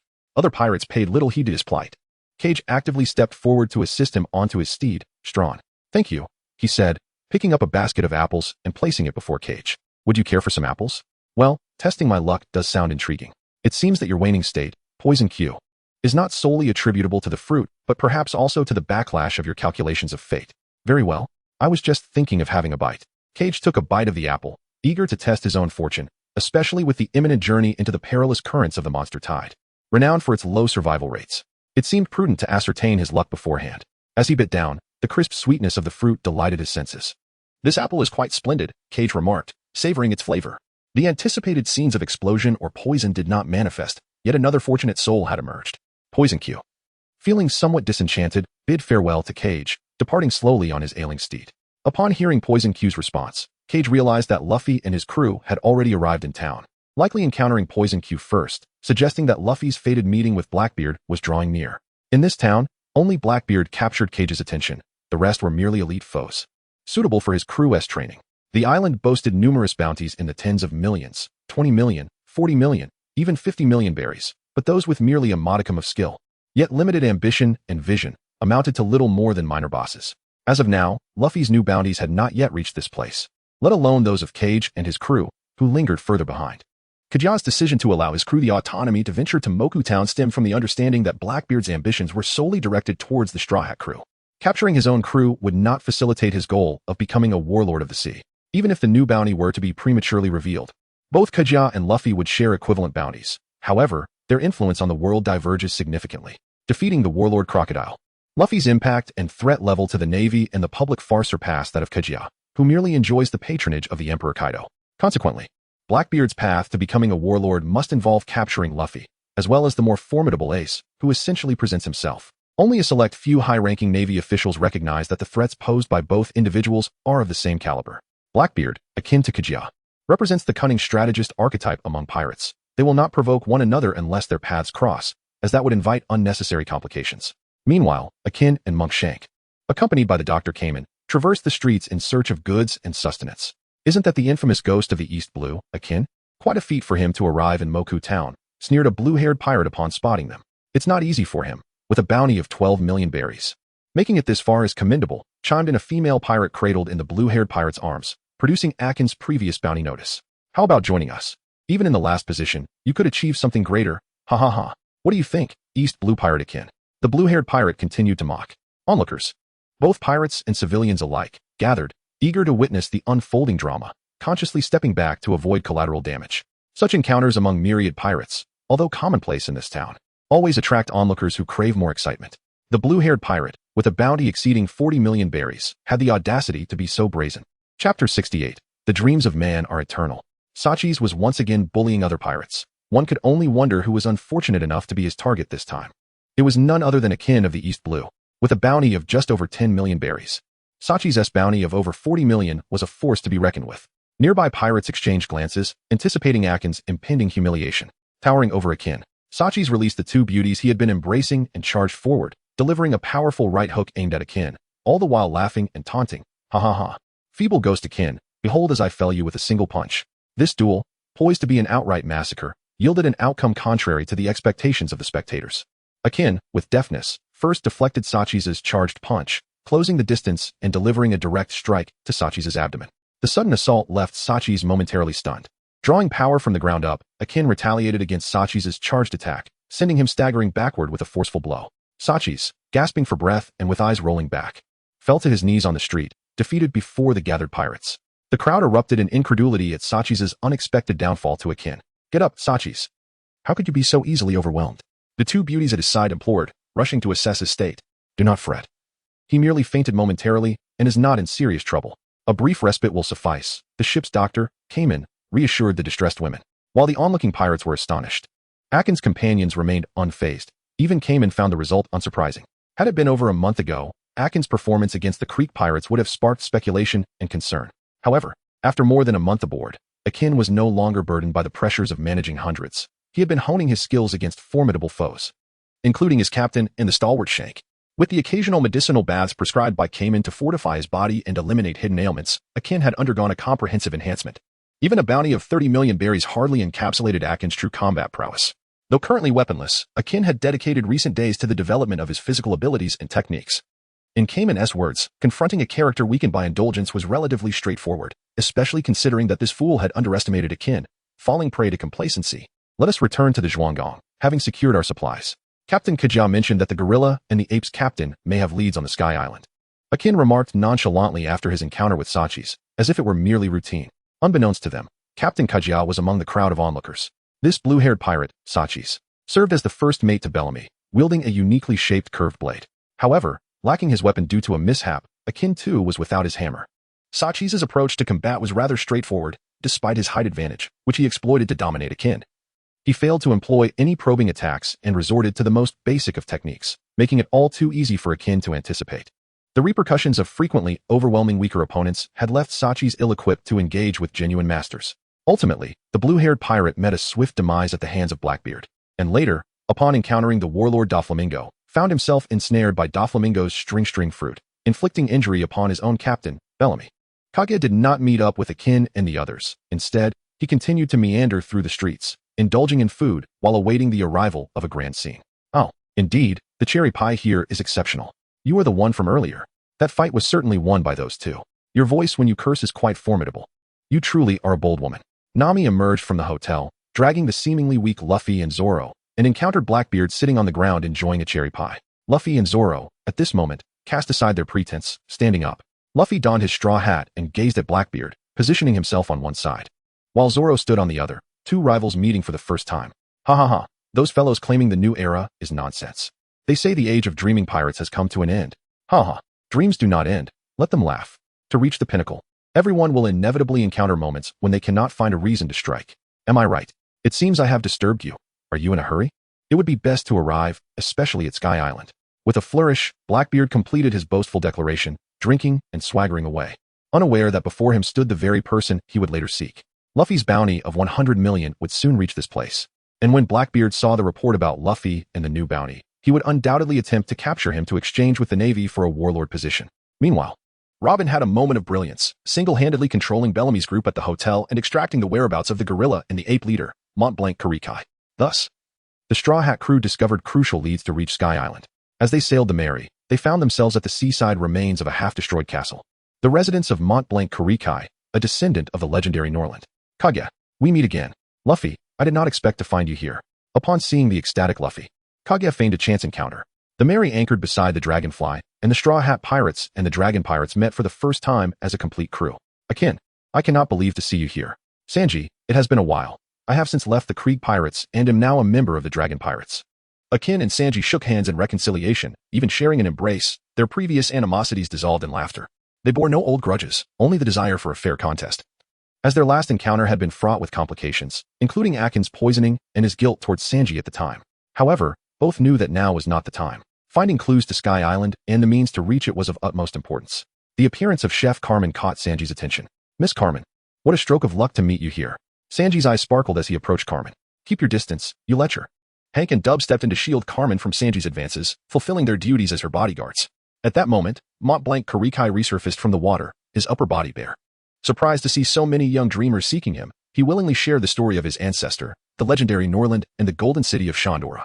Even producing the ship's log of his ancestor for all to see, how precious it was, dating back 3 centuries.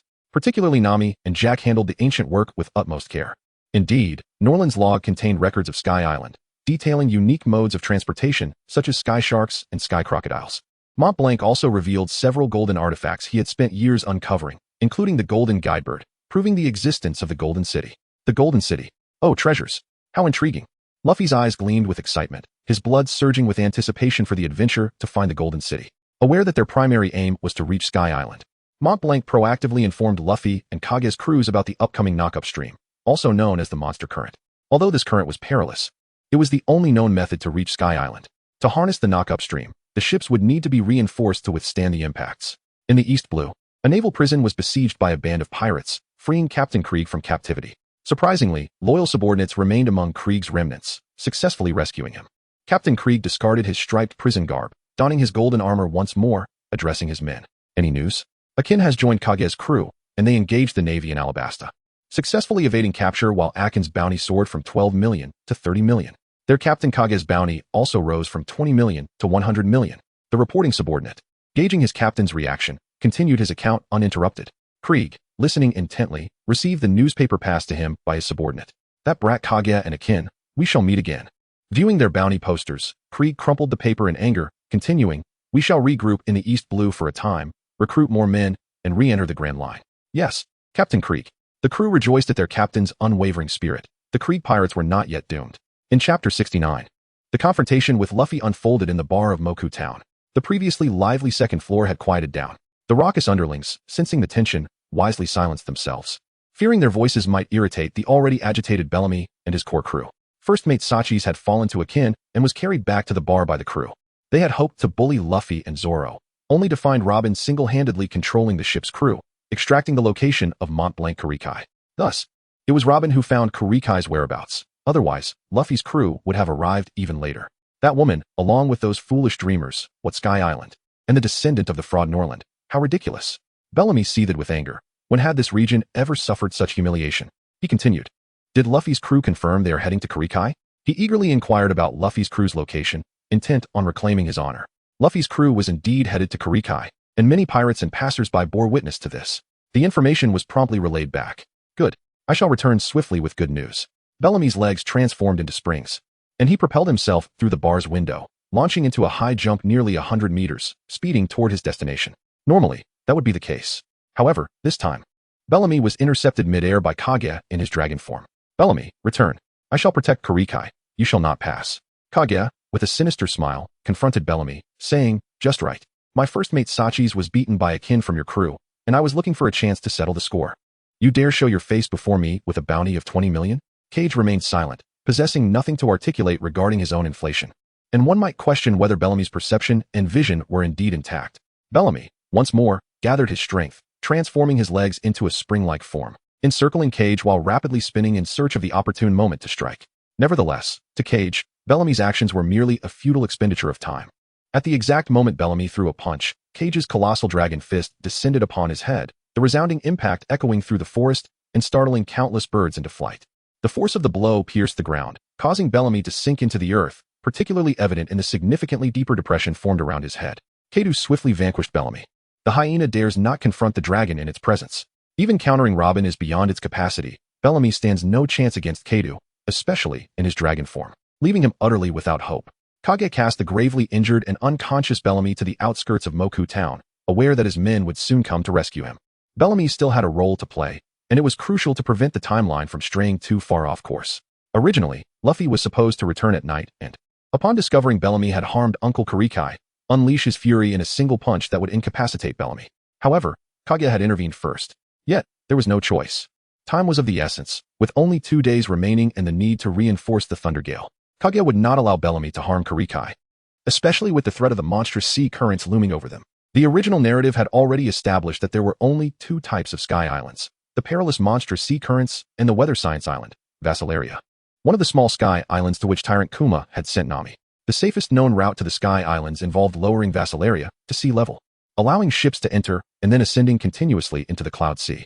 There were other speculative routes, such as circling the planet via the top of the Red Line, which stood at an elevation of 10,000 meters, while the Cloud Sea ranged between 7,000 to 10,000 meters.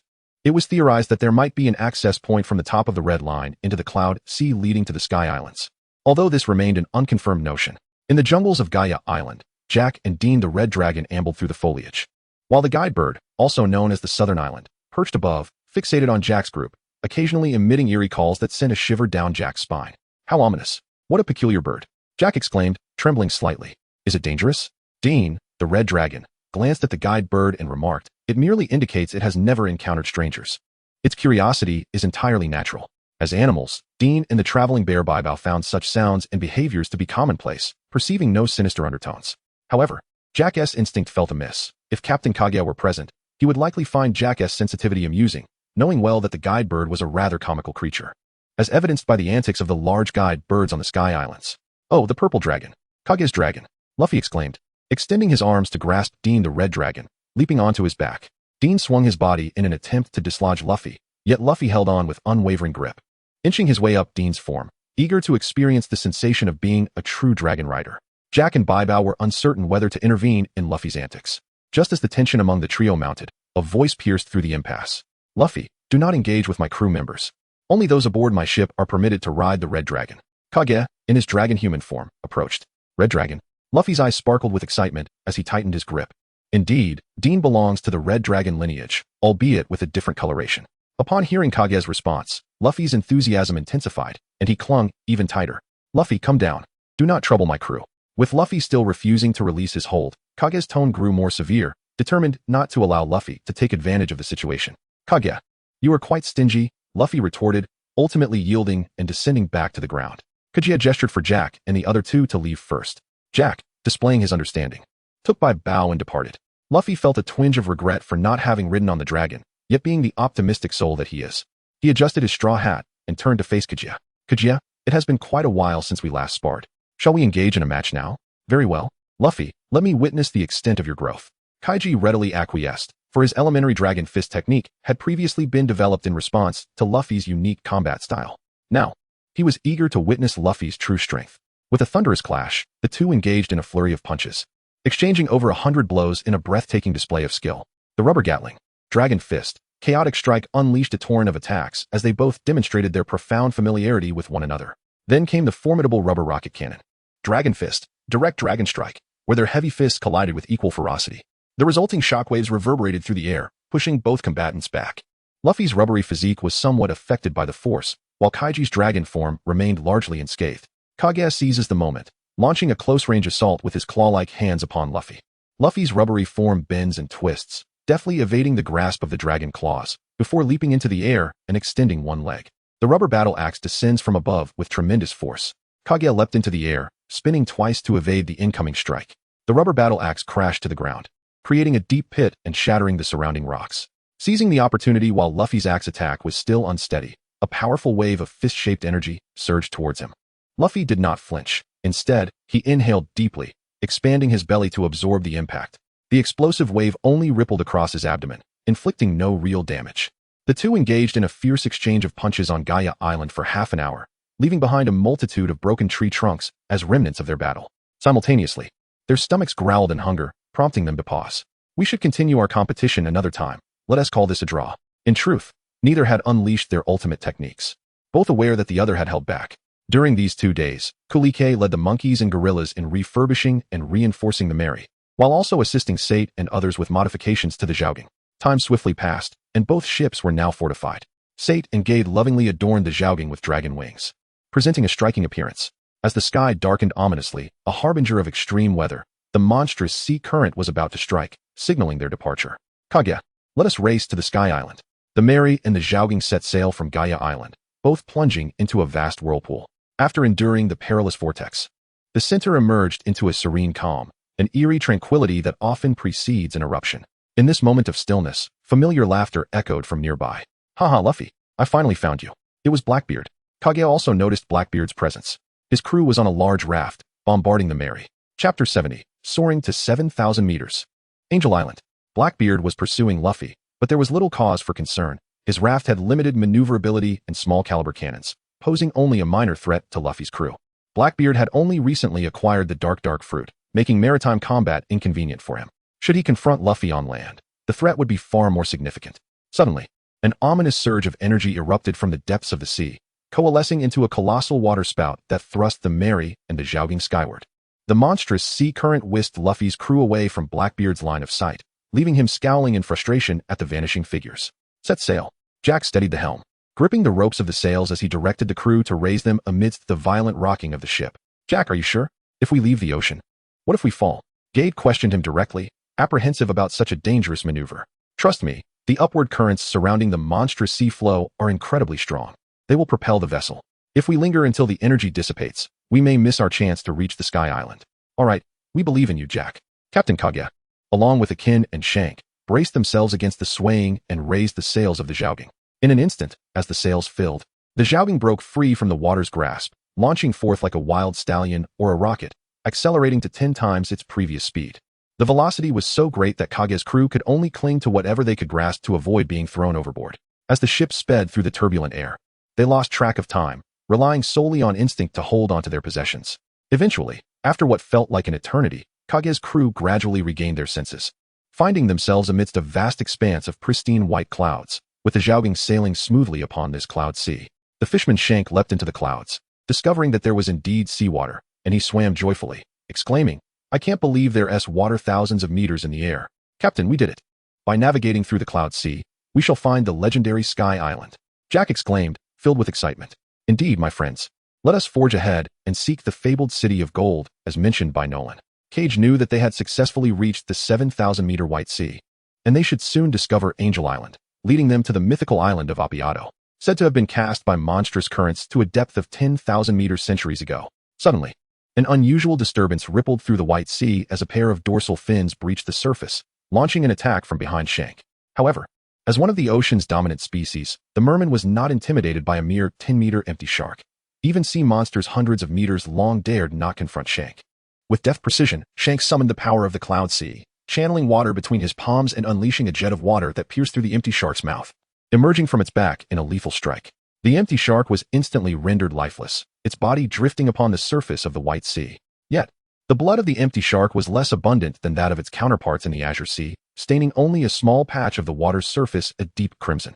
Noticing this turn of events and feeling the pangs of hunger after narrowly escaping the turbulent currents, the crew decided to feast upon the empty shark, replenishing their strength before continuing their quest for the floating island. They agreed that a brief respite for food was in order, as several among them were feeling somewhat fatigued. Carmen led Hank and Debut to the carcass of the empty shark to begin the task of filleting the fish, while Shank steadied the body in the water for easier processing. The flesh of the empty shark, unlike the fish from the Azure Sea, was notably fresher and of superior quality. It promised excellent culinary possibilities, including exquisite shark fin soup crafted from its fins. As Chef Carmen skillfully dissected the fish, the delightful aroma wafting from the fresh meat brought her joy, as she anticipated the bounty of both shark meat and fins. Once the filleting was complete, Carmen, along with her assistant Debut and Hank, returned to the kitchen to prepare a sumptuous meal. Meanwhile, Xuanhu, intrigued by the taste of the empty shark, reflected on his days as an emperor in his former world, where sharks were a rare delicacy, enjoyed only once every few years. He had long since ceased consuming them to set an example in conserving the species. Now, he lamented that he might not savor shark fins this time, as Carmen would likely dehydrate and preserve them for later. Nevertheless, he reassured himself that in this world, sharks were plentiful, and opportunities to indulge in shark fins would eventually arise. After relishing a delightful meal of shark meat and feeling fully satisfied, Cage and his companions swiftly located the floating island, where towering structures appeared to be built upon the clouds, resembling a divine abode. As the Zhuogang vessel docked at the harbor of the floating island, many residents took notice of Cage and his crew. "Are they from the Azure Sea again?" they whispered among themselves, observing the distinct attire of the newcomers. Shortly thereafter, a group of guards approached, and their captain stepped forward to greet Cage. "Greetings, Azure Sea Dweller. Welcome to Angel Island. I am Captain Oli, the commander of the Angel Island garrison. Are you their captain?" "Yes, I am Cage of the Flying Dragon pirate crew." "Did you arrive from Visalia?" "No, we were swept here by monstrous currents." "Oh, so you are considered stowaways and are required to pay a tax," Captain Oli stated matter-of-factly, disregarding the pirate status of Cage's crew and insisting that they comply with the regulations. Intrigued, Cage posed an unusual question. "Tax? Surely this is not a means for your garrison to line its own pockets, is it?" "Certainly not. I am strictly adhering to the laws of Angel Island," Captain Oli replied, producing a tome of the island's laws for Cage to inspect. Observing Oli's calm demeanor, Cage surmised that this commander was not to be underestimated. Will these taxes genuinely benefit the residents of Angel Island, or are they merely for the enrichment of your higher-ups? Cage pressed further. "How dare you question my integrity? Of course, the taxes serve the people of Angel Island. The funds are allocated for the salaries of the guard, as well as for the maintenance of the cloud roads and public facilities, Captain Oli retorted, leaning closer to Cage, his tone rising in intensity. Do not entertain thoughts of tax evasion. There has already been a group that attempted to flee from taxation, injuring our enforcement officers and violating multiple laws of Angel Island. Their vessel has been seized by the priests and taken to the punishment altar of the divine island Appiato, and they are currently being pursued by the priests. Seeing that Cage remained silent, Captain Oli continued his admonition. Kajia discerned that the diligent Warden Ali before him was not genuinely enraged. It was merely a performance. Listening to the warden's words, he surmised the trajectory of the unfolding narrative. Encountering this upright and intriguing warden, he refrained from further disputing the tax issue and resolutely paid the substantial sum of several thousand berries, all for the sake of the people. Upon witnessing Kajia fulfill his tax obligation, Warden Ali graciously offered to guide him. Through their conversation, Kajia learned that the Sky Island's guardians were of two distinct kinds, one being the warden, akin to a police force dedicated to stability and law enforcement, and the other a combat unit led by the god of the Sky Island and the four divine officials. The clouds above the Sky Island manifested in various forms: rain clouds, sea clouds, and the cumulus clouds of Angel Island. Only the cumulus clouds permitted one to traverse their surface and erect structures. From Warden Ali, Xuanhu discovered the location of a blacksmith shop on Angel Island. He collected his belongings and set off toward the forge. Within the temple of Angel Island, 5 individuals convened, prominently featuring Enel, the god of the Sky Island, alongside the 4 divine officials. Enel inquired of Shura regarding the other group of individuals from the Blue Sea.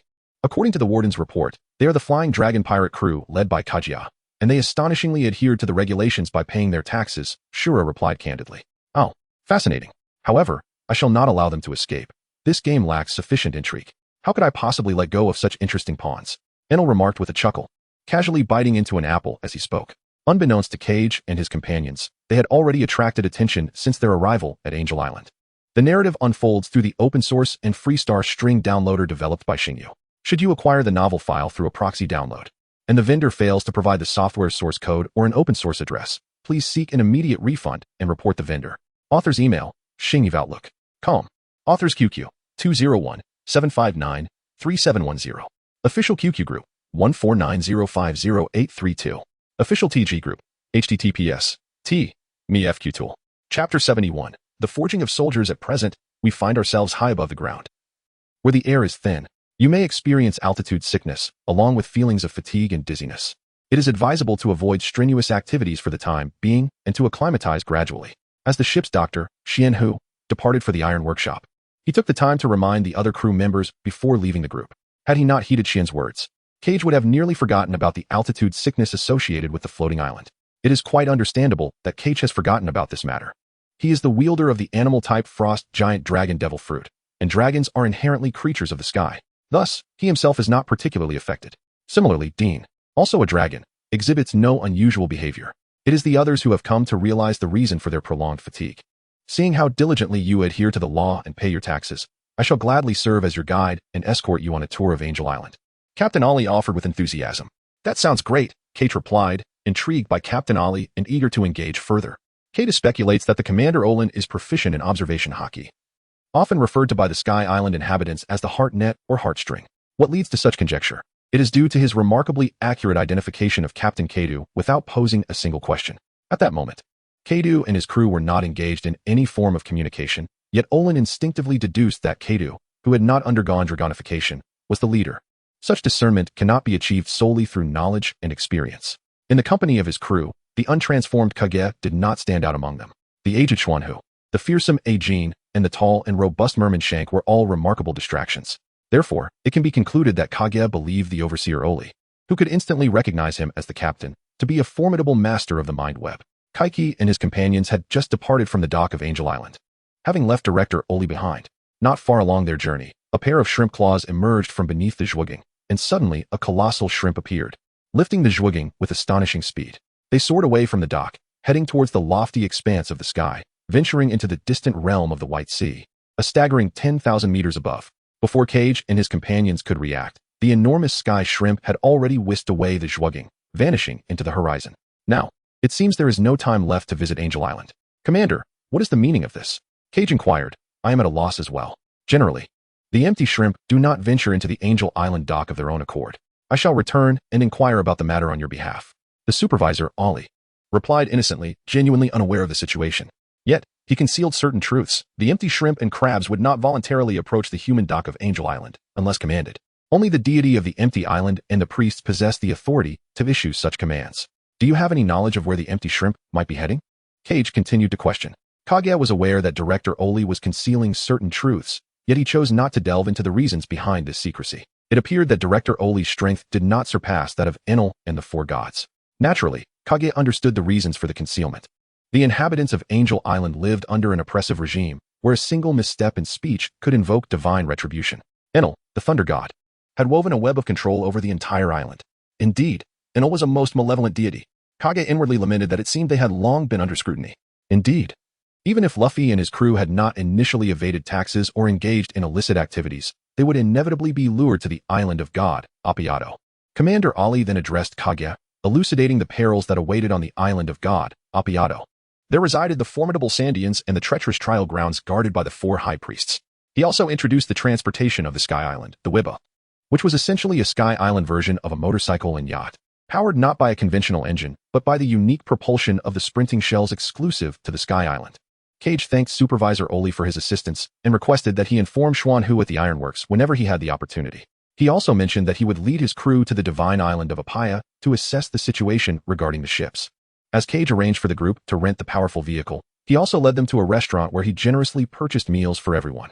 Should an unavoidable battle arise on the island of the gods, and should you find yourselves fatigued, you may return with your very lives, thus mitigating the effects of altitude sickness. Therefore, ensure you have sustenance at hand. The return of life necessitates a foundation of food, lest it yield contrary effects. Understood, Captain. They responded, relieved to have a solution for their fatigue. The group collected their provisions. Cage rented a medium-sized vessel, as he only had a party of about 10 people. Thus there was no need for a larger ship. At the Angel Island Forge, the blacksmiths donned garments adorned with wing motifs, their clothes soaked with sweat from their labor. Within the forge, an elderly Qinghai man, dressed in peculiar attire, was also noticed by the onlookers. The presence of Qinghai people on Angel Island was already well known. Greetings. Qinghai Elder. Do you require the crafting of weapons? Do you have any specific requests for the weapons to be forged? Inquired the proprietor of the forge. After all, ordinary weapons could simply be purchased at a weapon shop. Those who came to the forge typically had particular demands for their crafted weapons. Xuanhu, upon observing the forge's furnace, noted the unique wind bellows providing a robust gust, raising the temperature within the furnace to an optimal level. I'm Xuanhu. I wish to rent a furnace to forge 2 weapons. May I do so? Certainly, but are you certain at your age? The owner sought to confirm whether the elderly man truly intended to forge weapons himself. Although Xuanhu appeared robust, he had surpassed the prime age for blacksmithing, even venturing beyond the age suitable for rigorous physical activity. Upon receiving a firm response from the elder, the owner acquiesced. This forge had multiple furnaces, and thus Xuanhu successfully rented one along with a blacksmithing platform. However, he did not commence immediately. Instead, he proceeded to the dining area to replenish his energy. After all, his forging method could not be interrupted midway. Crafting 2 weapons required an entire day of uninterrupted effort. After replenishing his energy, Xuanhu returned to the rented blacksmithing platform and furnace, shedding his upper garment as was customary in his discipline. The onlookers from the floating island were taken aback. The seemingly slender Qinghai elder was, in fact, a robust man with defined abdominal muscles. Xuanhu retrieved materials such as meteorite iron, fine iron, silver ingots, and adamantium from his bag, laying them out on the blacksmithing platform for preparation. Wow, such treasures. The weapons forged will be extraordinary.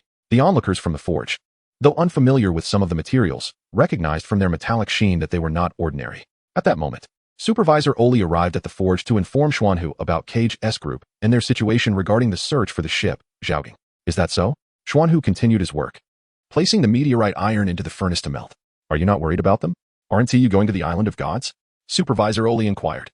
Noticing Xuanhu's steadfast focus, rest assured, Cage will manage the ship's affairs. I will focus on my tasks and will not add to the chaos. Xuanhu replied with a reassuring smile, encouraging Oli not to fret. Soon, under the vigorous wind from the bellows, the meteorite iron melted into a glowing red mass. Grasping the glowing metal with tongs, Xuanhu placed it onto the blacksmithing platform, and as he seized a hammer, a surge of determination enveloped him.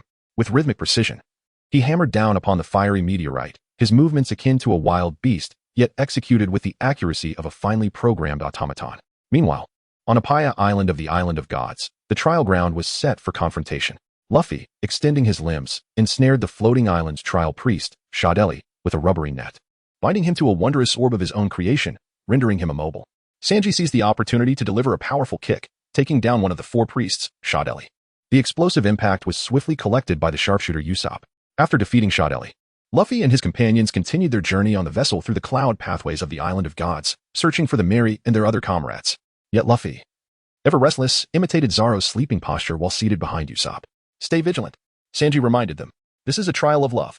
Luffy mimicked Sanji's lighter, playfully uttering the words, which prompted laughter from Usopp. The two laughing companions received a swift kick from Sanji, who admonished them. My apologies, Sanji.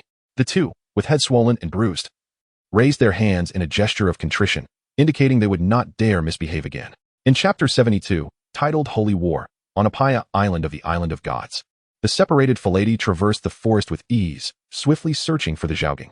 The forest was the domain of the Iofo clan. He successfully located the Zhaogang at a sacred altar and was about to signal for help with a flare when he was ambushed by a warrior from the floating island, mounted on a large bird. What peculiar beings. I never imagined Qinghai had such unusual individuals. If not for the heart net, I wouldn't have detected your presence. Phaladi expressed, evading the attack with remarkable agility. You are a priest of the floating island. Why have you taken our ship and attacked us? Indeed, I am the priest of the trial of ropes, Shura. You are the prey chosen by the gods, destined to partake in this battle, Shura replied, astonished by Phaladi's speed, which surpassed his own. With the heart net in play, Shura maintained the upper hand, relentlessly attacking with a spear embedded with incendiary shells. Phaladi deftly dodged, but the priest's spear continued its assault, piercing the mast of the Zhaogang and igniting it in flames. Curse it! How dare you damage our ship with your weapon? It can ignite as well.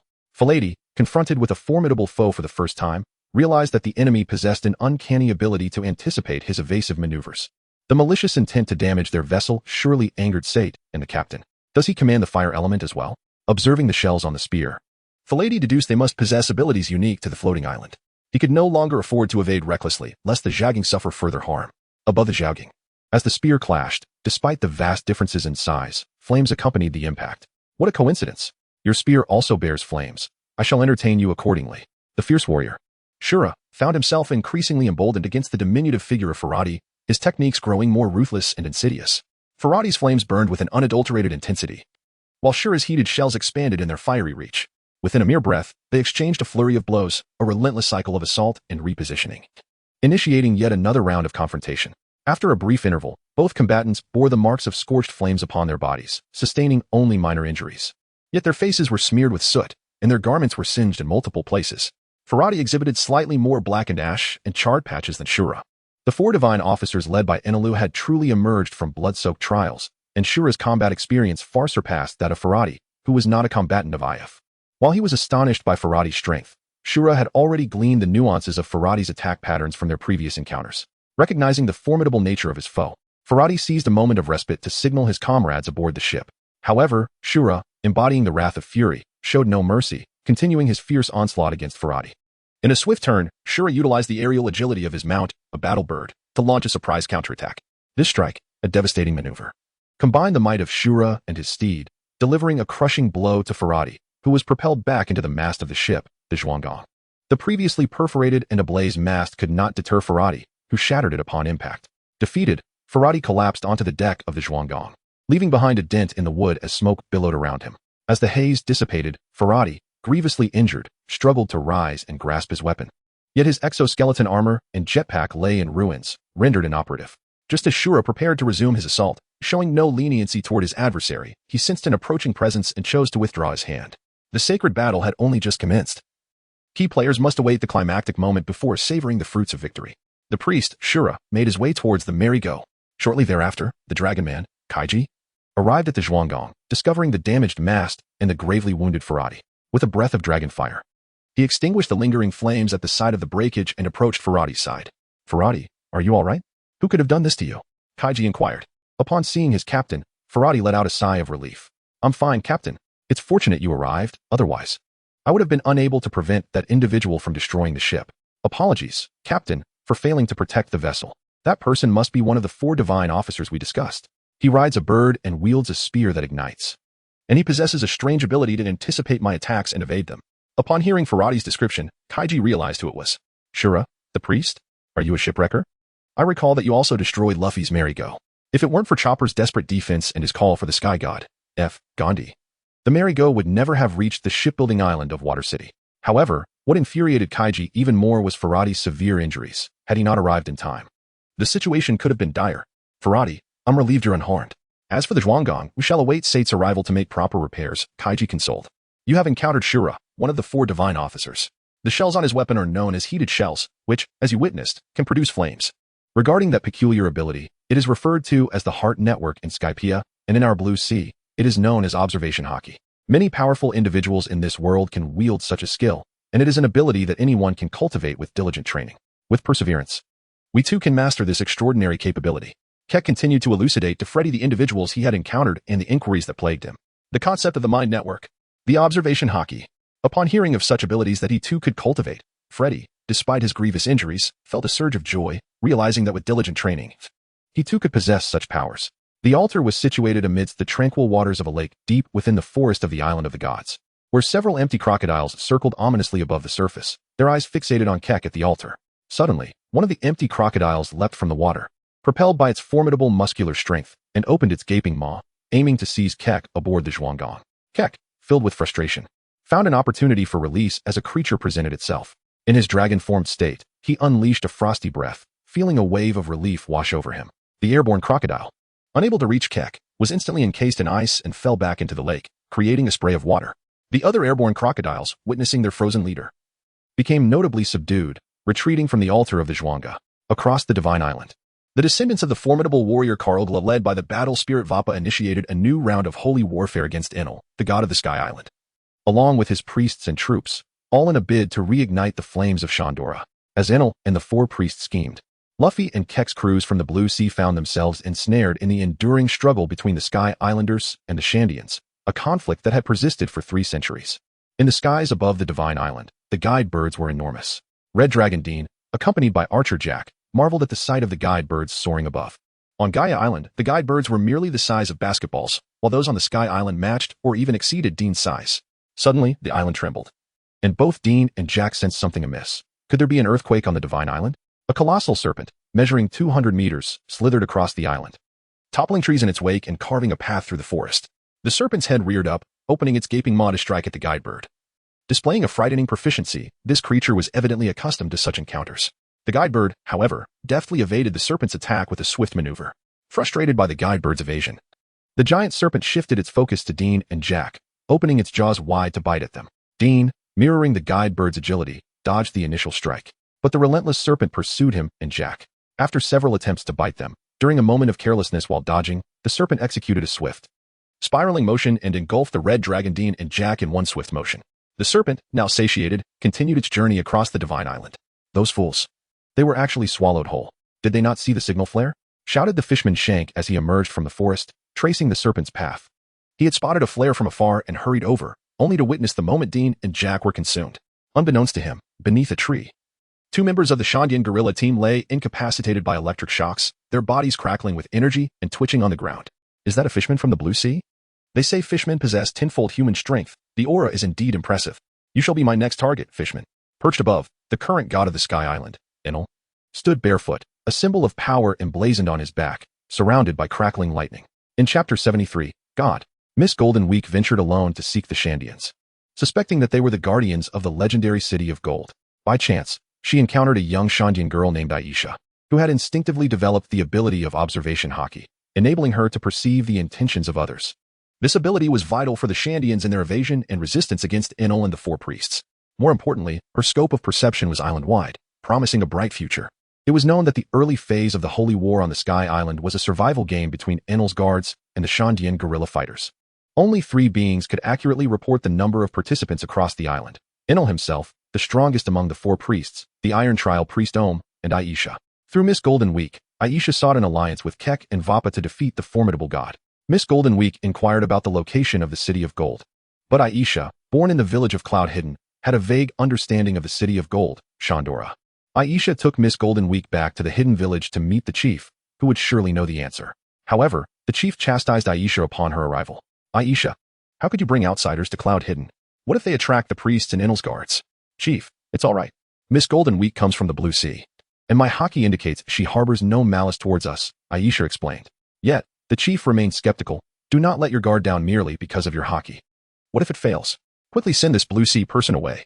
Despite Aisha's reassurances, the chief's hostility persisted. With a paintbrush in hand, Miss Golden Week swiftly sketched a white circle symbol on the chief's body. having observed the tranquil demeanor of Keck and Schwangu during her time on the ship. She had been inspired to create a new hypnotic paint.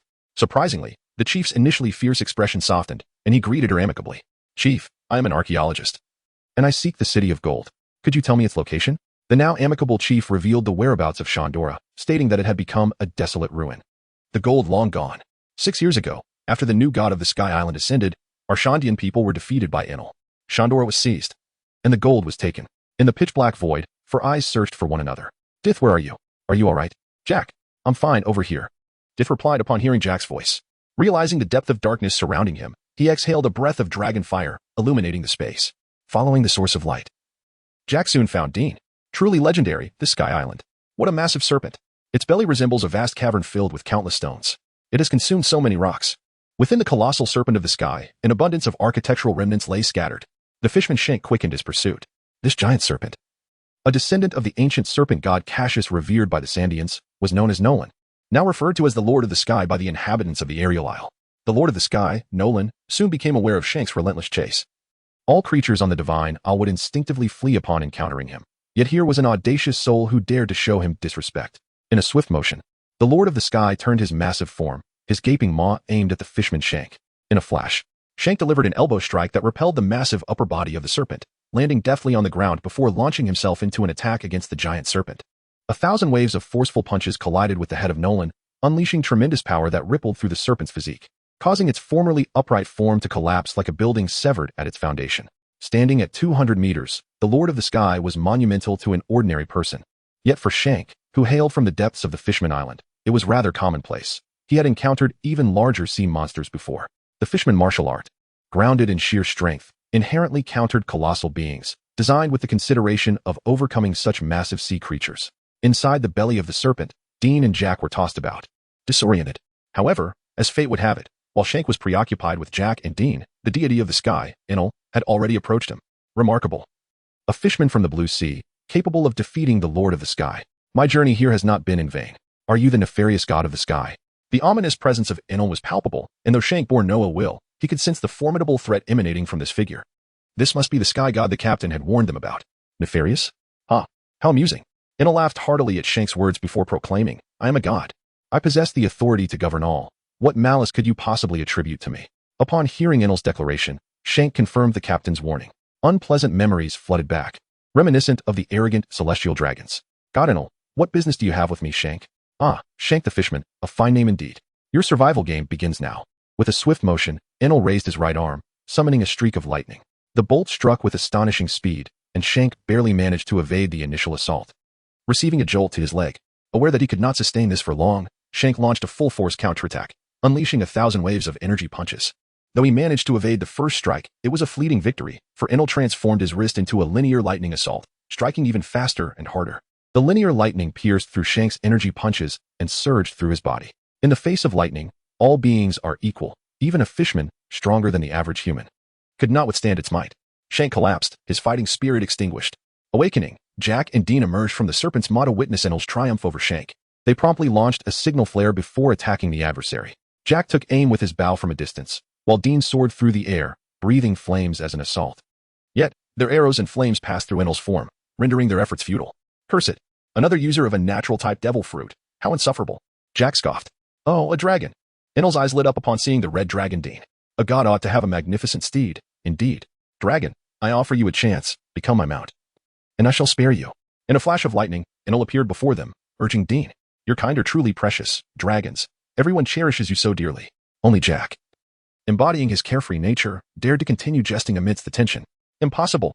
I shall remain a member of the Flying Dragon Pirates and will never be your steed," Dean declared resolutely, utilizing his speaking fruit to convey his unwavering stance to Inal. "Such a pity," Inal responded, with a flick of his hand. A column of lightning descended from the heavens, piercing through Jack and Dean's bodies in a single strike, vanquishing them effortlessly. The survival game devised by Inal had claimed the 3 members of the Flying Dragon Pirates, Shank, Jack, and Dean, rendering them defeated. The terrifying god of the sky, Inal, cast his attention back to his guards, noting their battle with the Sandian gorillas. Transforming into lightning, he swiftly departed for the fray. Chapter 74. Embracing one's fate. Departing from the primitive, foliage-laden village of Cloud Hide, Miss Golden Week arrived at the remnants of the once glorious city of Shandora. No longer adorned with gold, it now lay in ruins, a mere shadow of its former grandeur. The remnants revealed a structure reminiscent of Mayan architecture, with step-like altars and quadrilateral residential edifices. Oh, little Miss Golden Week, what a surprise to find you here. As Miss Golden Week explored the ruins, she passed several dilapidated buildings when she heard a familiar voice. Looking up, she spotted Nico Robin atop a towering structure gazing down at her. Miss Golden Week, have you made any discoveries? Please, just call me Robin. I am no longer associated with Baroque works. It would be impolite to refer to me by that code name. Robin's tone conveyed her desire to distance herself from her past affiliations. Robin had joined Crocodile not out of genuine loyalty, but rather to unlock the mysteries of history. And she harbored no true affection for Baroque works. In her youth, all her loved ones had been erased by the Buster Call. And Crocodile's quest for Pluton felt akin to a repeat of that tragic fate, filling her with disdain. Robin, if you find my Baroque works title unappealing, you may simply refer to me as Mariana. Miss Golden Week offered her name in response. Little Miss Golden Week, your title is of no concern. Robin replied with a smile. From the degree of destruction on the surface of the buildings, it's evident that a substantial amount of gold was continuously demolished years ago. The remaining inscription suggests that Chandora is linked to a kingdom obscured from the world centuries ago, yet no tangible progress has been made. The enigma of that kingdom remains partially unveiled, with its core content still concealed. What intriguing discoveries does our little historian, Miss Golden Week, have to share? Miss Golden Week was taken aback by Robin's knowledge of her identity. When I was on Gaia Island, I was surprised to see you join Kage's crew. I overheard your conversations. It was unfortunate.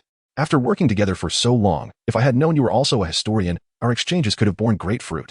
Seeing Miss Golden Week silent, Robin candidly explained how she had discerned her identity as an archaeologist, believing that genuine honesty would foster a richer literary exchange. Realizing her silence was impolite, Miss Golden Week responded, Robin, your insights align closely with my own speculations. I have no further discoveries to share. She then fixed her gaze on Robin, continuing to inquire, Robin, do you harbor resentment toward the chairman of the goddess Envy? Do you blame my grandfather for not aiding Dr. Clover and others? Mariano, typically as reflective as a mirror, exhibited profound emotional ripples. In fact, Dr. Clover had once mentioned the possibility of taking me to the North Sea to meet his dear friend. As he reminisced about those cherished moments, a glimmer sparkled in Robin's eyes. He even provided me with a letter of introduction to Goddess Grace. In my youth, I had already wandered to the North Sea and encountered your grandfather. However, due to the Navy's control, I was unable to meet him. Upon entering Goddess Grace, Robin took Mariana's hand, and she had no grounds to blame the similarly oppressed elder. The consequences of her existence could lead to the obliteration of yet another archaeological sanctuary if it detonated in the North Sea, compelling her to continue her wandering. I once heard my father say that my grandfather bore the weight of a family mission, which is why Dr. Clover and grandfather chose not to merge Goddess Grace and O'Hara, allowing each a retreat. Grandfather spent those 2 years engulfed in fury and guilt. I hope, Robin, you do not hold it against grandfather and the others. Had it not been for my uncle's return from the Arctic, Goddess Grace would have practically become a prison of the Navy. Unable to endure it, I left home and was quite surprised to encounter you at the Baroque studio. I had been closely following your journey, and it was unexpected that such a trivial act attracted the attention of Princess Vivi and Mr. Nine, and subsequently, Captain Kage. The entire situation was truly remarkable. Robin did not respond, feeling the warmth emanating from Robin's palm. Miss Golden Week sensed that she bore no resentment and was not entangled in confusion. The two ladies, both rational archaeologists, held each other's hands, each with a metaphorical sword of Damocles hanging overhead.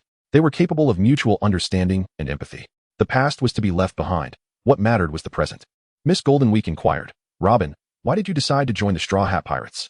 Robin paused in her stride, taken aback by Miss Golden Week's question. After a moment of contemplation, she replied, although they each have their flaws, they are the most likely crew to accept me as one of their own. I wish to try and always believe in them, just as they have believed in me. And you, little Miss Golden Week? I thought you would remain in Alabasta to continue running your beloved Spider CAF. Upon hearing Robin's answer, Miss Golden Week laughed joyfully, realizing their hearts were quite similar. I feel much the same. While Captain Kage's crew has their own ulterior motives, I believe I have the chance to unravel the mysteries left by my family, which is why I accepted Kage's invitation. The two exchanged candid thoughts, reminiscing about a ship that embraces its destiny and breaks free from the sword of the malevolent god. Witnessing the true essence of history. Not long ago, on the Mary, Chopper was valiantly resisting the destructive trials posed by the trial god Shura, ultimately blowing the whistle given by the ancient god of Sky Island. The former god of the Sky Island, Gonfall, arrived just in time to drive away the god Shura. The two formidable entities clashed above the sacred island, their respective powers intertwining. In the end, the second strongest of the four gods, Shura, youthful and vigorous, was defeated by the former god Gonfall. The former god of the Sky Island, Gonfall, plummeted into the vacant sea, concluding his initial defeat. Enel's survival game had commenced, and Shura did not return to pursue Chopper, but instead engaged in combat with the guerrilla fighters of the Sandians. However, His fortune was rather unfortunate as he encountered the battle demon Wappa among the guerrilla fighters. True to being called a fearsome demon by Isa, Wappa gained the upper hand in close combat against the god Shura, seizing Shura and utilizing the formidable weapon known as the Reject Dial, delivering a blow that vanquished the second strongest god among the four. The Reject Dial boasted an impact 10 times that of the god's own weapon. Even the battle demon could only use it thrice before nearing death. It is worth noting that using the Reject Dial would severely injure an ordinary person's arm, let alone one with tenfold strength. Meanwhile, Enel effortlessly dispatched 2 Sandian captains, a male and a female, with a single strike of lightning, demonstrating the terrifying might of a deity. Sat, Gade, and Bartholomew Kuma discovered smoke bombs and found Shank and his companions already gravely injured and unconscious. Sat and his allies carried the injured Shank back to the altar on the ship known as the Zoring for recuperation. What a massive serpent, they marveled, observing the Sky Master Nolan. After some time, above the marshlands of the Sacred Island, Chopper, utilizing the 6th transformation of the Rumble Ball, engaged in battle with the trial god Gadaz. Capitalizing on Gadaz's habitual blunders, he landed a critical blow, toppling Gadaz into the marshy clouds. Gadaz was not fully unconscious. He failed to notice his own defeat and continued forcefully breaking through the clouds, ultimately shattering multiple layers and plummeting into the blue sea. Chapter 75, Annihilation? The trial god Gadaz broke through the layers of marsh clouds and fell into the blue sea, embarking on a new chapter of his life.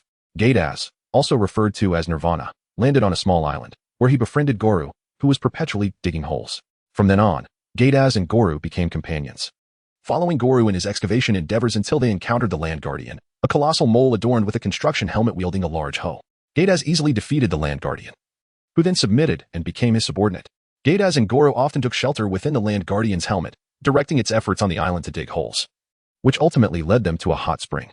However, the commotion surrounding the hot spring attracted the attention of the Forest Guardian, the leader of the baboons in the forest, akin to those on Eagle Eye Island, but with larger, rounder heads, likely indicating greater intelligence.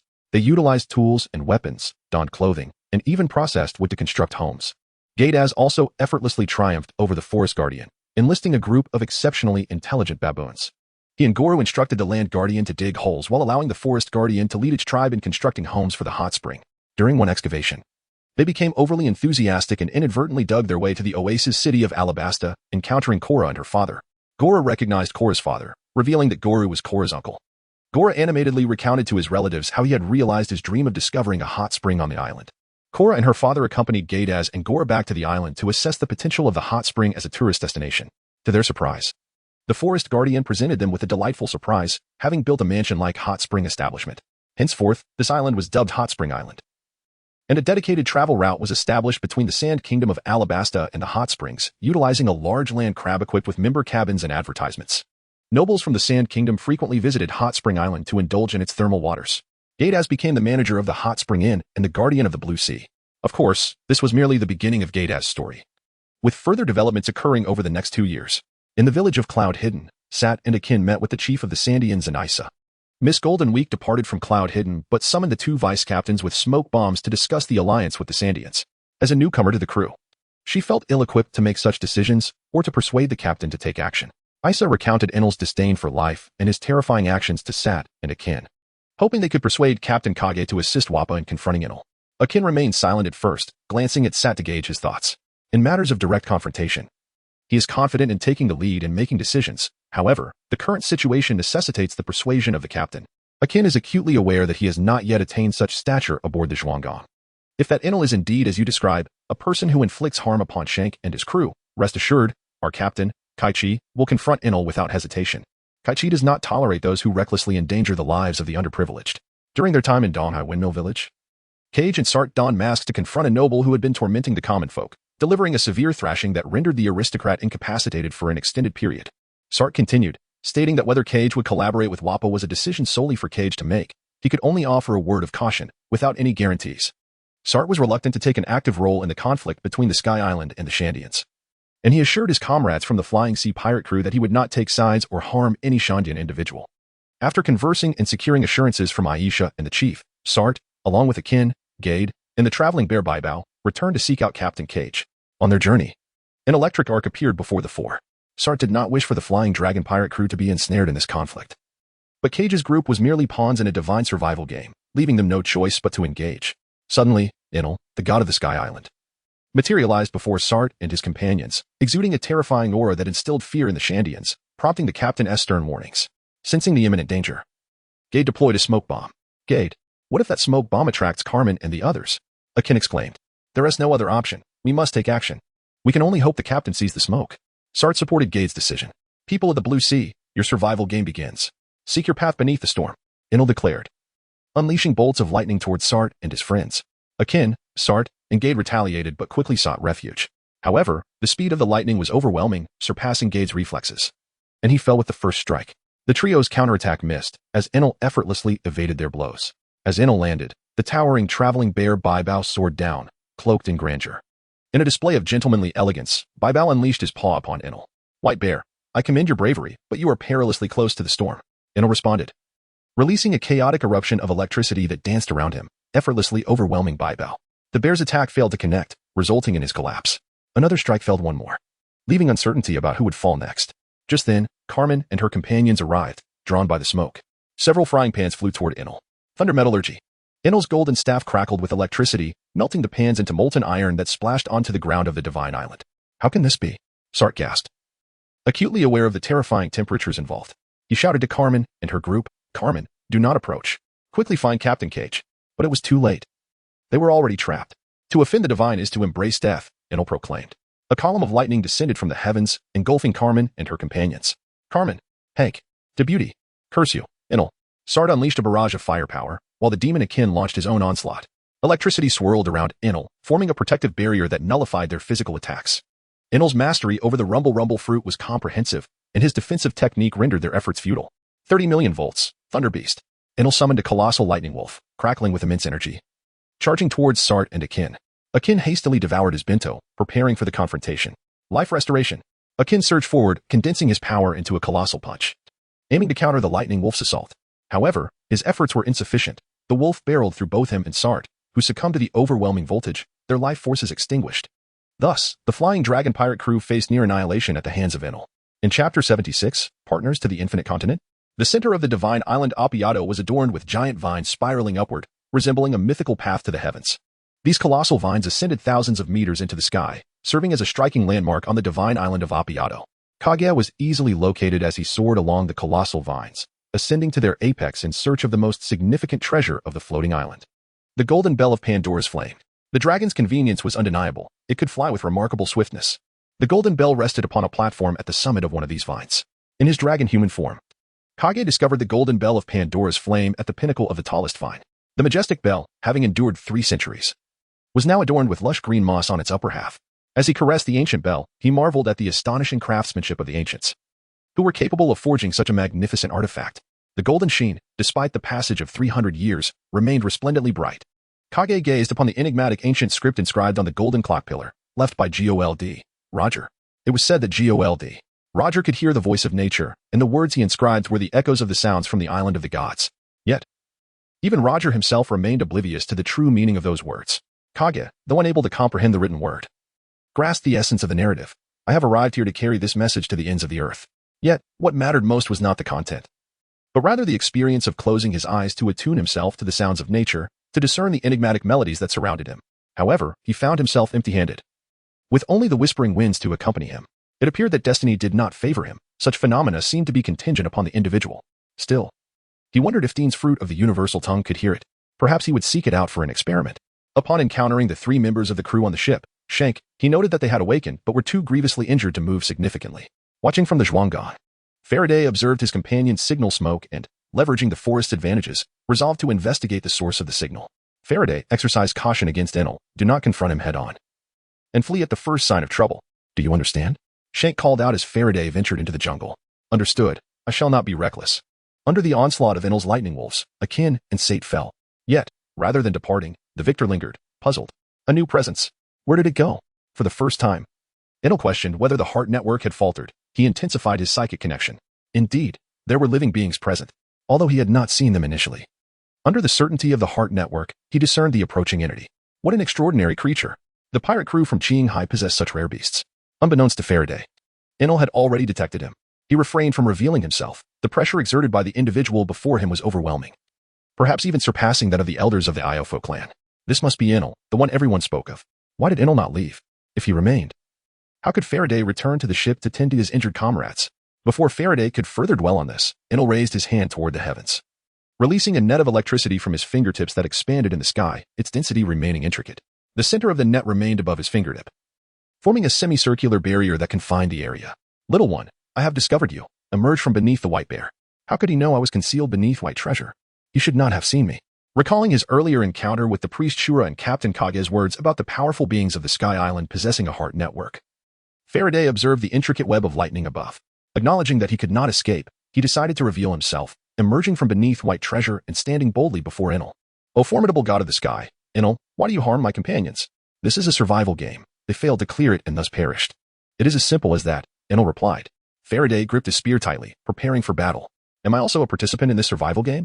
Initially, yes. But considering your rarity, I shall offer you a new choice. Become my partner. Enel lowered his raised hand, yet his palm remained upward, maintaining control over the electric net. Partner, as the current god of the sky, do you not command an army of soldiers?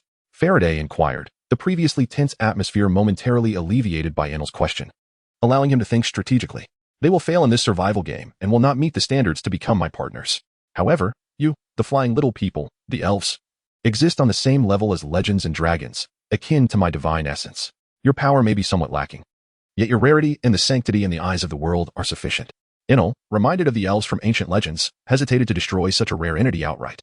Tell me your name, winged little one, and I shall reveal the magnificent world we are destined to explore. Enel inquired of Faraday. I am Faraday of the Iofo clan. He responded, recalling the conversations among the Sky Island's overseers and the captain regarding the conflict between the warriors of the Sky Island and the Sandians over the ownership of the Divine Island. Did Enel harbor ulterior motives? Faraday, an excellent name. What do you think of this Divine Island, Aparia? Enel inquired. The Divine Island, Aparia, was indeed vast, with the low-flying forest stretching endlessly below. It was not inferior to the ancient island of Little Garden. It was a colossal landmass. The Divine Island, Aparia, is substantial, far larger than my homeland of Tabikia, yet still insufficient. To me, it remains too small. Enel gestured towards the moon in the sky, although it was daytime. The sky above, soaring 10,000 meters high, was an exquisite blue, with the massive moon hanging in the firmament, its contours starkly visible in the absence of night. What the divine being yearns for should be the infinite continent. Does such a place exist? The Iofo clan had always resided on forested islands, surrounded by the ocean. With little experience on the mainland, the desert nation of Alabasta lay upon the continent. Yet his brief stay left him with a profound sense of wonder regarding the infinite continent. Indeed, the infinite continent. I have constructed a flying battleship, the Noah's Ark, from gold, and soon I shall journey to that boundless realm, Enel proclaimed, his voice rising in excitement. So, what say you, Faraday? Will you join me as my partner on this voyage to the infinite continent? Enel earnestly extended the invitation once more.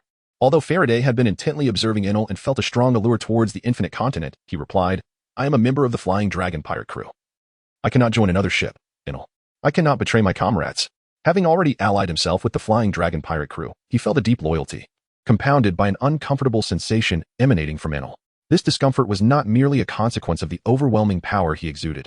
It felt more like an intrinsic repulsion, prompting a desire to distance himself. Upon hearing Faraday's refusal, Enel's expression turned cold. You have answered incorrectly. To reject a god, even an elf shall face retribution. Suddenly, a bolt of lightning descended from the heavens, engulfing the spot where Faraday had just stood in an instant. The speed of this maneuver was startling. Few beings could evade such a strike. However, in that critical moment, Akin, the demon, leaped up just in time to grab Faraday, pulling him away from the impending danger. Akin fell heavily to the ground, enduring excruciating pain as he released Faraday, then produced all the signal flares he carried, igniting them in a flurry. Faraday, do not worry about me. You must hold on until Kage arrives to rescue us. Several smoke trails pierced through the electric net, soaring skyward. Another who can withstand my strike. You Qinghai folk are quite impressive, Enel remarked, his admiration evident, yet he did not relent, unleashing a linear lightning strike aimed at the exposed Akin. Exhausted from his earlier efforts to save Faraday, Akin had spent all his strength and had no energy left to evade. Akin, Faraday shouted, barely managing to dodge the incoming attack, realizing that he had no time to save Akin from such swift violence. Damn you, Enel. Faladi could only rely on the swiftness of his kin to navigate swiftly between the foliage and stones, avoiding proximity to his companions to spare them from secondary strikes of lightning. However, the dense network of lightning left him with no escape. Even as a member of the diminutive race, as someone unafraid to refuse outright, I presented a grand gift. Enraged by this rejection, Inaru devised a new technique specifically for the small Faladi. A circle of lightning coalesced behind Inaru, with the 4-3 tomo drums crackling violently. The gathered lightning transformed into a colossal thunderbird, yet its metamorphosis did not cease there. After a resonant call, the immense Thunderbird further divided, condensing into 4 diminutive hummingbirds atop the drums. 30 million volts. For lightning hummingbirds, go. The lightning hummingbirds surged toward Falady, leaving a trail of electric afterimages. Each of the 4 tiny hummingbirds contained a tempestuous force, their speed exceeding that of Inaru's ordinary lightning strikes by more than double.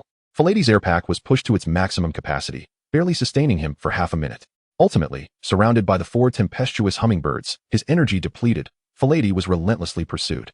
As the 4 storm hummingbirds detonated simultaneously upon him, torrents of ferocious lightning wreaked havoc, obliterating his armor and jetpack, rendering them mere scrap beneath the onslaught of thunder.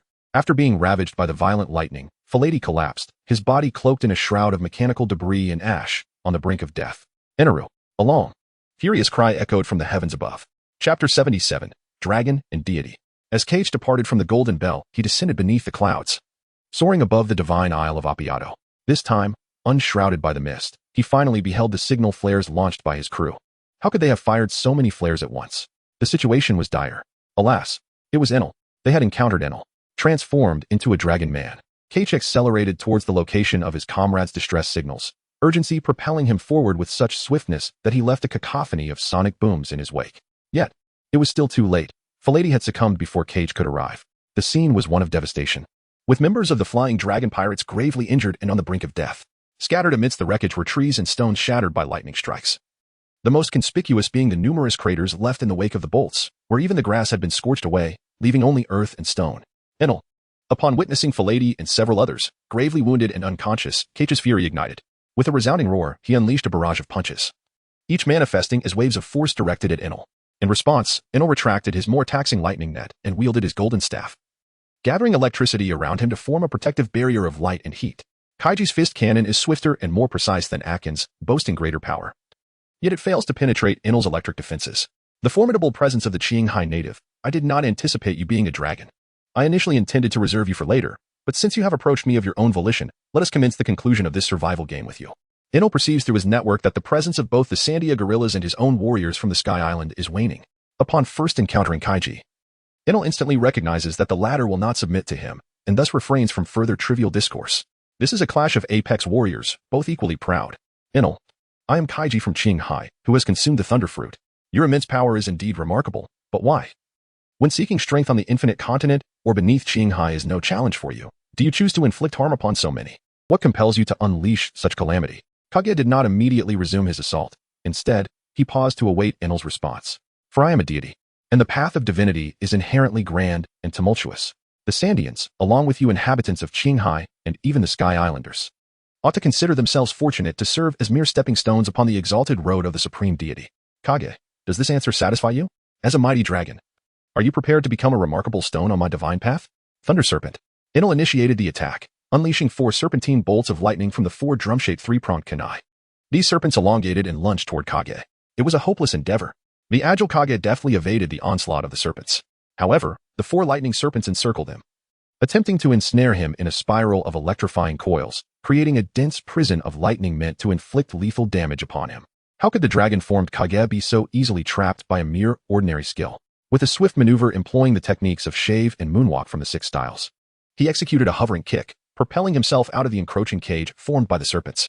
Accelerating, he soared towards Enel, his dragon claws slicing through the air to unleash 9 razor-sharp wind blades aimed at Enel's form. Yet, these 10-clawed wind strikes proved utterly ineffective against Enel's elemental body. Observing Kage's proximity due to the dragon claw's assault, Enel unleashed a sudden storm of chaotic lightning, targeting all living beings within several dozen meters. This technique, discovered during his encounter with the White Bear crew, proved exceptionally effective against close-range foes, requiring no effort to control the electric discharge while efficiently inflicting devastating damage upon his adversaries. Kiss did not anticipate that the efficient combat of his crew would ignite Enel's fervor for battle, fully unleashing his innate talent for fighting in the heat of the moment. His companions had led him into a trap. This is troublesome. He is too close. Fist Cannon. Kage ignited the massive fist cannon he held, amplifying the explosion's power, delaying the lightning strikes, and utilizing the force of the blast to propel himself away from Enel's vicinity. Kaiji soared away rapidly. It was grazed by a lightning strike at the periphery. However, it inflicted no significant harm upon his draconic form. As the tempestuous winds retreated, a swift kick unleashed a crescent arc of azure energy, aiming directly at the misty Enel. Enel, embodying the essence of thunder, deftly evaded the crescent attack by vanishing into the smoke created by the explosion. With a swift motion, Enel transformed his hand into a linear bolt of lightning, launching an assault towards Kichi. Kage descended to the ground, employing the sixth form of shave to accelerate his movement and evade the rapid, linear strike of lightning. Inaru transformed once more into a being of electricity, instantaneously appearing before Kage. The 30 million volts of the Thunderbird, driven by the 4 tomo on the circular emblem behind him, enveloped Inaru in crackling electricity, coalescing into a colossal Thunderbird that soared toward Kage's face. Inaru's speed in this electric form was astonishingly swift, surpassing Kage's expectations entirely. Shave and moonwalk. Kichi could only once again accelerate in midair, retreating to evade the assault of the colossal Thunderbird. The Ice Dragon Fist, mechanized hail cannon. The Thunderbird's speed intensified, relentlessly pursuing him.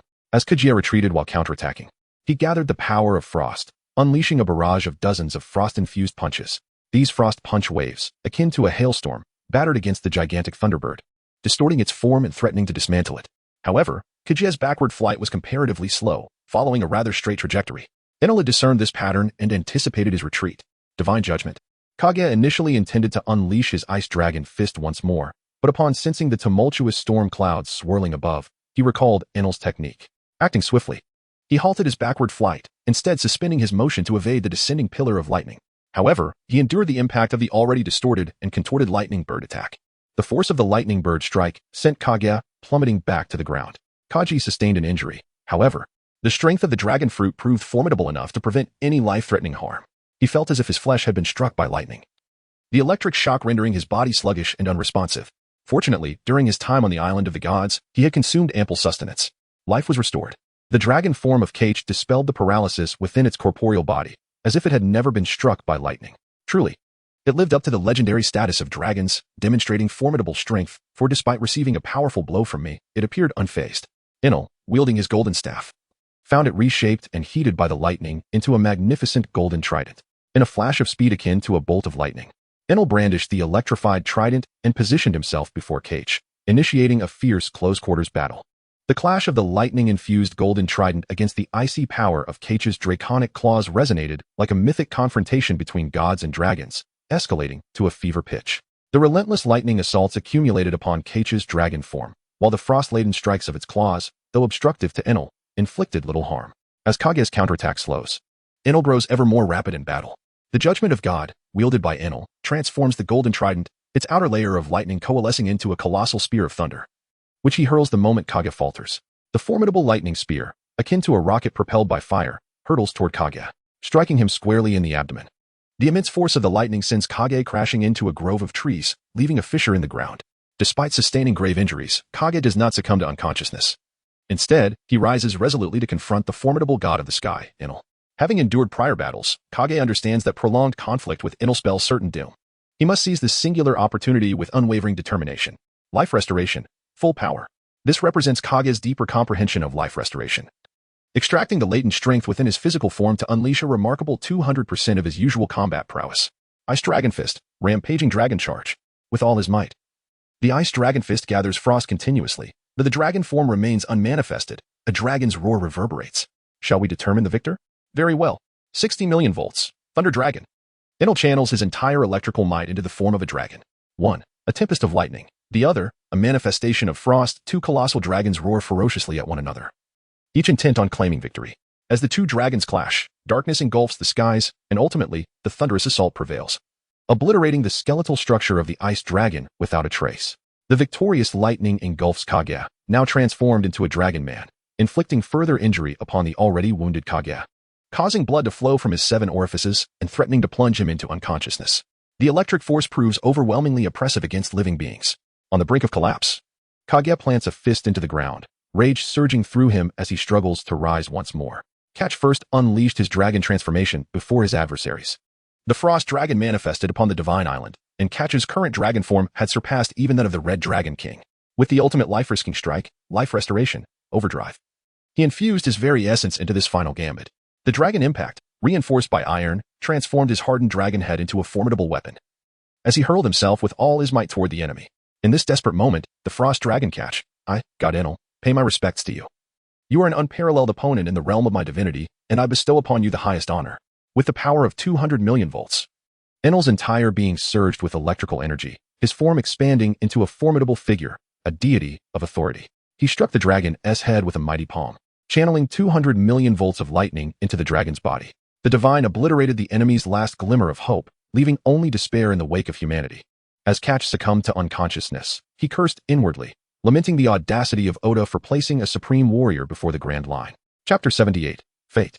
In an era long forgotten, humanity lived in a primitive state, yet to embrace the agricultural age, subsisting instead through hunting. Their garments were primarily composed of animal skins and fur, along with rudimentary linen, and at most, woven from dried grass and leaves. Yet, within this primitive society, prosperous city-states emerged. Vendors hawked beast meat and wild fruits, hunters, warriors, and nobles convened in bustling marketplaces, and chieftains or royalty resided in grand castles. On what appeared to be an ordinary day, with the sun shining brightly, the citizens busied themselves in their daily routines. Suddenly, a resounding dragon's roar echoed from afar. A colossal dragon soared toward the human city-state, its magnificent wings cleaving the sky. Ahead of its wings lay a clear sky, but behind them, dark clouds gathered, obscuring the sun and plunging the heavens into darkness. Snow and frost began to fall in the shadow of the looming dragon. The dragon descended upon the mountain next to the royal dragon fortress, its immense weight crashing down upon the mountainside, fracturing it with long cracks. The arrival of the dragon unleashed a chilling wind, causing the temperature within the city-state to plummet. The townsfolk gazed in terror at the dragon perched upon the mountainside. The colossal form, towering over 100 meters, emanated an icy aura, and the gleaming blue gem upon its forehead signified its formidable status. It was the reigning Dragon Emperor, the mightiest ruler of the Dragon Clan, the lord of the icy realm, the embodiment of human calamity, the Frost Dragon Hill. With a menacing glare, the dragon exhaled a frosty breath, articulating in human tongue, "Humans, you have 10 minutes to present yourselves if you conspired against Arthas. Those who remain silent shall be spared. Should no one step forth by the appointed time, today shall mark the end of your kind." His voice dripped with fury and cold indifference. As Hill's declaration echoed, the temperature within the city-state plummeted further, instilling greater fear among the populace, some of whom began to flee. Unperturbed by the fleeing humans, Dragon Emperor Hill coldly awaited the expiration of the 10 minutes. When the time elapsed and no one dared to confront him, he seethed, dared to act, but not to face the consequences. "Prepare for your demise." The Frost Dragon Hill ascended in fury, unleashing a tempest of icy energy that surged outward. As he soared over the city-state, everything in his path transformed into a frozen wasteland, the once thriving city now blanketed in ice and snow. All humans, be they royal or common folk, were encased in the dragon's frigid aura, frozen in chaotic stasis, a vivid tableau of the apocalypse. As the battle of the dragon deity concluded, the near-lifeless Catch reverted from his dragon form to his human state, while God Enel exited his lightning mode, standing triumphantly. "Haha. Even the mightiest dragon must inevitably succumb to the power of my divinity." Having defeated Catch, Enel's arrogance soared, his demeanor becoming increasingly haughty. In the village of Cloud Hidden, the little girl Aisha felt the powerful aura of Catch dissipate, filling her heart with uncertainty. Had that formidable presence truly faltered? Was Enel truly invincible? With compassion, Aisha rescued the unconscious Catch and his companions, bringing them back to Cloud Hidden for healing. At the edge of the now desolate city of Zandora, amidst the ruins, the Iron Trial priest, Om, sat in quiet contemplation atop a dilapidated rooftop, awaiting the last survivor of the survival game. His pet, a colossal fighting dog, towered over him, executing powerful punches as it dispatched several guerrilla fighters from Sandia. Meanwhile, Zaro from the Straw Hat crew arrived, employing the 36 troubled winds to vanquish the formidable K9. Om, no longer remaining passive, leaped from the rooftop, drawing his blade as he approached Zaro. His sword could unleash a terrifying iron cloud, a formidable substance harder than steel and capable of transforming into various forms, extending into long blades to strike, morphing into iron whips to lash out, or becoming thorny barricades for defense. Indeed, Om was the most powerful among the 4 divine priests, the guardian of the Iron Trial, his iron strikes countering Zaro's signature move, forcing him to seek refuge among the crumbling walls. Ultimately, Zaro transcended his previous self, honing his swordsmanship to new heights. One cycle of 36 troubled winds culminated in 108 troubled winds. Zoro's decisive strike shattered the iron cloud's defenses, cleaving through its formidable hardness, and eliminated the priest Om. Thus, all 4 divine priests under Enel's command withdrew from the fray. In the heart of the ancient city of Zandora, archaeologist Robin and Miss Golden Week arrived at the center, where an altar stood with the remnants of the Golden Bell. Although the bell itself had vanished, the base remained, inscribed with historical texts. Together, the 2 female archaeologists deciphered the ancient writings, which spoke of the legendary weapon known as the Sea King, a weapon of devastating power. Both scholars were rendered speechless. Their study of history had yielded more questions than answers, further shrouding the past in mystery. Soon after, they encountered Enel, who effortlessly defeated them with a lightning strike. However, before his assault, Enel divulged the fate of the gold, revealing that it had been used to construct the flying golden battleship, the Ark Noah. Among the Sandian guerrillas, only the war demon Wapol remained. He donned shoes equipped with wind shells, swiftly gliding across the divine island in search of Enel. Wapol withstood 2 of Enel's lightning strikes, seizing the opportunity to grapple with the deity in close combat. Initially dismissive, Enel soon realized his elemental form could not withstand the grip of Wapol. It was then that he understood the gravity of his underestimation. The sea stone, known to suppress the powers of devil fruit users, posed a formidable threat. This is the special Analu I obtained from the hands of the people of Qinghai to defeat you. Die.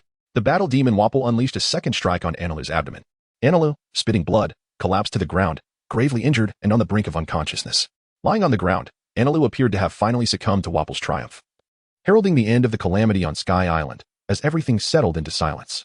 Within Analu's body, yellow lightning surged from his heart, flowing through his organs and radiating throughout his being. Yet, Analu's voice echoed, symbolizing that the saga of Sky Island was far from over. To vanquish a god, one must possess greater strength. Rising from the ground as if unscathed, Analu effortlessly defeated the already struggling Wapol. The entire Sandia guerrilla unit lost their fighting capability, and Wapol succumbed to Analu, plunging the Sandians into profound despair. Aisha from Cloudy Village sensed Wapol's essence dissipate, extinguishing the flicker of hope in her heart. As tears streamed down the little girl's face, Wapol had failed. Was it truly the heavens that sent an invincible god to bring us ruin? At the Navy headquarters. In the training grounds, Rear Admiral Etmi and Lieutenant Kobernik practiced swordsmanship, donned in heavy gear. The two wielded cumbersome, unsharpened iron sword models. Lieutenant Kobernik attacked while Rear Admiral Etmi defended. Come on, my friend, your signature move, the Kobernik Pierce, is nearly complete. Etmi, you bear 3 times my weight and can still defend against my techniques with such ease. You are truly extraordinary. Lieutenant Kobernik, feeling winded, paused the assault and moved to rest on a chair against the wall. Noticing his friend's respite, Etmi also took a break to hydrate. Etmi, why are you so unperturbed about the Kage crew now? You were pursuing them so fervently before. Noticing Etmi's lack of practice, Kobernik inquired. Because the next destination of the Kage crew is not one where anything can change. According to the timeline, only a god can defeat a god. Fate is already set. We must hone our skills, and when we are stronger, we will pursue them in Water City. There is no need to rush. All right. It seems I must refine my signature move further, and when the time comes, I shall exact revenge upon the Desert Kingdom in Water City. Upon hearing Etmi's response, Lieutenant Kobernik felt invigorated to train harder. Chapter 79, The Earth is Generous Enough. Meanwhile, aboard the Zhuanggang, Jack and the others arrived at Cloudy Village to tend to their unconscious comrades. I never expected our captain to be so strong yet still fall, Jack remarked. Gazing at the fallen crew, it seems we are still too weak. Naturally, there are many stronger than me in this world. We must train harder, coughed Kage, who was the most severely injured, awakening before the others. Captain, Jack and Shank hurried over. I'm fine. Enough of this nonsense. Where are we? Kage interrupted their concern, asking a crucial question to ascertain how his crew had fared with the Sandians and what transpired in his absence. Jack and Shank recounted how the Sandian girl Aisha sought the help of their pirate crew, primarily wishing for the captain to unite with Wapol to defeat Analu. Through their narration, Kage grasped the situation and the reasons behind their arrival at Cloudy Village. The Sandian girl Aisha approached as well. Aisha, dear child, you must be disappointed to see me so gravely wounded and defeated. I can no longer fulfill your wishes. Cage jestingly remarked, observing that the young girl, Elsa, remained silent. Her countenance pale and devoid of warmth, exuding an air of utter desolation. Kage was aware that the fearsome guerrilla warrior Vappa of the Sandia tribe had also been vanquished by Enel, since by Aisha of the Heart Network. Otherwise, she would not have felt such despair. Yet, it is not yet time to succumb to hopelessness, dear girl of the Heart Network. Do not forget that there is still another Qinghai individual, and their captain has yet to falter. Hope still remains. Kaja consoled Aisha, urging her not to lose hope so easily. However, he sensed that his own breath was similar to hers, perhaps even slightly weaker. If he had failed, then what hope was there for her? Aisha, being a girl with a more delicate disposition, realized, halfway through her blunt remarks, that she had inadvertently touched upon a sensitive subject, and her voice softened. Upon hearing Aisha's words, Kajia understood that although her observation was vast, her grasp of it remained shallow. What she sensed was likely the physical strength. Yet, the might of a formidable individual encompasses many facets, with physical strength being merely one aspect. He was rather unique, as a user of the gum-gum fruit, making him the natural nemesis of Inaru's rumble-rumble fruit. Kajia paid little heed to this, instead revealing to Aisha the capabilities of Luffy, igniting a spark of hope within the young girl. Really? Aisha's smile returned. Can you prepare meat and water for me? The more, the better. Of course, he replied. The forests of God's Island were lush and teeming with life, making food abundant and easily obtainable. The village of Yunin had ample supplies of food and water. Aisha and the chief arrived with a cart laden with provisions. Captain, you aren't truly planning to head to the battlefield, are you? With your serious injuries, it would be unwise, urged Jack, along with Monk and Ke. I must go, he insisted. In the event of dire circumstances, I may be able to offer assistance. Kaiji grasped a thigh-sized morsel of meat with one hand and began to savor it. Unlike Luffy, who devoured everything in one swift gulp, Kaiji preferred to relish his food piece by piece. With his left hand, he continually seized morsels of food, regardless of their size, and each was consumed within mere seconds. In just 2 minutes, Kichi finished an entire cart of food, culminating with a barrel of water poured into his stomach, which merely protruded slightly. Wow, are you a colossal beast? How can you eat so much at once? Aisha and the chief marveled, as if witnessing the extraordinary spectacle of a dinosaur feasting. Life restored. Kage regained some vitality, acquiring the ability to stand and walk again. I merely sought a spark. Struck by lightning, Sanji, gravely injured, managed to stand on the railing of the golden ship Noah, achieving a pivotal moment before Enel, only to fall from the soaring vessel moments later. Prior to this, Sanji had sabotaged some gears and the damaged propulsion system of the ship. Disaster loomed. The Noah was compromised. The Thunder Beast, upon noticing the ship's malfunctions, ceased its play and unleashed a powerful attack, sending Nami, Usopp, and Zoro plummeting from Noah. The trio was electrocuted into unconsciousness, descending alongside Sanji at an alarming speed. With no rescue in sight, they risked becoming mere flesh upon the ruins of Skypiea. A bird's call pierced the air as Gonfall, the former god of Skypiea, rode in on his hornless steed, rescuing Sanji, Zoro, Usopp, and Nami. Enel returned to the propulsion chamber of Noah, inspecting the damage. Fortunately, it was not a grave issue, merely a large gear had been bent, which Enel promptly repositioned. The golden ship Noah was restored to its flying glory, smoke no longer billowing from the propulsion chamber, and its flight path straightened. Enel ascended to the deck of Noah, surveying the entirety of God Island Aphelia, spotting Gonfall, who had survived the tempest, and the battle demon Wappa amidst the ruins of Skypiea. The thunderclouds above Aphelia thickened, darkening the sky as lightning struck down relentlessly, assailing Gonfall and Wappa. Under the incessant barrage of electric fury, both men ultimately succumbed to the ruins of Skypiea. You, the one who unleashes lightning, have dared to harm my comrades. Watch as I send you, Enel, flying. Luffy declared, leaping onto Noah via an enormous vine, confronting Enel head-on. With a rubber rocket punch, Luffy struck Enel's face, countering the elemental nature of Enel's rumble fruit, rendering the electric assaults ineffective against him. Is it merely an illusion? He seems impervious to lightning. Enel exclaimed in disbelief as he summoned bolts from the clouds, striking Luffy. Yet, Luffy stood unwavering, absorbing the strikes without flinching, unscathed. Enel, taken aback, wore the expression that had become widely shared.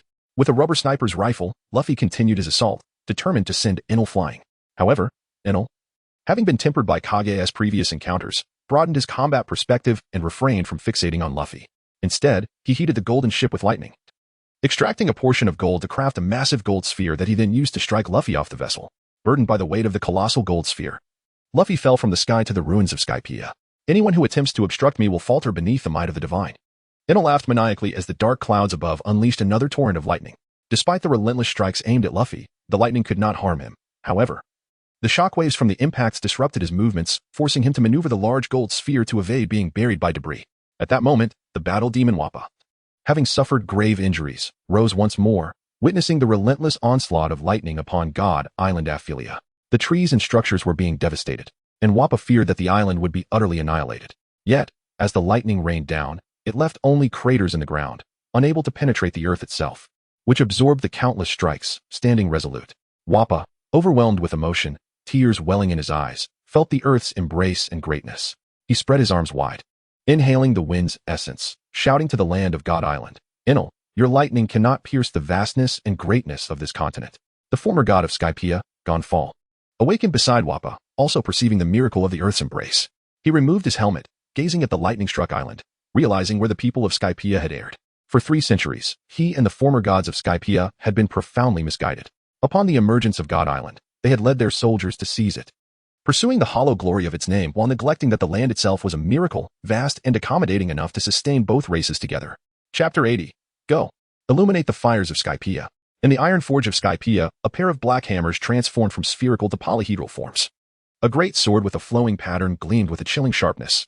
The blacksmiths of Skypiea marveled at the elder's unparalleled craftsmanship and astonishing physique, as he forged 2 extraordinary weapons from metal to finished product without error, demonstrating mastery at the pinnacle of smithing. For a day and a night, he toiled without pause, crafting seamlessly. Yet, the blacksmiths discerned that though the hammer and sword bore the semblance of masterpieces, they lacked the essence of true artistry. Still awaiting the elder's final touch to become complete, the elder, Shinhu, remained still, gazing at the heavens, quietly anticipating the arrival of something significant. Above Angel Island, the thunderclouds thickened, casting a shadow over both God Island and Angel Island. The skies darkened, foreboding a tempest. The thunderclouds clashed, flashes of lightning illuminating the sky, heightening the tension among the inhabitants of the sky.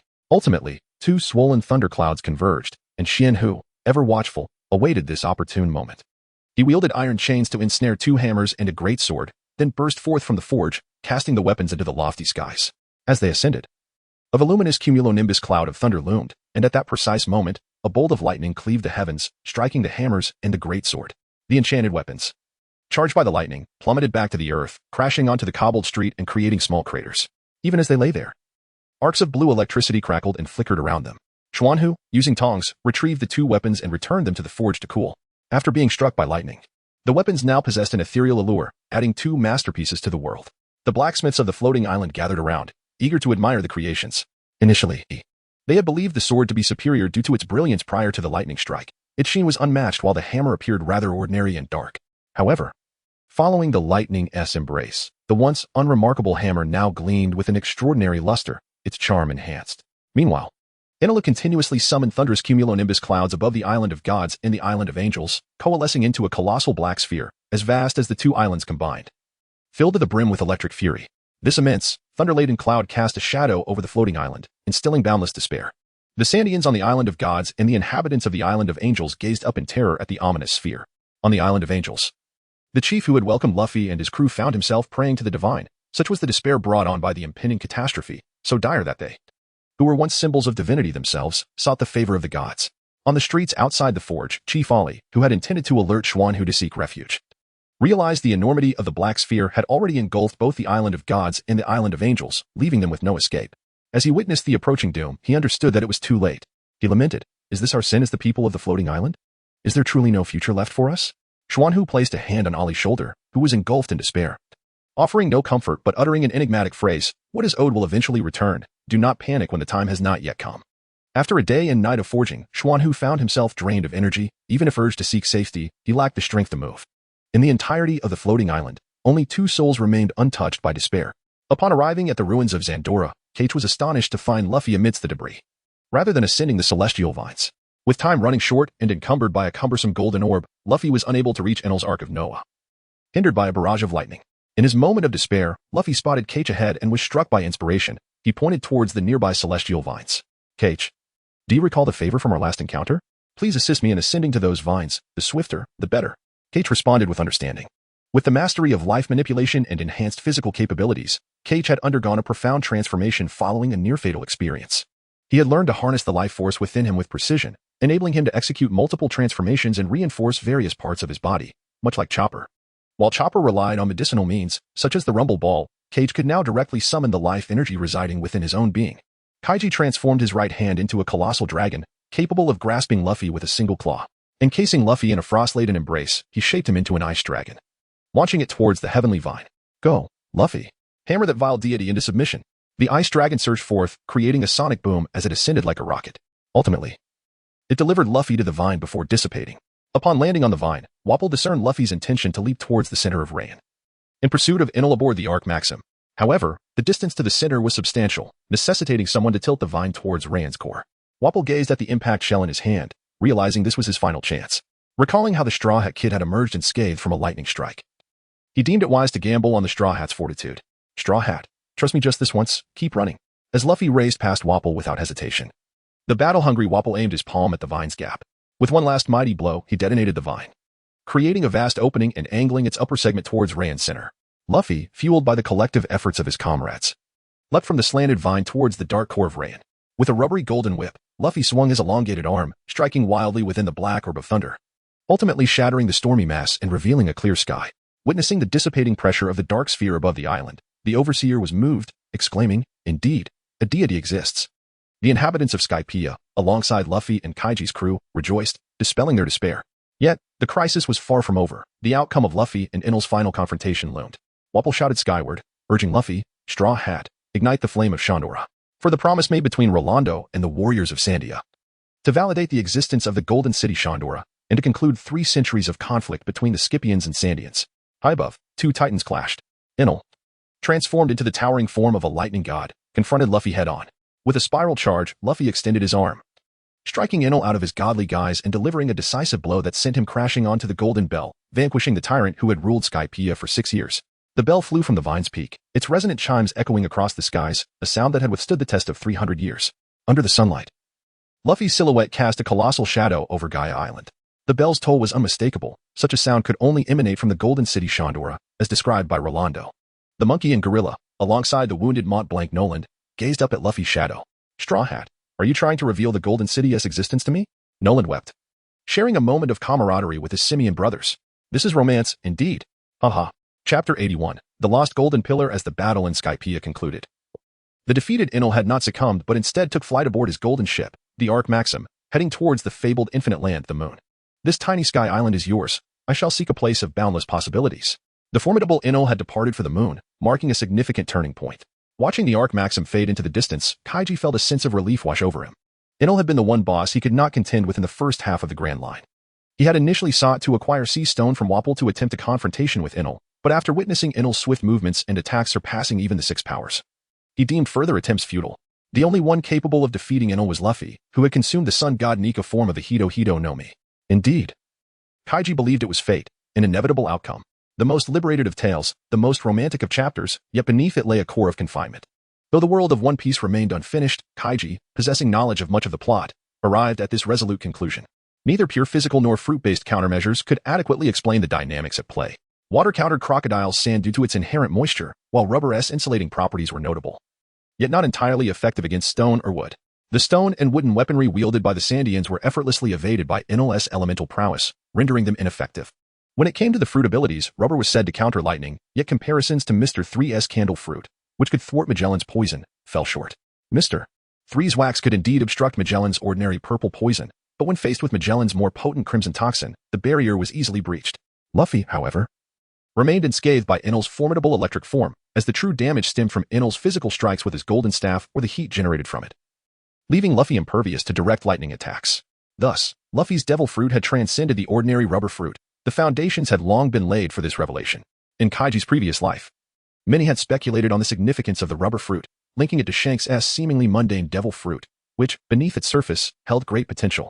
Why did Oda choose to unravel the fruit's counter relationships in later arcs, only to leave some unresolved?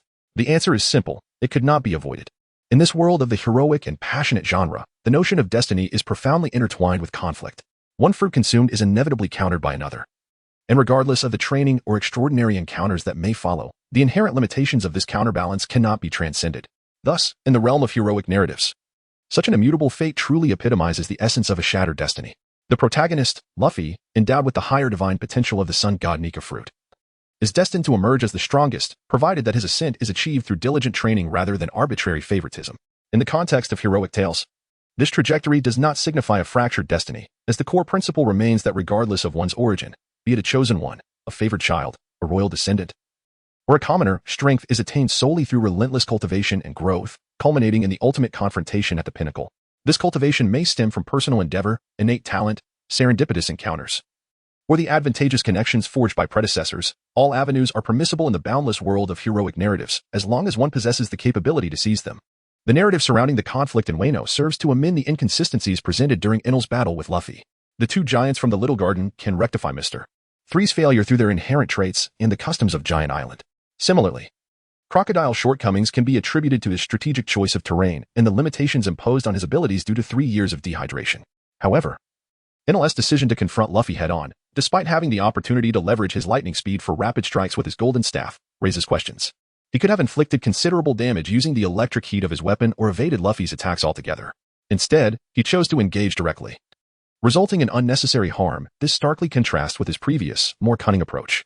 This peculiar behavior cannot be reconciled simply through the dynamics of the rubber fruit versus the devil fruit. It is only when Enel, representing the thunder god fruit, encounters Luffy with the superior divine essence of the sun god Nika fruit that the imbalance becomes evident. For the first time, Enel faces a situation where his divine status is inferior, a realization that shatters his long-held beliefs and worldview. The confrontation with Luffy is no longer merely about victory or the prowess of combat. It symbolizes a desperate need to affirm his fruit's divine superiority over Luffy's.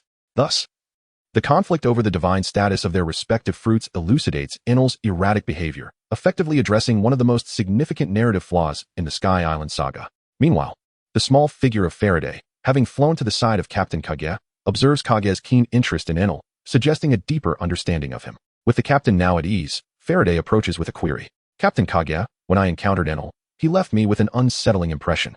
He invited me to join his crew on a journey to the infinite continent, but I declined, driven by an instinct to keep my distance. This is the first time I have experienced such a feeling. Do you have any insight into its cause? By the way, does our little Faraday hold a decent reputation aboard the ship? Cage gently pinched Faraday's cheek and lightly tapped his forehead, deep in thought, refraining from an immediate response. The fact that he had come specifically to inquire suggested that Faraday's discomfort stemmed not from strength or pressure, ruling out that erroneous conclusion. He then recalled that it was Faraday's first journey away from home, marked by inexperience and his initial encounters with a diverse array of individuals, coupled with Inalu's troubled past. Cage began to formulate an understanding of the situation. Kichi organized his thoughts, aiming to elucidate the matter to Faraday in a more comprehensible manner. As a formidable exponent of the destruction-rooted growth faction, he found himself at odds with Faraday and the Iof clan, whose essence was rooted in their origins, typically their homeland. For the majority of powerful beings, this ancestral ground holds paramount significance, serving as the inception point of their journey toward strength. Consequently, most might return to their roots to express gratitude after achieving power, a principle exemplified by Faraday's lineage, where the prosperity of the clan is intricately linked to their ancestral tree. In stark contrast, there exists a faction of individuals who perceive their origins as a limitation to their growth. Upon attaining strength, they obliterate their modest roots in pursuit of greater realms, often repeating the cycle as they seek ever-expanding horizons. This archetype often embodies the role of antagonists. A prime example of such a character is Enel, who, prior to his defeat by Luffy, annihilated his humble home, the small sky island of Burka, and sought to destroy Angel Island, where he ruled, only to be thwarted by Luffy. Hence, it was prudent that Faraday did not acquiesce to Enel. Had he done so, his future would have been fraught with turmoil and suffering. Faraday and Enel are fundamentally opposed, belonging to disparate spheres. Even after Enel's encounter with Luffy, which tempered his extremism somewhat during their lunar confrontation, the two remained incompatible, a testament to Faraday's keen intuition. Meanwhile, the Golden Bell of Skypiea, known as the Fire of Shandora, crashed to the ground, shattering one of its supporting columns. Archaeologist Robin and Miss Golden Week arrived at the scene to observe the remnants, uncovering ancient inscriptions left by the legendary pirate king, Joel D. Roger. I have come here to bring this text to the ends of the world. The two archaeologists were astounded, realizing that the fabled Roger understood the historical texts and intended to carry them to the ultimate destination of the grand treasure. Thus, this final location may harbor all the copies of the historical texts, and reaching it would unveil the concealed secrets of history, revealing the truth of the past. A harmonious group of Shandians and Scipians raised the severed golden column to present it to the Straw Hat crew, but, to their surprise, they covered it with a cloth. Upon discovering a package of golden artifacts inside the belly of the giant snake, Luffy and his crew misinterpreted the gathering of Shandians and Scipians as a prelude to confrontation due to previous misunderstandings. Consequently, they joyfully fled with a hefty bundle of gold. Robin, aware of the truth, chose not to reveal it, laughing as she joined Luffy's escapade. "Hey, Straw Hat Kid, don't run away," they called, prompting Luffy's crew to hasten their pace. The scene unfolded dramatically, with Luffy's group sprinting ahead, pursued by Shandians and Scipians hoisting a massive object, creating an oddly comical tableau. Ultimately, Luffy's crew departed Skypiea aboard the Going Merry, leaving behind the Golden Column. Chapter 82. Great Harvest. The Prophet's Secret Leaf Kajia. Is there a space within a dragon's belly? He inquired of Dean. As a member of the Dragon Clan, the Red Dragon Dean was well-versed in matters concerning dragons and had spent years alongside the elders of his kin, accumulating extensive knowledge. Hovering in the air, Dean was puzzled by the question, wondering why the captain was interested in such a detail, yet he contemplated and replied earnestly, "Captain Kajia, I have not heard of any space existing within a dragon's belly. It is entirely unfamiliar to me." Kajia deduced that the recently discovered space was not a characteristic inherent to dragons, suggesting there were secrets about himself yet to be unveiled, potentially hinting at unknown forces at play. The intrigue deepened. "Dean, do you recall our previous discovery of gold within the belly of the giant snake? I was too busy last time to investigate thoroughly. This time, I've enlisted Sate and Ajin to assist me in locating that great serpent. Could you facilitate communication with it?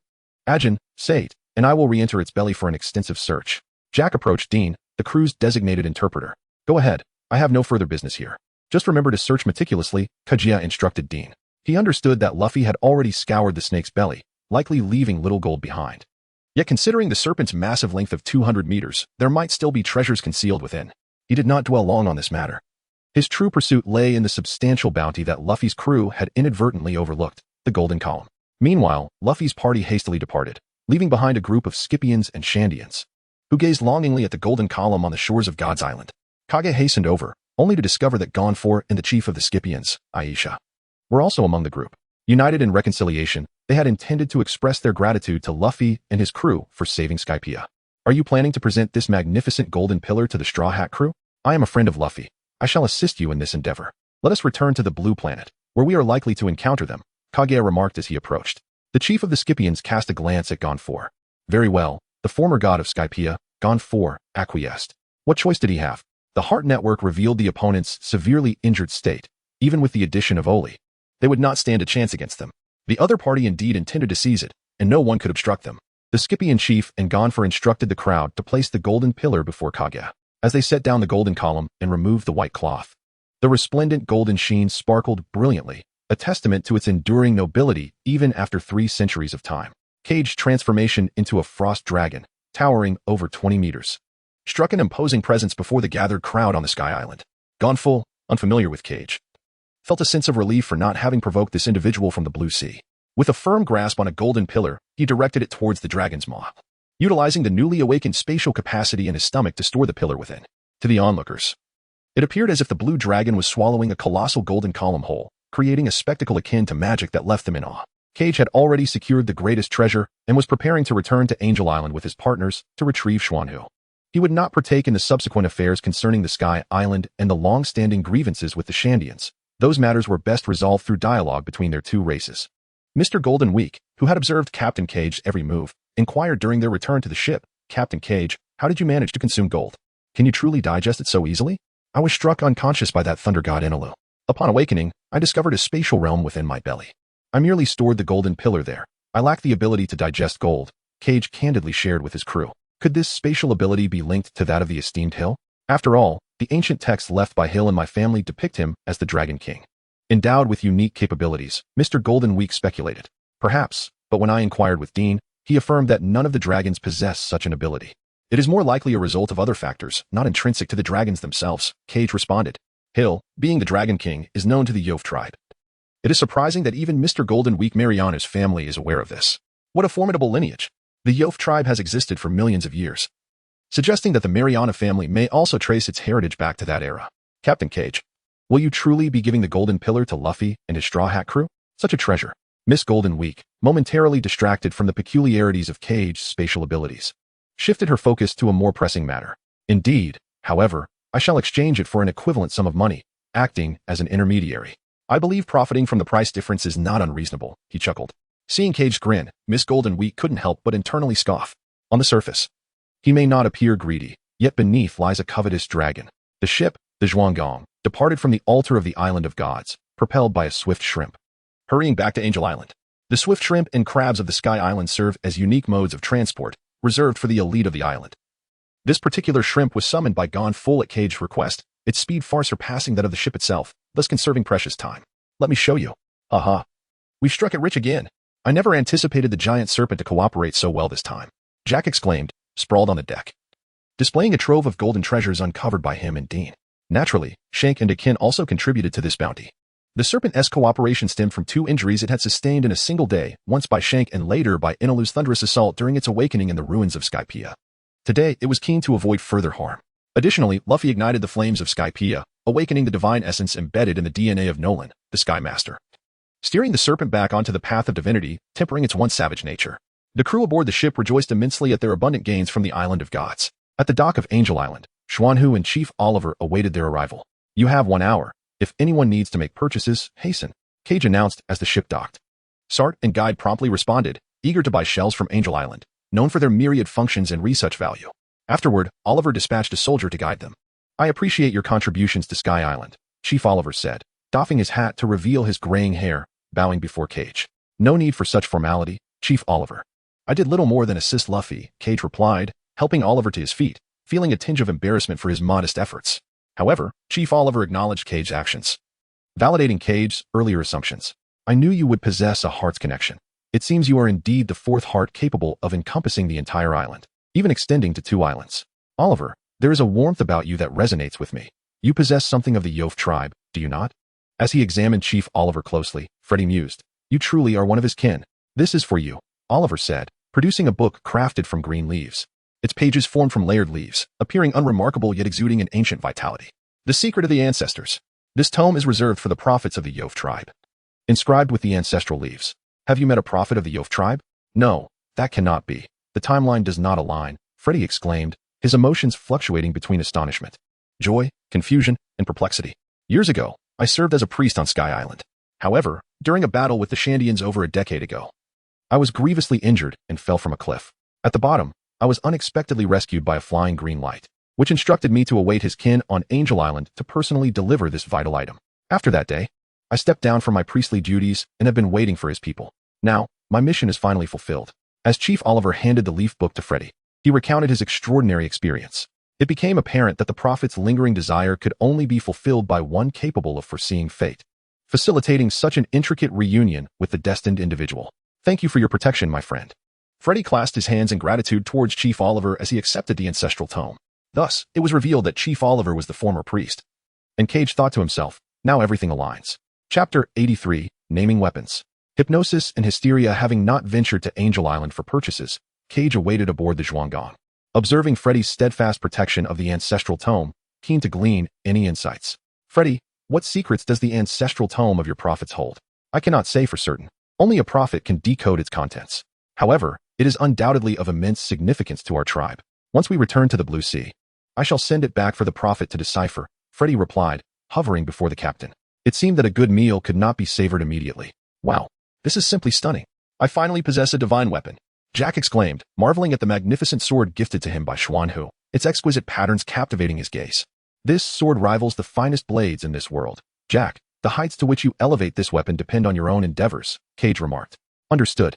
I shall strive diligently to honor this blade and your esteemed name, Xuanhu, Jack declared, saluting Xuanhu with a military salute, akin to a soldier pledging his loyalty to a general. The blade has already reached the level of a masterpiece. You must choose a name for it, Xuanhu instructed. Churchill, I'll simply revert to its original name, Jack proclaimed, lifting the sword, reminiscing about the old blade that had accompanied him, now intertwined with the new one. He resolved to retain the name, steadfast and unchanging. And akin, what of your hammer? Jack's sword had already been named. And Xuanhu turned to inquire about the name of Akin's pair of hammers. After all, as their creator, the nomenclature of his weapons held significant importance. Akin casually swung the dark twin hammers, which were slightly longer than the previous version. The hammerheads had transformed from pure spheres into polyhedral forms, and their size had increased from that of an apple to the dimensions of a human head. Although considerably heavier, they were perfectly suited to Akin's current strength.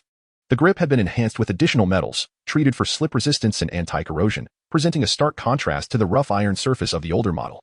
The exquisite craftsmanship was evident in the details. It was a creation of remarkable artistry.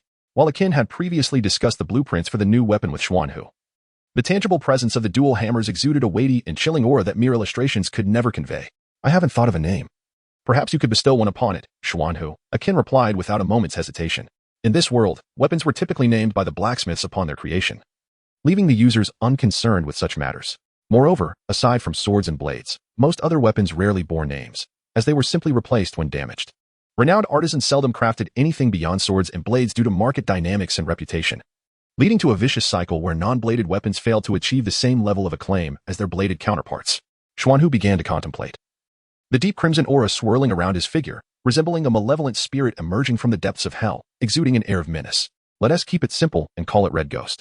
Red Ghost is a splendid name, Akin concurred, as he spun the hammers in his hands, the dark metal surfaces reflecting the blinding sunlight and creating an eerily beautiful sheen. A black hammer had been given a crimson name, yet Akin found it entirely fitting. After an hour, the group had finished their purchases and returned to the dock where the Zhuanggang was moored.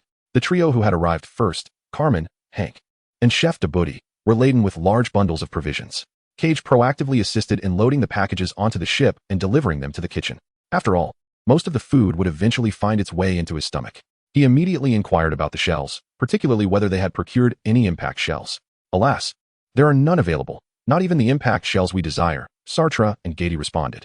They managed to acquire a variety of shells, such as the cooking shell, the wind shell, and the sound shell, yet lamented the absence of the impact shell. They felt it was a tremendous loss. For having the impact shell for research, if not direct usage, would undoubtedly enhance their combat prowess.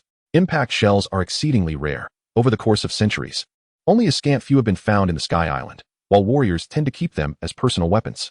Even if civilians were to stumble upon them, they would sell them at exorbitant prices to the warriors, making them impossible to circulate in the market. Indeed, acquiring such extraordinary items is no simple feat, and they faced yet another ban. However, I possess one, though it serves little purpose to me now. I shall simply gift it to you, Captain Ollie declared as he retrieved an impact shell from his pocket and tossed it to Sartre. Farewell. Captain Ollie bid adieu to the Sky Island. Once preparations were complete, Cage and his crew, the Qinghai Flying Dragon pirate crew, hastened to depart from this wondrous Sky Island. As the ship, the Zhuanggang, approached the edge of the Cloud Sea, it seemed to plunge into an endless abyss. The descent of the Zhuanggang accelerated under the force of gravity, instilling fear among the crew. Sartre, toss me the impact shell. Cage shouted. Sartre, not comprehending Cage's intent, overcame the dizziness induced by the gravitational pull and threw the impact shell to Cage. Cage skillfully caught the shell and retrieved an octopus from his bag. The shockwave unleashed by the shell surged into the octopus, causing it to expand dramatically, transforming into a colossal balloon. The octopus, now of immense size, firmly grasped the surroundings of the Zhuiging ship with its 8 tentacles. The Zhuiging, now a balloon-like octopus, soared gracefully through the skies, gliding steadily rather than descending, gradually lowering itself into the azure sea. Beneath the inky night sky, the Zhuiging glided above, while Xuanhu engaged in his nightly practice of martial arts routines on the deck. He executed movements reminiscent of various animals: the tiger, deer, bear, monkey, and crane. His form morphed fluidly from the playful agility of a monkey to the fierce ferocity of a tiger, then to the swift grace of a crane, and finally to the supple undulations of a serpent. Miss Golden Week, unable to sleep, stepped outside for some fresh air and observed the ship's doctor, Xuanhu, practicing his martial arts. After completing a set, Xuanhu paused to recuperate. Xuanhu, why do you emulate animals in your martial arts? She quietly inquired during his break. There are many reasons, but fundamentally, it is about aspiring to the robust physique of beasts and learning from their strengths, Xuanhu replied in a straightforward manner. After watching for a while, he asked, Do you have any insights, Miss Golden Week? Shaking her head, she replied, I was contemplating how to become stronger. Recalling Enel from the Sky Island, she felt a sense of urgency. She did not wish to be defeated again in an instant. You indeed need to bolster your abilities. Your weaknesses are glaringly evident. Your hypnosis is solely effective against foes, and if it fails, you could find yourself in peril, Xuanhu reflected on his own experiences. Hypnosis falls within the realm of witchcraft and hysteria. I recall apprehending a serial thief who was also an expert in hypnosis. He induced a hysteric state, granting him extraordinary speed and agility, enabling him to evade capture multiple times. Ultimately, the repercussions were significant, and I had to dispatch elite guards to detain him and confine him to a dungeon. Thus, hypnosis and hysteria are interconnected. This hysteria corresponds to what you might term mental disorders in your world. This perspective may serve as a pathway for you to explore self-hypnosis, which could expedite your journey to strength. However, be cautious not to overdo it, lest you risk your mental stability. You can also practice martial arts regularly. Your innate potential is commendable, and it would help build a solid foundation, Xuanhu advised. Understood, Xuanhu. Self-hypnosis, you say? Miss Golden Week was astonished by the notion of self-hypnosis as a means of empowerment. Indeed, the world is vast and full of wonders. Chapter 84, Electric Armor. Delivery today was sunny, with a blazing sun overhead, creating a stifling heat. Travel Bear Baibao sought refuge in his cool abode. Everyone donned short sleeves and indulged in refreshing beverages. Where is Captain Cage today? Carmen, who was distributing icy drinks, inquired. Cage is in his quarters removing his armor and has requested not to be disturbed, Gate informed the group, recalling the captain's instructions from the previous night. Oh. Then who will enjoy this extra cold drink? Keck was absent, and the cart of chilled beverages had one extra cup prepared. Carmen inquired of the others. It is sweltering hot. The crew aboard the ship needs refreshments to cool down. They all crowded around, vying for the drink, each refusing to yield.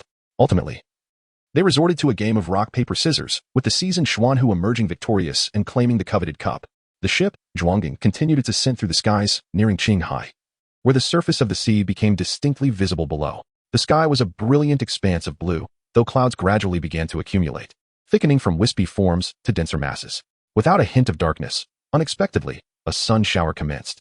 Akin and Sartre, aboard the vessel, were rather indifferent. It was merely a few warm droplets. However, upon feeling the rain upon their skin, they exclaimed, Ah, how scorching. The crew hastily sought refuge, as the rain turned out to be scalding hot. Akin urged everyone to retreat into the cabin for shelter. The droplets fell on the deck, releasing plumes of steamy vapor. The crew aboard Zhuangin could find refuge within the ship, but the enormous balloon-like octopus outside had no sanctuary from the boiling rain. The torrid droplets battered the octopus, which could no longer withstand the heat. It released the gases within its body, shrinking in size, and plunged back into the embrace of Qinghai. Returning to the life of the ocean, Zhuanging, deprived of its lift, plummeted rapidly, crashing into the sea with a resounding splash, sending a towering spray of water into the air. Once the tumult subsided, the crew regained their composure, and Sartre led them to inspect the cabin thoroughly. Fortunately, the descent had not been from a great height. Although the hull sustained some damage, the core keel remained intact. Sartre and Faraday swiftly completed the necessary repairs. What has transpired? Such a tremendous commotion. Keck emerged from the cabin, having shed his armor. The crew recounted the bizarre occurrence of boiling rain from the sky to their captain. Indeed, the weather along the great maritime route proved to be extraordinary. A sun shower would have sufficed, but scalding rain was entirely unprecedented. Kage expressed his bewilderment at the illogical weather, lamenting the unfortunate loss of the octopus he had previously arranged to find in the sky. It was quite amusing and served its purpose well. Alas, It fell into the ocean and swam away. Although the octopus required a boost from the shells to breathe, the minor setback was quickly remedied for Kaguya. This brought to mind the lively Luffy, who famously concealed an octopus in his trousers and dramatically retrieved it in front of an audience. Perhaps it was best to refrain from comparisons in this regard and maintain a sense of humility. After the rain-soaked seas, Kaguya summoned his 3 pets, Dean, Bai Bao, and Shenlong, to enhance their combat abilities by teaching them the beastly form of Life Return. With Kaguya mastering Life Return, he aimed to incorporate his understanding from the dragon transformation to train his 3 companions. Thanks to Dean's ability to communicate through the language fruit, Bai Bao and Shenlong effortlessly grasped Kaguya's intentions. Surprisingly, Bai Bao's cloak, which had consumed the human fruit, was the quickest to adapt. Indeed, Bai Bao's red cloak transformed into a new entity, no longer merely a cloak, but a vibrant life form. After spending time aboard the ship and undergoing a process of personification, the cloak exhibited behavior indistinguishable from that of a human, except for its temporary inability to speak. Within the ship's cabin, Sartre and Ged displayed their blueprints. Faraday, this is the electric shock armor that Ged and I designed earlier. Given Ged's previous health issues, I was concerned about any complications arising from our work, but now that he is well, and with your expertise as a top physicist, we would appreciate your insights on any necessary improvements. Kaguya noticed Faraday blushing at the compliment from Sartre, his face reddening like an apple, as he examined the electric shock armor design. After a meticulous 10 minutes, Faraday picked up a pencil and began refining the circuitry, replacing outdated components with cutting-edge elements, relocating essential electronic parts to safer and more logical positions, and enhancing the insulation and safety of the isolation layers. Impressively, the electric shock armor became lighter, thinner, and more convenient, without diminishing its power. Kaguya pondered how formidable the final product would be, hoping it would possess even a fraction of the strength exhibited by the Thunder God of Sky Island. Recalling the terrifying defeat at the hands of Enel, Ged truly understood the potential of electricity and the advancements in electric weaponry. With the completion of the electric shock armor blueprint, he found himself dreaming of the future, elated that this innovation would finally bolster their combat capabilities. Indeed, that wretched lightning fiend. Once I master more electrical knowledge, I shall continuously modify and enhance the electric shock armor, striving to attain strength akin to that of Enel, Faraday declared. As they sailed across the boundless azure sea, beyond personal training, moments of leisure also provided respite from boredom. On the deck, Miss Carmen and Miss Golden Week enjoyed a board game during their free time, while Akin and Xian Hu engaged in chess and international chess matches. Jack, Hank, and Debut were busy fishing competitively. Meanwhile, Kage sat at the prow of the Dragon's Head, recording something with a sound shell, intermittently calling out random numbers and laughing, leaving the crew perplexed. At that moment, a seagull broke the tranquility, delivering newspapers and perching on the railing, awaiting coins from the ship's occupants. Should anyone wish to acquire a newspaper, they would drop coins into the seagull's specially designed collection box. If no one desired a paper, the seagull would eventually depart. Naturally, some pirates attempted to snatch the newspapers without payment, but such actions would land them on the blacklist of the News King, one of the Dark World's titans. Offending such a figure over a mere newspaper was a folly most would avoid, including the nefarious representatives of piracy. Moreover, life at sea could often be rather dull. Newspapers were not expensive, and a single purchase could entertain the entire crew. It was indeed a remarkable sight, a seagull with a mailbag. Faraday quickly approached the seagull, dropped a coin, and requested the newspaper, placing his letter and 1,000 belly into the seagull's mailbag. Faraday, can this reach your clan? Kage inquired with curiosity. Isn't the Yof clan reclusive?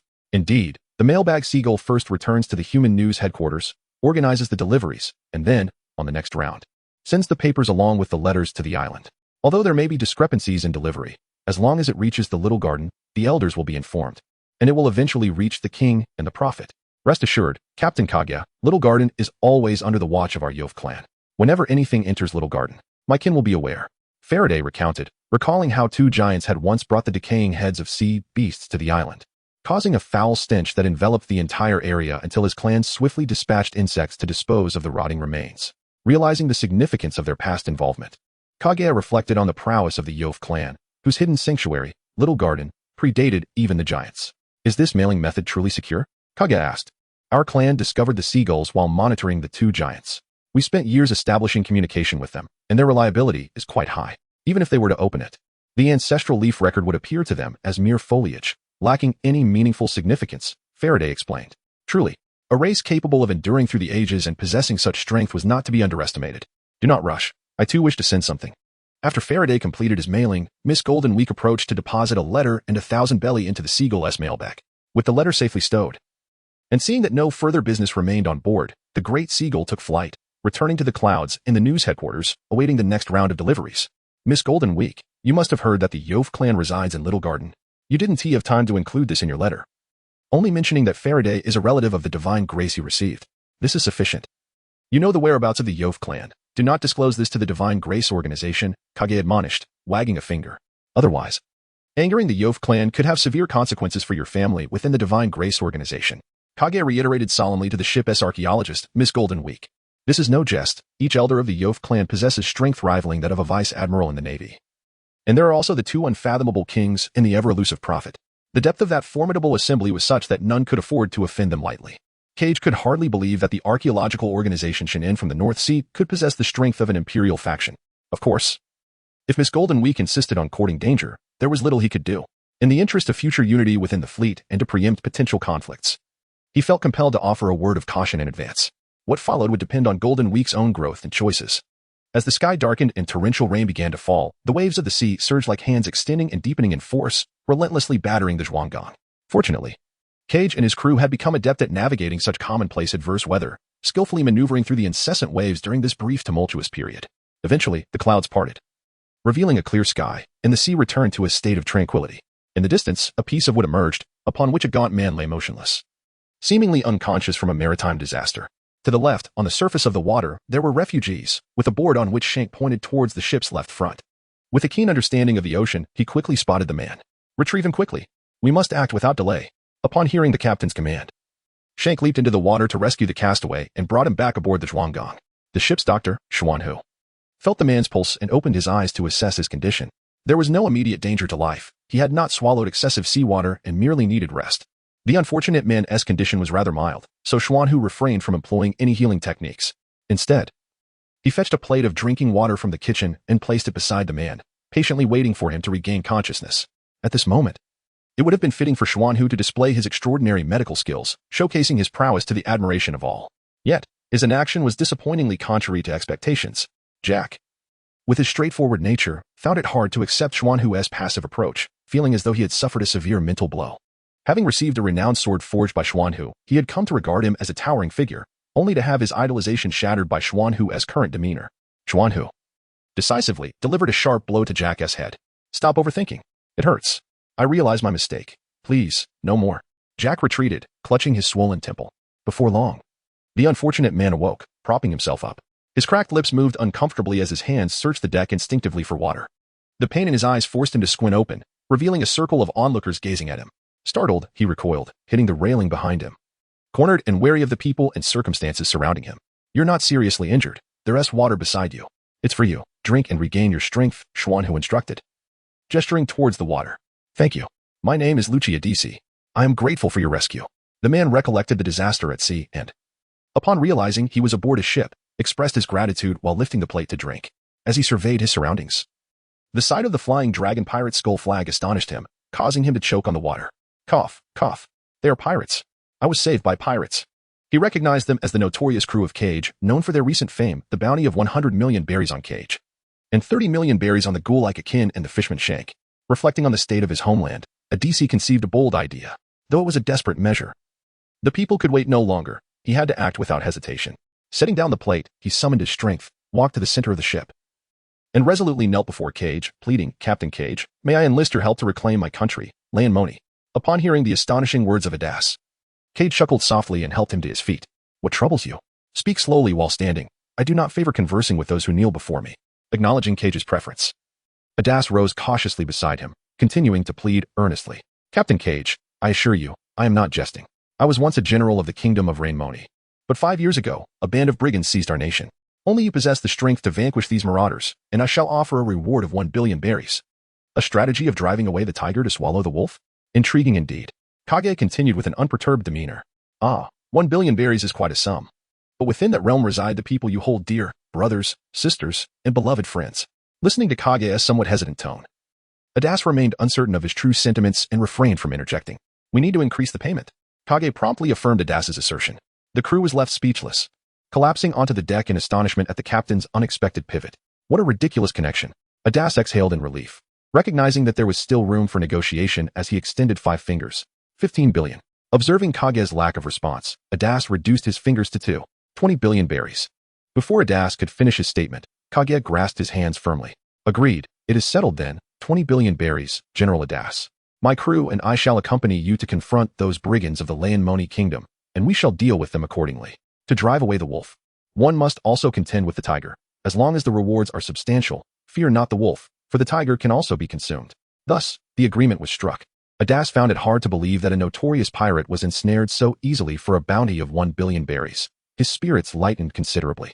Unbeknownst to Adas, it was he who had fallen into the trap, not Kaguya. The irony amused him as he chuckled, unaware of his own entrapment. Kaguya was indeed formidable. Therefore, Akin, beware of opposing Kaguya. Should you be sold out, you might find yourself counting the coins. Satyr, the first mate, earnestly advised his fellow deputy, Akin. It is of little consequence if you do not comprehend now. With time, the meaning will reveal itself. As night fell, Kaguya and his crew dined alongside Adas. The following morning, under Adas's command, Jack set course for the Laonmoni kingdom. Meanwhile, Kaguya summoned everyone aboard, proclaiming that from this day forth, the ship would embrace leisure.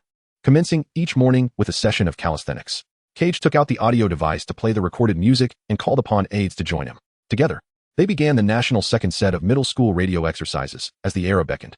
Ready? 1, 2, 3, 4, 5, 6, 7, 8, 2, 2, 3, 4, 5, 6, 7, 8, 3, 2, 4, 5, 6, 7, 8. Kichi led the exercise at the front, while the crew followed suit at the back. Adas, unable to refuse, found himself at the tail end of the line, synchronizing with the lively music as he engaged in these peculiar movements. Thus unfolded a fantastical scene aboard a ship in another world, where a band of pirates performed an exuberant calisthenics routine. Chapter 86, The Hospitable Tanta Saint. This exercise, with its rhythmic beats closely tied to the music, brought great joy to the traveling bear, Bai Bao. However, Xuanhu discerned the exceptional nature of this routine. While the layman merely observes the spectacle, the connoisseur recognizes its purpose. It was designed for those who have long been seated. These movements were invigorating yet not excessively vigorous, promoting bodily flexibility without overwhelming those who have been sedentary. Furthermore, it was beneficial for the vital organs, exhibiting a high degree of universal applicability. It bore a striking resemblance to the five-animal play of traditional Chinese medicine, albeit with a focus on the lively and active youth. In contrast to the five-animal play, which caters more to the serene and older individuals, Xuanhu surmised that this was intended for Sartre and Gade, the only two individuals on board who met the criteria of prolonged sitting. As expected, after Kaiji finished demonstrating the calisthenics, he passed the sound shell to Sartre, stating, Sartre and Gade, you two often find yourselves in the lab for hours on end. It is crucial to engage in this exercise regularly, to relax your bodies and grant your minds a moment of respite, enhancing your mental acuity and efficiency. Following the battle in the Sky Island, Kaiji's crew faced a significant defeat. Upon descending from the Sky Island, Sartre and Gade appeared somewhat off, spending excessive time in the lab with Frady, engaged in unknown experiments. Although neglecting physical training was understandable given their focus on technological pursuits, the urgency with which they approached their studies had begun to border on obsession, akin to mental self-abuse. Thus, Kaiji felt compelled to offer guidance and support, drawing upon the calisthenics he had learned in his own school days. The exercises he recalled were of national and international caliber, crafted by elite athletes and genuine experts who amalgamated Eastern and Western sports science into a universally applicable treasure of movement, validated by countless youths, not to be compared with the trivialities of later entertainment industry fads. For someone entirely ignorant of physical exercise, the simplest way to enhance fitness and lose weight, without the guidance of a nutritionist or a fitness coach, would be to follow the basic school calisthenics from China. Indeed, you both must commit to practicing Kaiji's calisthenics while also ensuring adequate rest and avoiding late nights, Xuanhu added. Understood, Kaiji. Xuanhu. We will be mindful of that. We appreciate your concern, Sartre and Gade replied warmly, as Adas completed these unusual movements. He mused that this was indeed a fitting daily routine for a powerful crew of pirates. Observing Kaiji and his companions reveling in their lightheartedness, he felt a pang of doubt, questioning whether he had mistakenly aligned himself with impostors. Could these individuals truly aid him in liberating his country? After half a day's voyage, they finally arrived at General Adas's homeland, Laonmoni. The Zhuanggang vessel entered Tana Saint, one of the three major cities of Laonmoni. Upon docking, they were surprisingly met with no resistance from soldiers or guards, treated instead with the same respect afforded to ordinary civilians, allowing the Zhuanggang to safely berth at the dock. Kaiji, I shall not accompany you ashore. I will depart from the side to locate my subordinates who have yet to disembark, Adas said, greeting Kaiji before slipping away from the gaze of the patrolling soldiers, diving into the sea from the side of the Zhuanggang, and swimming off. Very well, we shall take this opportunity to explore the beauty of your homeland, Laonmoni, Kaiji replied, surprisingly accommodating. Kaiji, why let him leave so easily? What if he is a fraud? Akin inquired, puzzled. If he had remained and obediently disembarked with us, then he would likely be a deceiver. His circumvention of Lan Moni's ruling class suggests he is truthful. As for why he was allowed to depart so effortlessly, shrouding the waters in ambiguity, how am I to know the various factions that exist in this country? Oh, I understand now, Akin remarked, realizing that, as previously stated, Adas was indeed an adversary of Lan Moni's current ruling class, and thus could not appear before the soldiers or guards. Adas served as bait cast by Kichi, designed to reveal the magnitude of the fish lurking in the pond of Lan Moni. After days of interaction, Akin's thoughts had deepened considerably, keeping pace with Kaiji's line of reasoning, and he advanced further along the path of the first mate. Come, my friends, let us behold with our own eyes what Lan Moni truly is. As Cage and his companions disembarked, soldiers approached to greet them. Welcome to Lan Moni. Welcome to the port of Tantai Shang, where delectable seafood and exquisite pearls abound. Indeed, they were receiving pirates. Aren't you afraid of us pirates? Cage and his entourage followed the soldiers. Fear not, for pirates are also guests of Tantai Shang. There have been others before you. Tantai Shang boasts even more vibrant activities. I shall take you to meet the Minister of Foreign Affairs, who will introduce you to those captivating events. There have been other pirates before. Indeed, the docks were already occupied by other pirate ships. Otherwise, Cage would not have allowed the Zhuoging to access the harbor of Tantai Shang so easily. Oh, captivating events. I can hardly wait to witness them, Cage remarked with a smile. Upon reaching the harbor playground of Tantai Shang, the soldiers presented Cage to Minister Maisha. Minister, here are the new guests. Understood, I will take care of the guests. You may leave, Maisha instructed his subordinate. Oh, I did not expect to see a Longhand tribe member here. The Longhand tribe appeared similar to ordinary folk, save for their three-segmented arms, as opposed to the usual two. Thus, their hands were extraordinarily long, with a receding hairline reminiscent of a Mediterranean hairstyle, interspersed with streaks of white among sparse black hair. This Minister Maisha had achieved a prominent position as the only Longhand member in a realm of regular humans. Guests, we shall first attend to our previous visitors. Please wait a moment, Minister Maisha said warmly. No worries, you may proceed with your tasks, Cage replied, opting to observe the unfolding events. Captain Chicken, have you made your decision? 1 month of life for 1 million berries. Over a year, that sums to 100 million berries. Which tier of exchange do you wish to experience? A few months or several years? Think carefully, for each person has but one chance. Minister Maisha returned to entertain the previous pirates, emphasizing the conditions of the event. Can it truly be exchanged? I am the notorious pirate Chicken, with a bounty of 14 million berries. If you deceive me, I shall not hesitate to crush your skull. Chicken threatened, brandishing his weapon at Minister Maisha. Unfazed, Maisha replied. We are honest in our dealings. You wouldn't dare? I want to exchange 3 years of life for 300 million berries. Prepare the sum. Captain Chicken led his crew to take their seats in peculiar chairs. These unique chairs resembled armor, adorned with intricate runes, with pipes leading underground.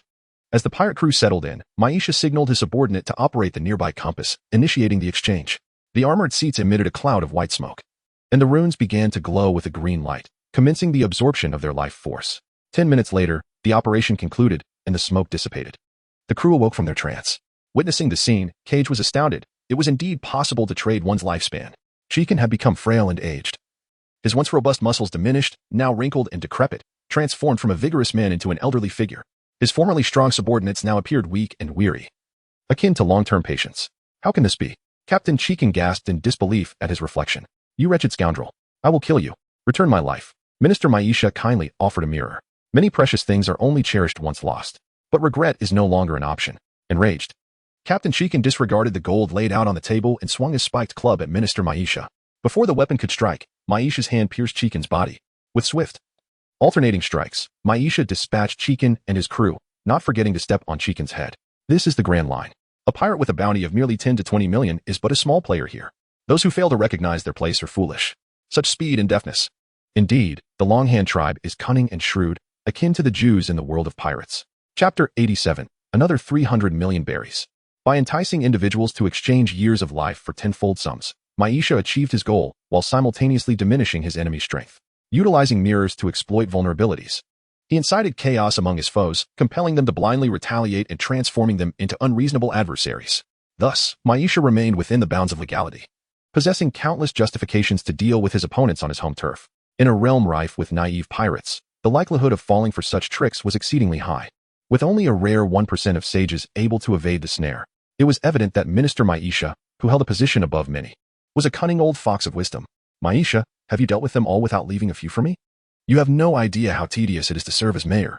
Just as the soldiers escorted the defeated Captain Chicken and his crew away, the mayor of Tanai Shang, Island Master, made his entrance. The mayor of Tanisheng, a young man in his 20s, donned a blue leather jacket and pants adorned with various metallic embellishments, sporting an appearance reminiscent of the entertainment industry of the previous century. Haha, it's Island Master, just a minor figure. No need for you to intervene, Maisha commented, extracting a handkerchief from his pocket to wipe the blood from his fingers, upon witnessing the plight of the notorious pirate Kichi and his companions. Initially in a relaxed holiday mood, became vigilant against Maisha and the island's hosts. Minister Maisha reverted to his affable demeanor, approaching Kichi with a broad smile. Now it is your turn. You have all experienced the event and are well aware of its caliber. I wonder if any of you wish to participate? Minister Maisha. This event appears rather perilous. I cannot allow my crew to take part. Should anything go awry, it would grieve me deeply, Kichi replied with a smile. What a pity. It seems our grand reception for guests will be delayed in delivering its funds, Maisha sighed, then continued in a mocking tone. And what of the illustrious Captain Kichi? Renowned across the Grand Line? Surely you are not intimidated by our modest tricks in this welcoming event. Maisha's smile turned sinister as he taunted Kichi, intent on ensnaring him. Kichi's subordinates, Akin and Shank, believed in the formidable prowess of their allies, Hama and Madu, to overcome any challenges. However, Kichi's bounty of 100 million berries was daunting, and he felt compelled to diminish it. He was uncertain if the famed King Fei could truly subdue Kichi. Having established his empire only a few years prior, he was determined to eliminate any potential threats to its stability. Akin, those elements are too treacherous. You must not place your trust in them. Sate advised. Fear not. I am well aware of the situation. Trust in your captain and watch my performance, Kichi reassured, halting Sate's advance and placing a comforting hand on his shoulder. It seemed that the opposition had recognized their group, and Kichi's substantial bounty marked him as a notable figure among the pirates of the Grand Line. Yet, he was aware that those who plotted against him were formidable adversaries. Maisha of the Longhand tribe had already set himself on a path to destruction. Given his eagerness to send funds my way, how could I possibly be courteous? Ha ha ha, why would I fear such trifles? Minister Maisha, you jest. Very well. I shall opt for a 3-year package and aim for a profit of 300 million just for sport, Kichi chuckled, playfully nudging Maisha as if they were old friends. Unbeknownst to Maisha, Kichi would not be so easily ensnared. Indeed, these captains were all proud and arrogant in their own right. Kek settled into the peculiar armored seat, while Maisha hurriedly signaled his subordinates, eager to commence without delay, fearing that prolonged waiting might invite unforeseen consequences. Fortunately, no mishaps occurred. The smoke billowed as anticipated. The armor's runes illuminated as intended, and the lifespan exchange process proceeded smoothly. Crew members Sart and Akin expressed their concern, although they had faith in Kek.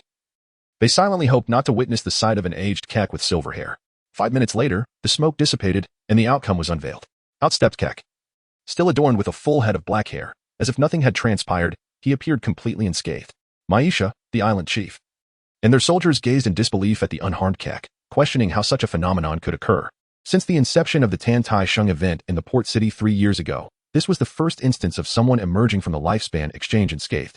Akin, take those 300 million berries. Let us stroll through Tanisheng Street.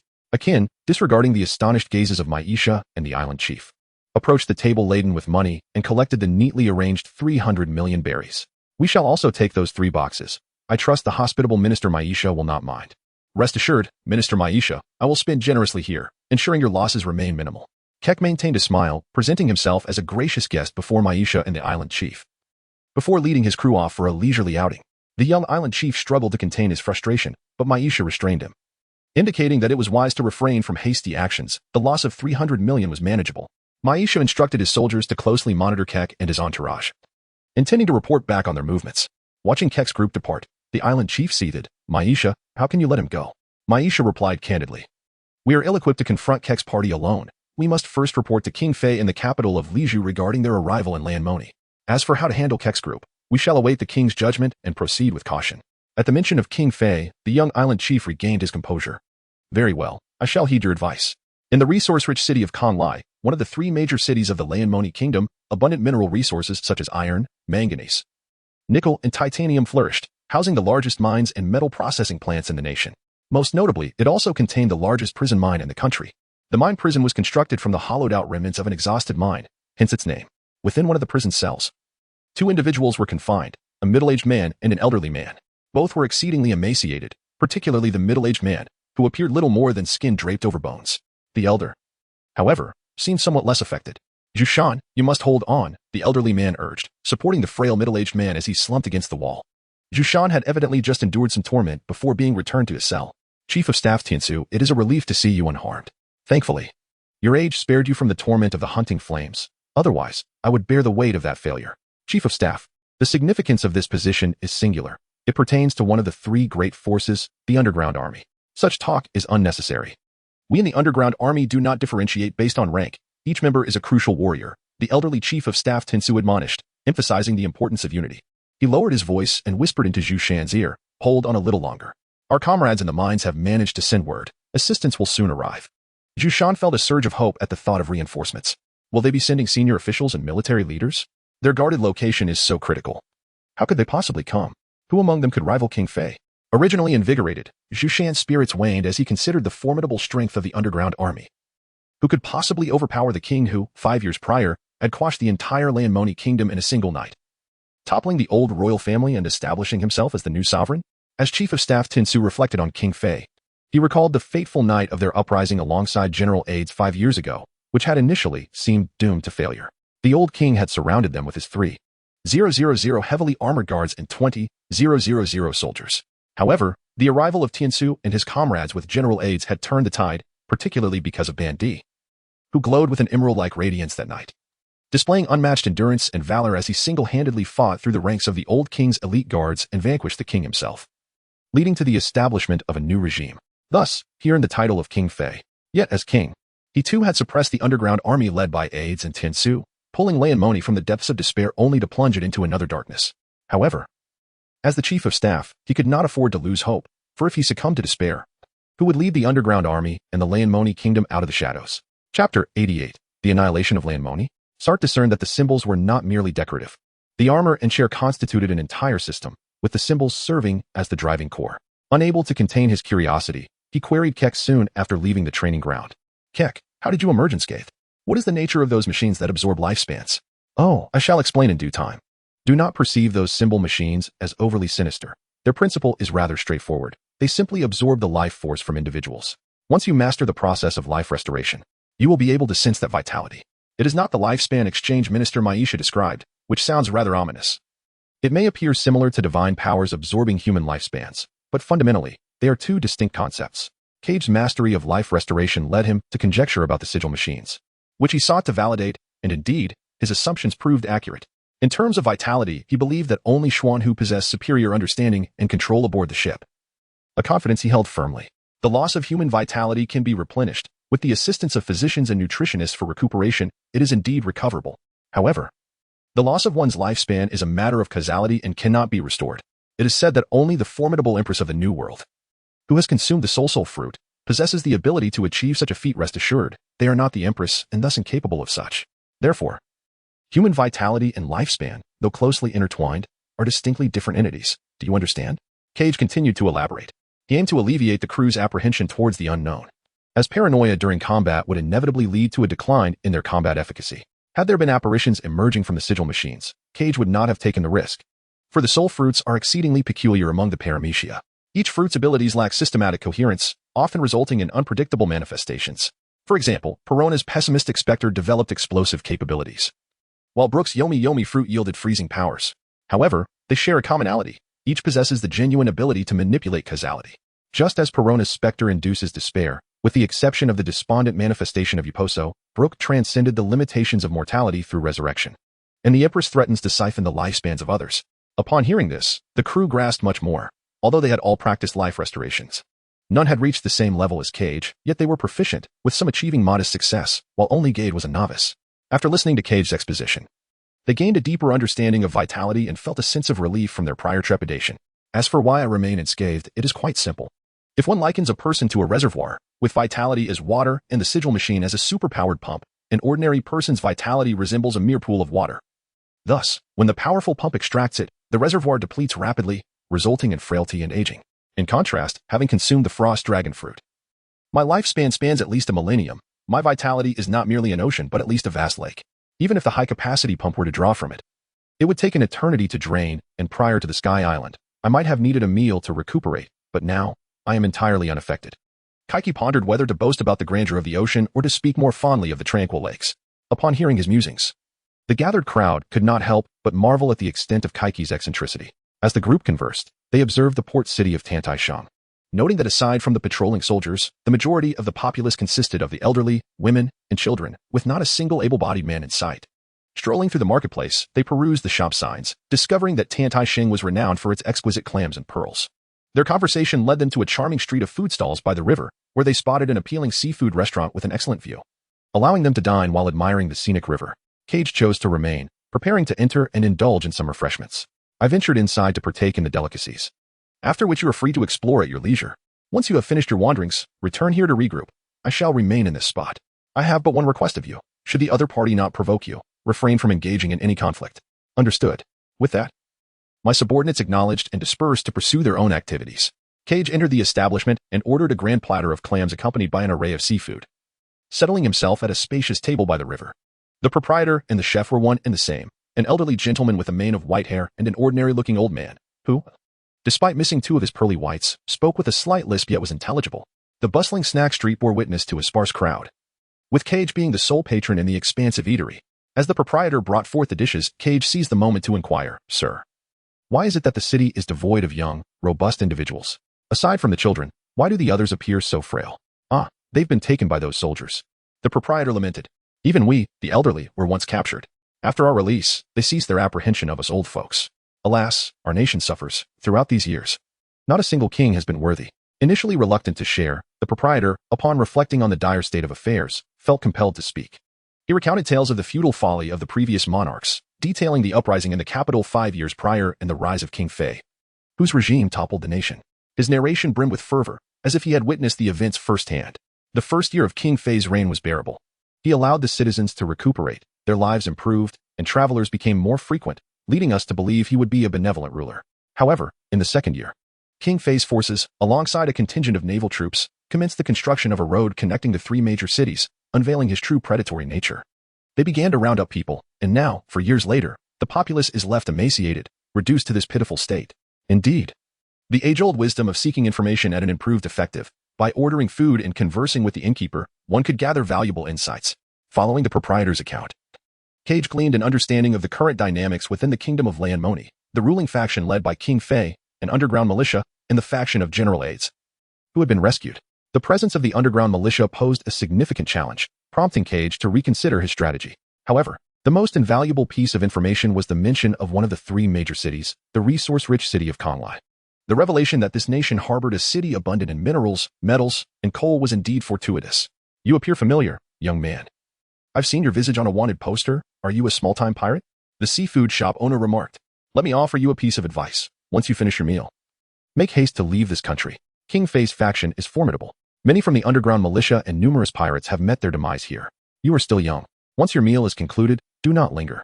Seeing Cage's youth and passion for food, the seafood shop owner felt a pang of compassion and urged him to heed his counsel. "Thank you, kind sir. I am well aware of my situation. I will depart once I have finished." Cage savored a grand feast of seafood delicacies, squid, yellow croaker, salmon, and more, each dish exquisite in flavor. After settling the bill and bidding farewell to the proprietor, his companions had gathered at the entrance, each enjoying their own snacks, including takoyaki and various grilled seafood skewers. Upon returning to the vessel, the Zhuanggong, Cage instructed it to depart from the dock of Tiantai, leaving the city behind to anchor at a secluded spot over 10 miles away. Maisha, observing Cage and his crew as they sailed away, chose not to intervene. Under such circumstances, he ought to feel relieved. Yet, for reasons unbeknownst to him, a heightened sense of unease washed over Maisha. Captain Cage, astonished yet resolute, awaited reinforcements. It appeared that he harbored some profound concerns. Jack, perplexed by Cage's departure from the city to the wilderness, wondered about his intentions. Cage must have been contemplating a significant decision, the revelation of which would soon become apparent. Sart, discerning Cage's deep reflection, pondered momentarily before addressing Gade and Faraday. "Gade, Faraday, we have recently procured a considerable amount of materials and components. Let us return to the laboratory to assemble our armor, for we may soon engage in large-scale combat, where these resources will prove invaluable." "Understood," replied Gade and Faraday as they followed Sart back to the ship's laboratory. Transformed into a dragon man, Cage soared above the kingdom of Lianmoni, meticulously surveying the country's topography. The terrain was characterized by a series of undulating mountain ranges, interspersed with small basins that provided ample concealment. The hydrological conditions were favorable, the resources abundant, and the population substantial, rendering it an ideal location for establishing a core factory and pharmaceutical plant for his burgeoning dominion. The eastern sea was excessively tranquil, making it susceptible to naval scrutiny. The peaks of Whiskey Mountain were stark and desolate, while the Cherry Blossom Kingdom was engulfed in frigid, inhospitable conditions. Such constraints dictated that only small factories could be established. To foster a large-scale influence, more than 2 or 3 small facilities would be insufficient. Now, with the prospect of developing a central, expansive factory, he found himself profoundly intrigued. With this realization, he resolved not to await the emergence of those other factions, as such a delay would be imprudent. As a pirate, he felt he had not committed any egregious acts. Thus, he decided to take a bold risk, launching a direct assault to overthrow the kingdom of Laimani and seize control of the nation. Chapter 89. The Underground Army Sniper, Pool. The interlocking mountain ranges, akin to the dragon veins of the kingdom of Laimani, divided the nation into several distinct regions, each endowed with its own unique climate. As Cage soared over the majestic peaks of Laimani, he beheld the splendid landscape, lamenting its untapped potential. Upon returning to the Zhuanggang, dusk had descended, with a fiery orb pressing against the distant horizon, casting a golden hue upon the water and sky. At that moment, he noticed 2 figures swimming towards the Zhuanggang from the shore. One was General Adas, whom he had departed with earlier that morning. The other was an unfamiliar male, bearing a long rifle with a scope on his back, identifying him as a sniper. The sniper displayed remarkable agility, managing to carry Adas through the water and effortlessly leap onto the Zhuanggang's railing, gently placing Adas upon the deck. Sart raised his pistol, aiming it at the sniper. "Who are you? What brings you here?" Despite the differing weaponry, Sart, as a marksman himself, was acutely aware of the peril posed by snipers and knew he could not afford to be complacent. As the first mate, he bore the responsibility of safeguarding against unknown individuals. "Fear not, I am no enemy. We ought to be allies. I am Sniper Sinai Pool of the Underground Army. The Underground Army of Laimani and the Adas forces are allies. I observed your discussion with Adas at the port of Tantaisheng, and when he disembarked from your vessel, it was clear you were his allies. You may verify my identity with General Adas." The sniper did not reach for his weapon, nor did he raise his hands in surrender. Instead, he spread his fingers wide, shaking them gently to signify his lack of threat. Adas, gritting his teeth, quickly rose to explain to Cage and his companions. "I intended to rescue my subordinates in the capital of Lijua, but I was discovered by the headquarters of King Fei. Fortunately, Sniper Pool from the Underground Army saved me. And although I could not rescue my men, they informed me that assistance from the Underground Army is on the way to Laimani. I believe Mr. Pool is trustworthy." Since Adas had vouched for him, Sart conceded, "We shall trust you this once, Mr. Pool. As for the matters of the Underground Army, I will discuss them with you shortly." Cage spoke, prompting Sartre to lower his pistol. The sniper, Pool, breathed a sigh of relief, thankful that the situation had not escalated into danger. "Adas, you are injured," Xian Lao remarked, urging Xian Hu, the ship's doctor, to attend to Adas's wounds. The doctor took on the captain's task, diligently treating Adas's injuries and wrapping the affected area with bandages. Fortunately, it was merely a superficial wound. A generous application of healing ointment and a few days of rest would suffice for recovery. "Thank you, Dr. Xian Hu." Just as the bandages were secured, the voice of Chef Carmen echoed through the ship. "Dinner is ready. It's time to eat." "Ah, perfect timing," Adas replied. "Let us dine together, Sir Pool of the Underground Army, and leisurely discuss the matters of alliance and our forthcoming assault on Laimoni." The meals prepared by Kaiga and his companions were always abundant. Even if there were a couple of extra mouths to feed, it was merely a matter of Kaiga's insatiable appetite. Therefore, Carmen and the others indulged their culinary skills aboard the ship, creating an array of dishes, confident that Kaiga would devour any leftovers, as if his mouth were a bottomless pit. In the restaurant of the mayor's building in the city of Tantaisheng, 4 individuals were dining together: the island's mayor, Minister Maisha, and 2 newcomers, one a towering figure and the other a rather slender middle-aged man. The robust man feasted heartily, consuming meat and guzzling wine, yet even in his enjoyment, he kept a hefty cannon beside him, a shoulder-mounted artillery piece. In contrast to his wild eating, the other 3 maintained a demeanor of refined elegance. "Maisha," the large man said after finishing a generous serving of leg meat, "the news you reported about Kaiga's group has reached the Fei King. He has sent me and Kuan Yin with 1,000 green armored soldiers to support you." After wiping his mouth with a nearby napkin, he continued, "What of Hama? Is he occupied with other matters?" Maisha felt a sense of urgency regarding the arrival of the green armored troops, as 1,000 soldiers would nearly deplete their forces, with only 4,000 in total. However, the absence of Hama puzzled him. He had insisted to Bandit that Hama should be present for this operation, believing he should be available. "Oh, Hama has gone to reinforce the mine." When Modo interrogated the rebellious underground militia workers, it was revealed that the underground militia would send reinforcements. Thus, the Fei King dispatched him with 1,500 green armored soldiers to the mine, the large man explained. "Do not fret, we possess the power of the rune. Should Kaiga's group dare to assault Tantaisheng, I can bombard them with artillery. The Fei King assures you not to worry. If necessary, he will come himself. We only need to hold our ground for a while." As he reassured Maisha, the large man, Singh, noticed Maisha's lingering concern and patiently sought to alleviate it. Meanwhile, the island's mayor remained remarkably composed, confident in their past victories against pirates. To him, Kaiga was merely a bounty with a slightly higher price. True strength could only be determined in battle, and there was little to fear, especially with Singh and Kuan Yin by their side. Nonetheless, he acknowledged the need for tactical reassessment. At the coastal artillery platform of Tantashing, all cannons were raised, poised to deliver a lethal strike against any advancing foes. Later that evening aboard the Zhuangga ship, after dinner, Kaiga shared insights gleaned from the seafood restaurant owner regarding the underground militia in the nation of Lianmoni and the uprising led by General Aides. Along with the rise of the fake king, Aides contributed details about Bandit and his entourage, affirming that they were indeed brought back to Lianmoni to overthrow the old king. Bandit S group, once bounty hunters, had transformed into rulers of a nation. Under Aides' explanation, Kaiga's group and the underground militia Sniper Pua comprehensively understood the extent of the fake king's power. The first faction comprised the formidable fake king Bandit, stationed in the capital of Lijua, along with the patrol department head, Lizi, who could provide assistance to various combat units. The combat department had 3 ministers, the head, Hanma, the second minister, Singh, and the third minister, Kuanian. The second faction was led by Emodo, the mayor of the resource city of Konglai and the director of the Konglai mine. Alongside him was the warden of the mine prison, Showa. The third faction consisted of the mayor of Tantashing and the foreign minister Maisha, whom Kaiga had already encountered. Following Aides' exposition on the fake king's influence, Sniper Puo elaborated on the strength of the underground militia in Lianmoni, a force of over 10,000 led by the 10th chief of staff, Tiandi, and the combat unit leader, Zhushan. However, the Lianmoni kingdom had succumbed to the fake king's might, with both Tiandi and Zhushan imprisoned in the mine.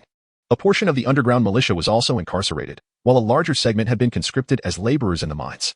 Puer, candid and forthright, disclosed all he knew, recognizing that transparency would facilitate better collaboration. After all, the upper echelons had tasked him alone with rescuing so many individuals.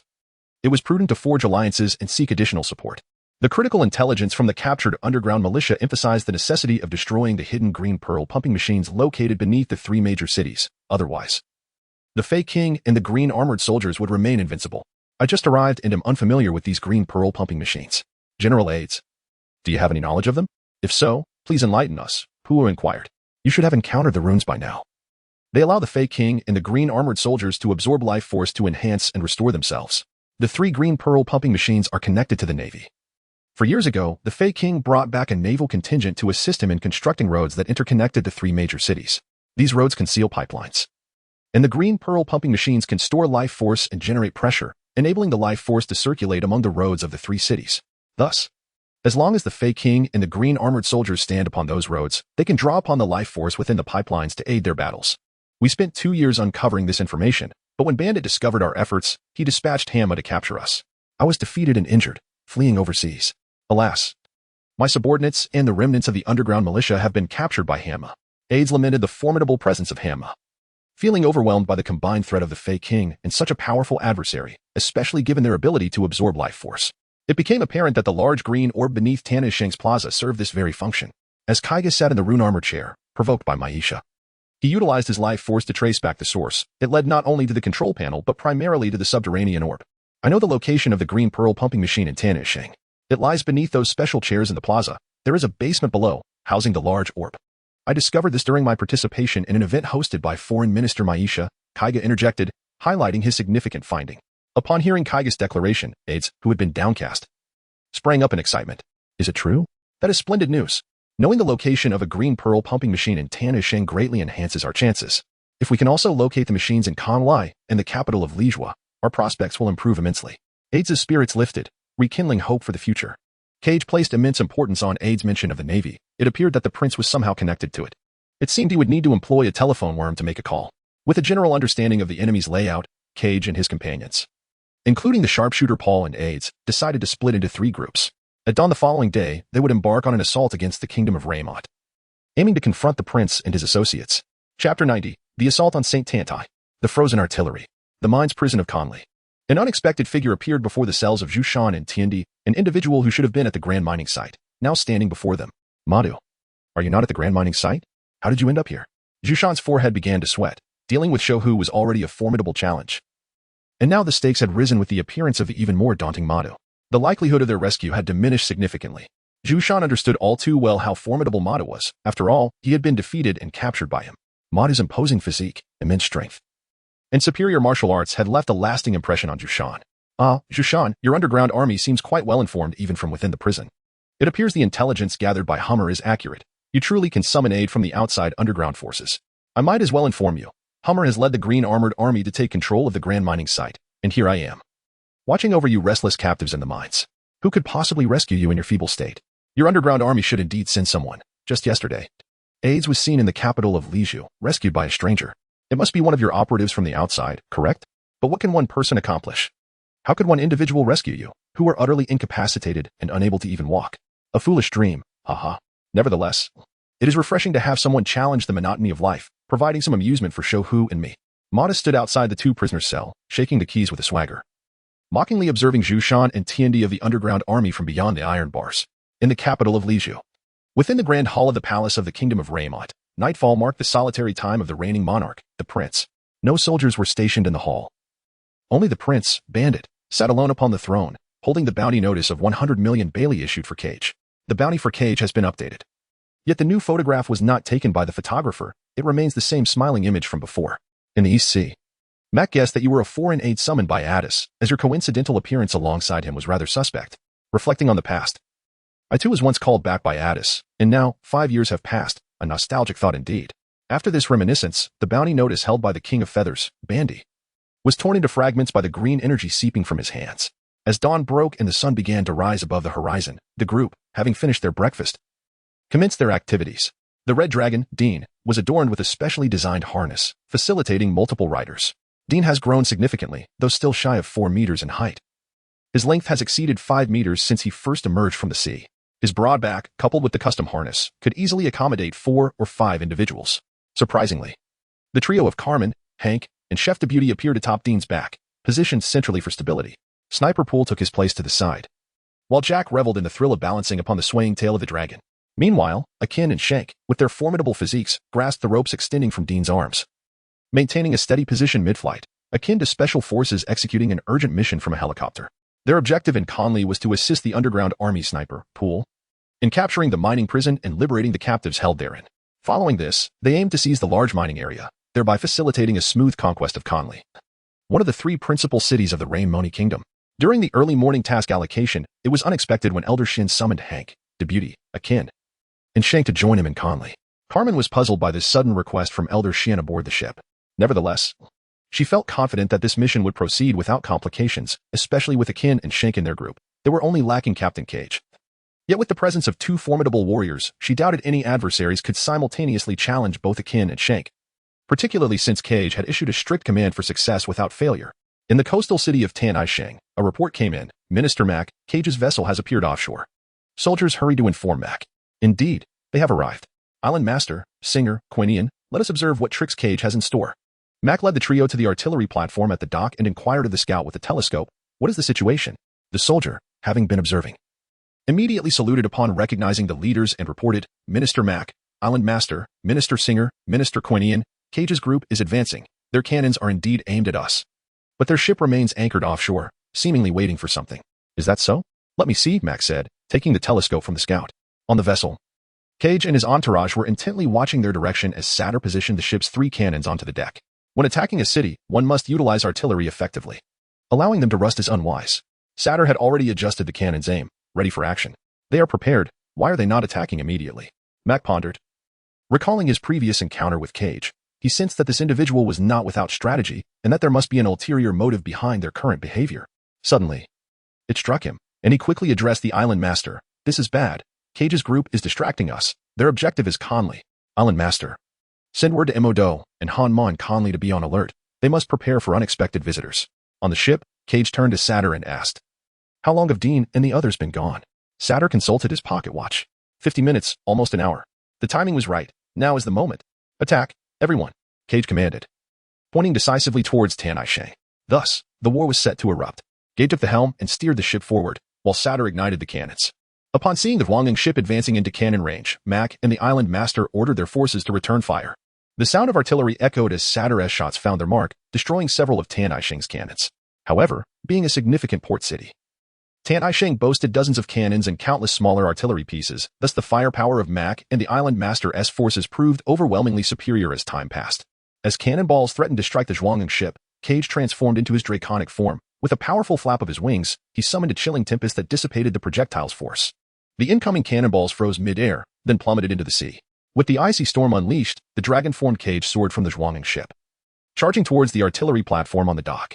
Since leaving the Sky Island, Kaiga has shed his armor twice, and his mastery over the frost power has ascended to new heights. At the docks of Tanai Holy, wherever Kaiga treads, a tempest of frost ravages the surroundings, shattering artillery and encasing even the soldiers manning the defenses in icy sculptures. How infuriating. Ice Dragon Kaiga. The four from the Maisha and the Island Master at the Tanai Holy Docks are unable to withstand Kaiga's frigid storm and are compelled to retreat to the square for refuge. As soon as Kichi made his move, Mash and his companions suffered devastating losses, with half of their soldiers transformed into ice sculptures. The remainder was left to you. Just as Mash and his three companions were struck with fear at Kichi's terrifying power and were uncertain how to respond, the Dragon Man Kichi, accompanied by General Adas and Miss Goldweek, soared away from the four, leaving them unharmed as they departed from Tantai Saint. The mission would be accomplished. At the moment Mash and his companions lost control of the dock, the Zhuiging had already safely docked. Mash, Isla, Singer, and Quinian were astonished as Kichi flew away. While Sate, Xuanhu, Gade, the traveling bear Baidao clad in a red cloak, and the memory seahorse Qianlong appeared before them. Hey, you four, our captain's opponent is not you. You need not keep your eyes on his retreating figure. Engaging you would only diminish our captain's worth, Sate remarked. The greatest blunder you made, Minister Mash, was allowing our captain Kichi to sit in that chair adorned with runic armor, rendering your trump cards ineffective against us. Our team has thoroughly grasped your secrets, otherwise we would not have attacked so swiftly, Xuanhu stated to Mash's strategist. Mash believed he was executing standard procedures. Was it not deceitful to think you could discern our hidden cards? You are merely playing mind games, and I shall not fall for it. Your captain has departed, leaving you 3 and 2 pets behind, while we still possess thousands of soldiers. You should be more concerned for your own safety, Sate chuckled. The traveling bear Baibao and the memory seahorse Qianlong were no mere pets. They were battle beasts, and soon you would find yourselves in dire straits. 5,000 concealed soldiers surged from the streets to protect Mash and his companions, with the legendary elite green armored army comprising 1,000 troops encircling the four. The frontline soldiers raised their firearms, aiming hundreds of barrels at Sate and Xuanhu and their companions. Fire. Eliminate them. Upon receiving the command, a volley of gunfire erupted, echoing through the air. The memory seahorse Qianlong inhaled deeply, swelling its belly, transforming into a giant armored balloon that blocked all the bullets. Having received Kichi's 2 discarded dragon armors, each of increasingly superior quality, Qianlong absorbed the dragon's power, elevating its bloodline. It was no longer a mere lowly dragon. It was now a true dragon breed, its armor possessing genuine dragon-level strength. Not only could ordinary bullets barely graze it, but even small mortars would merely dust its surface. Sate launched smoke bombs into the mass of soldiers, and as several bombs exploded amidst them, a thick haze engulfed the area, incapacitating a large number of soldiers, particularly those crouched in firing positions without gas masks. The melee soldiers retreated quickly, with few succumbing. Soldiers, surround them and eliminate them. Seeing this, Mash commanded the remaining soldiers to bypass the smoke and encircle Sate and his 2 beasts. Sate's dual pistols continued to fire relentlessly as he dispatched ordinary soldiers with ease. Gade, clad in new electric armor, raised his arm, launching electric projectiles from his gauntlet.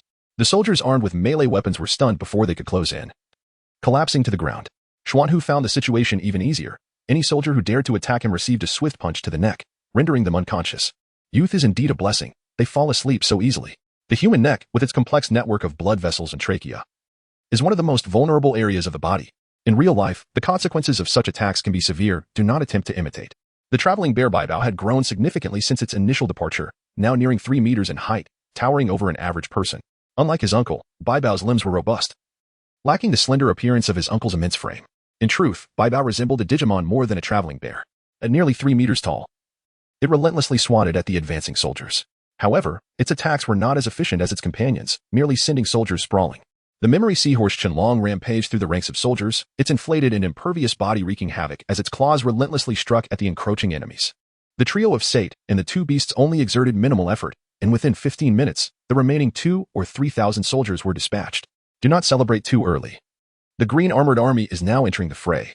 Capture them, ordered the second-in-command of the War Department, Singer. The heavily armored green armored army advanced, their armor engraved with runes that glowed ominously. Such speed. Even clad in heavy armor, they are remarkably agile. Their physical prowess is extraordinary. Xuanhu marveled. Well aware of the significance of such a situation, having once commanded 5 armies in battle, the memory seahorse Qianlong paid no heed to the elite green armored army, charging into their ranks with its inflated dragon form. You are in my way. Singer leaped ahead of the green armored army, swinging the rear end of a specially designed cannon and delivering a powerful blow that sent the inflated Qianlong flying. Sate retaliated with the cannon mounted on his mechanical arm, aiming at Singer, who quickly readied his cannon to counterattack. A thunderous explosion erupted as 2 shells collided midair, causing a shockwave that disrupted the advance of the green armored army. Qianlong, are you all right? Sate inquired after providing cover. The memory seahorse Qianlong crashed into the city wall, creating a sizable hole. Shaking off the debris, Qinlong indicated it was merely a minor issue, having lost some air and reverted to its original size. It had sustained no real damage. Observing that the cannon fire had little effect on Singer and his companions, Sate turned his focus to the encroaching green armored army. Unleashing a barrage from his dual pistols, Gate 2 was generous with his electric projectiles, firing dozens without restraint. The frontline soldiers in heavy armor fell under the barrage of bullets and electric shocks. Is there no difference? Gate questioned. Is it merely thicker armor? However, they would soon understand why they were called the Green Armored Army. Dozens of green armored soldiers who had fallen, their white armor etched with black runes, began to glow green and stood once again, rejoining the assault against Sate and his companions. Now you understand despair, don't you? You realize the formidable force you have provoked. You claim to have seen through our secrets, now surrender before the Green Armored Army. Mash laughed maniacally in front of Xuanhu. In the city of Conlai. At the mining prison, Sniper Pool executed high-precision shots, eliminating one soldier with each bullet. Archer Jack showcased his skill, striking down targets with deadly accuracy. Carmen, Hank, and Debuty wielded frying pans, knocking out opponents with resounding blows. The ordinary guards at the mining prison were swiftly dispatched. However, when Mayor Imodo commanded the 500 green armored soldiers sent by the Hummer, the atmosphere shifted dramatically. The fallen green armored soldiers, after glowing with the black runes on their armor, stood up once more and launched a counterattack, as though nothing had happened. This is troublesome. What shall we do? The underground army sniper, Pool, found himself at a loss regarding how to deal with the green armored soldiers. In the capital of Lijiao, the Dragonan Kaiji soared into the heart of the city, gently setting down General Aids and Miss Golden Week. You must locate and destroy the green pearl pump machine in the capital. I shall divert the attention of the Emerald King bandit, restraining him from intervening in other battlefields and altering their delicate balance. After issuing these commands and releasing the two, Kaiji ascended to the palace of the kingdom of Lanmoni, transforming into his dragon form. With a thunderous roar, the Frost Dragon Kaiji announced his arrival, casting a heavy pressure upon the palace and its guards, as well as the Emerald King bandit. Chapter 92. A meeting of kings. Upon hearing the resounding dragon's roar, the Emerald King stepped out of the palace. Gazing up from the high platform at the suddenly appearing dragon, the remaining 500 green-armored guards encircled the Emerald King bandit, while countless other soldiers swarmed outside their ranks. The Dragon Kaiji looked down upon the mass of soldiers surrounding the palace, reminiscent of an army of ants, and recalled the words of his master, Nagli. From his time at sea, Kaiji, your caution is commendable, a fine quality for one aspiring to strength. However, excessive caution may hinder your growth. To ascend to the pinnacle of power, one must continuously break through one's limits in battle. Remember, Kaiji, in certain confrontations, you may elevate the risk factor, refining your body through trial and pushing beyond your physical capabilities. Challenge yourself to understand the strength of your flesh. As Kaiji descended to the ground before the palace, he shifted from his dragon form to that of a dragon man, and then into the form of an ordinary human. The soldiers of Lanmoni surged forth, encircling him. To think that the great fish from the East Sea would come to me willingly, mused the Emerald King bandit from the high platform, curiosity evident in his voice. Surrounded by 1,000 troops, Kaiji responded to the boss's inquiry with calm assurance. I am here to keep an eye on you. Should you attempt to flee, it would trouble me greatly. The Emerald King bandit clapped his hands in amusement. Indeed, it is the bounty of 100 million on Kaiji's head. Such confidence to stand before me without even utilizing his devil fruit powers. As a seasoned figure in the Grand Line, Bandit recognized Kaiji's transformation abilities and understood that Kaiji was an animal-type devil fruit user. In a world where seagulls delivered bounty posters daily, soldiers were well aware of Kaiji's notorious reputation, and the day had finally come when they encountered such a formidable pirate. The encircling soldiers remained eerily silent, their blades directed at Kaiji, granting the two kings a moment to converse. Soldiers, advance. Let us properly entertain our visitor from the East Sea, Captain Kaiji. As a former bounty hunter with years of experience, Bandit was well versed in the various tiers of naval bounty notices. While lower tiers often included those who had harmed civilians to inflate their bounties, the 100 million mark was a watershed. Any individual commanding such a bounty was undoubtedly formidable. Bandit was not foolish enough to believe Kaiji was a mere chaff, drawing him into confrontation aligned with his intentions. He held confidence in his subordinates, particularly in the likes of Hama and Madu, knowing that they would easily overpower the remnants of Aids' forces and the underground army. With the Emerald King's command for attack, the 1,000 soldiers surrounding Kaiji unleashed their onslaught. Blades and spears rained down upon him. Yet, for Kaiji, their movements were painfully slow, despite their overwhelming numbers. He evaded their strikes with ease, countering as he dodged, sending soldiers sprawling with each powerful blow.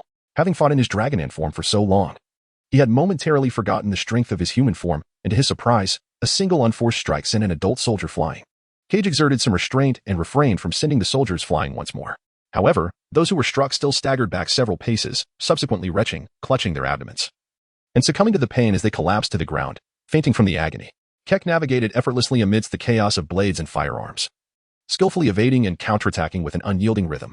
His limbs moved ceaselessly, and his assaults were relentless, resulting in the downfall of over 100 melee combatants. For several continuous minutes, he remained oblivious to any fatigue, his stamina seemingly inexhaustible. This marked a profound revelation about his physical capabilities, evidently. The copious amounts of nourishment he consumed had yielded substantial benefits. The advancing soldiers continued their relentless assault, yet Keck met each onslaught head-on, leaving none unscathed.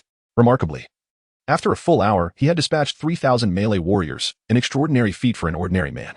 What exhilarating satisfaction! His spirit soared with elation. As the marksman prepared to fire, 1,000 gunmen unleashed a volley. Yet, confronted with an unfathomable barrage of bullets, Keck chose not to invoke his dragon-like defenses. It is noteworthy that the 3 dragons aboard his ship possessed armor capable of effortlessly deflecting bullets. He remained steadfast, rooted to the ground, immobile as a pine tree. The iron blocks, which had been painstakingly used for armor preparation, now seemed too valuable to waste in mere combat. Today, however, he was eager to witness their efficacy. In an instant, 1,000 spherical bullets struck his iron-like exterior, lingering momentarily before cascading to the ground around him. The impact was but a fleeting tickle, akin to an insect alighting upon his skin. It appeared that his rigorous training had borne fruit, establishing a solid foundation. The artillerymen readied their cannons. And upon realizing the ineffectiveness of the bullets, Commander Fei Wang-Bandi directed the 200 gunners armed with shoulder-mounted artillery. Kichi remained motionless. Yet he had finally transformed into a dragon-like being, his entire body clad in impenetrable dragon armor, enduring a barrage of 200 artillery shells without faltering. As the cannonade ceased and the smoke dissipated, the dragonized Kichi stood unwavering in his position, resilient and steadfast. This massage was indeed quite remarkable. Cage would never truly subject the flesh of an ordinary person to the onslaught of artillery. Even iron fragments would mar human skin. He has yet to reach the pinnacle of martial prowess, and he would not allow his body to exhibit any conspicuous imperfections. Concealed injuries would be detrimental, hindering his path to future strength. Cage has once again withdrawn from his draconic transformation, returning to his ordinary human form. Gunners, fire at will. Seeing some effect, the Emerald King commanded the artillery to resume fire, for the palace still had ample ammunition, and it was not yet time to worry about shortages. Cage crouched down, his hands ceaselessly grasping the bullets that had just fallen to the ground. The missiles launched from Cage were swift and precise, arriving ahead of their time and accurately penetrating the cannon's mouth, preemptively shattering the shells within. The munitions were ignited by the advancing bullets, resulting in an explosion that not only overturned the artillerymen but also claimed the lives of the infantrymen stationed nearby. In an instant, the forces of the Emerald King suffered devastating losses among both the infantry and artillery. The remaining gunners and soldiers were ordered to retreat and tend to the wounded. Recognizing the futility of deploying ordinary soldiers, the Emerald King refrained from sending them forth to waste time in vain efforts. Instead, he directed them to assist the injured, as the ground was strewn with casualties, leaving little room for movement. Understood. The remaining soldiers ceased their assault and complied, lifting the wounded from the ground. Cage did not impede the soldiers from rescuing their comrades. His stamina remained abundant, and the soldiers posed no significant threat. Green Armored Legion, heed my command. Capture Cage, and I shall bestow titles and riches upon you, 100 million belly as a reward. Onward. Upon hearing the decree and encouragement from King Fei, 500 soldiers clad in intricate green armor surged forward. Finally, the legendary Green Armored Legion had arrived. I shall observe their prowess. Yet I need not exert excessive effort in this encounter. The green armored soldiers, aside from their heavy armor, wielded weapons far sharper than those of ordinary soldiers. Their blades and spear tips gleaming with a pronounced brilliance, truly exquisite arms. Renowned for their prowess, the Green Armored Legion, despite their weighty armor, exhibited an attack speed more than double that of standard soldiers. However, it was unfortunate that their skill level fell woefully short in comparison to Cage. Even with coordinated efforts among themselves, they faltered under the might of his fists, collapsing to the ground. Yet, the black sigils adorning the fallen green armored soldiers shimmered with an emerald light, and those who had succumbed rose once more, as Cage deftly evaded and counterattacked.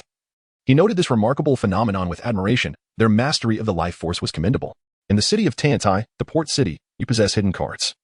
And we too have secret weapons. Sate remarked to the memory seahorse, Qianlong, Captain, I hereby lift the restrictions on you for this occasion. Witnessing the continual resurgence of the Green Armored Legion, Sate spoke to Qianlong, who had remained aboard for an extended time and possessed the ability to absorb memories. His intellect sharp enough to comprehend the words of his comrades without the need for the translator, Dean. Upon receiving the first mate's command, Qianlong unfurled his wings and began to emit a continuous stream of mist, a vapor with hallucinogenic properties. This mesmerizing fog enveloped the green armored soldiers. I shall lend you my strength, Sate proclaimed, deploying several smoke bombs at the feet of the Green Armored Legion. Under the double veil of smoke, the soldiers succumbed to dizziness and fell. In his inaugural battle as a Mirage Dragon, Qianlong no longer required instruments to produce sound. His belly illuminated with a myriad of colors, and he conjured forbidden melodies with his own voice. The memories of the fallen green armored soldiers flowed into Qianlong like vibrant threads, causing his belly to swell gradually. The black sigils on the backs of the green armored soldiers continued to emit waves of green light, despite the dual smoke screens. Some soldiers managed to evade for a brief moment, rising once again. Haha. Witness the might of the green armored legion. Your struggles are futile, for they are invincible. Maisha cackled upon observing the soldiers still standing amidst the haze. However, after Maisha's triumphant laughter, the quartet did not witness the green armored legion's relentless assault, but rather a more peculiar scene. Who are you? Why am I here? This armor feels so heavy. I shouldn't be away from home. The standing soldiers regarded one another with confusion, some struggling to handle their weapons, akin to novices. Green armored legion, what are you doing? Continue your assault and subdue the enemy. Maisha commanded, yet the soldiers stared blankly, unsure of their orders. Who are you? I don't recognize you. How can you command us? I haven't trained for this. They gazed at Maisha and his companions with bewilderment, completely unfamiliar with one another. Noticing this bizarre spectacle of the green armored soldiers seemingly afflicted with amnesia, Maisha realized that these 1,000 soldiers had indeed lost their combat effectiveness. Island Master, Sing Kuei. Let us engage them. We'll discuss the green armored legion later, Maisha instructed. You should have mentioned this sooner, as I could no longer contain myself. Allow me to set the stage. In a punk-inspired flourish, Island Master executed a swift maneuver, balancing on his head, his body spinning with vigor, creating a whirlwind that drew in the smoke released by Sate and swept it high into the air. The previously obscured Tantai Square became clear, revealing the scene in its entirety. Chapter 93, The Cyborgs. The might of electric shock. As the whirlwind dispersed the fog, the sun had ascended rapidly, now significantly above the horizon. As the mayor of Tantai City and its martial protector, Island Master leaped into action, directing his elongated limbs with deadly precision towards Sate and his companions. To his astonishment, the formidable blow he delivered was met with a sturdy defense from the elder before him. Leave this to me, Xuanhu declared, intercepting Island Master's assault. Qianlong, you are to refrain from engaging in this battle. These 4 are ours to handle. Seek out the green pearl pump within Tantai and destroy it. Acknowledging Xuanhu's words with a nod, the memory sea horse, Qianlong, with his belly now swollen, seized the opportunity to glide toward the area where the special sigil armored chair awaited. To their astonishment, Cage and his companions were aware of the existence of the green pearl pump. This prompted Maisha and his 2 allies to prevent the memory hippocampus Qianlong from departing so easily, as it would jeopardize their strategic advantage. The green pearl pump was not merely significant to the city of Tantaisheng, it also affected the combat readiness of the green armored army in Kanlai and the capital. Lijua, the towering figure of Singer, standing at 2 meters, swung the rear of his cannon towards Qianlong. Singer, your opponent is me, Sate. You shall not advance upon my comrades, Sate declared, stepping forward to intercept Singer's assault on Qianlong by skillfully ensnaring the cannon's tail with his mechanical arm. With a surge of steam from his mechanical backpack, Sate's exoskeleton propelled him, forcing the robust Singer aside and ensuring Qianlong's safe passage. Next came the moment of apprehension for Singer's side. Gade, clad in electric armor, extended an iron whip towards Kuei Yen, who brandished a trident and was preparing to strike. Meanwhile, the traveling bear, Bai Bao, rushed in front of Maisha. Bai Bao had previously witnessed the devastating prowess of Maisha's hand strikes during a meeting with the captain. Immediately, Bai Bao transitioned into a combat form, a collaborative creation shared with the Crimson Cloak. In the desolate and resource-scarce land of the Cherry Blossom Kingdom, the camaraderie with one's companions was invaluable. Engaging in playful battles against snow-dwelling creatures in dark caves was a shared experience for them. As a musician, Bai Bao understood the significance of agility, which led them to develop a combat mode that minimized vulnerability. In this moment, the traveling bear's red cloak activated its powers, transforming into a black leather suit that enveloped Bai Bao, marking his true combat form as black-clad Bai Bao. At this juncture, he resembled a figure clad in a sleek assassin's outfit. His usual charming demeanor faded into the background. During their time in the Cherry Blossom Kingdom, Jack and his companions had encountered the shadowy version of Bai Bao in the dark caves, mistaking him for a specter. However, as the light of the torch illuminated him, he quickly reverted to his usual form, revealing that beneath his seemingly innocent exterior, he was an elegant yet somewhat cunning gentleman. Thus, the battlefield of Tantaisheng was set. Sate faced Singer, Xuanhu confronted the island master, Bai Bao squared off against Maisha, and Gade took on Kuei Yen. The memory hippocampus advanced towards the green pearl pump without any hindrance, as the forgetful green armored army wisely withdrew, avoiding interference in the clash between the 2 factions. You dare impede my grandfather, Singer? I shall make sure to blast a few holes in you. The hot-headed Singer shouted at Sate. He indeed had the audacity to boast. Standing 2 meters tall with a muscular build, his arms were as thick as his thighs, wielding the cannon with ease. Sate struggled to gain the upper hand with his mechanical exoskeleton. Singer donned peculiar armor, notably thicker on the left shoulder, which was devoid of a cannon, and sported a unique hairstyle reminiscent of a Mongolian warrior, with a single braid atop his otherwise bald head. With fury, Singer swung the cannon's barrel at Sate, the metallic end striking the ground and leaving cracks in its wake. Sate utilized the superior agility of his mechanical exoskeleton to leap into the air, evading the powerful blow. Following this, as Singer aimed the cannon at him, Sate seized the moment, knowing that the cannon was at its most vulnerable when aiming and firing, as it required the operator to remain still to manage its recoil. Sate's mechanical arm ejected pre-prepared square explosives. 3 of them soared through the air. 1 entered Singer's cannon while the other 2 struck him directly. A resounding explosion ensued. Rather than inflicting damage on Sate, the blast left Singer in a precarious state. As the smoke cleared, Sate's strategy proved effective. Singer's cannon lay in ruins, rendered unusable. The upper part of Singer's armor was blasted away, exposing his muscular torso adorned with glowing green tattoos, revealing that one side of his body was purely mechanical, a testament to his past as a disabled individual. "You are a cyborg," Sate exclaimed in astonishment.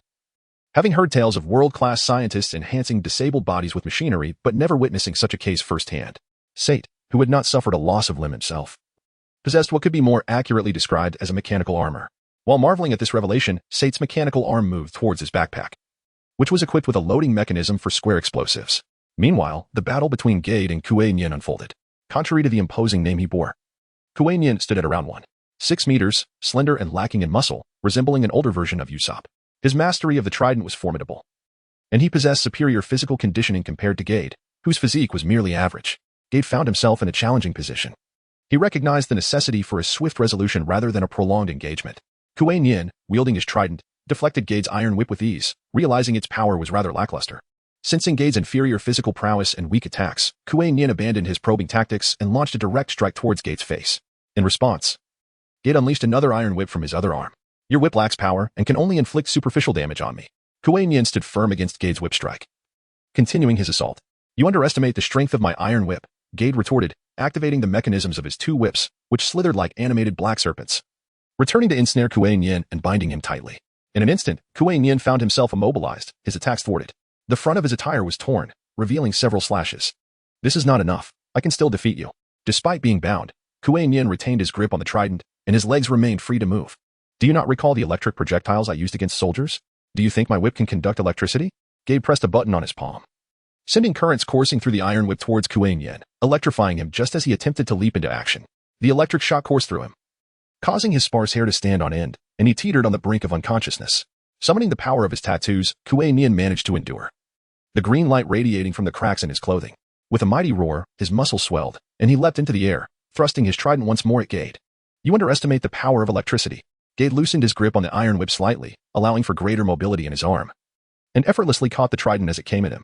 "Moreover, your trident is made of metal, which is also conductive," he stated, unleashing a more potent electrical current through the trident, amplifying the shock to Kuei Nian. Despite enduring 3 jolts of electricity, Kuei Nian ultimately succumbed, marking Gade's victory in this initial clash. As he fell, Gade ceased the electric shocks and retracted his iron whip. "I had not yet succumbed." Under the continuous restoration of the green light from the sigils, Kuei Nian surprisingly regained consciousness. He attempted to rise, hoping to replicate the miracles of revival after previous injuries. However, his paralyzed and heavy body rendered the green light's restorative effects largely futile, leaving only his fingers capable of feebly moving. He simply could not stand. "You underestimate the power of the electric shocks. While life force can indeed heal some injuries, the harm electricity inflicts upon the human body surpasses your imagination. We have already experienced this when confronting deities. Speaking of your inability to rise, you resemble me quite closely. We are alike, are we not, Kuei Nian? Surely the Emerald King has bestowed great favor upon you. Your determination to fight reflects that of Captain Kichi, and thus, I too cannot afford to lose. Rest well." Each time Gade recalled the terrifying lightning of Enel on Sky Island, he shuddered. He generously unleashed the remaining electric projectiles from his arm upon this admirable foe. The Titan Saint, under the Emerald King's command, Kuei Nian, was utterly incapacitated. Gade emerged victorious. The newly invented electric armor played a significant role in this triumph. Meanwhile, the memoryless seahorse, Shenlong, arrived at the location designated by the captain, boasting a swollen belly. With powerful claws, he shattered several rows of peculiar chairs, and his tail plunged directly into the marble floor. Utilizing his inflated form and robust dragon scales, he swiftly penetrated the marble, creating a substantial hole. Truly, dragons are often symbols of calamity and destruction in Western mythology, and Shenlong proved to be a master of devastation. As he descended underground, he beheld the massive, luminous green orb, unmistakably a precious gem. The entire basement was illuminated by the green radiance. Shenlong was determined to fulfill the mission assigned by the captain and the crew. This grand orb could not be retained as a trophy. He felt no regret as he leapt high and unleashed a powerful strike from his tail to shatter the green gem. The pump mechanism of the Titan Saint shattered, releasing the life force contained within the gem, which then flowed freely through the pipes to other locations. Titan Saint's mission: 1. Destroy the green gem pump, completed. 2. Defeat the Emerald King's subordinates, defeated. Kuei Nian, 1/4 completed. Chapter 94. breaching the prison. An hour passed. Sunlight bathed the desolate landscape of the mining prison, warming the yellow and gray earth. A considerable number of people had gathered. Thus, it was time to ignite the signal fires and launch a counter-encirclement against the enemy. Within the prison, Emodo observed the 500 green-armored soldiers engaged in battle outside the prison gates, noting the arrival of several formidable foes. He commanded his subordinates to ignite the signal fires atop the prison. With such a large mining site and the soldiers of Conley poised to assist us, as long as I and the Flame Hunter hold the enemy at bay, reinforcements will soon arrive to encircle them. Let us charge forth without wasting time. Emodo proclaimed as he watched the green-armored soldiers fall yet rise again. The ghostly figure of a Jean and the fishman Shank led the charge. Jack replaced his ranged weapon, the strong bow, with a new blade named Churchill, with a Jean and Shank at the forefront. The others in the mining prison felt a sense of security. Under the relentless hammering and blows, the heavily armored green soldiers could not withstand the assault. Their armor buckled under the force. The green soldiers were sent flying, their heavy armor bearing the unmistakable imprints of hammers and fists, easily overwhelmed. The strength of these green soldiers was comparable to that of elite naval forces, offering little pressure to the ghostly A Jean and the fishman Shank. After breaking through the green soldiers, a Jean, wielding his new weapon, the Red Ghost, declared, "Jack and I will remain to hold off these green soldiers outside. Shank, you lead them with Puer into the prison to rescue the captives. Their weapons were well suited to breach the defenses of the heavily armored foes." "Understood," Shank affirmed as he led the group with Puer to assault the mining prison. As Shank's group approached the green soldiers, the prison gates had already been lowered by Emodo. The massive wooden doors were reinforced with heavy iron blocks, obstructing their advance. With a powerful punch, the fishman Shank struck the enormous door, forcing a large iron plate to crumble, just enough for a person to enter. Upon entering, they encountered Emodo and the Flame Hunter, who awaited them. The ferocious Shank swiftly subdued the two hefty guards, using his tremendous strength to propel the hundreds of kilograms of Emodo and the Flame Hunter against the side wall. "Dean, come with me. Puer, take Carmen and the others to rescue the captives." Shank's immense power shattered the thick walls of the mining prison, creating a massive breach. Red Dragon Dean followed closely behind. Such terrifying strength. Shank effortlessly lifted two individuals of comparable size. Carmen and the others were continually astonished by Shank's strength, the visual impact overwhelming. Acknowledged. Puer understood the urgency of the situation and did not pursue further, but instead focused on dealing with the remaining soldiers in the prison, rescuing the underground warriors. Emodo and the Flame Hunter retreated 15 steps from the prison's exterior, crouching to enhance their footing before halting. They were not truly overweight, rather, they could be described as robust. Emodo was slightly taller and heavier than Shank, his physique resembling that of a Japanese yokozuna. The Flame Hunter was somewhat shorter than Emodo, and also less tall than Shank, embodying the physique of a Western strongman. Kichi's band of fishmen, Shank. Excellent. Soon I will twist every bone in your body. The previous night, aides had briefed Kichi on the key figures among the Emerald King's subordinates, and the crew had become quite familiar with them. "Dean, you handle the Flame Hunter on that side. I will deal with Emodo." Shank indicated the Flame Hunter to Dean before advancing towards Emodo.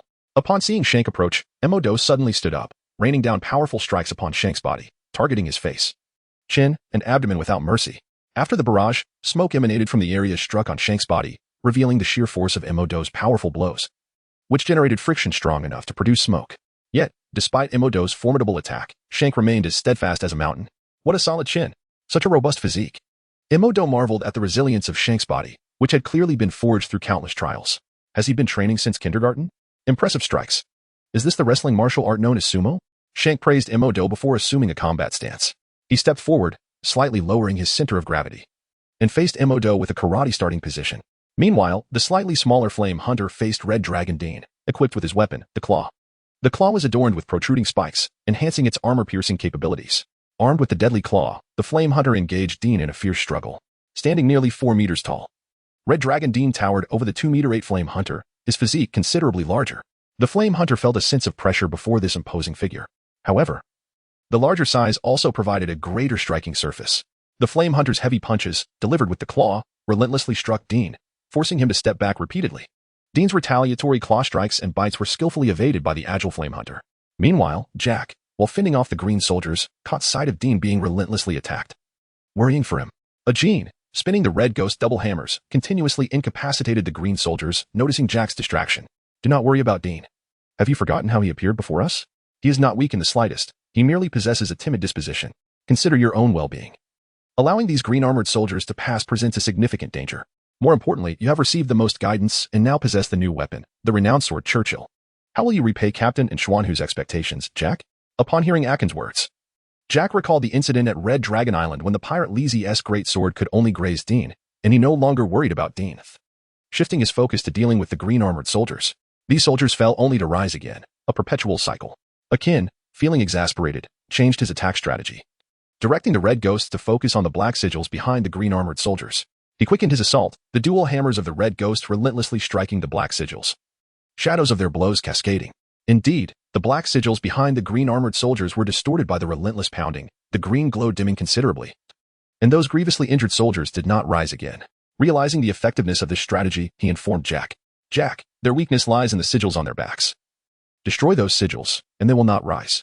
Understood. Watch me, Jack responded, his swordplay becoming increasingly fierce as he danced through the ranks of green-armored soldiers, his blade leaving cracks on their back armor, shattering the black sigils and rendering them incomplete. Indeed, Jack observed that the fallen green-armored soldiers did not rise again. Spurring him onward, the legendary sword Churchill felt like an extension of his very being. With every swing, the momentum of his strikes accumulated, slicing through the air, unleashing gusts that toppled dozens of green-armored soldiers, cleaving through their heavy armor, blood staining the sigils on their backs.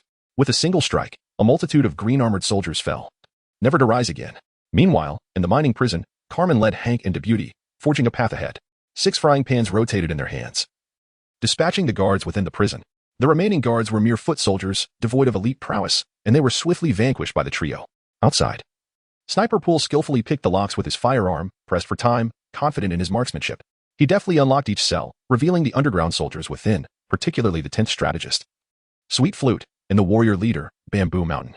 After a series of unlocks, Poole finally reached the innermost cell, where he found the heads of the underground faction, Sweet Flute and Bamboo Mountain. He extended his hands towards them. Sweet Flute, Bamboo Mountain, I am Poole, sent by the underground headquarters to rescue you. Let us get you out of here. Tears welled in Sweet Flute's eyes, the suffering finally at an end, liberation had arrived.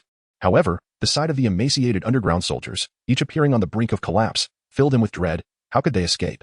Sweet Flute, refraining from indulging in joy, quickly warned Poole, Comrade Poole, be wary of the signal fires. If they are ignited, soldiers from the major mines in Conlai City will arrive to reinforce them in 20 minutes. We must be cautious, in our condition. We may not have enough time to escape. Sweet Flute understood their dire situation and urged Poole not to fall into this abyss with them, for it would extinguish all hope. I will go warn Akin and the others, Poole declared to Carmen and the others, knowing his speed would allow him to inform them swiftly. Carmen surveyed the emaciated underground soldiers before her, pondering their fate. Was this mission destined to fail? No. There must be a solution. Having spent considerable time aboard with Kichi and Xuanhu, her mind had sharpened, her thoughts more coherent, especially with that woman's unique sixth sense. She recalled the mysterious elder Xuanhu who had led her here. The solution lay within her, Hank, and Deputy, akin to starving individuals seeking sustenance. But what nourishment could restore them? Suddenly, it struck her, dragon saliva essence oil. These were derived from the dragon saliva herbs she acquired on Red Dragon Island. The essence oil could enhance the flavor of food and replenish vitality, perfect for enabling movement for a time. Hank, Deputy, follow me to the kitchen of the mining prison, she instructed. Hank and Deputy never questioned Miss Carmen's decisions and promptly followed her lead. Outside the mining prison, the agile Poole reached the main gate, encountering Akin and Jack, who had just dispatched 500 green-armored soldiers in a mere 15 minutes. The battlefield was chaotic, filled with noise, prompting him to shout, Akin, Jack. The prisoners say that once the signal fire is lit, reinforcements from the major mines in Conlai City will arrive in 20 minutes. 15 minutes have already passed. We have only 5 minutes left before the enemy's support arrives. Huh, now you realize? Those underground soldiers are already weak. You won't save a single one. And even you will have only 5 minutes left. Soon, it will be your doom, Emodo sneered, reveling in his triumph. As the words sank in, a heavy silence fell upon Poole and Akin, the atmosphere turning grim, dark clouds obscuring the bright sun, casting shadows over the mining prison. Yet, at that moment, a female voice pierced the gloom. 1 hour. Give me 1 hour. I will save those 1,000 underground soldiers. Chapter 95, The Dance of Arms, A Graceful Duel. To further hone his physical prowess, Kichi had knocked down these 500 green-armored soldiers 3 times. Upon seeing them rise again, shimmering with green light, Kichi felt a sense of ennui. It was time to confront the boss. Kage suddenly accelerated the tempo of his assault, focusing his efforts on the intricate runes behind the heavy armor of the green-clad soldiers. The energy system within the realm of the Pirate King remains remarkably conservative and profoundly logical, in stark contrast to the bizarre and unfathomable frameworks found in those enigmatic texts. Cage turned and maneuvered among the green-armored troops, who fell one after another. Their protective runes were destroyed, failing to emit their characteristic green glow, rendering them useless. The gravely injured green-armored troops could not rise again. After dispatching 500 of them, a light sheen of sweat formed on his brow. Above the capital of Lijua, the sun ascended to its zenith. Witnessing the demise of his elite forces, the previously passive King Fei Wang Bandi finally sprang into action. He cast aside his royal robe, sending it flying toward the palace, where it landed gracefully upon the throne. The blonde King Fei Wang Bandi approached Cage, allowing him to scrutinize the newly crowned monarch of Laimani.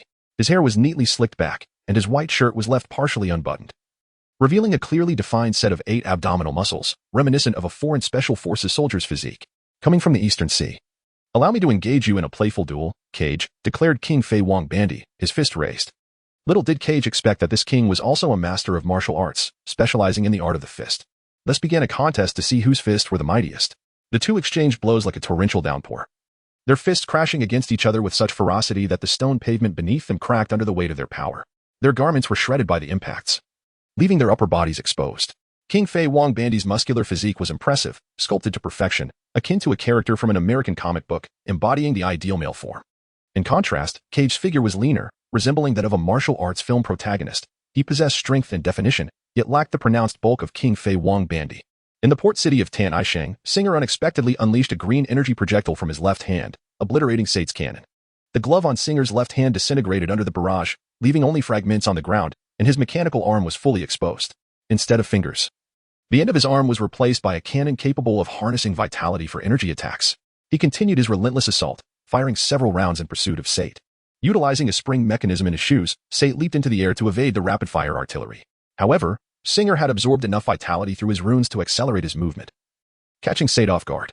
In a swift motion, Singer lunged towards Sate, his cannon-like arm extending to ensnare him in a 3-clawed grip.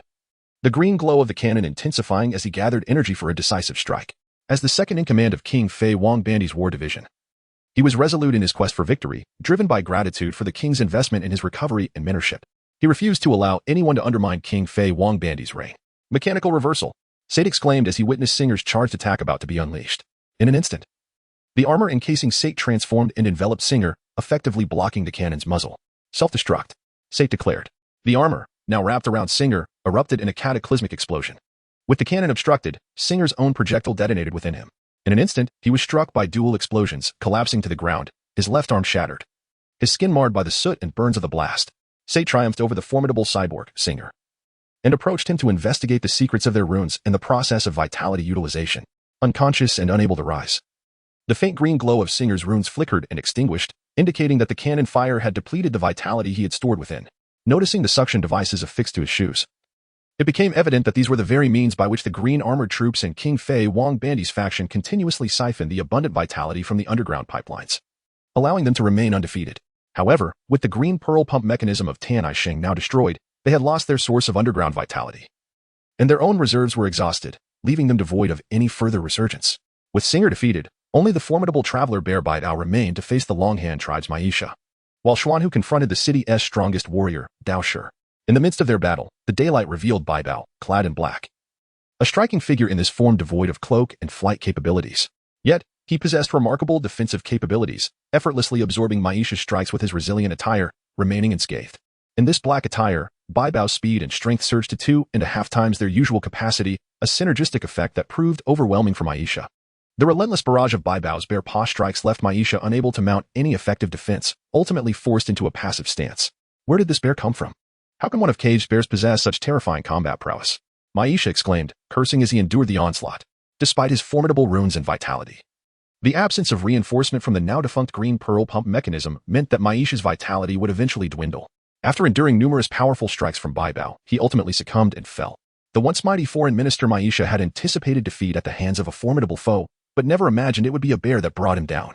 With Maisha vanquished, only the city's mayor, Dao Shi, remained standing in Tan Aisheng.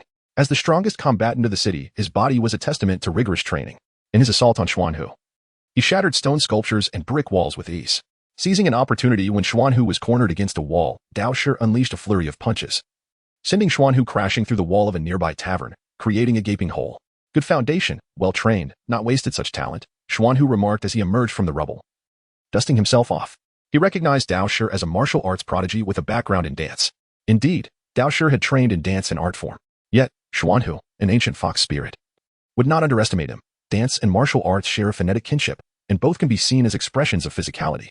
The routines of martial arts can be likened to dance performances, and the postures of dance can provide similar physical conditioning, with some martial arts even concealed within the guise of dance. For instance, The globally renowned samba originated as a martial art created by ancestors in Latin America to resist invasion, later evolving into a dance form devoid of lethal techniques, and eventually influencing football, leading to the emergence of a world-renowned footballing nation. Xuanhu acknowledged that Dao Shi had crafted his own martial path through his passion for dance, moving with a natural ease and fluidity. Feeling the ambience of the tavern, Xuanhu's spirits lifted, and he turned to the cowering tavern owner, extending his hand with a flourish. "Barkeep, bring forth the finest wine." The trembling owner, unable to comprehend Xuanhu's demand, was further deterred by the knowledge that he was an adversary of the current regime. Clinging to the wall, he retreated and ultimately fled, prioritizing his own safety. With the owner gone, Xuanhu sought the wine himself. Placing a stack of coins on the table and selecting a fine brew from the array of jars, he uncorked a dark clay jug, raised it to the heavens, and drank deeply as he exited the tavern, now facing the young Dao Shi.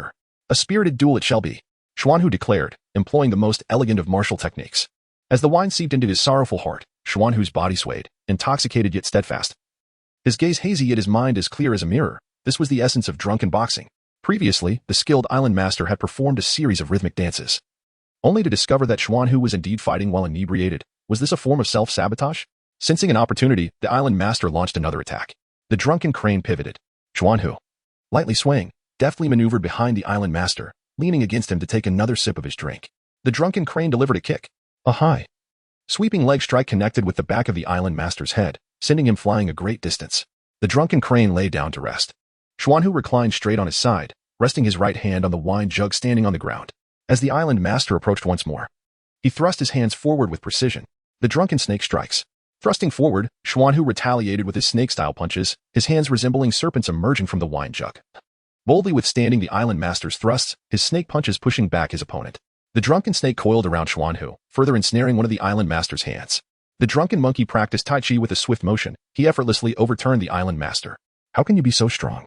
I had the upper hand just moments ago, and now I dare not engage you head-on." The island master, sent flying, was caught off guard. Realizing that he had transformed from a position of strength to one of vulnerability, unable to retaliate. "It seemed you were not satisfied. Very well. I shall indulge further in the persona of the drunken monkey." The art of drunken boxing is not merely about inebriation. Within this state, one can embrace countless techniques, moving freely and fluidly. To his astonishment, Xuanhu began mimicking the island master, replicating the attacking postures from the island master's dance, returning the favor with identical strikes. In his drunken state, Xuanhu infused his drunken boxing with the mischievous spirit of a monkey, his counterattacks more graceful and powerful than those of the island master. It dawned on the island master, bewildered by his own reflection, that the elder Xuanhu had merely been toying with him all along. How formidable indeed. After 4 long years without encountering a true adversary, he had forgotten his own past weaknesses, and now he was finally reminded of his vulnerabilities. As the island master descended from the sky, he was ultimately concluded by Xuanhu, embodying the drunken monkey, executing his favorite hip-thrusting move as a final flourish. "Isn't this just breakdancing? It's not as if I haven't learned it before. When I retired, I even went undercover and was crowned dance king, just before losing consciousness." The island master, in a daze, heard Xuanhu's playful banter. It turned out that Xuanhu's dancing prowess was not a mere recent acquisition but rather a skill honed over time. In the final battle of Tantaisheng, the martial artist Xuanhu emerged victorious, fulfilling Tantaisheng's mission and bringing closure to the affair. Chapter 96. The Unexpected. The changes in capital Lijua and the capital of Lijua, the 3 ministers guarding the city had all ventured out, while King Fei Bandi was ensnared outside the palace by Kichi. Presently, the prison of Lijua was merely overseen by ordinary soldiers, who were easily overrun by general aides. Once the nation's mightiest general, subduing soldiers was a trivial task for him. With someone paving the way, Miss Golden Week followed closely behind. Aides skillfully retrieved keys from the designated spot in the prison to unlock the cell doors for his subordinates, freeing them from their shackles. "I have come to rescue you." Time was of the essence. They could discuss matters later, but first, they needed to be taken to Lijua's Green Pearl pumping station, which must be destroyed today. Having just unshackled his men, Aides spoke urgently. "General Aides, after 2 years of investigation, we discovered that King Fei Bandi had relocated the Green Pearl pumping station to the military camp's main hall." Aides and his men followed their comrades to the military camp, where only a few scattered soldiers were patrolling. Seizing the opportunity, he swiftly took control of the camp and descended into the underground hall.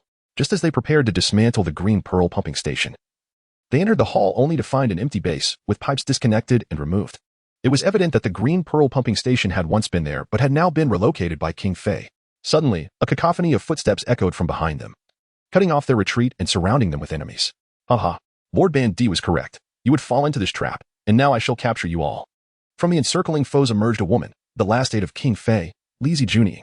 With fiery red hair interspersed with streaks of yellow, she was of petite stature. carrying 2 daggers at her waist, indicating her proficiency in short weapons. What now? We have no idea where the green pearl pumping station has been moved. Aides. Drenched in sweat, anxiously turned to the young girl, Golden Week, beside him. Being encircled was not the most pressing issue. The real concern was the uncertainty of the green pearl pumping station's whereabouts. Without knowledge of its location, they could not dismantle it, and as long as it remained intact. King Fei, in Aides' mind, was invincible. Aides, fraught with anxiety, posed the right question to the right person. Miss Golden Week, known for her intelligence, remained calm. The situation had not yet reached despair, nor would it, to begin with. It was merely a minor hiccup, an inconsequential item in the grand scheme of victory or defeat. However, seeing General Aides so worried, she decided to offer a suggestion. If we cannot resolve the issue, let us pass it on to someone more capable. You break through and seek Captain Kichi. He will know where the green pearl pumping station is. Miss Golden Week calmly advised Aides. To her.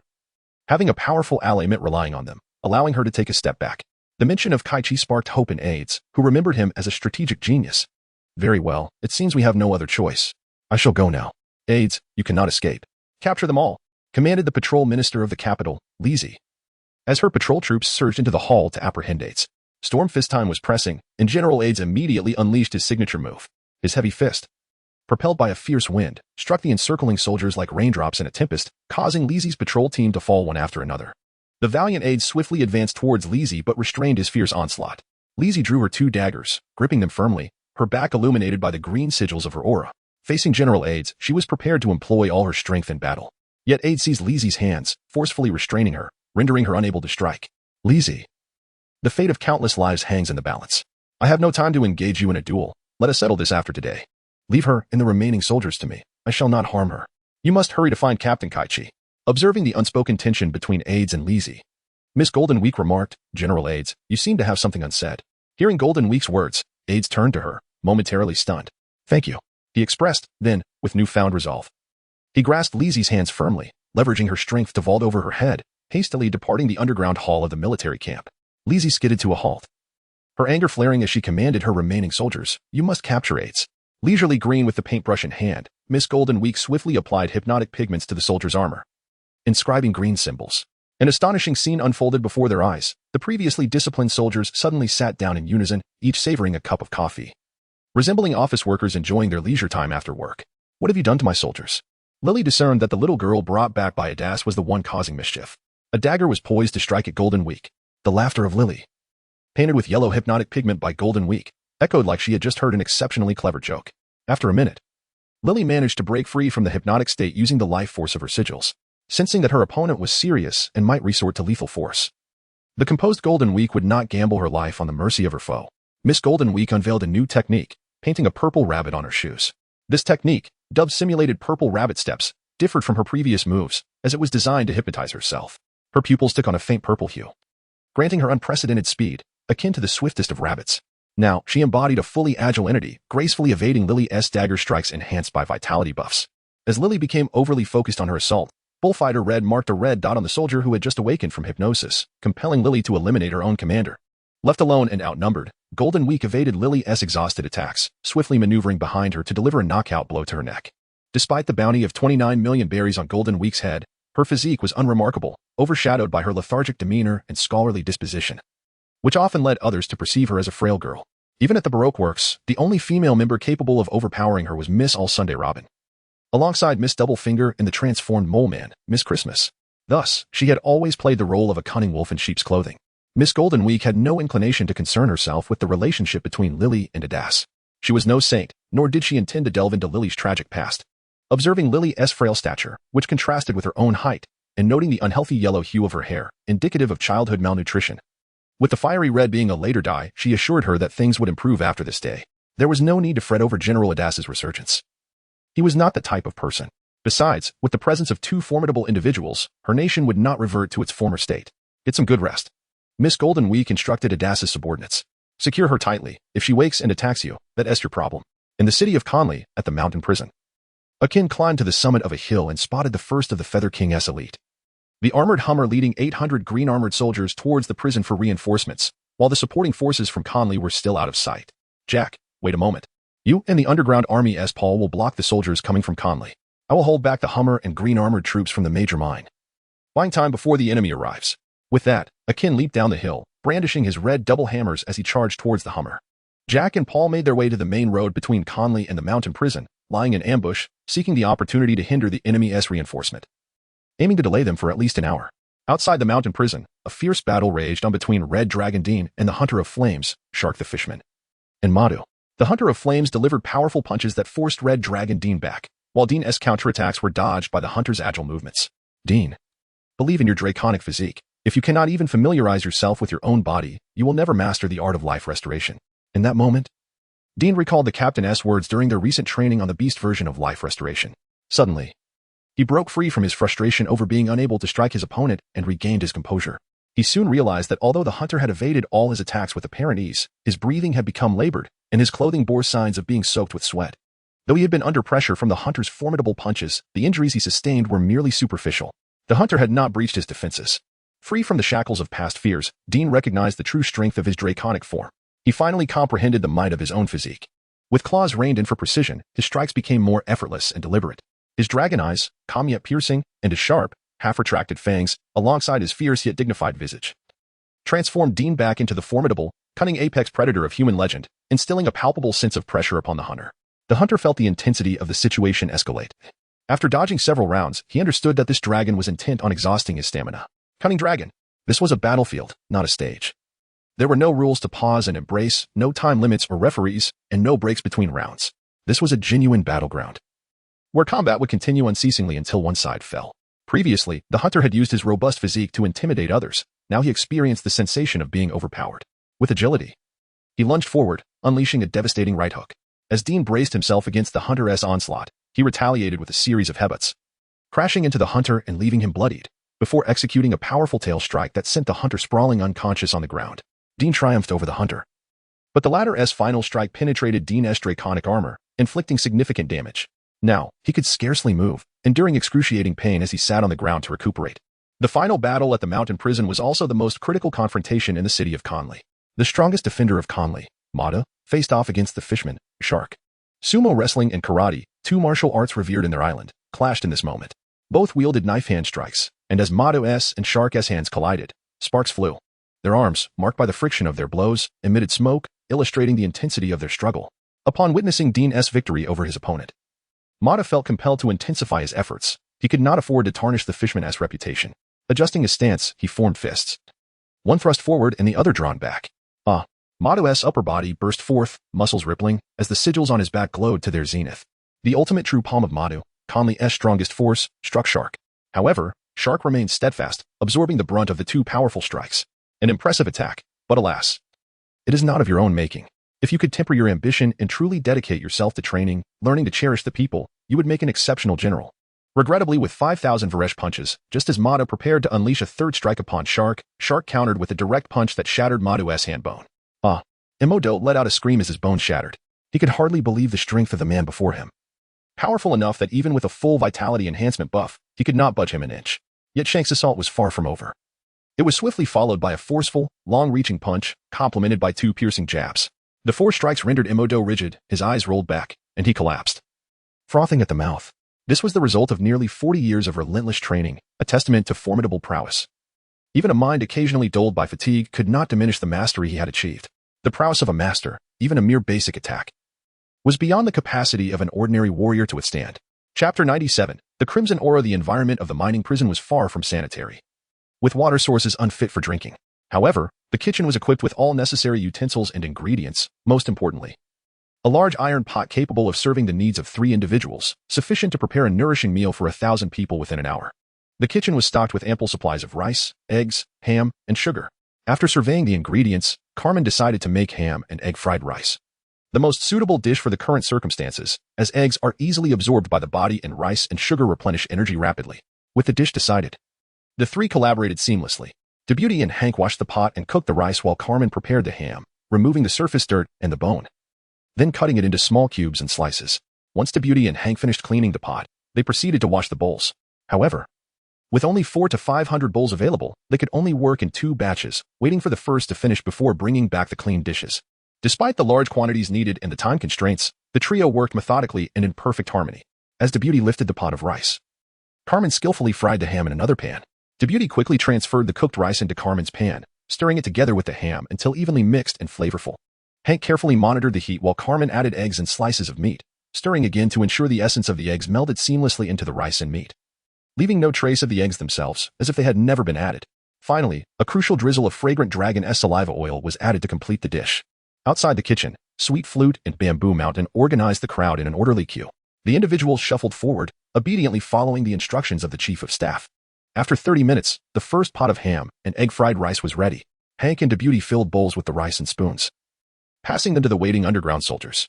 The soldiers devoured their meals eagerly, transforming from weak to invigorated, feeling as if they could run 10 miles without rest. One pot sufficed for 200 to 300 people, thus only a fraction of the 700 remaining soldiers could be fed, necessitating further management. Observing this, Sweet Flute turned to Bamboo Mountain and instructed, "You stay here to direct the others. I will lead my group to seize Conley." "Understood, Chief of Staff," came the reply. With their spirits renewed, Sweet Flute led 200 to 300 underground soldiers out of the mining prison, only to find Imodo and Shohua defeated by Shank and Dean, lying on the ground. It was astonishing. The formidable foes that had once threatened them were indeed vanquished. "You must be the allies mentioned by Poole," Sweet Flute inquired. "I am Sweet Flute of the Underground Army. May I ask what the current situation is?" "We are Shank of the Flying Dragon Pirate Crew, and Dean of the Flying Dragon Pirate Crew," came the response. Sweet Flute was astonished to hear the purple dragon speak, realizing the world was indeed full of wonders. "Our ally Akin is currently obstructing the incoming Hummers and green armored troops from the large mine, while Poole and our Jack are holding back the guards from Conley. We are preparing to assist," Shank explained. "Please have Imodo and Shohua restrained." Sweet Flute instructed his comrades, then turned back to Shank. "If you can entrust those two to us, I can take Conley without bloodshed." "Agreed," Shank replied without hesitation. Recognizing the futility in retaining Imodo and Shohua, "Dean, accompany them to assist Jack and Poole. I will head to Akin." Shank gave Dean a pat on the back before heading towards Akin. "Inform Bamboo Mountain to lead the remaining underground soldiers to the large mine to rescue the others. We will first liberate Conley." Sweet Flute left one individual to relay the message to Bamboo Mountain, then led the 200 to 300 underground soldiers, carrying the unconscious Imodo and Shohua towards Conley. Dean followed closely behind. In the kitchen of the mining prison, Carmen and her companions became increasingly efficient, completing the remaining 4 pots of fried rice in just 20 minutes, finally catering to the needs of the 700 underground soldiers. The speed increased as the rice was already cooked, allowing for straightforward frying, contrasting with the first pot which required a lengthy cooking time. The total time spent was 50 minutes, fulfilling Carmen's promise while saving 10 minutes. Having accomplished this significant task, Carmen and her companions were finally able to sit down and rest. After preparing the meal, Carmen experienced a profound transformation in her mindset, realizing her perspective had shifted. Previously, under such chaotic and unsanitary conditions, she would have never considered cooking, but now she had completely changed. In a narrow valley along the passage leading from the large mine to the mining prison, Akin had collapsed the walls behind him with massive boulders, blocking the narrow path and leaving himself to confront the approaching Hummers and 800 green armored soldiers alone. "Kichi, you and your ghostly accomplice Akin are indeed allies of AIDS," commanded the green armored troops. "Eliminate him." The valley was confined, and the green armored soldiers advanced in orderly lines to assault Akin. Having gained experience from the mining prison, Akin wielded the red ghost hammer and directly targeted the runes behind the green armored troops. The twin hammers struck relentlessly against the runes that absorbed life force. Akin felt a strange sensation within himself, as if his body was repelling the life force from the runes. Recalling Xian Hu's words about his body nearing the awakening of a certain power, Akin experienced a rejection of life force for the first time, awakening this latent strength within him. As he attempted to harness this power, he momentarily lost focus, plunging into a state akin to descending into the depths of hell, as deep crimson ghostly energy enveloped him, flowing into the red ghost hammers. In his daze, Akin continued his assault, the force of his strikes growing fiercer, as if the very demons of hell had descended upon the battlefield, toppling a significant number of green armored soldiers in mere seconds. Those struck by the hammers infused with crimson energy fell as if the runes on their backs had lost all potency, akin to counterfeit goods. After 10 seconds, Akin regained his senses, reasserting control over his body, though the deep crimson aura lingered. He continued to engage the encircling green armored troops, familiarizing himself with this newfound power. Witnessing Akin's ferocity, he dispatched nearly half of the green armored soldiers in just 10 minutes. Realizing the dire situation, the commanders reluctantly joined the fray. The remaining green armored soldiers retreated, ordering, "You must find a way to breach the boulders and rush to support the mining prison." This Akin is mine to deal with. The green armored troops, known for their elite status under their command, could not afford excessive losses lest they incur the wrath of the War Department. Given the vast disparity between them and Akin, further engagement would only result in greater losses, so they withdrew to regroup and strategize. Cage's group should let Akin handle this himself. Indeed, it has been a while since he has triumphed over a formidable foe, and AIDS was simply too easy to defeat, failing to provide any thrill. Now that he has a worthy opponent, his excitement is palpable. Hama swung a massive hammer connected by iron chains. Its head larger than a human belly, intimidatingly heavy and bristling with sharp spikes. Akin's twin hammers, though fierce, were dwarfed by Hama's colossal weapon. Hama, with his bushy beard and long brown hair tied back in a ponytail, stood nearly 4 meters tall, a veritable giant, his bulk reminiscent of a small mountain. Such figures typically belong to the realm of video games as bosses, yet in the bizarre world of pirates, he was merely of average stature. Confronted by Akin, whose body radiated a deep red aura, Hama activated the green glow of the runes on his back, enhancing his vitality. He brought down his hammer with tremendous force. But Akin retaliated with a strike of his own. The collision of the large and small hammers sent shockwaves through the valley, startling the birds from their perches. The clash of life force and ghostly energy, one green, the other red, created a vivid contrast as they contended within this narrow gorge. Initially wielding just one hammer, Akin now engaged both, increasing his assault. Hama recognized the impending threat of Akin's second strike and swiftly retreated to evade it. The swiftness of his movements was astonishing for one of such girth. At this point, Akin discerned that the group led by the Emerald King was no ordinary band. Each member possessed impressive physical strength, in addition to their vitality boosts. As the most formidable warrior under the Emerald King, Hama could not afford to falter. He unleashed a powerful attack, with his hammer descending like a meteor shower, one after another crashing down upon Akin. Yet, Akin remained unfazed, showcasing his incredible agility as he navigated through the gaps between the falling hammers, effortlessly avoiding Hama's onslaught. Hama soon realized that while his attacks had a modicum of strength, their velocity was insufficient to truly threaten Akin. He recognized the need to employ a more rapid assault, one that would leave no room for evasion. With a deft movement, Hama manipulated the chains, causing the massive hammer to spin in the air, accumulating momentum before he hurled it at Akin. In a flash, the released hammer hurtled towards Akin. Yet Akin had already begun to spin his twin hammers, choosing not to evade this strike, channeling his ghostly energy into his hammers. Akin leaped forward to meet the incoming blow. With a powerful swing, his right hammer collided with Hama's descending weapon, shattering it into pieces. My hammer! How could this happen? Hama gasped in disbelief. As the remnants of the hammer flew apart, Akin's agile strike connected with Hama, sending the giant reeling through the air. Akin then followed up with another blow that slammed Hama against the rocky wall of the gorge, the impact resonating like an earthquake. Having experienced a similar situation before, Akin understood the consequences of ghostly energy on weaponry. Ordinary hammers could not withstand such corrosive forces, especially after being subjected to prolonged conflict against the opposing vitality. Hama's hammer, while undoubtedly a fine weapon, was not immune to the consequences of such a clash, a fact Akin had anticipated. In battles of this caliber, even the slightest deficiency can lead to considerable disadvantage. Hama, now too heavy, fell back from the mountainside. The runes on his back marked with crimson streaks from the ghostly energy, rendering him unconscious and defeated.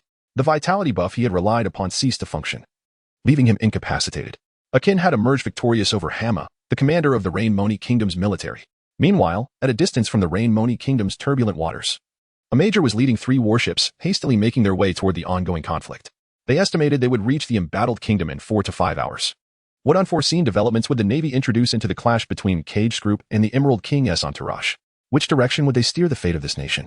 Chapter 98. The Duel of Dragon Fists. On the passage leading from Conley City to the mining prison, Jack felled nearby trees to obstruct the path. He fashioned sharp wooden stakes, while Paul used them to create barricades. Jack engaged the approaching soldiers in close combat, and Paul picked them off from behind cover, employing guerrilla tactics. However, the enemy was overwhelming in number, thousands strong. The duo had effectively held them off for over half an hour.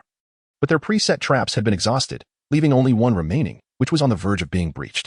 Together, they managed to dispatch 300 to 400 foes. Yet it had little impact on the advancing force. Time was running short. They needed to devise a new strategy. As the soldiers of Conley City hesitated, their mayor, Motto, had already been defeated, leaving them in disarray. The underground army's 10th advisor, Sweet Flute, along with 200 to 300 men, emerged behind Jack and Paul, carrying the gravely injured Madu and Shohu, both unconscious and in dire condition. The soldiers from Conley City did not press their attack but instead engaged in panicked discussions, eventually lowering their weapons and opening a path for Sweet Flute and his company. Seeing Sweet Flute's group head toward Conley City, the thousands of soldiers fell in line behind them, joining their ranks. With the capture of Madu and Shohu, the underground army, alongside Jack and Dean, advanced smoothly into Conley City, seizing the municipal hall. They located the green pearl pump in the basement, and Sniper Paul detonated it, leading to the complete liberation of Conley City. Meanwhile, over 400 remaining green-armored soldiers attempted to breach the rubble Akin had created. Just as they exited the gorge, they encountered a red merman. Shank unceremoniously unleashed a flurry of strikes, sending droplets of water flying like countless piercing bullets, striking a large swath of the green-armored soldiers. The remaining 100 or so green-armored warriors pressed on, undeterred, charging toward Shank. Behind Shank, a frying pan swooped in to assist, dispatching the last of the green-armored soldiers. Shank, we'll handle the rest. Carmen, Hank and Debuty had completed their task ahead of schedule, impressing Shank. Seeing Carmen and his companions, along with Bamboo Mountain leading the underground army, Shank beamed with satisfaction. Of course, you don't need to worry about us. Carmen and her two companions were praised by Shank, which made them somewhat proud, noticing that the green armored army had not risen again. Shank realized that Jack and his team had successfully sabotaged Conley's green pearl pumping machine. Subsequently, Shank and Takeshon joined forces with Akin, and the three formidable experts led the charge, swiftly capturing the large mine and liberating the enslaved underground soldiers and other oppressed laborers. Thus, Conley was also subdued by Kaiga's group and the underground army, with only the capital, Lijue, remaining the last and most crucial stronghold. The decisive battle between Kichi and the Emerald King Bandit unfolds outside the palace, where the once pristine tiles are now riddled with countless cracks and pits. Fragments of cavalry and king statues lie shattered in two, while portions of the palace walls have collapsed. The vast ground bears the imprints of their fierce conflict, evidence of the brutal engagement that has lasted for several hours. Exhilaration courses through Bandit, who, after years of ruling as emperor, relishes this intense combat. Unbeknownst to them, the sun has dipped halfway below the horizon, signaling the approach of evening. Suddenly, the ground shifts beneath them as tiles rise unexpectedly, revealing hidden pipes beneath. Alarmed, Bandit realizes that the other two green orb pumps have been sabotaged. Kichi, you wretches. His previously jubilant expression darkens, his furious gaze promising to rend Kichi into 8 pieces. The underground forces and Aides' men stand no chance against the formidable Hummer and Scorch. Only Kaichi's forces present a threat, yet Bandit, with unwavering resolve, declares, "Allow me to shatter your illusions. I shall eradicate you all." With a fierce roar, Bandit sheds his outer garments, revealing a torso sculpted with flawless muscle lines. The symbols on his back emit a bronze glow, distinct from the pale green of his subordinates and the green-armored soldiers. The luminescence of Bandit's symbols resembles that of exquisite jade, ancient yet strikingly beautiful. As he harnesses the vitality of bronze in his fists, his strength surges, significantly enhancing the force of his blows, compelling Kichi to retreat.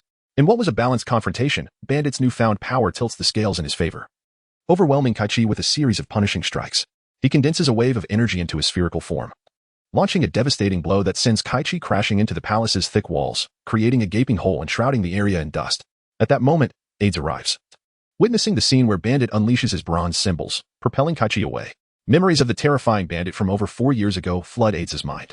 "Bandit, I shall not allow you to rule any longer." Though fear grips him, Aides steels himself for the sake of the weak and populace, bravely clenching his trembling fists to confront the empowered Emerald King. "Aides, why do you return to endure such torment?" Bandit retorts as he meets Aides' punch head-on. The collision results in a sickening crack as Aides' bones shatter. Bandit's might sends Aides sprawling, rolling several times before coming to a halt. "Bandit, even if it costs me my life, I will not permit you to continue your tyranny over the kingdom of Lane Moni." Aides, with a grievously injured right hand, struggles to rise, his determination unwavering as he faces Bandit. With a resolve to buy time for Kichi to recover, Aides knows that the latter will not be easily defeated, though he remains uncertain of the time required for Kichi to regain his strength. Bandit, with a smirk, remarks, "It has been a while since I addressed you as General Aides. Now, rest well." He retrieves a hidden weapon from his pouch, a pair of gauntlets adorned with dragon patterns and armed with sharp plates. As Bandit advances, Aides feels despair, such overwhelming power. Concealed weapons, does fate truly show no mercy to this land? Just as Bandit's ruthless fist is about to seal Aides' fate, an unexpected figure springs forth to intercept the lethal strike. "You still owe me a considerable sum, Aides. I cannot allow you to perish." Kichi, transformed into his dragon form, deflects Bandit's attack with a powerful sweep of his arm. "I intend to test the limits of an ordinary human body. It appears I am on the verge of defeat." Kichi states coldly, directing Aides to withdraw. "Stand aside, lest you be harmed in the struggle. Your life is too precious to squander."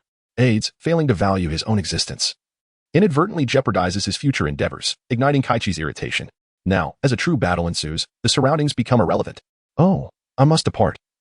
As I came urgently to inform you that the green orb pumps have been hidden away by Bandit, their original locations reduced to mere bases. You must exercise caution." Aides warns gravely before retreating to a safe distance. "Just a base left.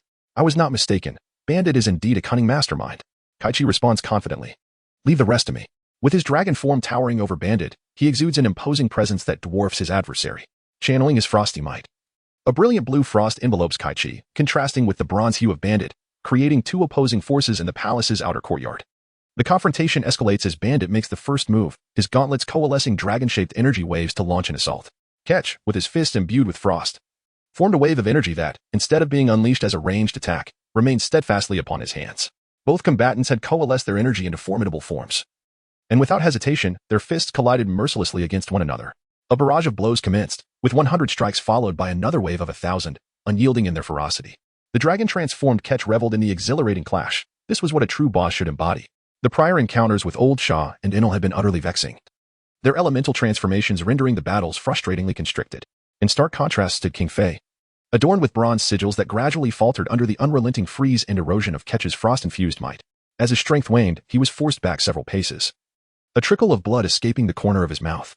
Indeed, Ketch was a formidable adversary, boasting a bounty of 100 million. Yet, even with such overwhelming power, he recalled Aides' words. Without locating and dismantling the elusive green orb pump of Lijua, victory would forever elude him, wiping the blood from his lips. King Fei plunged his hand into the ground, extracting a pipe, which he gripped tightly.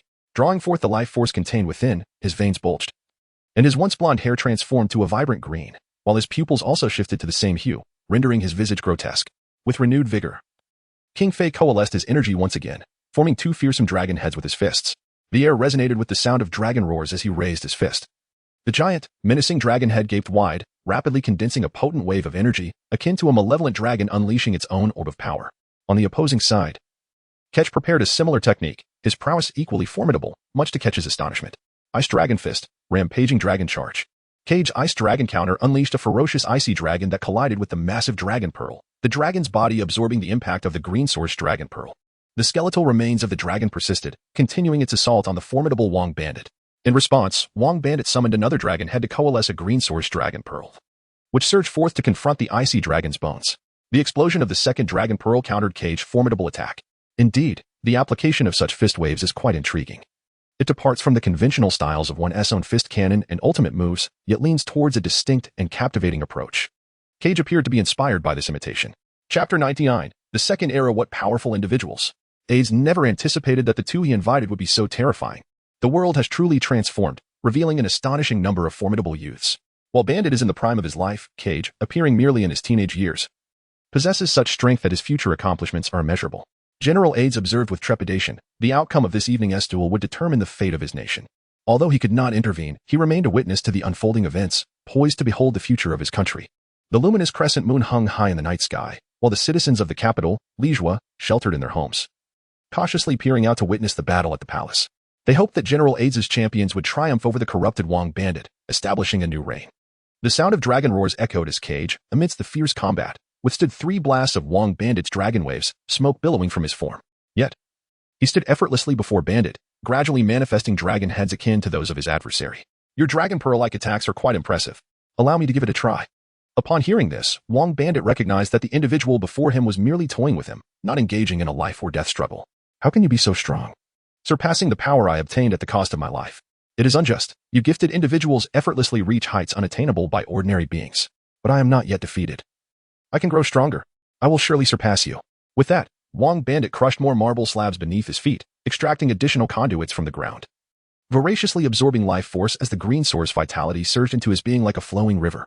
With a flourish, Wong Bandit's hands, now revitalized by the green source energy, transformed into 2 vividly animated dragons that spiraled around him.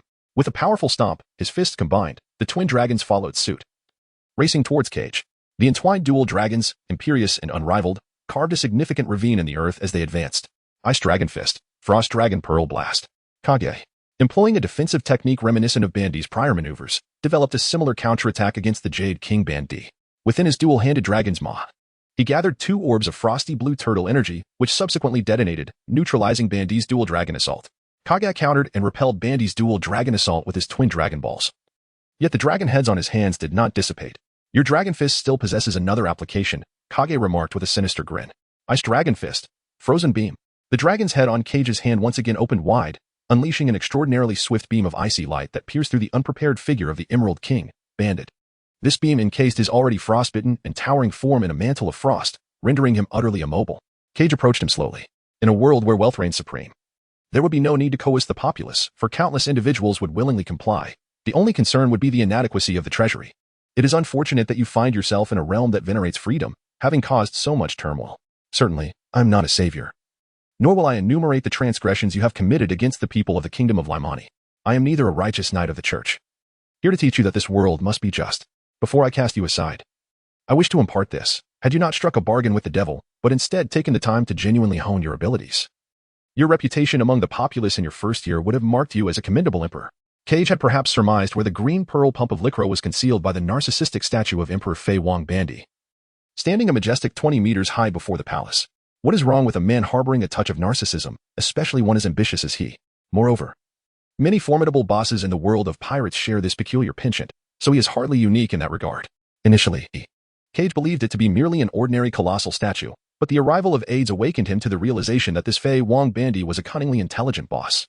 Thus, the statue became highly suspect. However, Cage would not jump to conclusions. Without evidence, it would be unwise to assert certainty. Approaching the conduit that Bandy had unveiled, he grasped the pipes firmly, channeling his life manipulation to trace the flow of vitality within the conduit, and indeed, it was concealed within that grand statue. Cage confirmed the conjecture but did not relent. Instead, he returned with the vitality of a great being, attempting to harness life forces beyond himself. Immobilizing the frozen Fei Wong bandit, his blurred gaze witnessed an astonishing spectacle. Cage, devoid of runes, was capable of absorbing the essence of life. In Cage's hands, this life force coalesced into a vividly animated green dragon, which, unlike Bandit's ferocious and menacing demeanor, radiated righteousness. With the might of the Lushan rising dragon overlord, the ascending dragon fist launched, propelling the immobilized Fei Wong into the air, where the dragon smashed him against the upper half of a colossal statue within the imperial palace, shattering it and revealing the concealed green pearl pumping mechanism inside. The virtuous green dragon was relentless, continuing its assault, hurling both Fei Wong bandit and the great green pearl into the sky. The life-infused green pearl burst open at great heights, unleashing a cascade of verdant vitality that painted the night sky in a resplendent display of emerald fireworks. Miss Golden Week joined general aides, marveling at the spectacle. Citizens of the capital, Lijua, were irresistibly drawn outside to witness the event. In the city of Konglai, Ajin, Shangke, Dean, Jack, Carmen, Yak, Debuty, Sniperpool, and the underground army Sweet Flute and Zhu Shan beheld the luminous display above the capital. From the Tantai Sacred Square, Shinhu, Sat, Gade, the traveling bear by Bao, and the memory seahorse Chen Long gazed upon the breathtaking fireworks. They all understood that Cage had succeeded, the dust had settled, and the reign of Fei Wong Bandit in the kingdom of Lane Moni had been obliterated. Green symbolized vitality, and after this night, the nation would embrace a rebirth. Beneath the brilliant night sky, only Fei Wong lay fallen, his body prone upon the shattered stone of his statue, his face turned toward the encroaching darkness, teetering on the brink of unconsciousness. The kingdom of Lane Moni's stronghold had been captured. The green pearl pumping mechanisms of the three major cities lay in ruins, and the entire cohort of Fei Wong was annihilated. The bright moon hung directly in the night sky as Cage and the underground army allies convened in the capital of Lijua. The vanquished Fei Wong bandit, along with Hanma, Imodo, Shohua, Xingu, Daoshi, Maishi, and Kuei Yin, were all shackled and imprisoned in the capital's dungeons. General Aides, a veteran of 3 dynasties, and Sweet Flute oversaw the soldiers maintaining order amid the jubilant celebrations, ensuring that no mishaps would occur. Keck discovered the anomaly concerning Miss Golden Week and accompanied him to the prison of Lijue. The figure of King Bandy lay in a state of unconsciousness, still unawakened. Upon arriving at Bandy's cell, Keck turned the prostrate Bandy onto his back, revealing the bronze-hued inscriptions on his body, thus facilitating Miss Golden Week's observation of these markings. Noticing Miss Golden Week's intense fascination, the usual emotionless expression on her face transformed into one reminiscent of a revelation of an earth-shattering secret. Indeed, Bandy's inscriptions were more intricate and beautiful than the tattoos adorning the green armored soldiers and his subordinates. There must be something extraordinary about them. The inscriptions on Bandy bore a bronze color, while those on others were black. Could it be that Bandy's inscriptions were akin to those found on the humans of the second epoch? As we had surmised, Bandy's existence confirmed that these markings were a means of harnessing a certain power during the second epoch. It was now unveiled that this power was, in fact, derived from human vitality. We must seize the opportunity to relay these clues to our grandfather and uncle within the organization. Miss Golden Week was elated. Her family had long been engaged in research on this project, and at last, there was new progress. The second epoch? Archaeology is a discipline that often requires divergent thinking and speculation, necessitating connections between ancient artifacts or fragments of ancient texts and existing records to glean insights into the survival of ancient civilizations. Thus, Keck profoundly understood the Goddess Grace organization as studies and conjectures regarding the inscriptions, yet he caught a more significant term in Miss Golden Week's discourse, just as she prepared to affix paper to her drawing board, intending to sketch the inscriptions on the back of King Bandy for future reference to send back to Goddess Grace.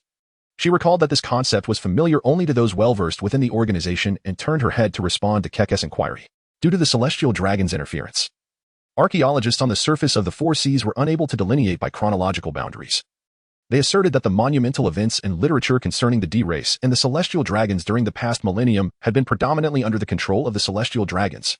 Consequently, my grandfather, along with the archaeological doctors and researchers from Goddess Grace, categorized the schisms in human civilization into 4 major epochs based on current literature and archaeological discoveries, tracing back to the ancient past.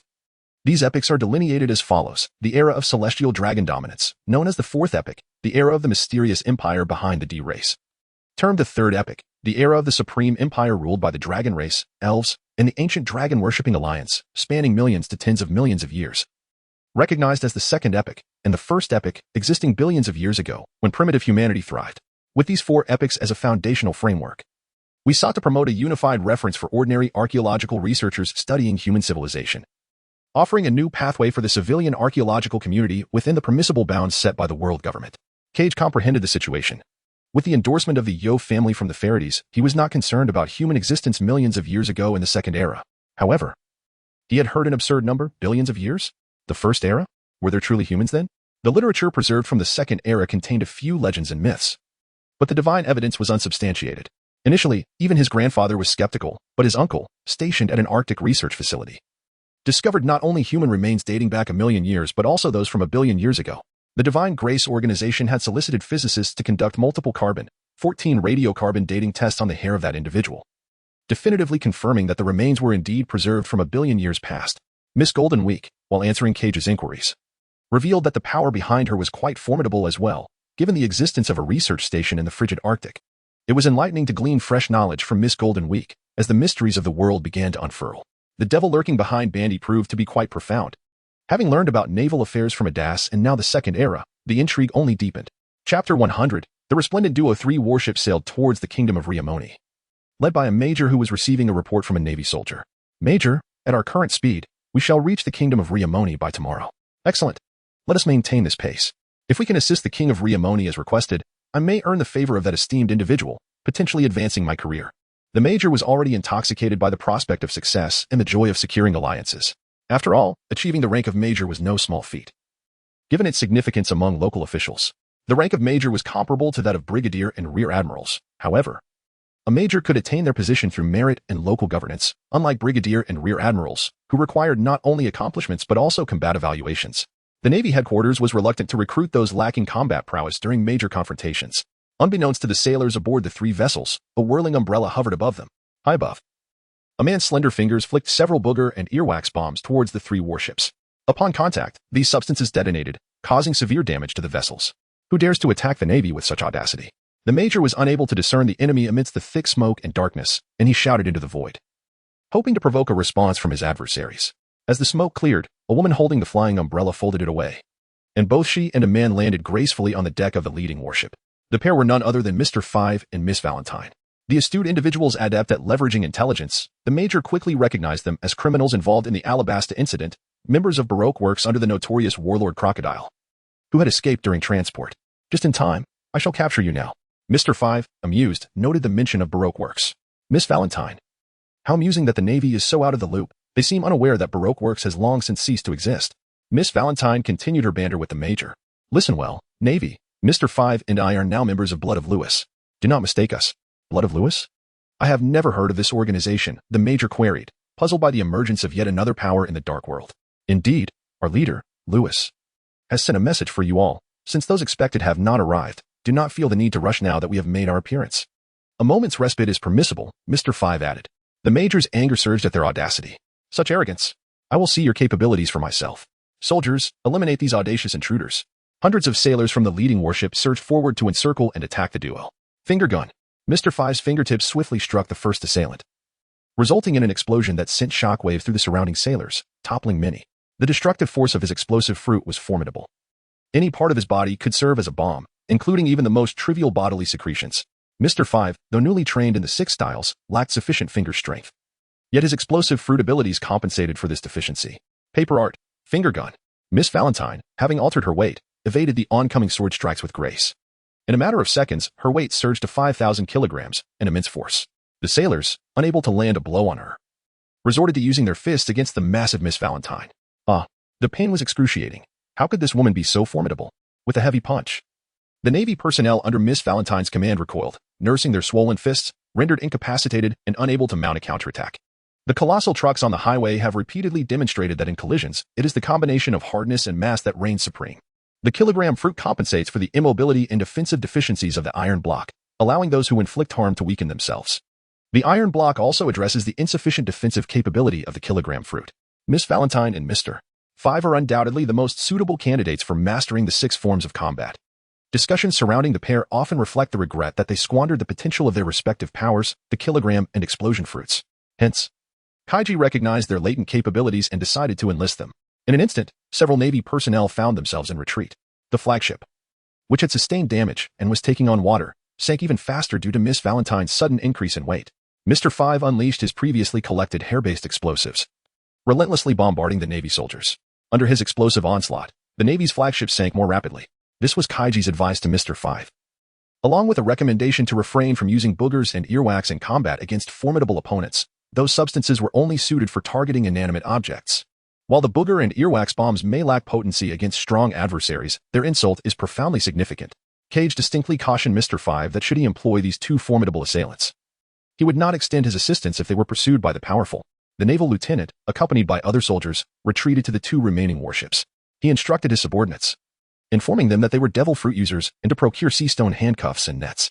Observing the Navy's intent to utilize sea-stone weaponry, Mr. Five remarked to Miss Valentine, "Our work here is done. Let us not falter." As the warship beneath them began to sink rapidly, with the rising tide threatening to engulf them, Miss Valentine unfurled her mechanical umbrella and ascended into the air. Grasping Mr. Five's hand, they soared upwards together. In mid-air, Mr. Five unleashed two clumps of his hair, directing them toward the remaining warships, each strand targeting a different vessel. A series of explosions ensued, enveloping the last warships in thick clouds of smoke, rendering them incapacitated. The naval soldiers aboard fired at Mr. Five and Miss Valentine, while others scrambled to extinguish the flames and salvage their ships. Realizing they would not reach their destination on time, the captain's message was clear: "We have delivered our greetings. Farewell, Navy." Mr. Five and Miss Valentine, having accomplished their mission, bade a cheerful farewell to the naval lieutenant and his men. Captain Kage instructed them not to annihilate the Navy completely, nor to forge an irreconcilable enmity, merely to delay their arrival at the kingdom of Lanmoni. How infuriating. Mr. Five and Miss Valentine of the Lewis bloodline. "You shall wait for me. I will undoubtedly capture you in the future." The lieutenant could only watch helplessly as the two departed, his frustration boiling over. Chapter 101. Constitutional monarchy within the confines of the capital's Liege prison. Miss Golden Week possessed remarkable artistic skills, swiftly rendering the intricate markings upon Bandy's back. She carefully folded the artwork and awaited Bandy's awakening to inquire about the Second Era. "Miss Golden Week, are you hoping to wait for Bandy to awaken to discuss the Second Era? If so, there's no need. I have already broken through his defenses and weakened him somewhat. Bandy is unlikely to be the mastermind. He may not know as much as you do. The secrets of the Second Era you speak of, he may not have even heard of," Kage remarked nonchalantly from the side. Bandy's defenses had indeed been compromised. Truly, Captain Kage's depth of insight was unparalleled, enabling him to accomplish this with such ease and to speak of it so casually. What if Bandy actually knows? What if we miss out on something important?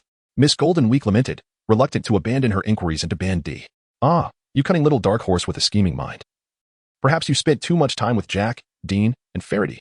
A bystander becomes tainted by the company they keep," Kage added, observing her as her intellect was clouded by the slight glimmer of a clue. Losing her composure and failing to notice that the true mastermind behind Bandy had already been revealed, a far more significant catch. "Have you forgotten what Adas mentioned? Who was it that assisted Bandy in constructing those pipelines?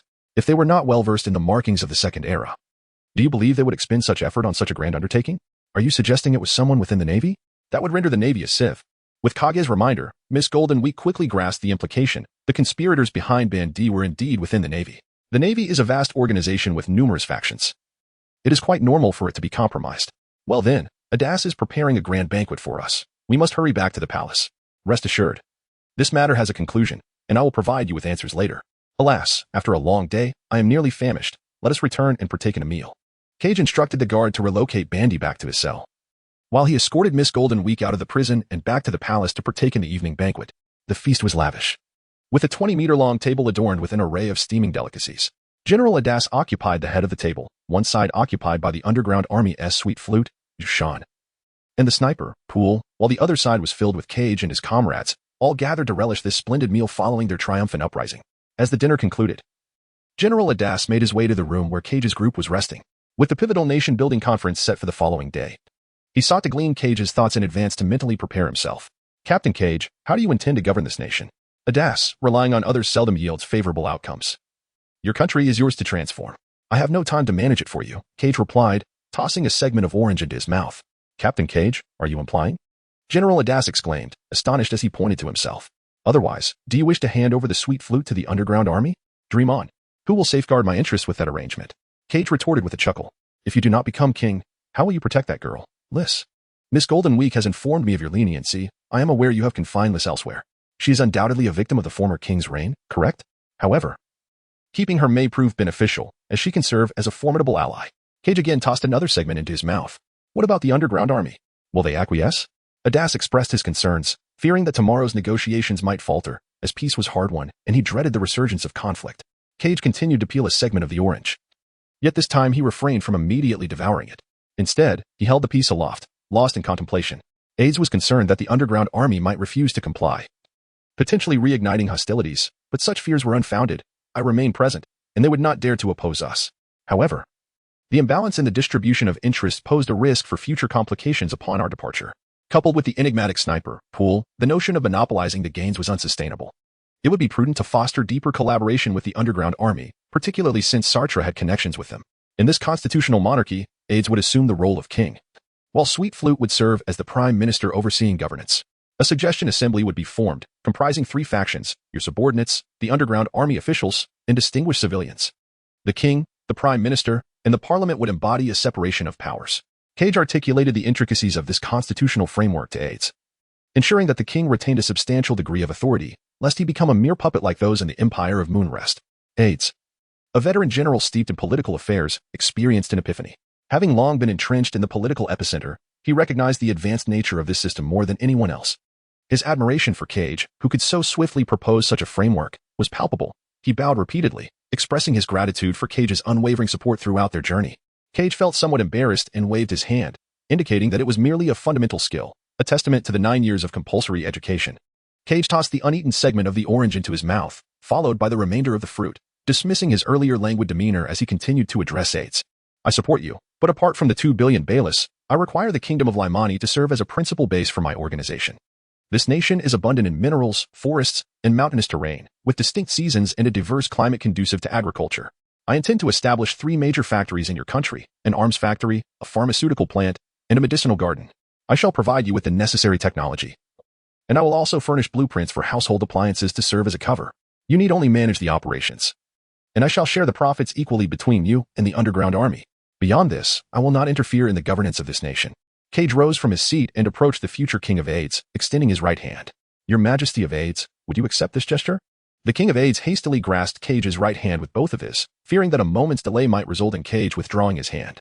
Feeling that a mere handshake was insufficient, he lowered himself to one knee, offering Cage a gesture of profound respect. Cage was most fearful of this moment. He immediately lifted Adas, preventing him from kneeling in submission. To his surprise, the rugged, military-style Adas embraced His Excellency Cage, tears streaming down his face. Adas believed his sins would never be absolved. He had anticipated that Cage might impose countless unreasonable demands, yet upon hearing Cage's seemingly trivial conditions, the weight he had carried for years finally lifted. He had genuinely summoned a savior, a truly compassionate sovereign. The kingdom of Raimon would eternally be grateful for your excellency's benevolence. Holding the weeping Adas, Cage found himself in a most troublesome predicament. As a tall general with silver-streaked hair cradled a tearful youth in his arms, the crew of Cage gazed upon the awkward masterpiece before them, each secretly chuckling with warmth in their hearts. The following day, thanks to Cage's guidance, the founding conference led by aides was a resounding success. The constitutional monarchy replaced the former feudal system, establishing a new governance for the nation. Aides was officially crowned the new king of the Kingdom of Laimoni, with Sweet Flute as the prime minister, Bamboo Mountain as the general, and List donning a mask to become the masked general defending the capital. A month later, the national parliament was systematically established, with its members yet to be determined. The new regime pardoned a multitude of wrongfully accused criminals from the faction of King Fei, while also reducing the sentences of those guilty of minor offenses. The remnants of King Fei's faction were ordered to dismantle their engraved items within a month. It was another day of national celebration for the Kingdom of Laimoni. At sea, the lieutenant colonel led his soldiers to extinguish fires and salvage the remaining 2 warships. By the second morning, having repaired them to stop leaking, they realized that continuing to their destination was futile. They decisively returned to the navy instead of proceeding to the Kingdom of Laimoni. The lieutenant colonel felt a mix of frustration and loss. Not only missing out on personal favors but also losing a warship, a true case of losing both the lady and the soldiers. Nevertheless, during the return journey, he contacted his superior to explain the situation he had encountered and expressed his apologies for being unable to assist. On the line, the leader did not blame him. It was a minor issue, and after expressing gratitude, the call ended. However, on the 3rd day following the establishment of the Kingdom of Laimoni, a massive warship appeared at the port of Tanaisheng. The cold, iron plating of the vessel suggested it was not an ordinary cargo ship, but rather an expensive vessel made of special steel, equipped with exaggeratedly large cannons. The ship flew the seagull flag, representing the world government. If one were to dive below the surface, they would discover that the hull was inlaid with sea tower stones, allowing it to traverse windless zones. A true naval headquarters warship worth 100 million berries. Fishermen and residents at the port were utterly astonished to witness such a magnificent warship. Even more so when the Navy personnel disembarked, cloaked in capes bearing the word justice. Notably, the capes were a striking green adorned with hints of yellow, rather than the Navy's standard uniforms, unmistakably indicating the presence of a vice admiral. Chapter 102, The Golden Holy Lance. The dragon-slaying sacred artifact. Vice Admiral Spike of the Naval Headquarters made his grand entrance to the newly restored kingdom of Lane Moni, swiftly traveling from the port of Tantai to the capital of Liju. Such an esteemed figure warranted a personal reception from the new king, Aides, who anticipated directives or arrangements from the vice admiral. To his surprise, Spike exhibited remarkable humility, expressing deep regret for the few corrupt elements within the Navy that had aided the usurper Bandy's faction. He conveyed that he was sent to apprehend Bandy's group and transfer them to a more secure naval prison. King Aides did not hesitate to comply with Spike's request, surrendering the shackled members of Bandy's faction to him, understanding that their formidable strength posed a risk if they remained in the country. Of course, Liss was not among those handed over. The faction members were heavily restrained with multiple iron shackles, weighted down by iron balls, and secured with heavy chains. Their expressions twisted in defiance, particularly Bandy, who struggled against the soldiers and Navy personnel. Yet upon seeing Vice Admiral Spike, he became subdued, ceasing his resistance. After the transfer of the usurpers, Vice Admiral Spike inquired about Cage's group. King Aides informed him that, amidst the chaos, Cage's faction had hastily departed with considerable wealth from the treasury, causing no significant damage to the nation. Spike expressed relief, reassuring the king before engaging in small talk and then returning to the warship with Bandy's group. The Navy completed their mission but chose not to depart immediately, lingering at the port of Tanai, seemingly waiting for something. As midnight approached, dark clouds obscured the moon, and the stars dimmed, leaving only faint glimmers in the night sky. Yet, amidst this darkness, a group descended from the warship, cloaked in deep green. They made their way to the junction of the three major cities of the Kingdom of Lane Moni, familiar with the subterranean pipelines that connected them, knowing precisely where to find what they sought. At the junction, which appeared to be an unremarkable flat expanse, the leader effortlessly smashed the pavement with a fist and extracted a large green orb from the ground. To their astonishment, this orb, unbeknownst even to Bandy, resembled the life force pumps of the three major cities, yet contained something far more significant. Within the glowing green orb was a weapon.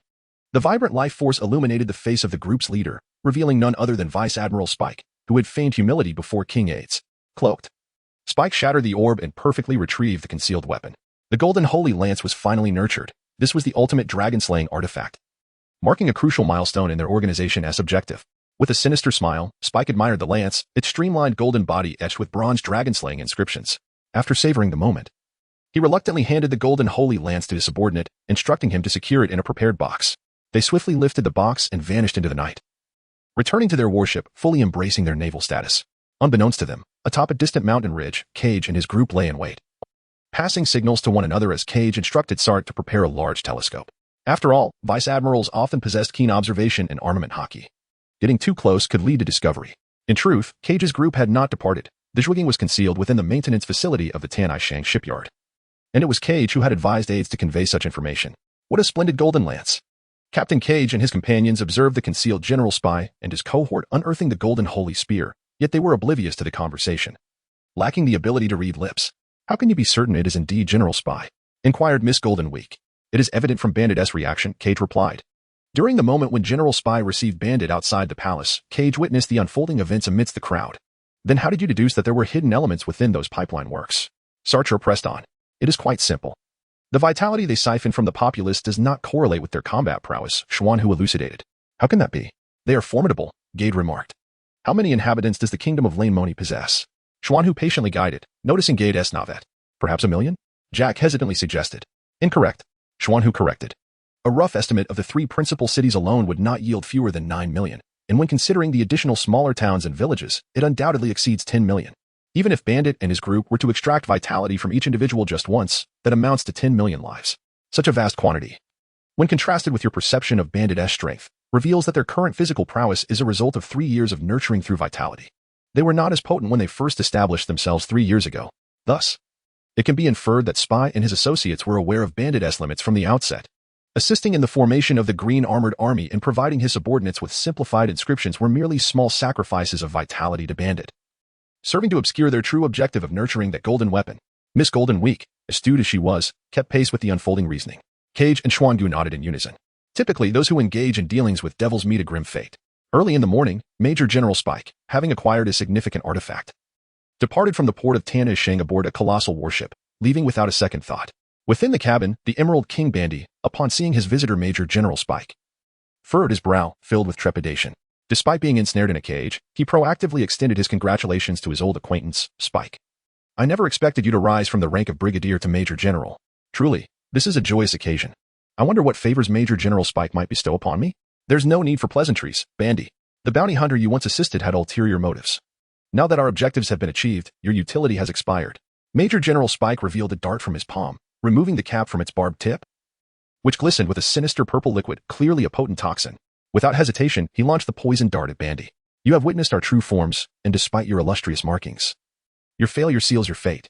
This is the ancient and lethal poison of the beast known as Silent Roar. As a courtesy for our acquaintance, savor these final 2 minutes. With that, Major General Spike unshackled Bandy, releasing him from his chains, leaving the unbound Bandy alone in the chamber.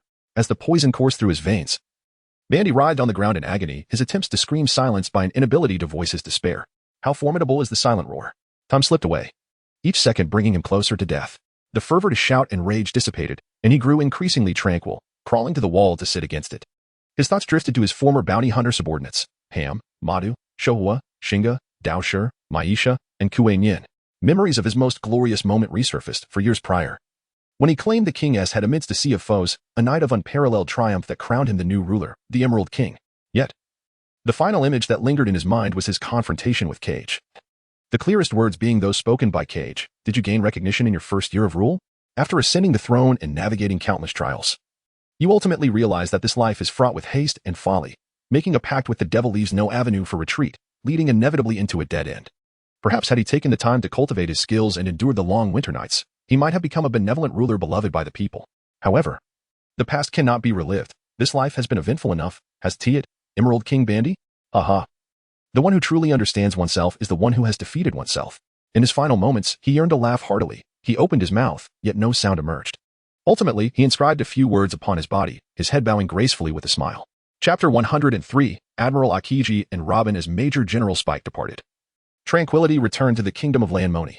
After a few days of rest, Cage and his companions prepared to leave, but not before claiming their rewards. King Adas opened the treasury doors within the palace, allowing Cage's group to take the promised gold. The treasury was brimming with piles of gold, silver, and green bills, indicating that the former Emerald King Bandy had managed affairs rather casually, neglecting organization and record-keeping. The treasury was abundant, devoid of emptiness. As Cage had anticipated, funds distributed to the common people could be recouped through taxation, while attempts to lure pirates and outsiders with monetary incentives had proven unsuccessful, leaving the finances of the Lanmoni kingdom in a sound state. Jack, Gade, and their companions gazed at the mountainous heaps of bills with exhilaration, diving into the stacks and brandishing large sums of money, some even swimming in the ocean of notes, reveling in this opulent moment. Wow, it's all money. I've never seen such a vast accumulation of high-denomination bills. The Red Dragon Dean, however, had little interest in human currency. It preferred the gleaming treasures housed within the treasury. Cage refrained from handling the banknotes himself, allowing Sartre and Akin to take the lead in securing the 20 billion he was owed, while he remained indifferent to the currency. One particular item from the collection caught his attention, prompting him to hasten towards it. The concealed phone bug. Splendid. Aids, from now on, my communications with you will be secure, free from the prying ears of the Navy. Having said this, Cage nonchalantly tucked the bug into his pocket. Your foresight is truly commendable, Cage, Aids remarked, harboring no resentment. After all, it was Cage who had saved this nation. Acquiring an additional concealed phone bug was a trivial matter. Ah, as your unseen ally, such decorum is only fitting, he chuckled. Cage and his crew successfully secured 2 billion. They did not take a single extra cent. One box was precisely sufficient to contain 100 million, totaling exactly 20 boxes. Keck took 1 billion, leaving another 1 billion in the custody of Adas, with the intention of having someone retrieve it later. The underground military chief, Tandy, who had ascended to the position of prime minister, was astounded by Keck's remarkable composure, truly an extraordinary individual. The agreement between Adas and him was made clear on the night they defeated the Emerald King, Bandy. Presently, the national treasury is overflowing with countless green notes, amounting to no less than several hundred billion belly at a glance. Yet, astonishingly, Keck displayed no avarice, taking only 20 billion. Even more remarkable was the acceptance of this arrangement by his subordinates, who seemed at ease. His crew was a paragon of elite organization. Observing Adas conversing with Keck, Tandy couldn't help but marvel at the brilliance of Adas. Both the Emerald King Bandy and the formidable pirate Keck were indeed remarkable figures. Adas, could you procure the eternal pointer of Water City for us? We wish to visit the shipyard there to inspect the Zhuanggong. Earlier, At the Tan Tai Shang shipyard in the port, Keck had inquired with the shipwright, who indicated that while minor repairs were feasible, the Zhuanggong had sustained severe damage. Replacement would be more prudent, as they could not guarantee a perfect restoration. It was advisable to seek assistance in Water City, where the shipwrights are truly exceptional and should possess the means to restore it impeccably. This is quite simple. The eternal pointer of Water City is abundant in our nation. I shall instruct someone to fetch one for you. King Adas commanded his subordinate to retrieve an eternal pointer from the warehouse. He then continued. Water City has a water train system, serving as a transportation hub connecting multiple islands. Many of our exquisite seafood products are first sent to Water City before being distributed elsewhere, and our vessels also return laden with the city's prized delicacies, such as water meat and sea salt, to enrich the market. Water meat.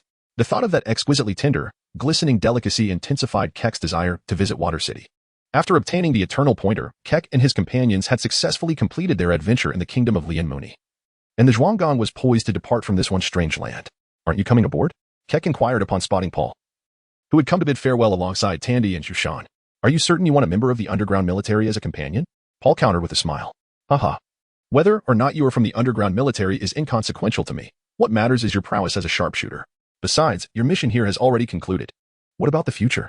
You are Sart's father's friend in the underground military, correct? How about staying on my ship for a while? Cage unleashed a profound revelation, leaving Sartre momentarily speechless, prompting him to interject. Cage, are you certain that Poole is a friend of my father's? Cage replied, well, I cannot claim with absolute certainty, but I would posit a 90% likelihood. When we first encountered him, there was an unmistakable intensity in his gaze directed towards you. What truly betrayed him was the concern reflected in his eyes when he was tasked to separate from you that night for the operation. Although he concealed it swiftly, I noticed it. Coupled with the knowledge of Sartre's lineage and information regarding your father, this seems to be the most plausible scenario. Cage understood the significance of his father's identity to Sartre and earnestly analyzed the reasoning behind his deductions. What a formidable captain you are. You've seen right through him, Sartre exclaimed, expressing a tone of gratitude. In the meantime, Poole, once a sniper for the underground army, stepped aboard the Zhuanggong with an air of composure. Cage's crew welcomed another member as the ship's sniper took his position. With everything in place, the anchor was lifted, and they set sail. With the eternal compass pointing towards the city of water, the Zhuanggong departed from the kingdom of Lianmuni, gliding towards the aquatic metropolis of Long Chain Island. On the shore, a colossal sea king extended its serpentine body, far more formidable than a titan's python, its menacing maw revealing sharp, massive teeth, disdainfully overlooking the human standing at the water's edge. Though he was tall among men, he appeared as insignificant as an ant before the imposing sea king, ready to be devoured at any moment. A man clad in a blue suit, possessing long legs, did not share the panic of the common folk behind him. Instead, he approached the shore, crouching slightly, one finger dipping into the ocean. He moved closer to the sea king as the crowd grew increasingly alarmed. However, the most turbulent emotions were not within the onlookers, but within Robin of the Straw Hat crew. The figure in the blue suit was her nightmare. Robin recalled that day when she was 8 years old. The fearsome sea king opened its vast jaws to bite the human before it. In a heartbeat, an immense chill emanated from the man's fingertip, swiftly spreading across the sea, freezing it into a glacier within seconds. The sea king itself was instantly encased in ice, maintaining its ferocious posture even in death. Such was the overwhelming power of a natural-type devil fruit user, capable of freezing an expanse of ocean at will. The identity of this individual was unmistakable: Admiral Kichi, one of the Navy's 3 supreme powers. After encasing a portion of the ocean in ice, Admiral Kichi lazily addressed the crowd, informing them that they could traverse the icy surface to reach another island. Grateful, the people bowed deeply to the Admiral. As they prepared to carry their belongings onto the ice and leave the desolate island, Luffy dashed forward to intercept them. Uncle, don't trust him. He's with the Navy, he exclaimed, as if warning them of a notorious villain. The crowd looked at Luffy, perplexed, unable to comprehend the strange young pirate blocking their way. What's wrong with trusting the Navy? One elder replied, confused. Luffy suddenly realized his identity and struck his palm with a fist. Right. We're pirates. We're the bad guys. The crowd's belief in the justice of the Navy seemed entirely reasonable. Aware of his misstep, Luffy stepped aside, allowing the people to proceed onto the ice. Hastening for their survival, the crowd moved across the icy expanse towards the next island. Once the civilians departed, only the Straw Hat crew and Admiral Akiji remained on the barren island. The Admiral turned his attention to the Straw Hats, suddenly transforming into an elemental form, swiftly appearing before Robin and embracing her in a seemingly friendly gesture. Yet, this was a deadly move. His arms bore not warmth, but the chilling aura of ice, instantly freezing Robin into an ice sculpture. How dare you harm Robin? Luffy, Zoro, and Sanji simultaneously attacked Akiji, striving to protect Robin from further harm. Their punches, kicks, and sword strikes were utterly ineffective against the Admiral's elemental form. Seizing the opportunity, Sanji scooped up the frozen Robin and fled, determined to reach the Mary for treatment. Luffy and Zoro provided cover, but against the formidable Admiral, the gap in power was insurmountable, and Luffy too was frozen into an ice statue. faced with an unbeatable foe. Zoro could only humbly carry the frozen Luffy away and retreat. The Straw Hat Pirates suffered a humiliating defeat against Admiral Kichi, who chose not to pursue them, allowing the crew to escape. Meanwhile, in the East Sea, a significant contingent of the Navy surrounded a mafia stronghold, successfully capturing the underworld syndicate involved in illicit arms production. At that moment, 2 pirate ships set sail from the coastal nation. Just as the boss predicted, the Navy will soon discover our weapons factory. Fortunately, we've already handed over control to that mafia, and they were richly compensated, Baru remarked. Indeed, just as anticipated, we are now entering the Grand Line, where greater ventures await us, replied Baijakuro, filled with enthusiasm. Yes, the Grand Line. No matter how perilous it may be, we shall not falter this time. Crew, set sail. Our destination, the Grand Line, commanded the shield-bearer Baru from the lead pirate ship. Baru navigated the new pirate vessel at the forefront, leading Baijakuro's ship, the Bazan, towards the entrance of the Grand Line. Chapter 104. Dragon Slayers. The lookout on the Huanggang had become the exclusive domain of the sniper, Poole, who stood poised and vigilant. We have an enemy attack, he declared, spotting an enormous pterosaur approaching, specifically, the wind god pterosaur, the largest of its kind, with a wingspan that exceeded the width of the ship. Upon hearing the mention of the pterosaur, Ferrati quickly dashed to Poole's side, pressing down on the barrel of his sniper rifle to prevent him from harming the wind god pterosaur. It's not an enemy, it's a messenger sent by my kin. Poole lowered his weapon, retracting his sniper rifle. All right, I won't shoot it, but you're surprisingly strong for such a small creature. You nearly bit my gun barrel. Recognizing the skull insignia on the ship's sails, the wind god pterosaur descended, dipping its talons into the ocean. It gracefully slowed to a halt, gliding over the water's surface, leaving behind a trail of orderly ripples. As the wind god pterosaur approached the Huanggang, it spread its wings wide, creating a gust of wind before landing steadily on the railing. Given that wind-type giants are typically lightweight, the railing held firm. The crew, including Kichi, were tousled by the sudden gust from the pterosaur. The creature appeared much smaller in its wing-folded state, devoid of the imposing aura it exuded while airborne. The pterosaur, spotting Ferrati in the air, called out a few times, then opened its massive jaws. Ferrati flew into its underjaw, discovering a fixed apparatus holding a scroll. He detached the scroll and, upon retrieving it, affectionately patted the pterosaur's eyes. With its task completed, the wind god pterosaur called out once more, spreading its wings and descending into the sky, leaving behind a whirlwind of wind. Ferrati unfurled the scroll delivered by his kin on the deck, and the crew gathered around to examine it. To their dismay, the scroll was blank, devoid of any writing. The crew's disappointment was palpable, but Ferrati quickly realized that the scroll was encrypted, only revealing its contents through his tribe's magic. He began to weave a spell, placing his hands on the scroll, and after a shimmering ripple of light, the text finally appeared. Cage meticulously examined the contents of the scroll, striving to comprehend the intricate records of the ancestral tome. Millions of years ago, during the reign of the Supreme Empire, the human factions included, aside from the dragon-worshipping people loyal to the Empire, 2 other groups: the dragon-rejecting populace who resisted the Dragonkin, and the neutral individuals who refrained from engaging in the conflict between the dragon worshippers and the dragon rejectors. Following the mysterious deaths of the dragon worshipper King, Alsos, and the dragon emperor, Hilmor, the Supreme Empire fell into decline. The Dragonkin descended into civil strife, resulting in numerous fatalities on both sides. Seizing the opportunity, the dragon rejectors acquired many dragon corpses, cultivating a cadre of formidable warriors over the years. They formed a powerful organization known as the Dragon Slayers, which further suppressed the weakened Dragonkin and the dragon worshippers. However, in due course, the Dragon Slayers turned their sights upon the Iof clan, masquerading as dragon worshippers to invite our kin, subsequently poisoning and assassinating 500 of our warriors. In a fit of rage, our ancestor, Ymir, ventured alone into Velino, marking the Dragon Slayers for death, and pursued them relentlessly for a century across countless miles, ultimately annihilating their ranks. Yet, Ymir never returned to Velino, leaving only the ancestral tome to endure through the ages. The Tome of the Seer Ymir also recounts that the dragon rejectors invested immense resources to have the dwarves forge sacred dragon-slaying artifacts, resulting in the creation of 3 golden holy spears. The dragon rejectors have utilized 2 of these, and Ymir, upon vanquishing the dragon slayers, did not come across the remaining spear, which is likely concealed by the dragon rejectors. This encapsulates the entirety of the ancestral tome's revelations. Hill, pay particular heed to the golden holy spear presented by the Iof clan. Upon concluding his reading of the scroll, Cage couldn't help but marvel at the formidable prophet Ymir, in conjunction with his past visions of Alsos and Hill. The ancient supreme figures were undeniably terrifying entities, truly the paragon of their era. The enigma deepens, were Alsos and Hill, indeed, eliminated by the dragon rejectors or the so-called dragon slayers? What role did the legendary O play amidst these unfolding events? Keck, sensing the inadequacy of the information at hand, refrained from further contemplation of the matters that transpired millions of years ago. However, the contents of Yov's scroll revealed to him that the formidable general spy, who stood behind the King of Fae, was indeed a remnant of the dragon-slaying people. Realizing his oversight, he deduced that this faction was his adversary. Yet he was taken aback to discover that the golden holy spear was specifically designed to target him. Nevertheless, even if he had been forewarned, confronting a general at this juncture would still pose a challenge. He was powerless to alter the situation. The golden holy spear loomed above him like the sword of Damocles. Once he had completed a few more quests, the true orchestrator of the schemes might yet be revealed. Meanwhile, the newly appointed sniper, Paul, found himself utterly bewildered. The ancient tales depicted in the scroll bore little relevance to their present circumstances aboard the ship. The archaeologist, Miss Golden Week, took it upon herself to elucidate the connections between these ancient occurrences and the crew. I have joined an extraordinary pirate crew. It seems my future life will be anything but dull, Paul remarked, filled with awe. As the crew absorbed the newly acquired knowledge, time slipped by unnoticed. Ahead, an expanse of frozen ocean emerged, yet the temperature did not appear to have plummeted below freezing, nor was there any snowfall. How could the ocean transform into glaciers? This vast glacier stood before the ship, resembling a white continent blocking the path of the Zhuanggang. Lower the sails. Reduce speed. Drop anchor. We must not collide with the glacier, Keck commanded decisively as the captain.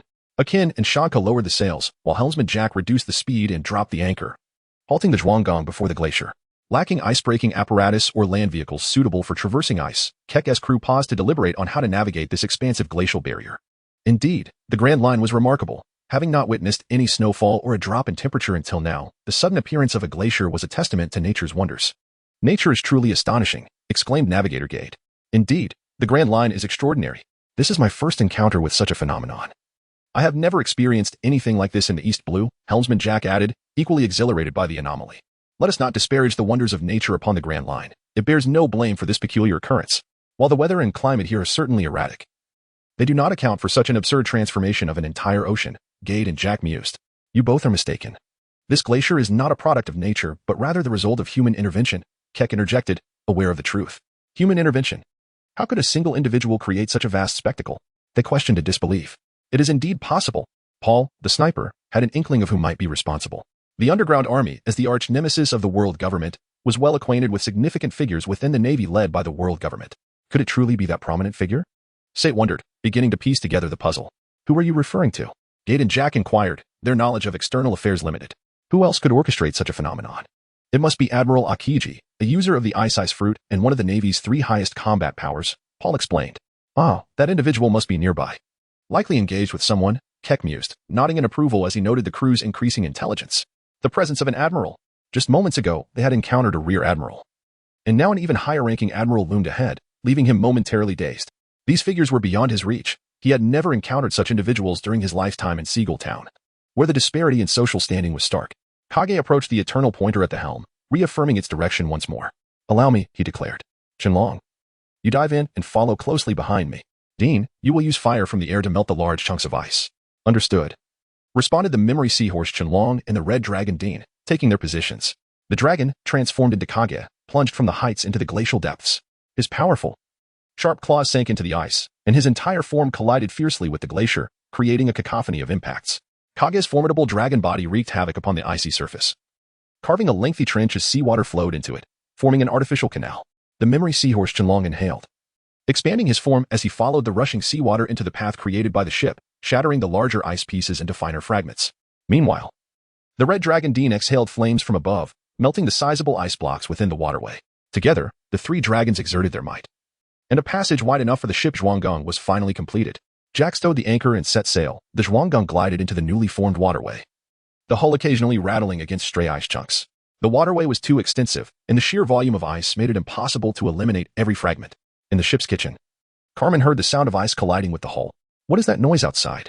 Is something amiss? She inquired. Fear not, Carmen. With Kage aboard, such trivial matters are easily handled, Xuanhu assured her with a smile. Carmen, it seems you have developed quite an appetite. Your experience in the mines of the Kingdom of Lane Moni must have yielded significant results. Indeed, I am grateful for your guidance, Elder Xian. For the first time, I prepared fried rice for 1,000 in such a short span, and I haven't seen such smiles from patrons, reminiscent of my days as an apprentice chef. I received more gratitude than ever before.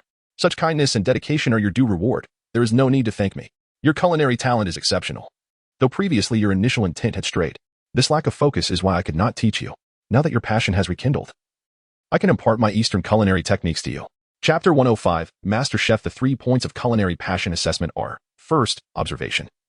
Possessing exceptional observation leads to the discerning eye necessary to recognize a top chef, as evidenced by your insight. Second, one must not hoard their skills. Culinary knowledge is to be utilized rather than concealed. You grasped this when I hosted my long-lost friend, Rabbani. Third, one must prioritize human connection. Or as the West would say, a humanistic approach.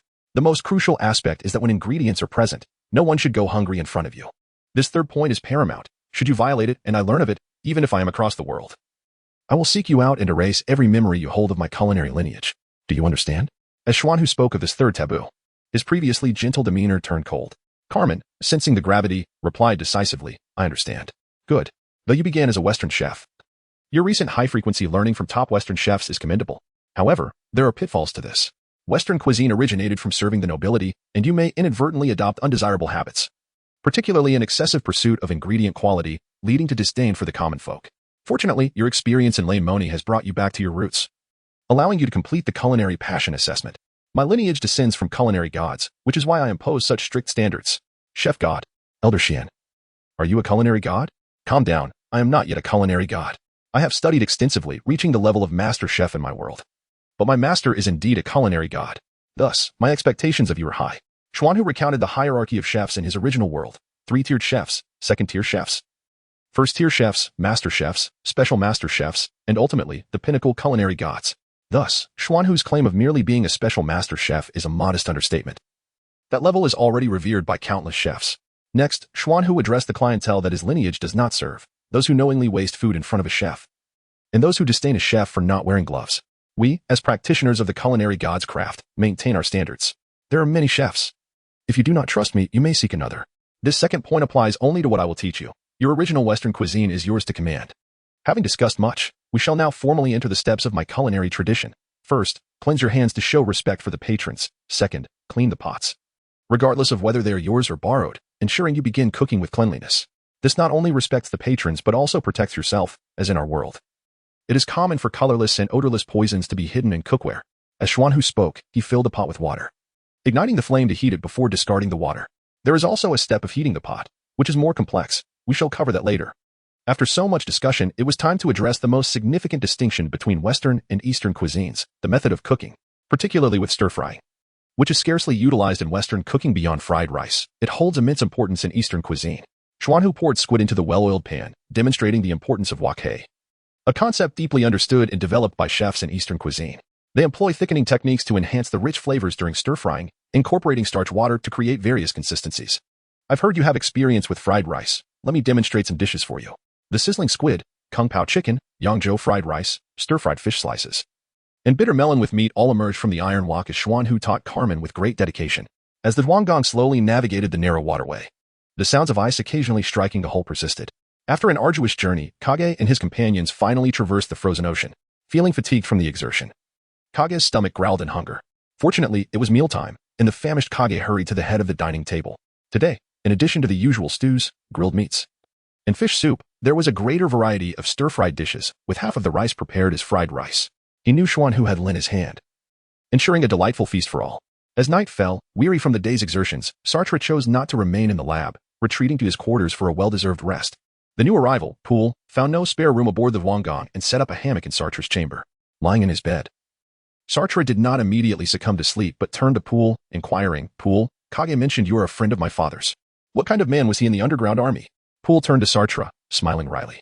I served as a soldier under your father, and it was through him that I joined the underground army. Your father was resolute, courageous, and compassionate toward the common folk and children, always considering the long-term implications of his actions. He is a true warrior.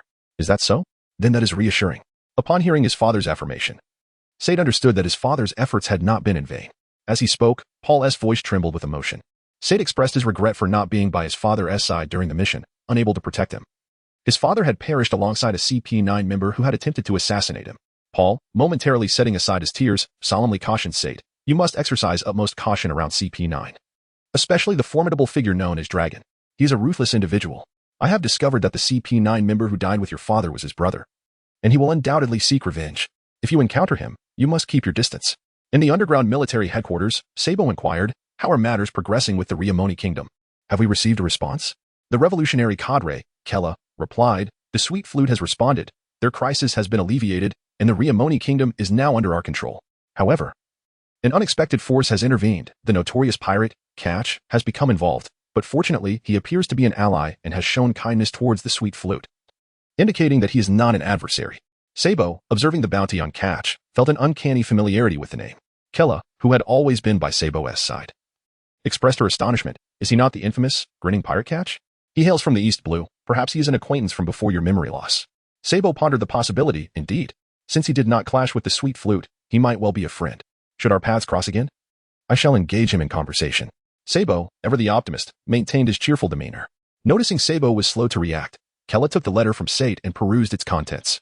To her astonishment, Paul had agreed to join Catch's pirate crew, speculating from their discussions that Sate, a member of the underground military, was the son of a certain cadre, leading to Paul's decision. Could it be the late chief of staff?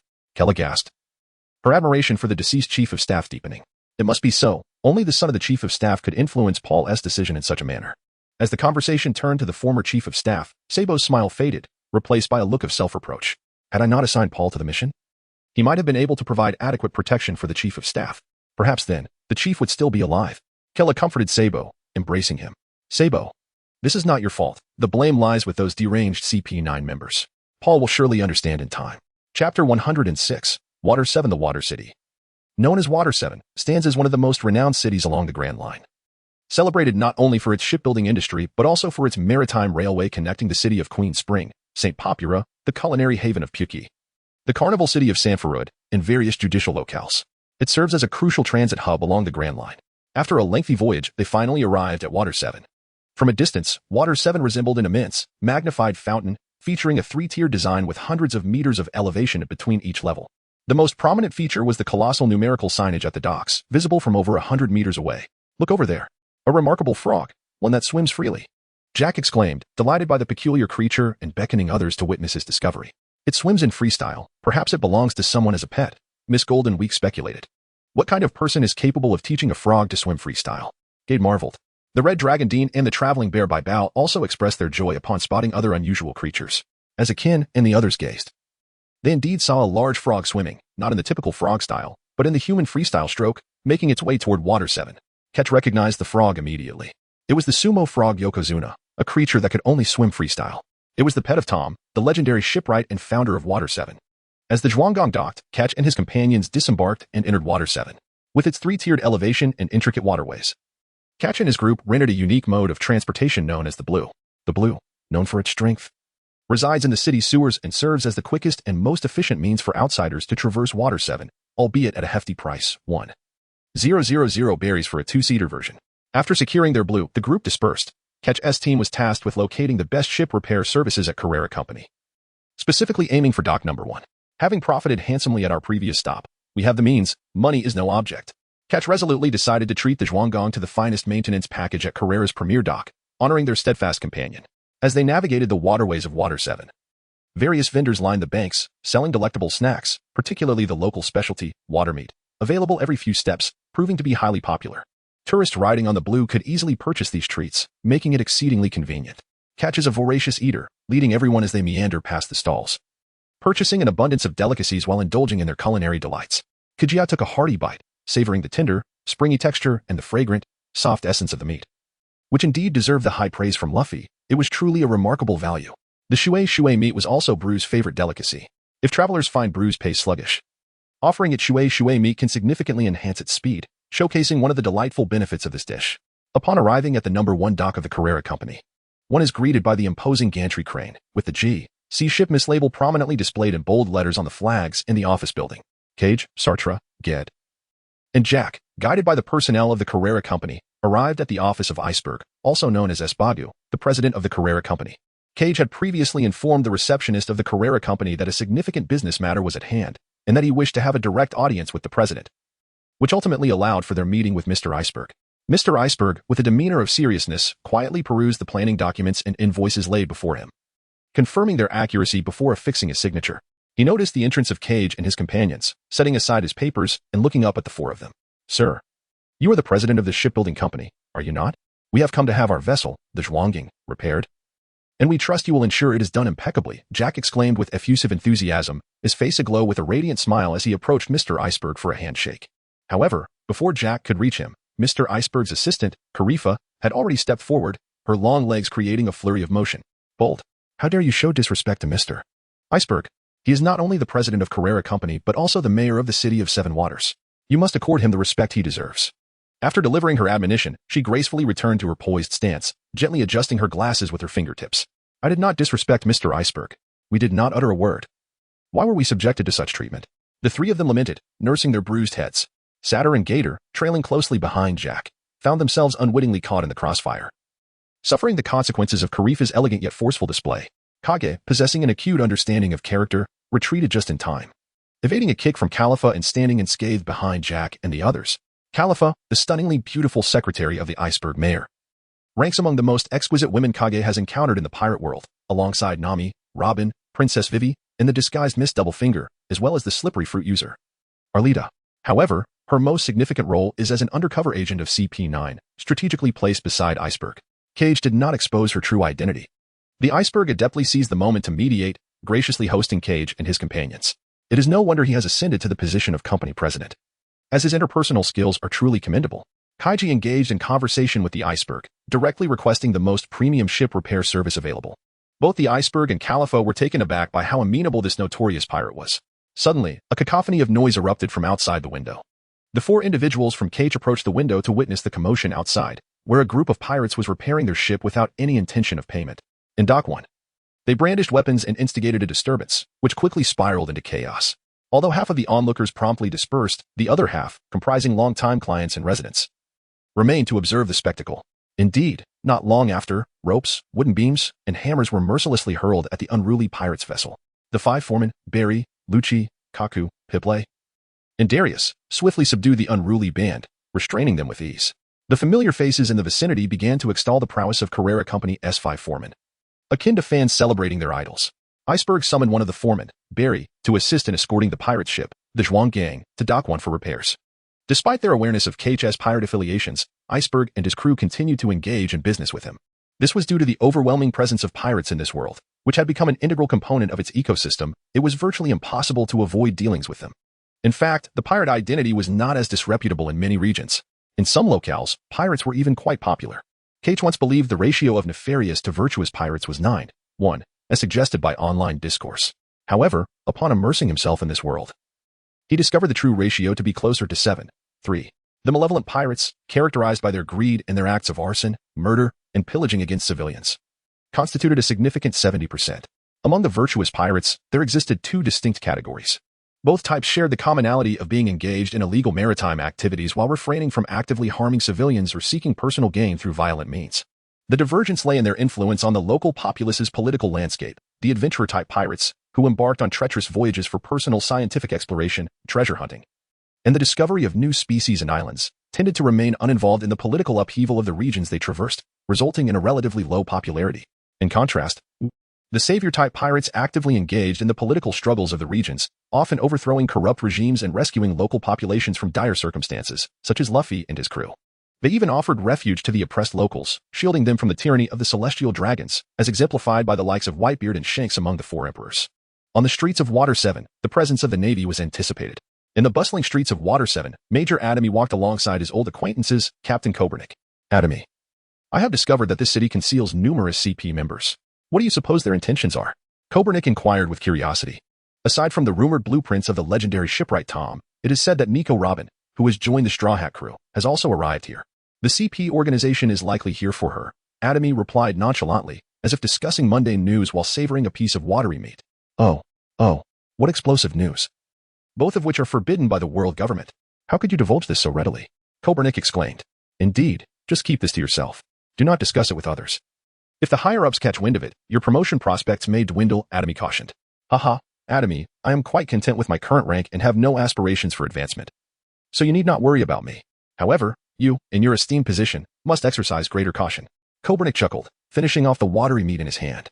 The Straw Hats, Kichi, the CP members, and the Navy converge in Water 7, a city steeped in rumors of Tom the Shipwright's legendary blueprints. What conspiracies and tales will unfold amidst their gathering? Chapter 107. The ferry of the ship appears again. Based on the timeline, Kichi's group should have arrived in Water 7. Captain, please ensure the soldiers patrol diligently to capture them without letting them slip away, Kobernik instructed. Understood. I have already received reports from soldiers who spotted them on the island. I have briefed the troops accordingly, Kobernik replied. Excellent. Adamy responded with satisfaction. Suddenly pausing, he added. When pursuing Kichi's group, instruct the soldiers to act with caution. We cannot afford to inadvertently harm civilians and provoke public outcry. Mr. Iceberg manages Water 7 exceptionally well. And this place draws attention from all corners of the world. Understood. I will relay the message to the soldiers. At the Carrera Company, Dock Number 1. Barry has guided Kichi's ship, the Tonkatsu, to the docking area. Barry recalled his initial visit to the Tonkatsu, where he encountered the ship's doctor, Shin-Hu, and the elusive dragon, Dean. Barry was astonished to discover that Kichi's ship housed a dragon, along with an extraordinary elder whose presence was unlike any he had encountered before. After the battle against the fire hunters, Dean had shed his juvenile aura, transforming from a subadult dragon into a fully mature one, exuding an intimidating presence that dwarfed that of ordinary people. Upon first seeing the dragon, Barry instinctively shifted into a defensive stance, reaching for a rope hidden in his sleeve. Ready to attack. That dragon is our pet. You cannot harm it. It will not harm you either. If you attack it, I cannot guarantee your safety. You must be the shipwright summoned by Kichi, correct? Barry was interrupted by Shin-Hu's voice, which calmed him considerably, dispelling any aggressive intentions. That was close. I almost attacked a client's pet. Thankfully, I was interrupted. It could have led to disaster, Barry thought to himself. Hello. I am Barry, the foreman from Carrera. Your captain has contracted our services for ship repairs, and I was sent to guide you to Dock Number 1, he said with a friendly smile, extending his hand to the uniquely charismatic elder. In the world of pirates, the ethereal presence of a sage does not exist. So Barry struggled to define Shin-Hu's aura, sensing only that he was a unique and accommodating elder, unlikely to take offense at his previous rudeness. Greetings. I am Shin-Hu, the ship's doctor. That dragon is named Dean, a creature from the East Sea. After their introductions, Barry enthusiastically guided Shin-Hu around the ship, engaging in conversation. Inside Dock Number 1, the Tonkatsu had been secured in the repair area. Barry, take a good look at the Tonkatsu and see what needs repairing. Shin-Hu instructed as they inspected the vessel, not being well-versed in shipbuilding or repairs. Shin-Hu had only overseen the construction of large ships during his reign as emperor and could merely understand blueprints. It was best to entrust such matters to professionals. I don't believe you are regular clients. Let me fetch the president for you, Barry said, his earlier calm demeanor now overshadowed by concern. With a furrowed brow, Barry exited the repair area and made his way to Iceberg's office. Moments later, he returned with Iceberg, along with Kichi, Sat, Gade, and Jack, who had already been in Dock Number 1. When Mr. Iceberg approached the Tonkatsu, he did not immediately enter the ship to assess the damage. Instead, he instructed Barry to escort Kichi and his crew outside for leisure, promising to inform them of the results later in the evening. Iceberg remained alone in the repair area, studying the Tonkatsu. He needed tranquility to fully harness his abilities. After observing the ship, he understood why Barry had summoned him. The damage to the Tonkatsu had reached a critical point. Any further deterioration could lead to disintegration. Fortunately, Kichi and his crew had taken great care of the vessel, preventing it from falling apart thus far. The materials used in constructing the Tonkatsu were subpar, and the main frame was composed of mediocre wood. Many of the materials had not undergone adequate moisture-proofing, anti-corrosion, or weatherization treatments. Moreover, the repairs had not been handled by a skilled shipwright, which made the ship's endurance under such strenuous conditions a miraculous achievement, similar to the merry-go of the Straw Hat crew. Shin-Hu marveled at the coincidences that had brought him to witness such situations twice in one day. However, the merry-go was in far worse condition, with its keel completely broken and beyond repair. In contrast, the damage to the Tonkatsu was merely significant, with the keel intact but in need of urgent reinforcement. After careful consideration, Iceberg would inform Kichi and his crew of the situation later that evening, allowing them to decide between repairs and reinforcement or the construction of a new vessel. Having completed his assessment, Iceberg was about to leave when a child in a shining blue raincoat appeared out of nowhere, obscured by a shimmering veil. The raincoat bore a deep blue dragon motif. The ferry of the ship, the ferry of the Tonkatsu has appeared. Before the esteemed craftsman, Mr. Iceberg, the illustrious ship, the Thousand Sunny, revealed the presence of a ship's spirit, further affirming the devotion that Luffy's crew had for their vessel.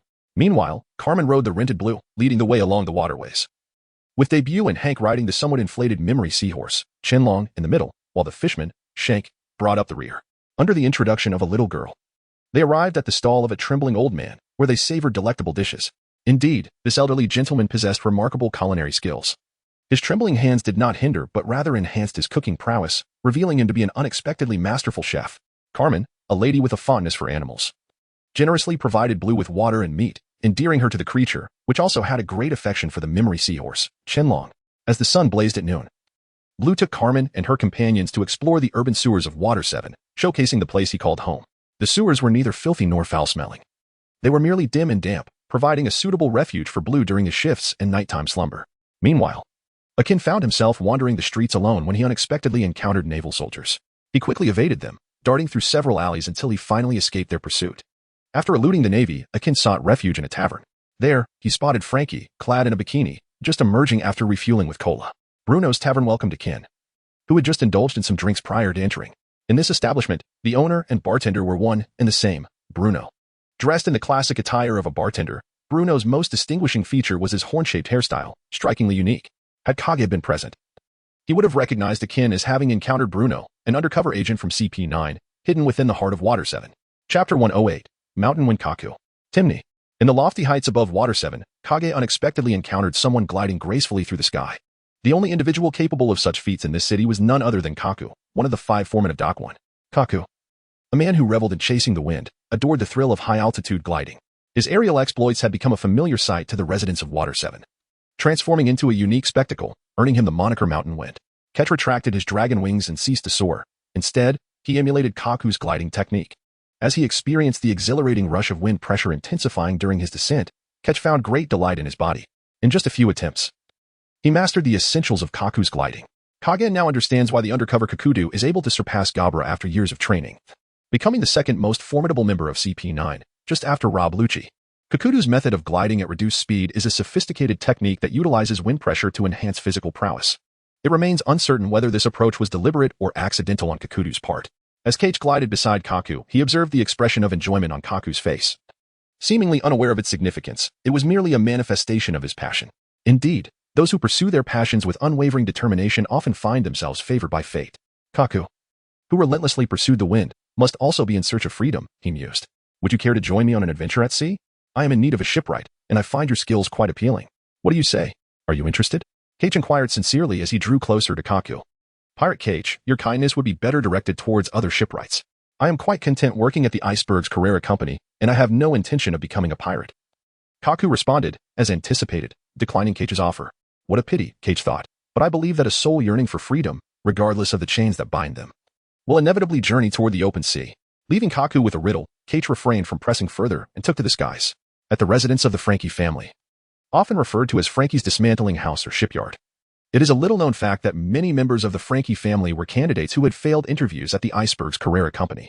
The leader, Frankie, had taken a stolen bounty of 300 million and left to engage in mysterious dealings, leaving behind Captain Zambai and his crew, including Egghead, Cop, Chia Tiger, and other subordinates. Unbeknownst to them, they were about to face an unforeseen encounter. The Straw Hat crew, consisting of Luffy, Roronoa Zaro, and Sanji, had arrived. And the ruffians of the Frankie family would soon pay the price for robbing and tormenting Usopp. Under the unyielding fury of Luffy, Zaro, and Sanji, the Frankie family's thugs were dispatched as if they were drowning rats, and the once formidable shipyard crumbled into disarray. On the island of Dismantling, formerly the site of Tom's shipbuilding company and where the young Frankie crafted the Frankie fighting ship, the original foundation had vanished beneath rising waters, leaving behind a heap of derelict ship debris that formed a modest floating island. Sat, Gade, Jack, and Flatey, not wishing to wait idly at the first dock of the Carrera Company, decided to explore the streets of Water 7. In their wanderings, they encountered Timni, the playful granddaughter of Kokoro, who exhibited a bright, clever personality and boasted a quarter mermaid lineage that bestowed her with exceptional swimming skills, a trait that would prove vital during the events of Eni's lobby. Accompanying her was her self-proclaimed cat, Kumbe. However, Kumbe was, in fact, a blue rabbit that merely emitted meowing sounds. A creature that meows could rightly be called a cat. After all, Timni, perceptive and astute, soon noticed the diminutive Flatey, a member of the Little People, hidden among Sat, Gade, and Jack. Little People, come play with me, she exclaimed, brandishing her blue rabbit, Kumbe, and playfully circling the three, insistent on fulfilling her desire to play with the Little People. Now, young lady, you must calm down and refrain from causing a commotion. I shall allow our companion Flatey to play with you. Sat, the ship's first mate, suggested, halting Timni's dizzying dance around them. All right, I will be quiet now, she replied, her demeanor shifting to compliance. Seeing that Timni had indeed calmed and ceased her noise, Sat turned to Flatey. Flatey, this young girl means no harm. Fly to her and let her touch you. Flatey recognized Timni's innocence and willingly approached her. Timni gently placed Kumbe on her shoulder, freeing her hands to receive Flatey with open palms, awaiting the little person's landing. As per her wishes, Flatey gracefully alighted in Timni's hands. Hello, Timni. I am Flatey of the Eye of Tribe. It is a pleasure to meet you. Timni's eyes sparkled with delight as her finger instinctively brushed against Flatey's cheek. So adorable. I am Timni, granddaughter of Kokoro, the station master of the sea train. And this is my pet cat, Kumbe. I am equally pleased to meet you. Timni cradled Flatey with great care, as if holding a precious and fragile treasure. With Flatey's companionship, her voice steadied, no longer emitting the shrill cries typical of exuberant children. Eager to share her newfound knowledge, Timni began to guide Sat, Gade, and Jack, introducing them to the best eateries, particularly recommending her grandmother's friend, Grandpa Pom Pom Pom, whose culinary skills, despite his age and tremors, were unparalleled. Timney also recounted the history of Tom's shipbuilding company, sharing tales of the legendary shipwright Tom, Kokoro, Iceberg, and Frankie for figures who had graced the pages of newspapers. While Frankie had only appeared once, the other three were prominent personalities featured multiple times. The trio was well versed in the exploits of Tom, Kokoro, and Iceberg, as reading newspapers was a common form of entertainment and information in the pirate world. In contrast, Luffy, who rarely glanced at the news, was a rarity. The legendary shipwright Tom, a stout fishman, possessed immense strength, capable of lifting an entire ship with one hand. 2 decades prior, he constructed the Aro Jackson for Gold. Roger using the wood from the Atom Tree. When Roger faced execution, Tom was also slated for immediate sentencing. However, he persuaded the chief judge to delay his execution by explaining the concept of the sea train, granting him time to construct it. After 14 years, he unveiled the sea train puffing Tom. During Timney's narration, Sat, Gade, Jack, and Flatey learned that Frankie had been framed by CP5 Commander Spandam. And Tom had exchanged his own life for Frankie's, leaving behind the adage, a man must have faith in the ships he builds. Ultimately, Tom accepted his fate for constructing the ship for the Pirate King Gold, Roger, and was taken to Eni's lobby to face the death penalty.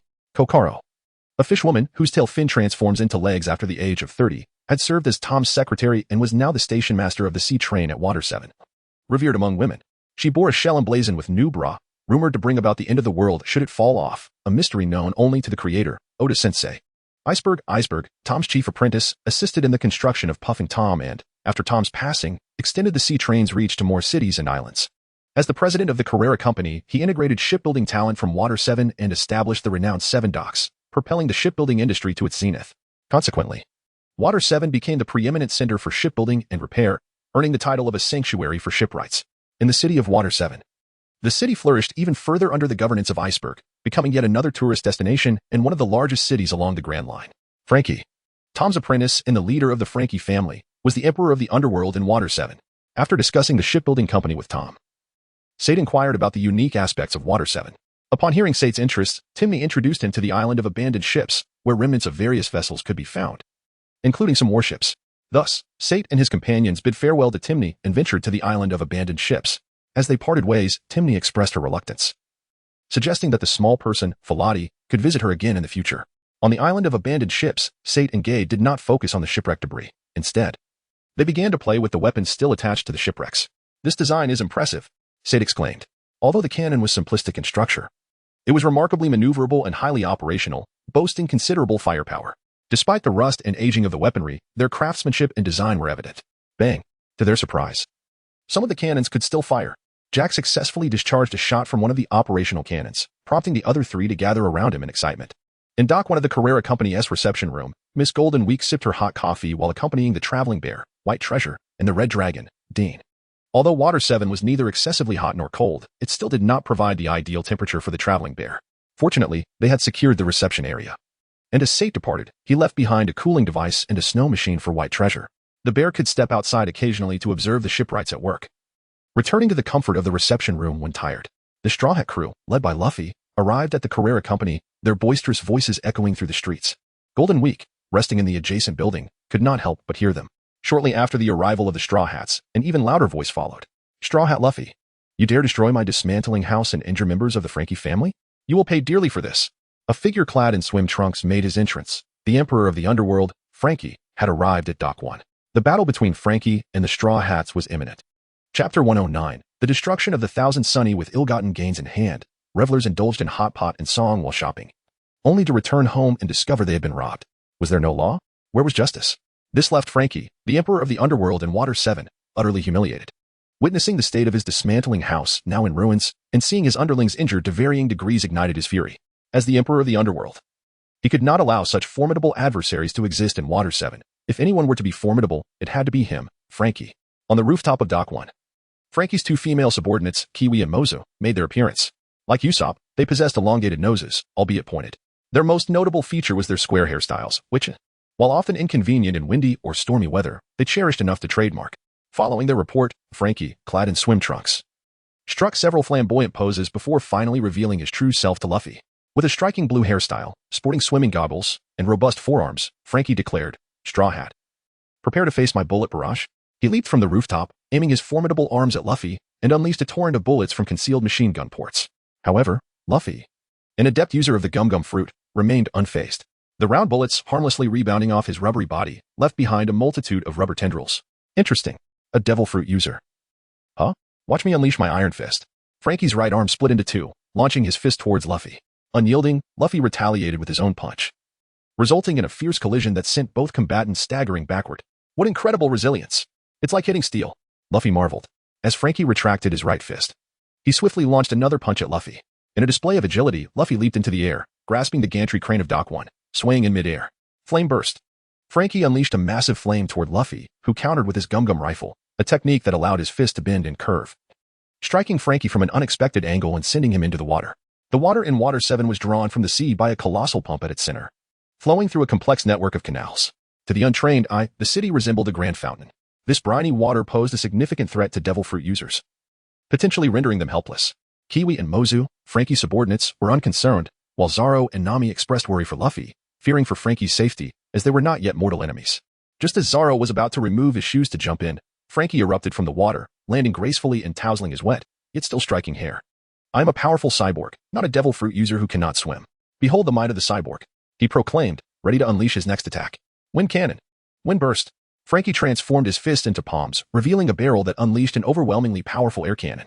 The air cannon swept away all the scattered wooden tools on the ground, and the immense air pressure sent debris crashing against the colossal iron arm of the gantry crane in Dock 1.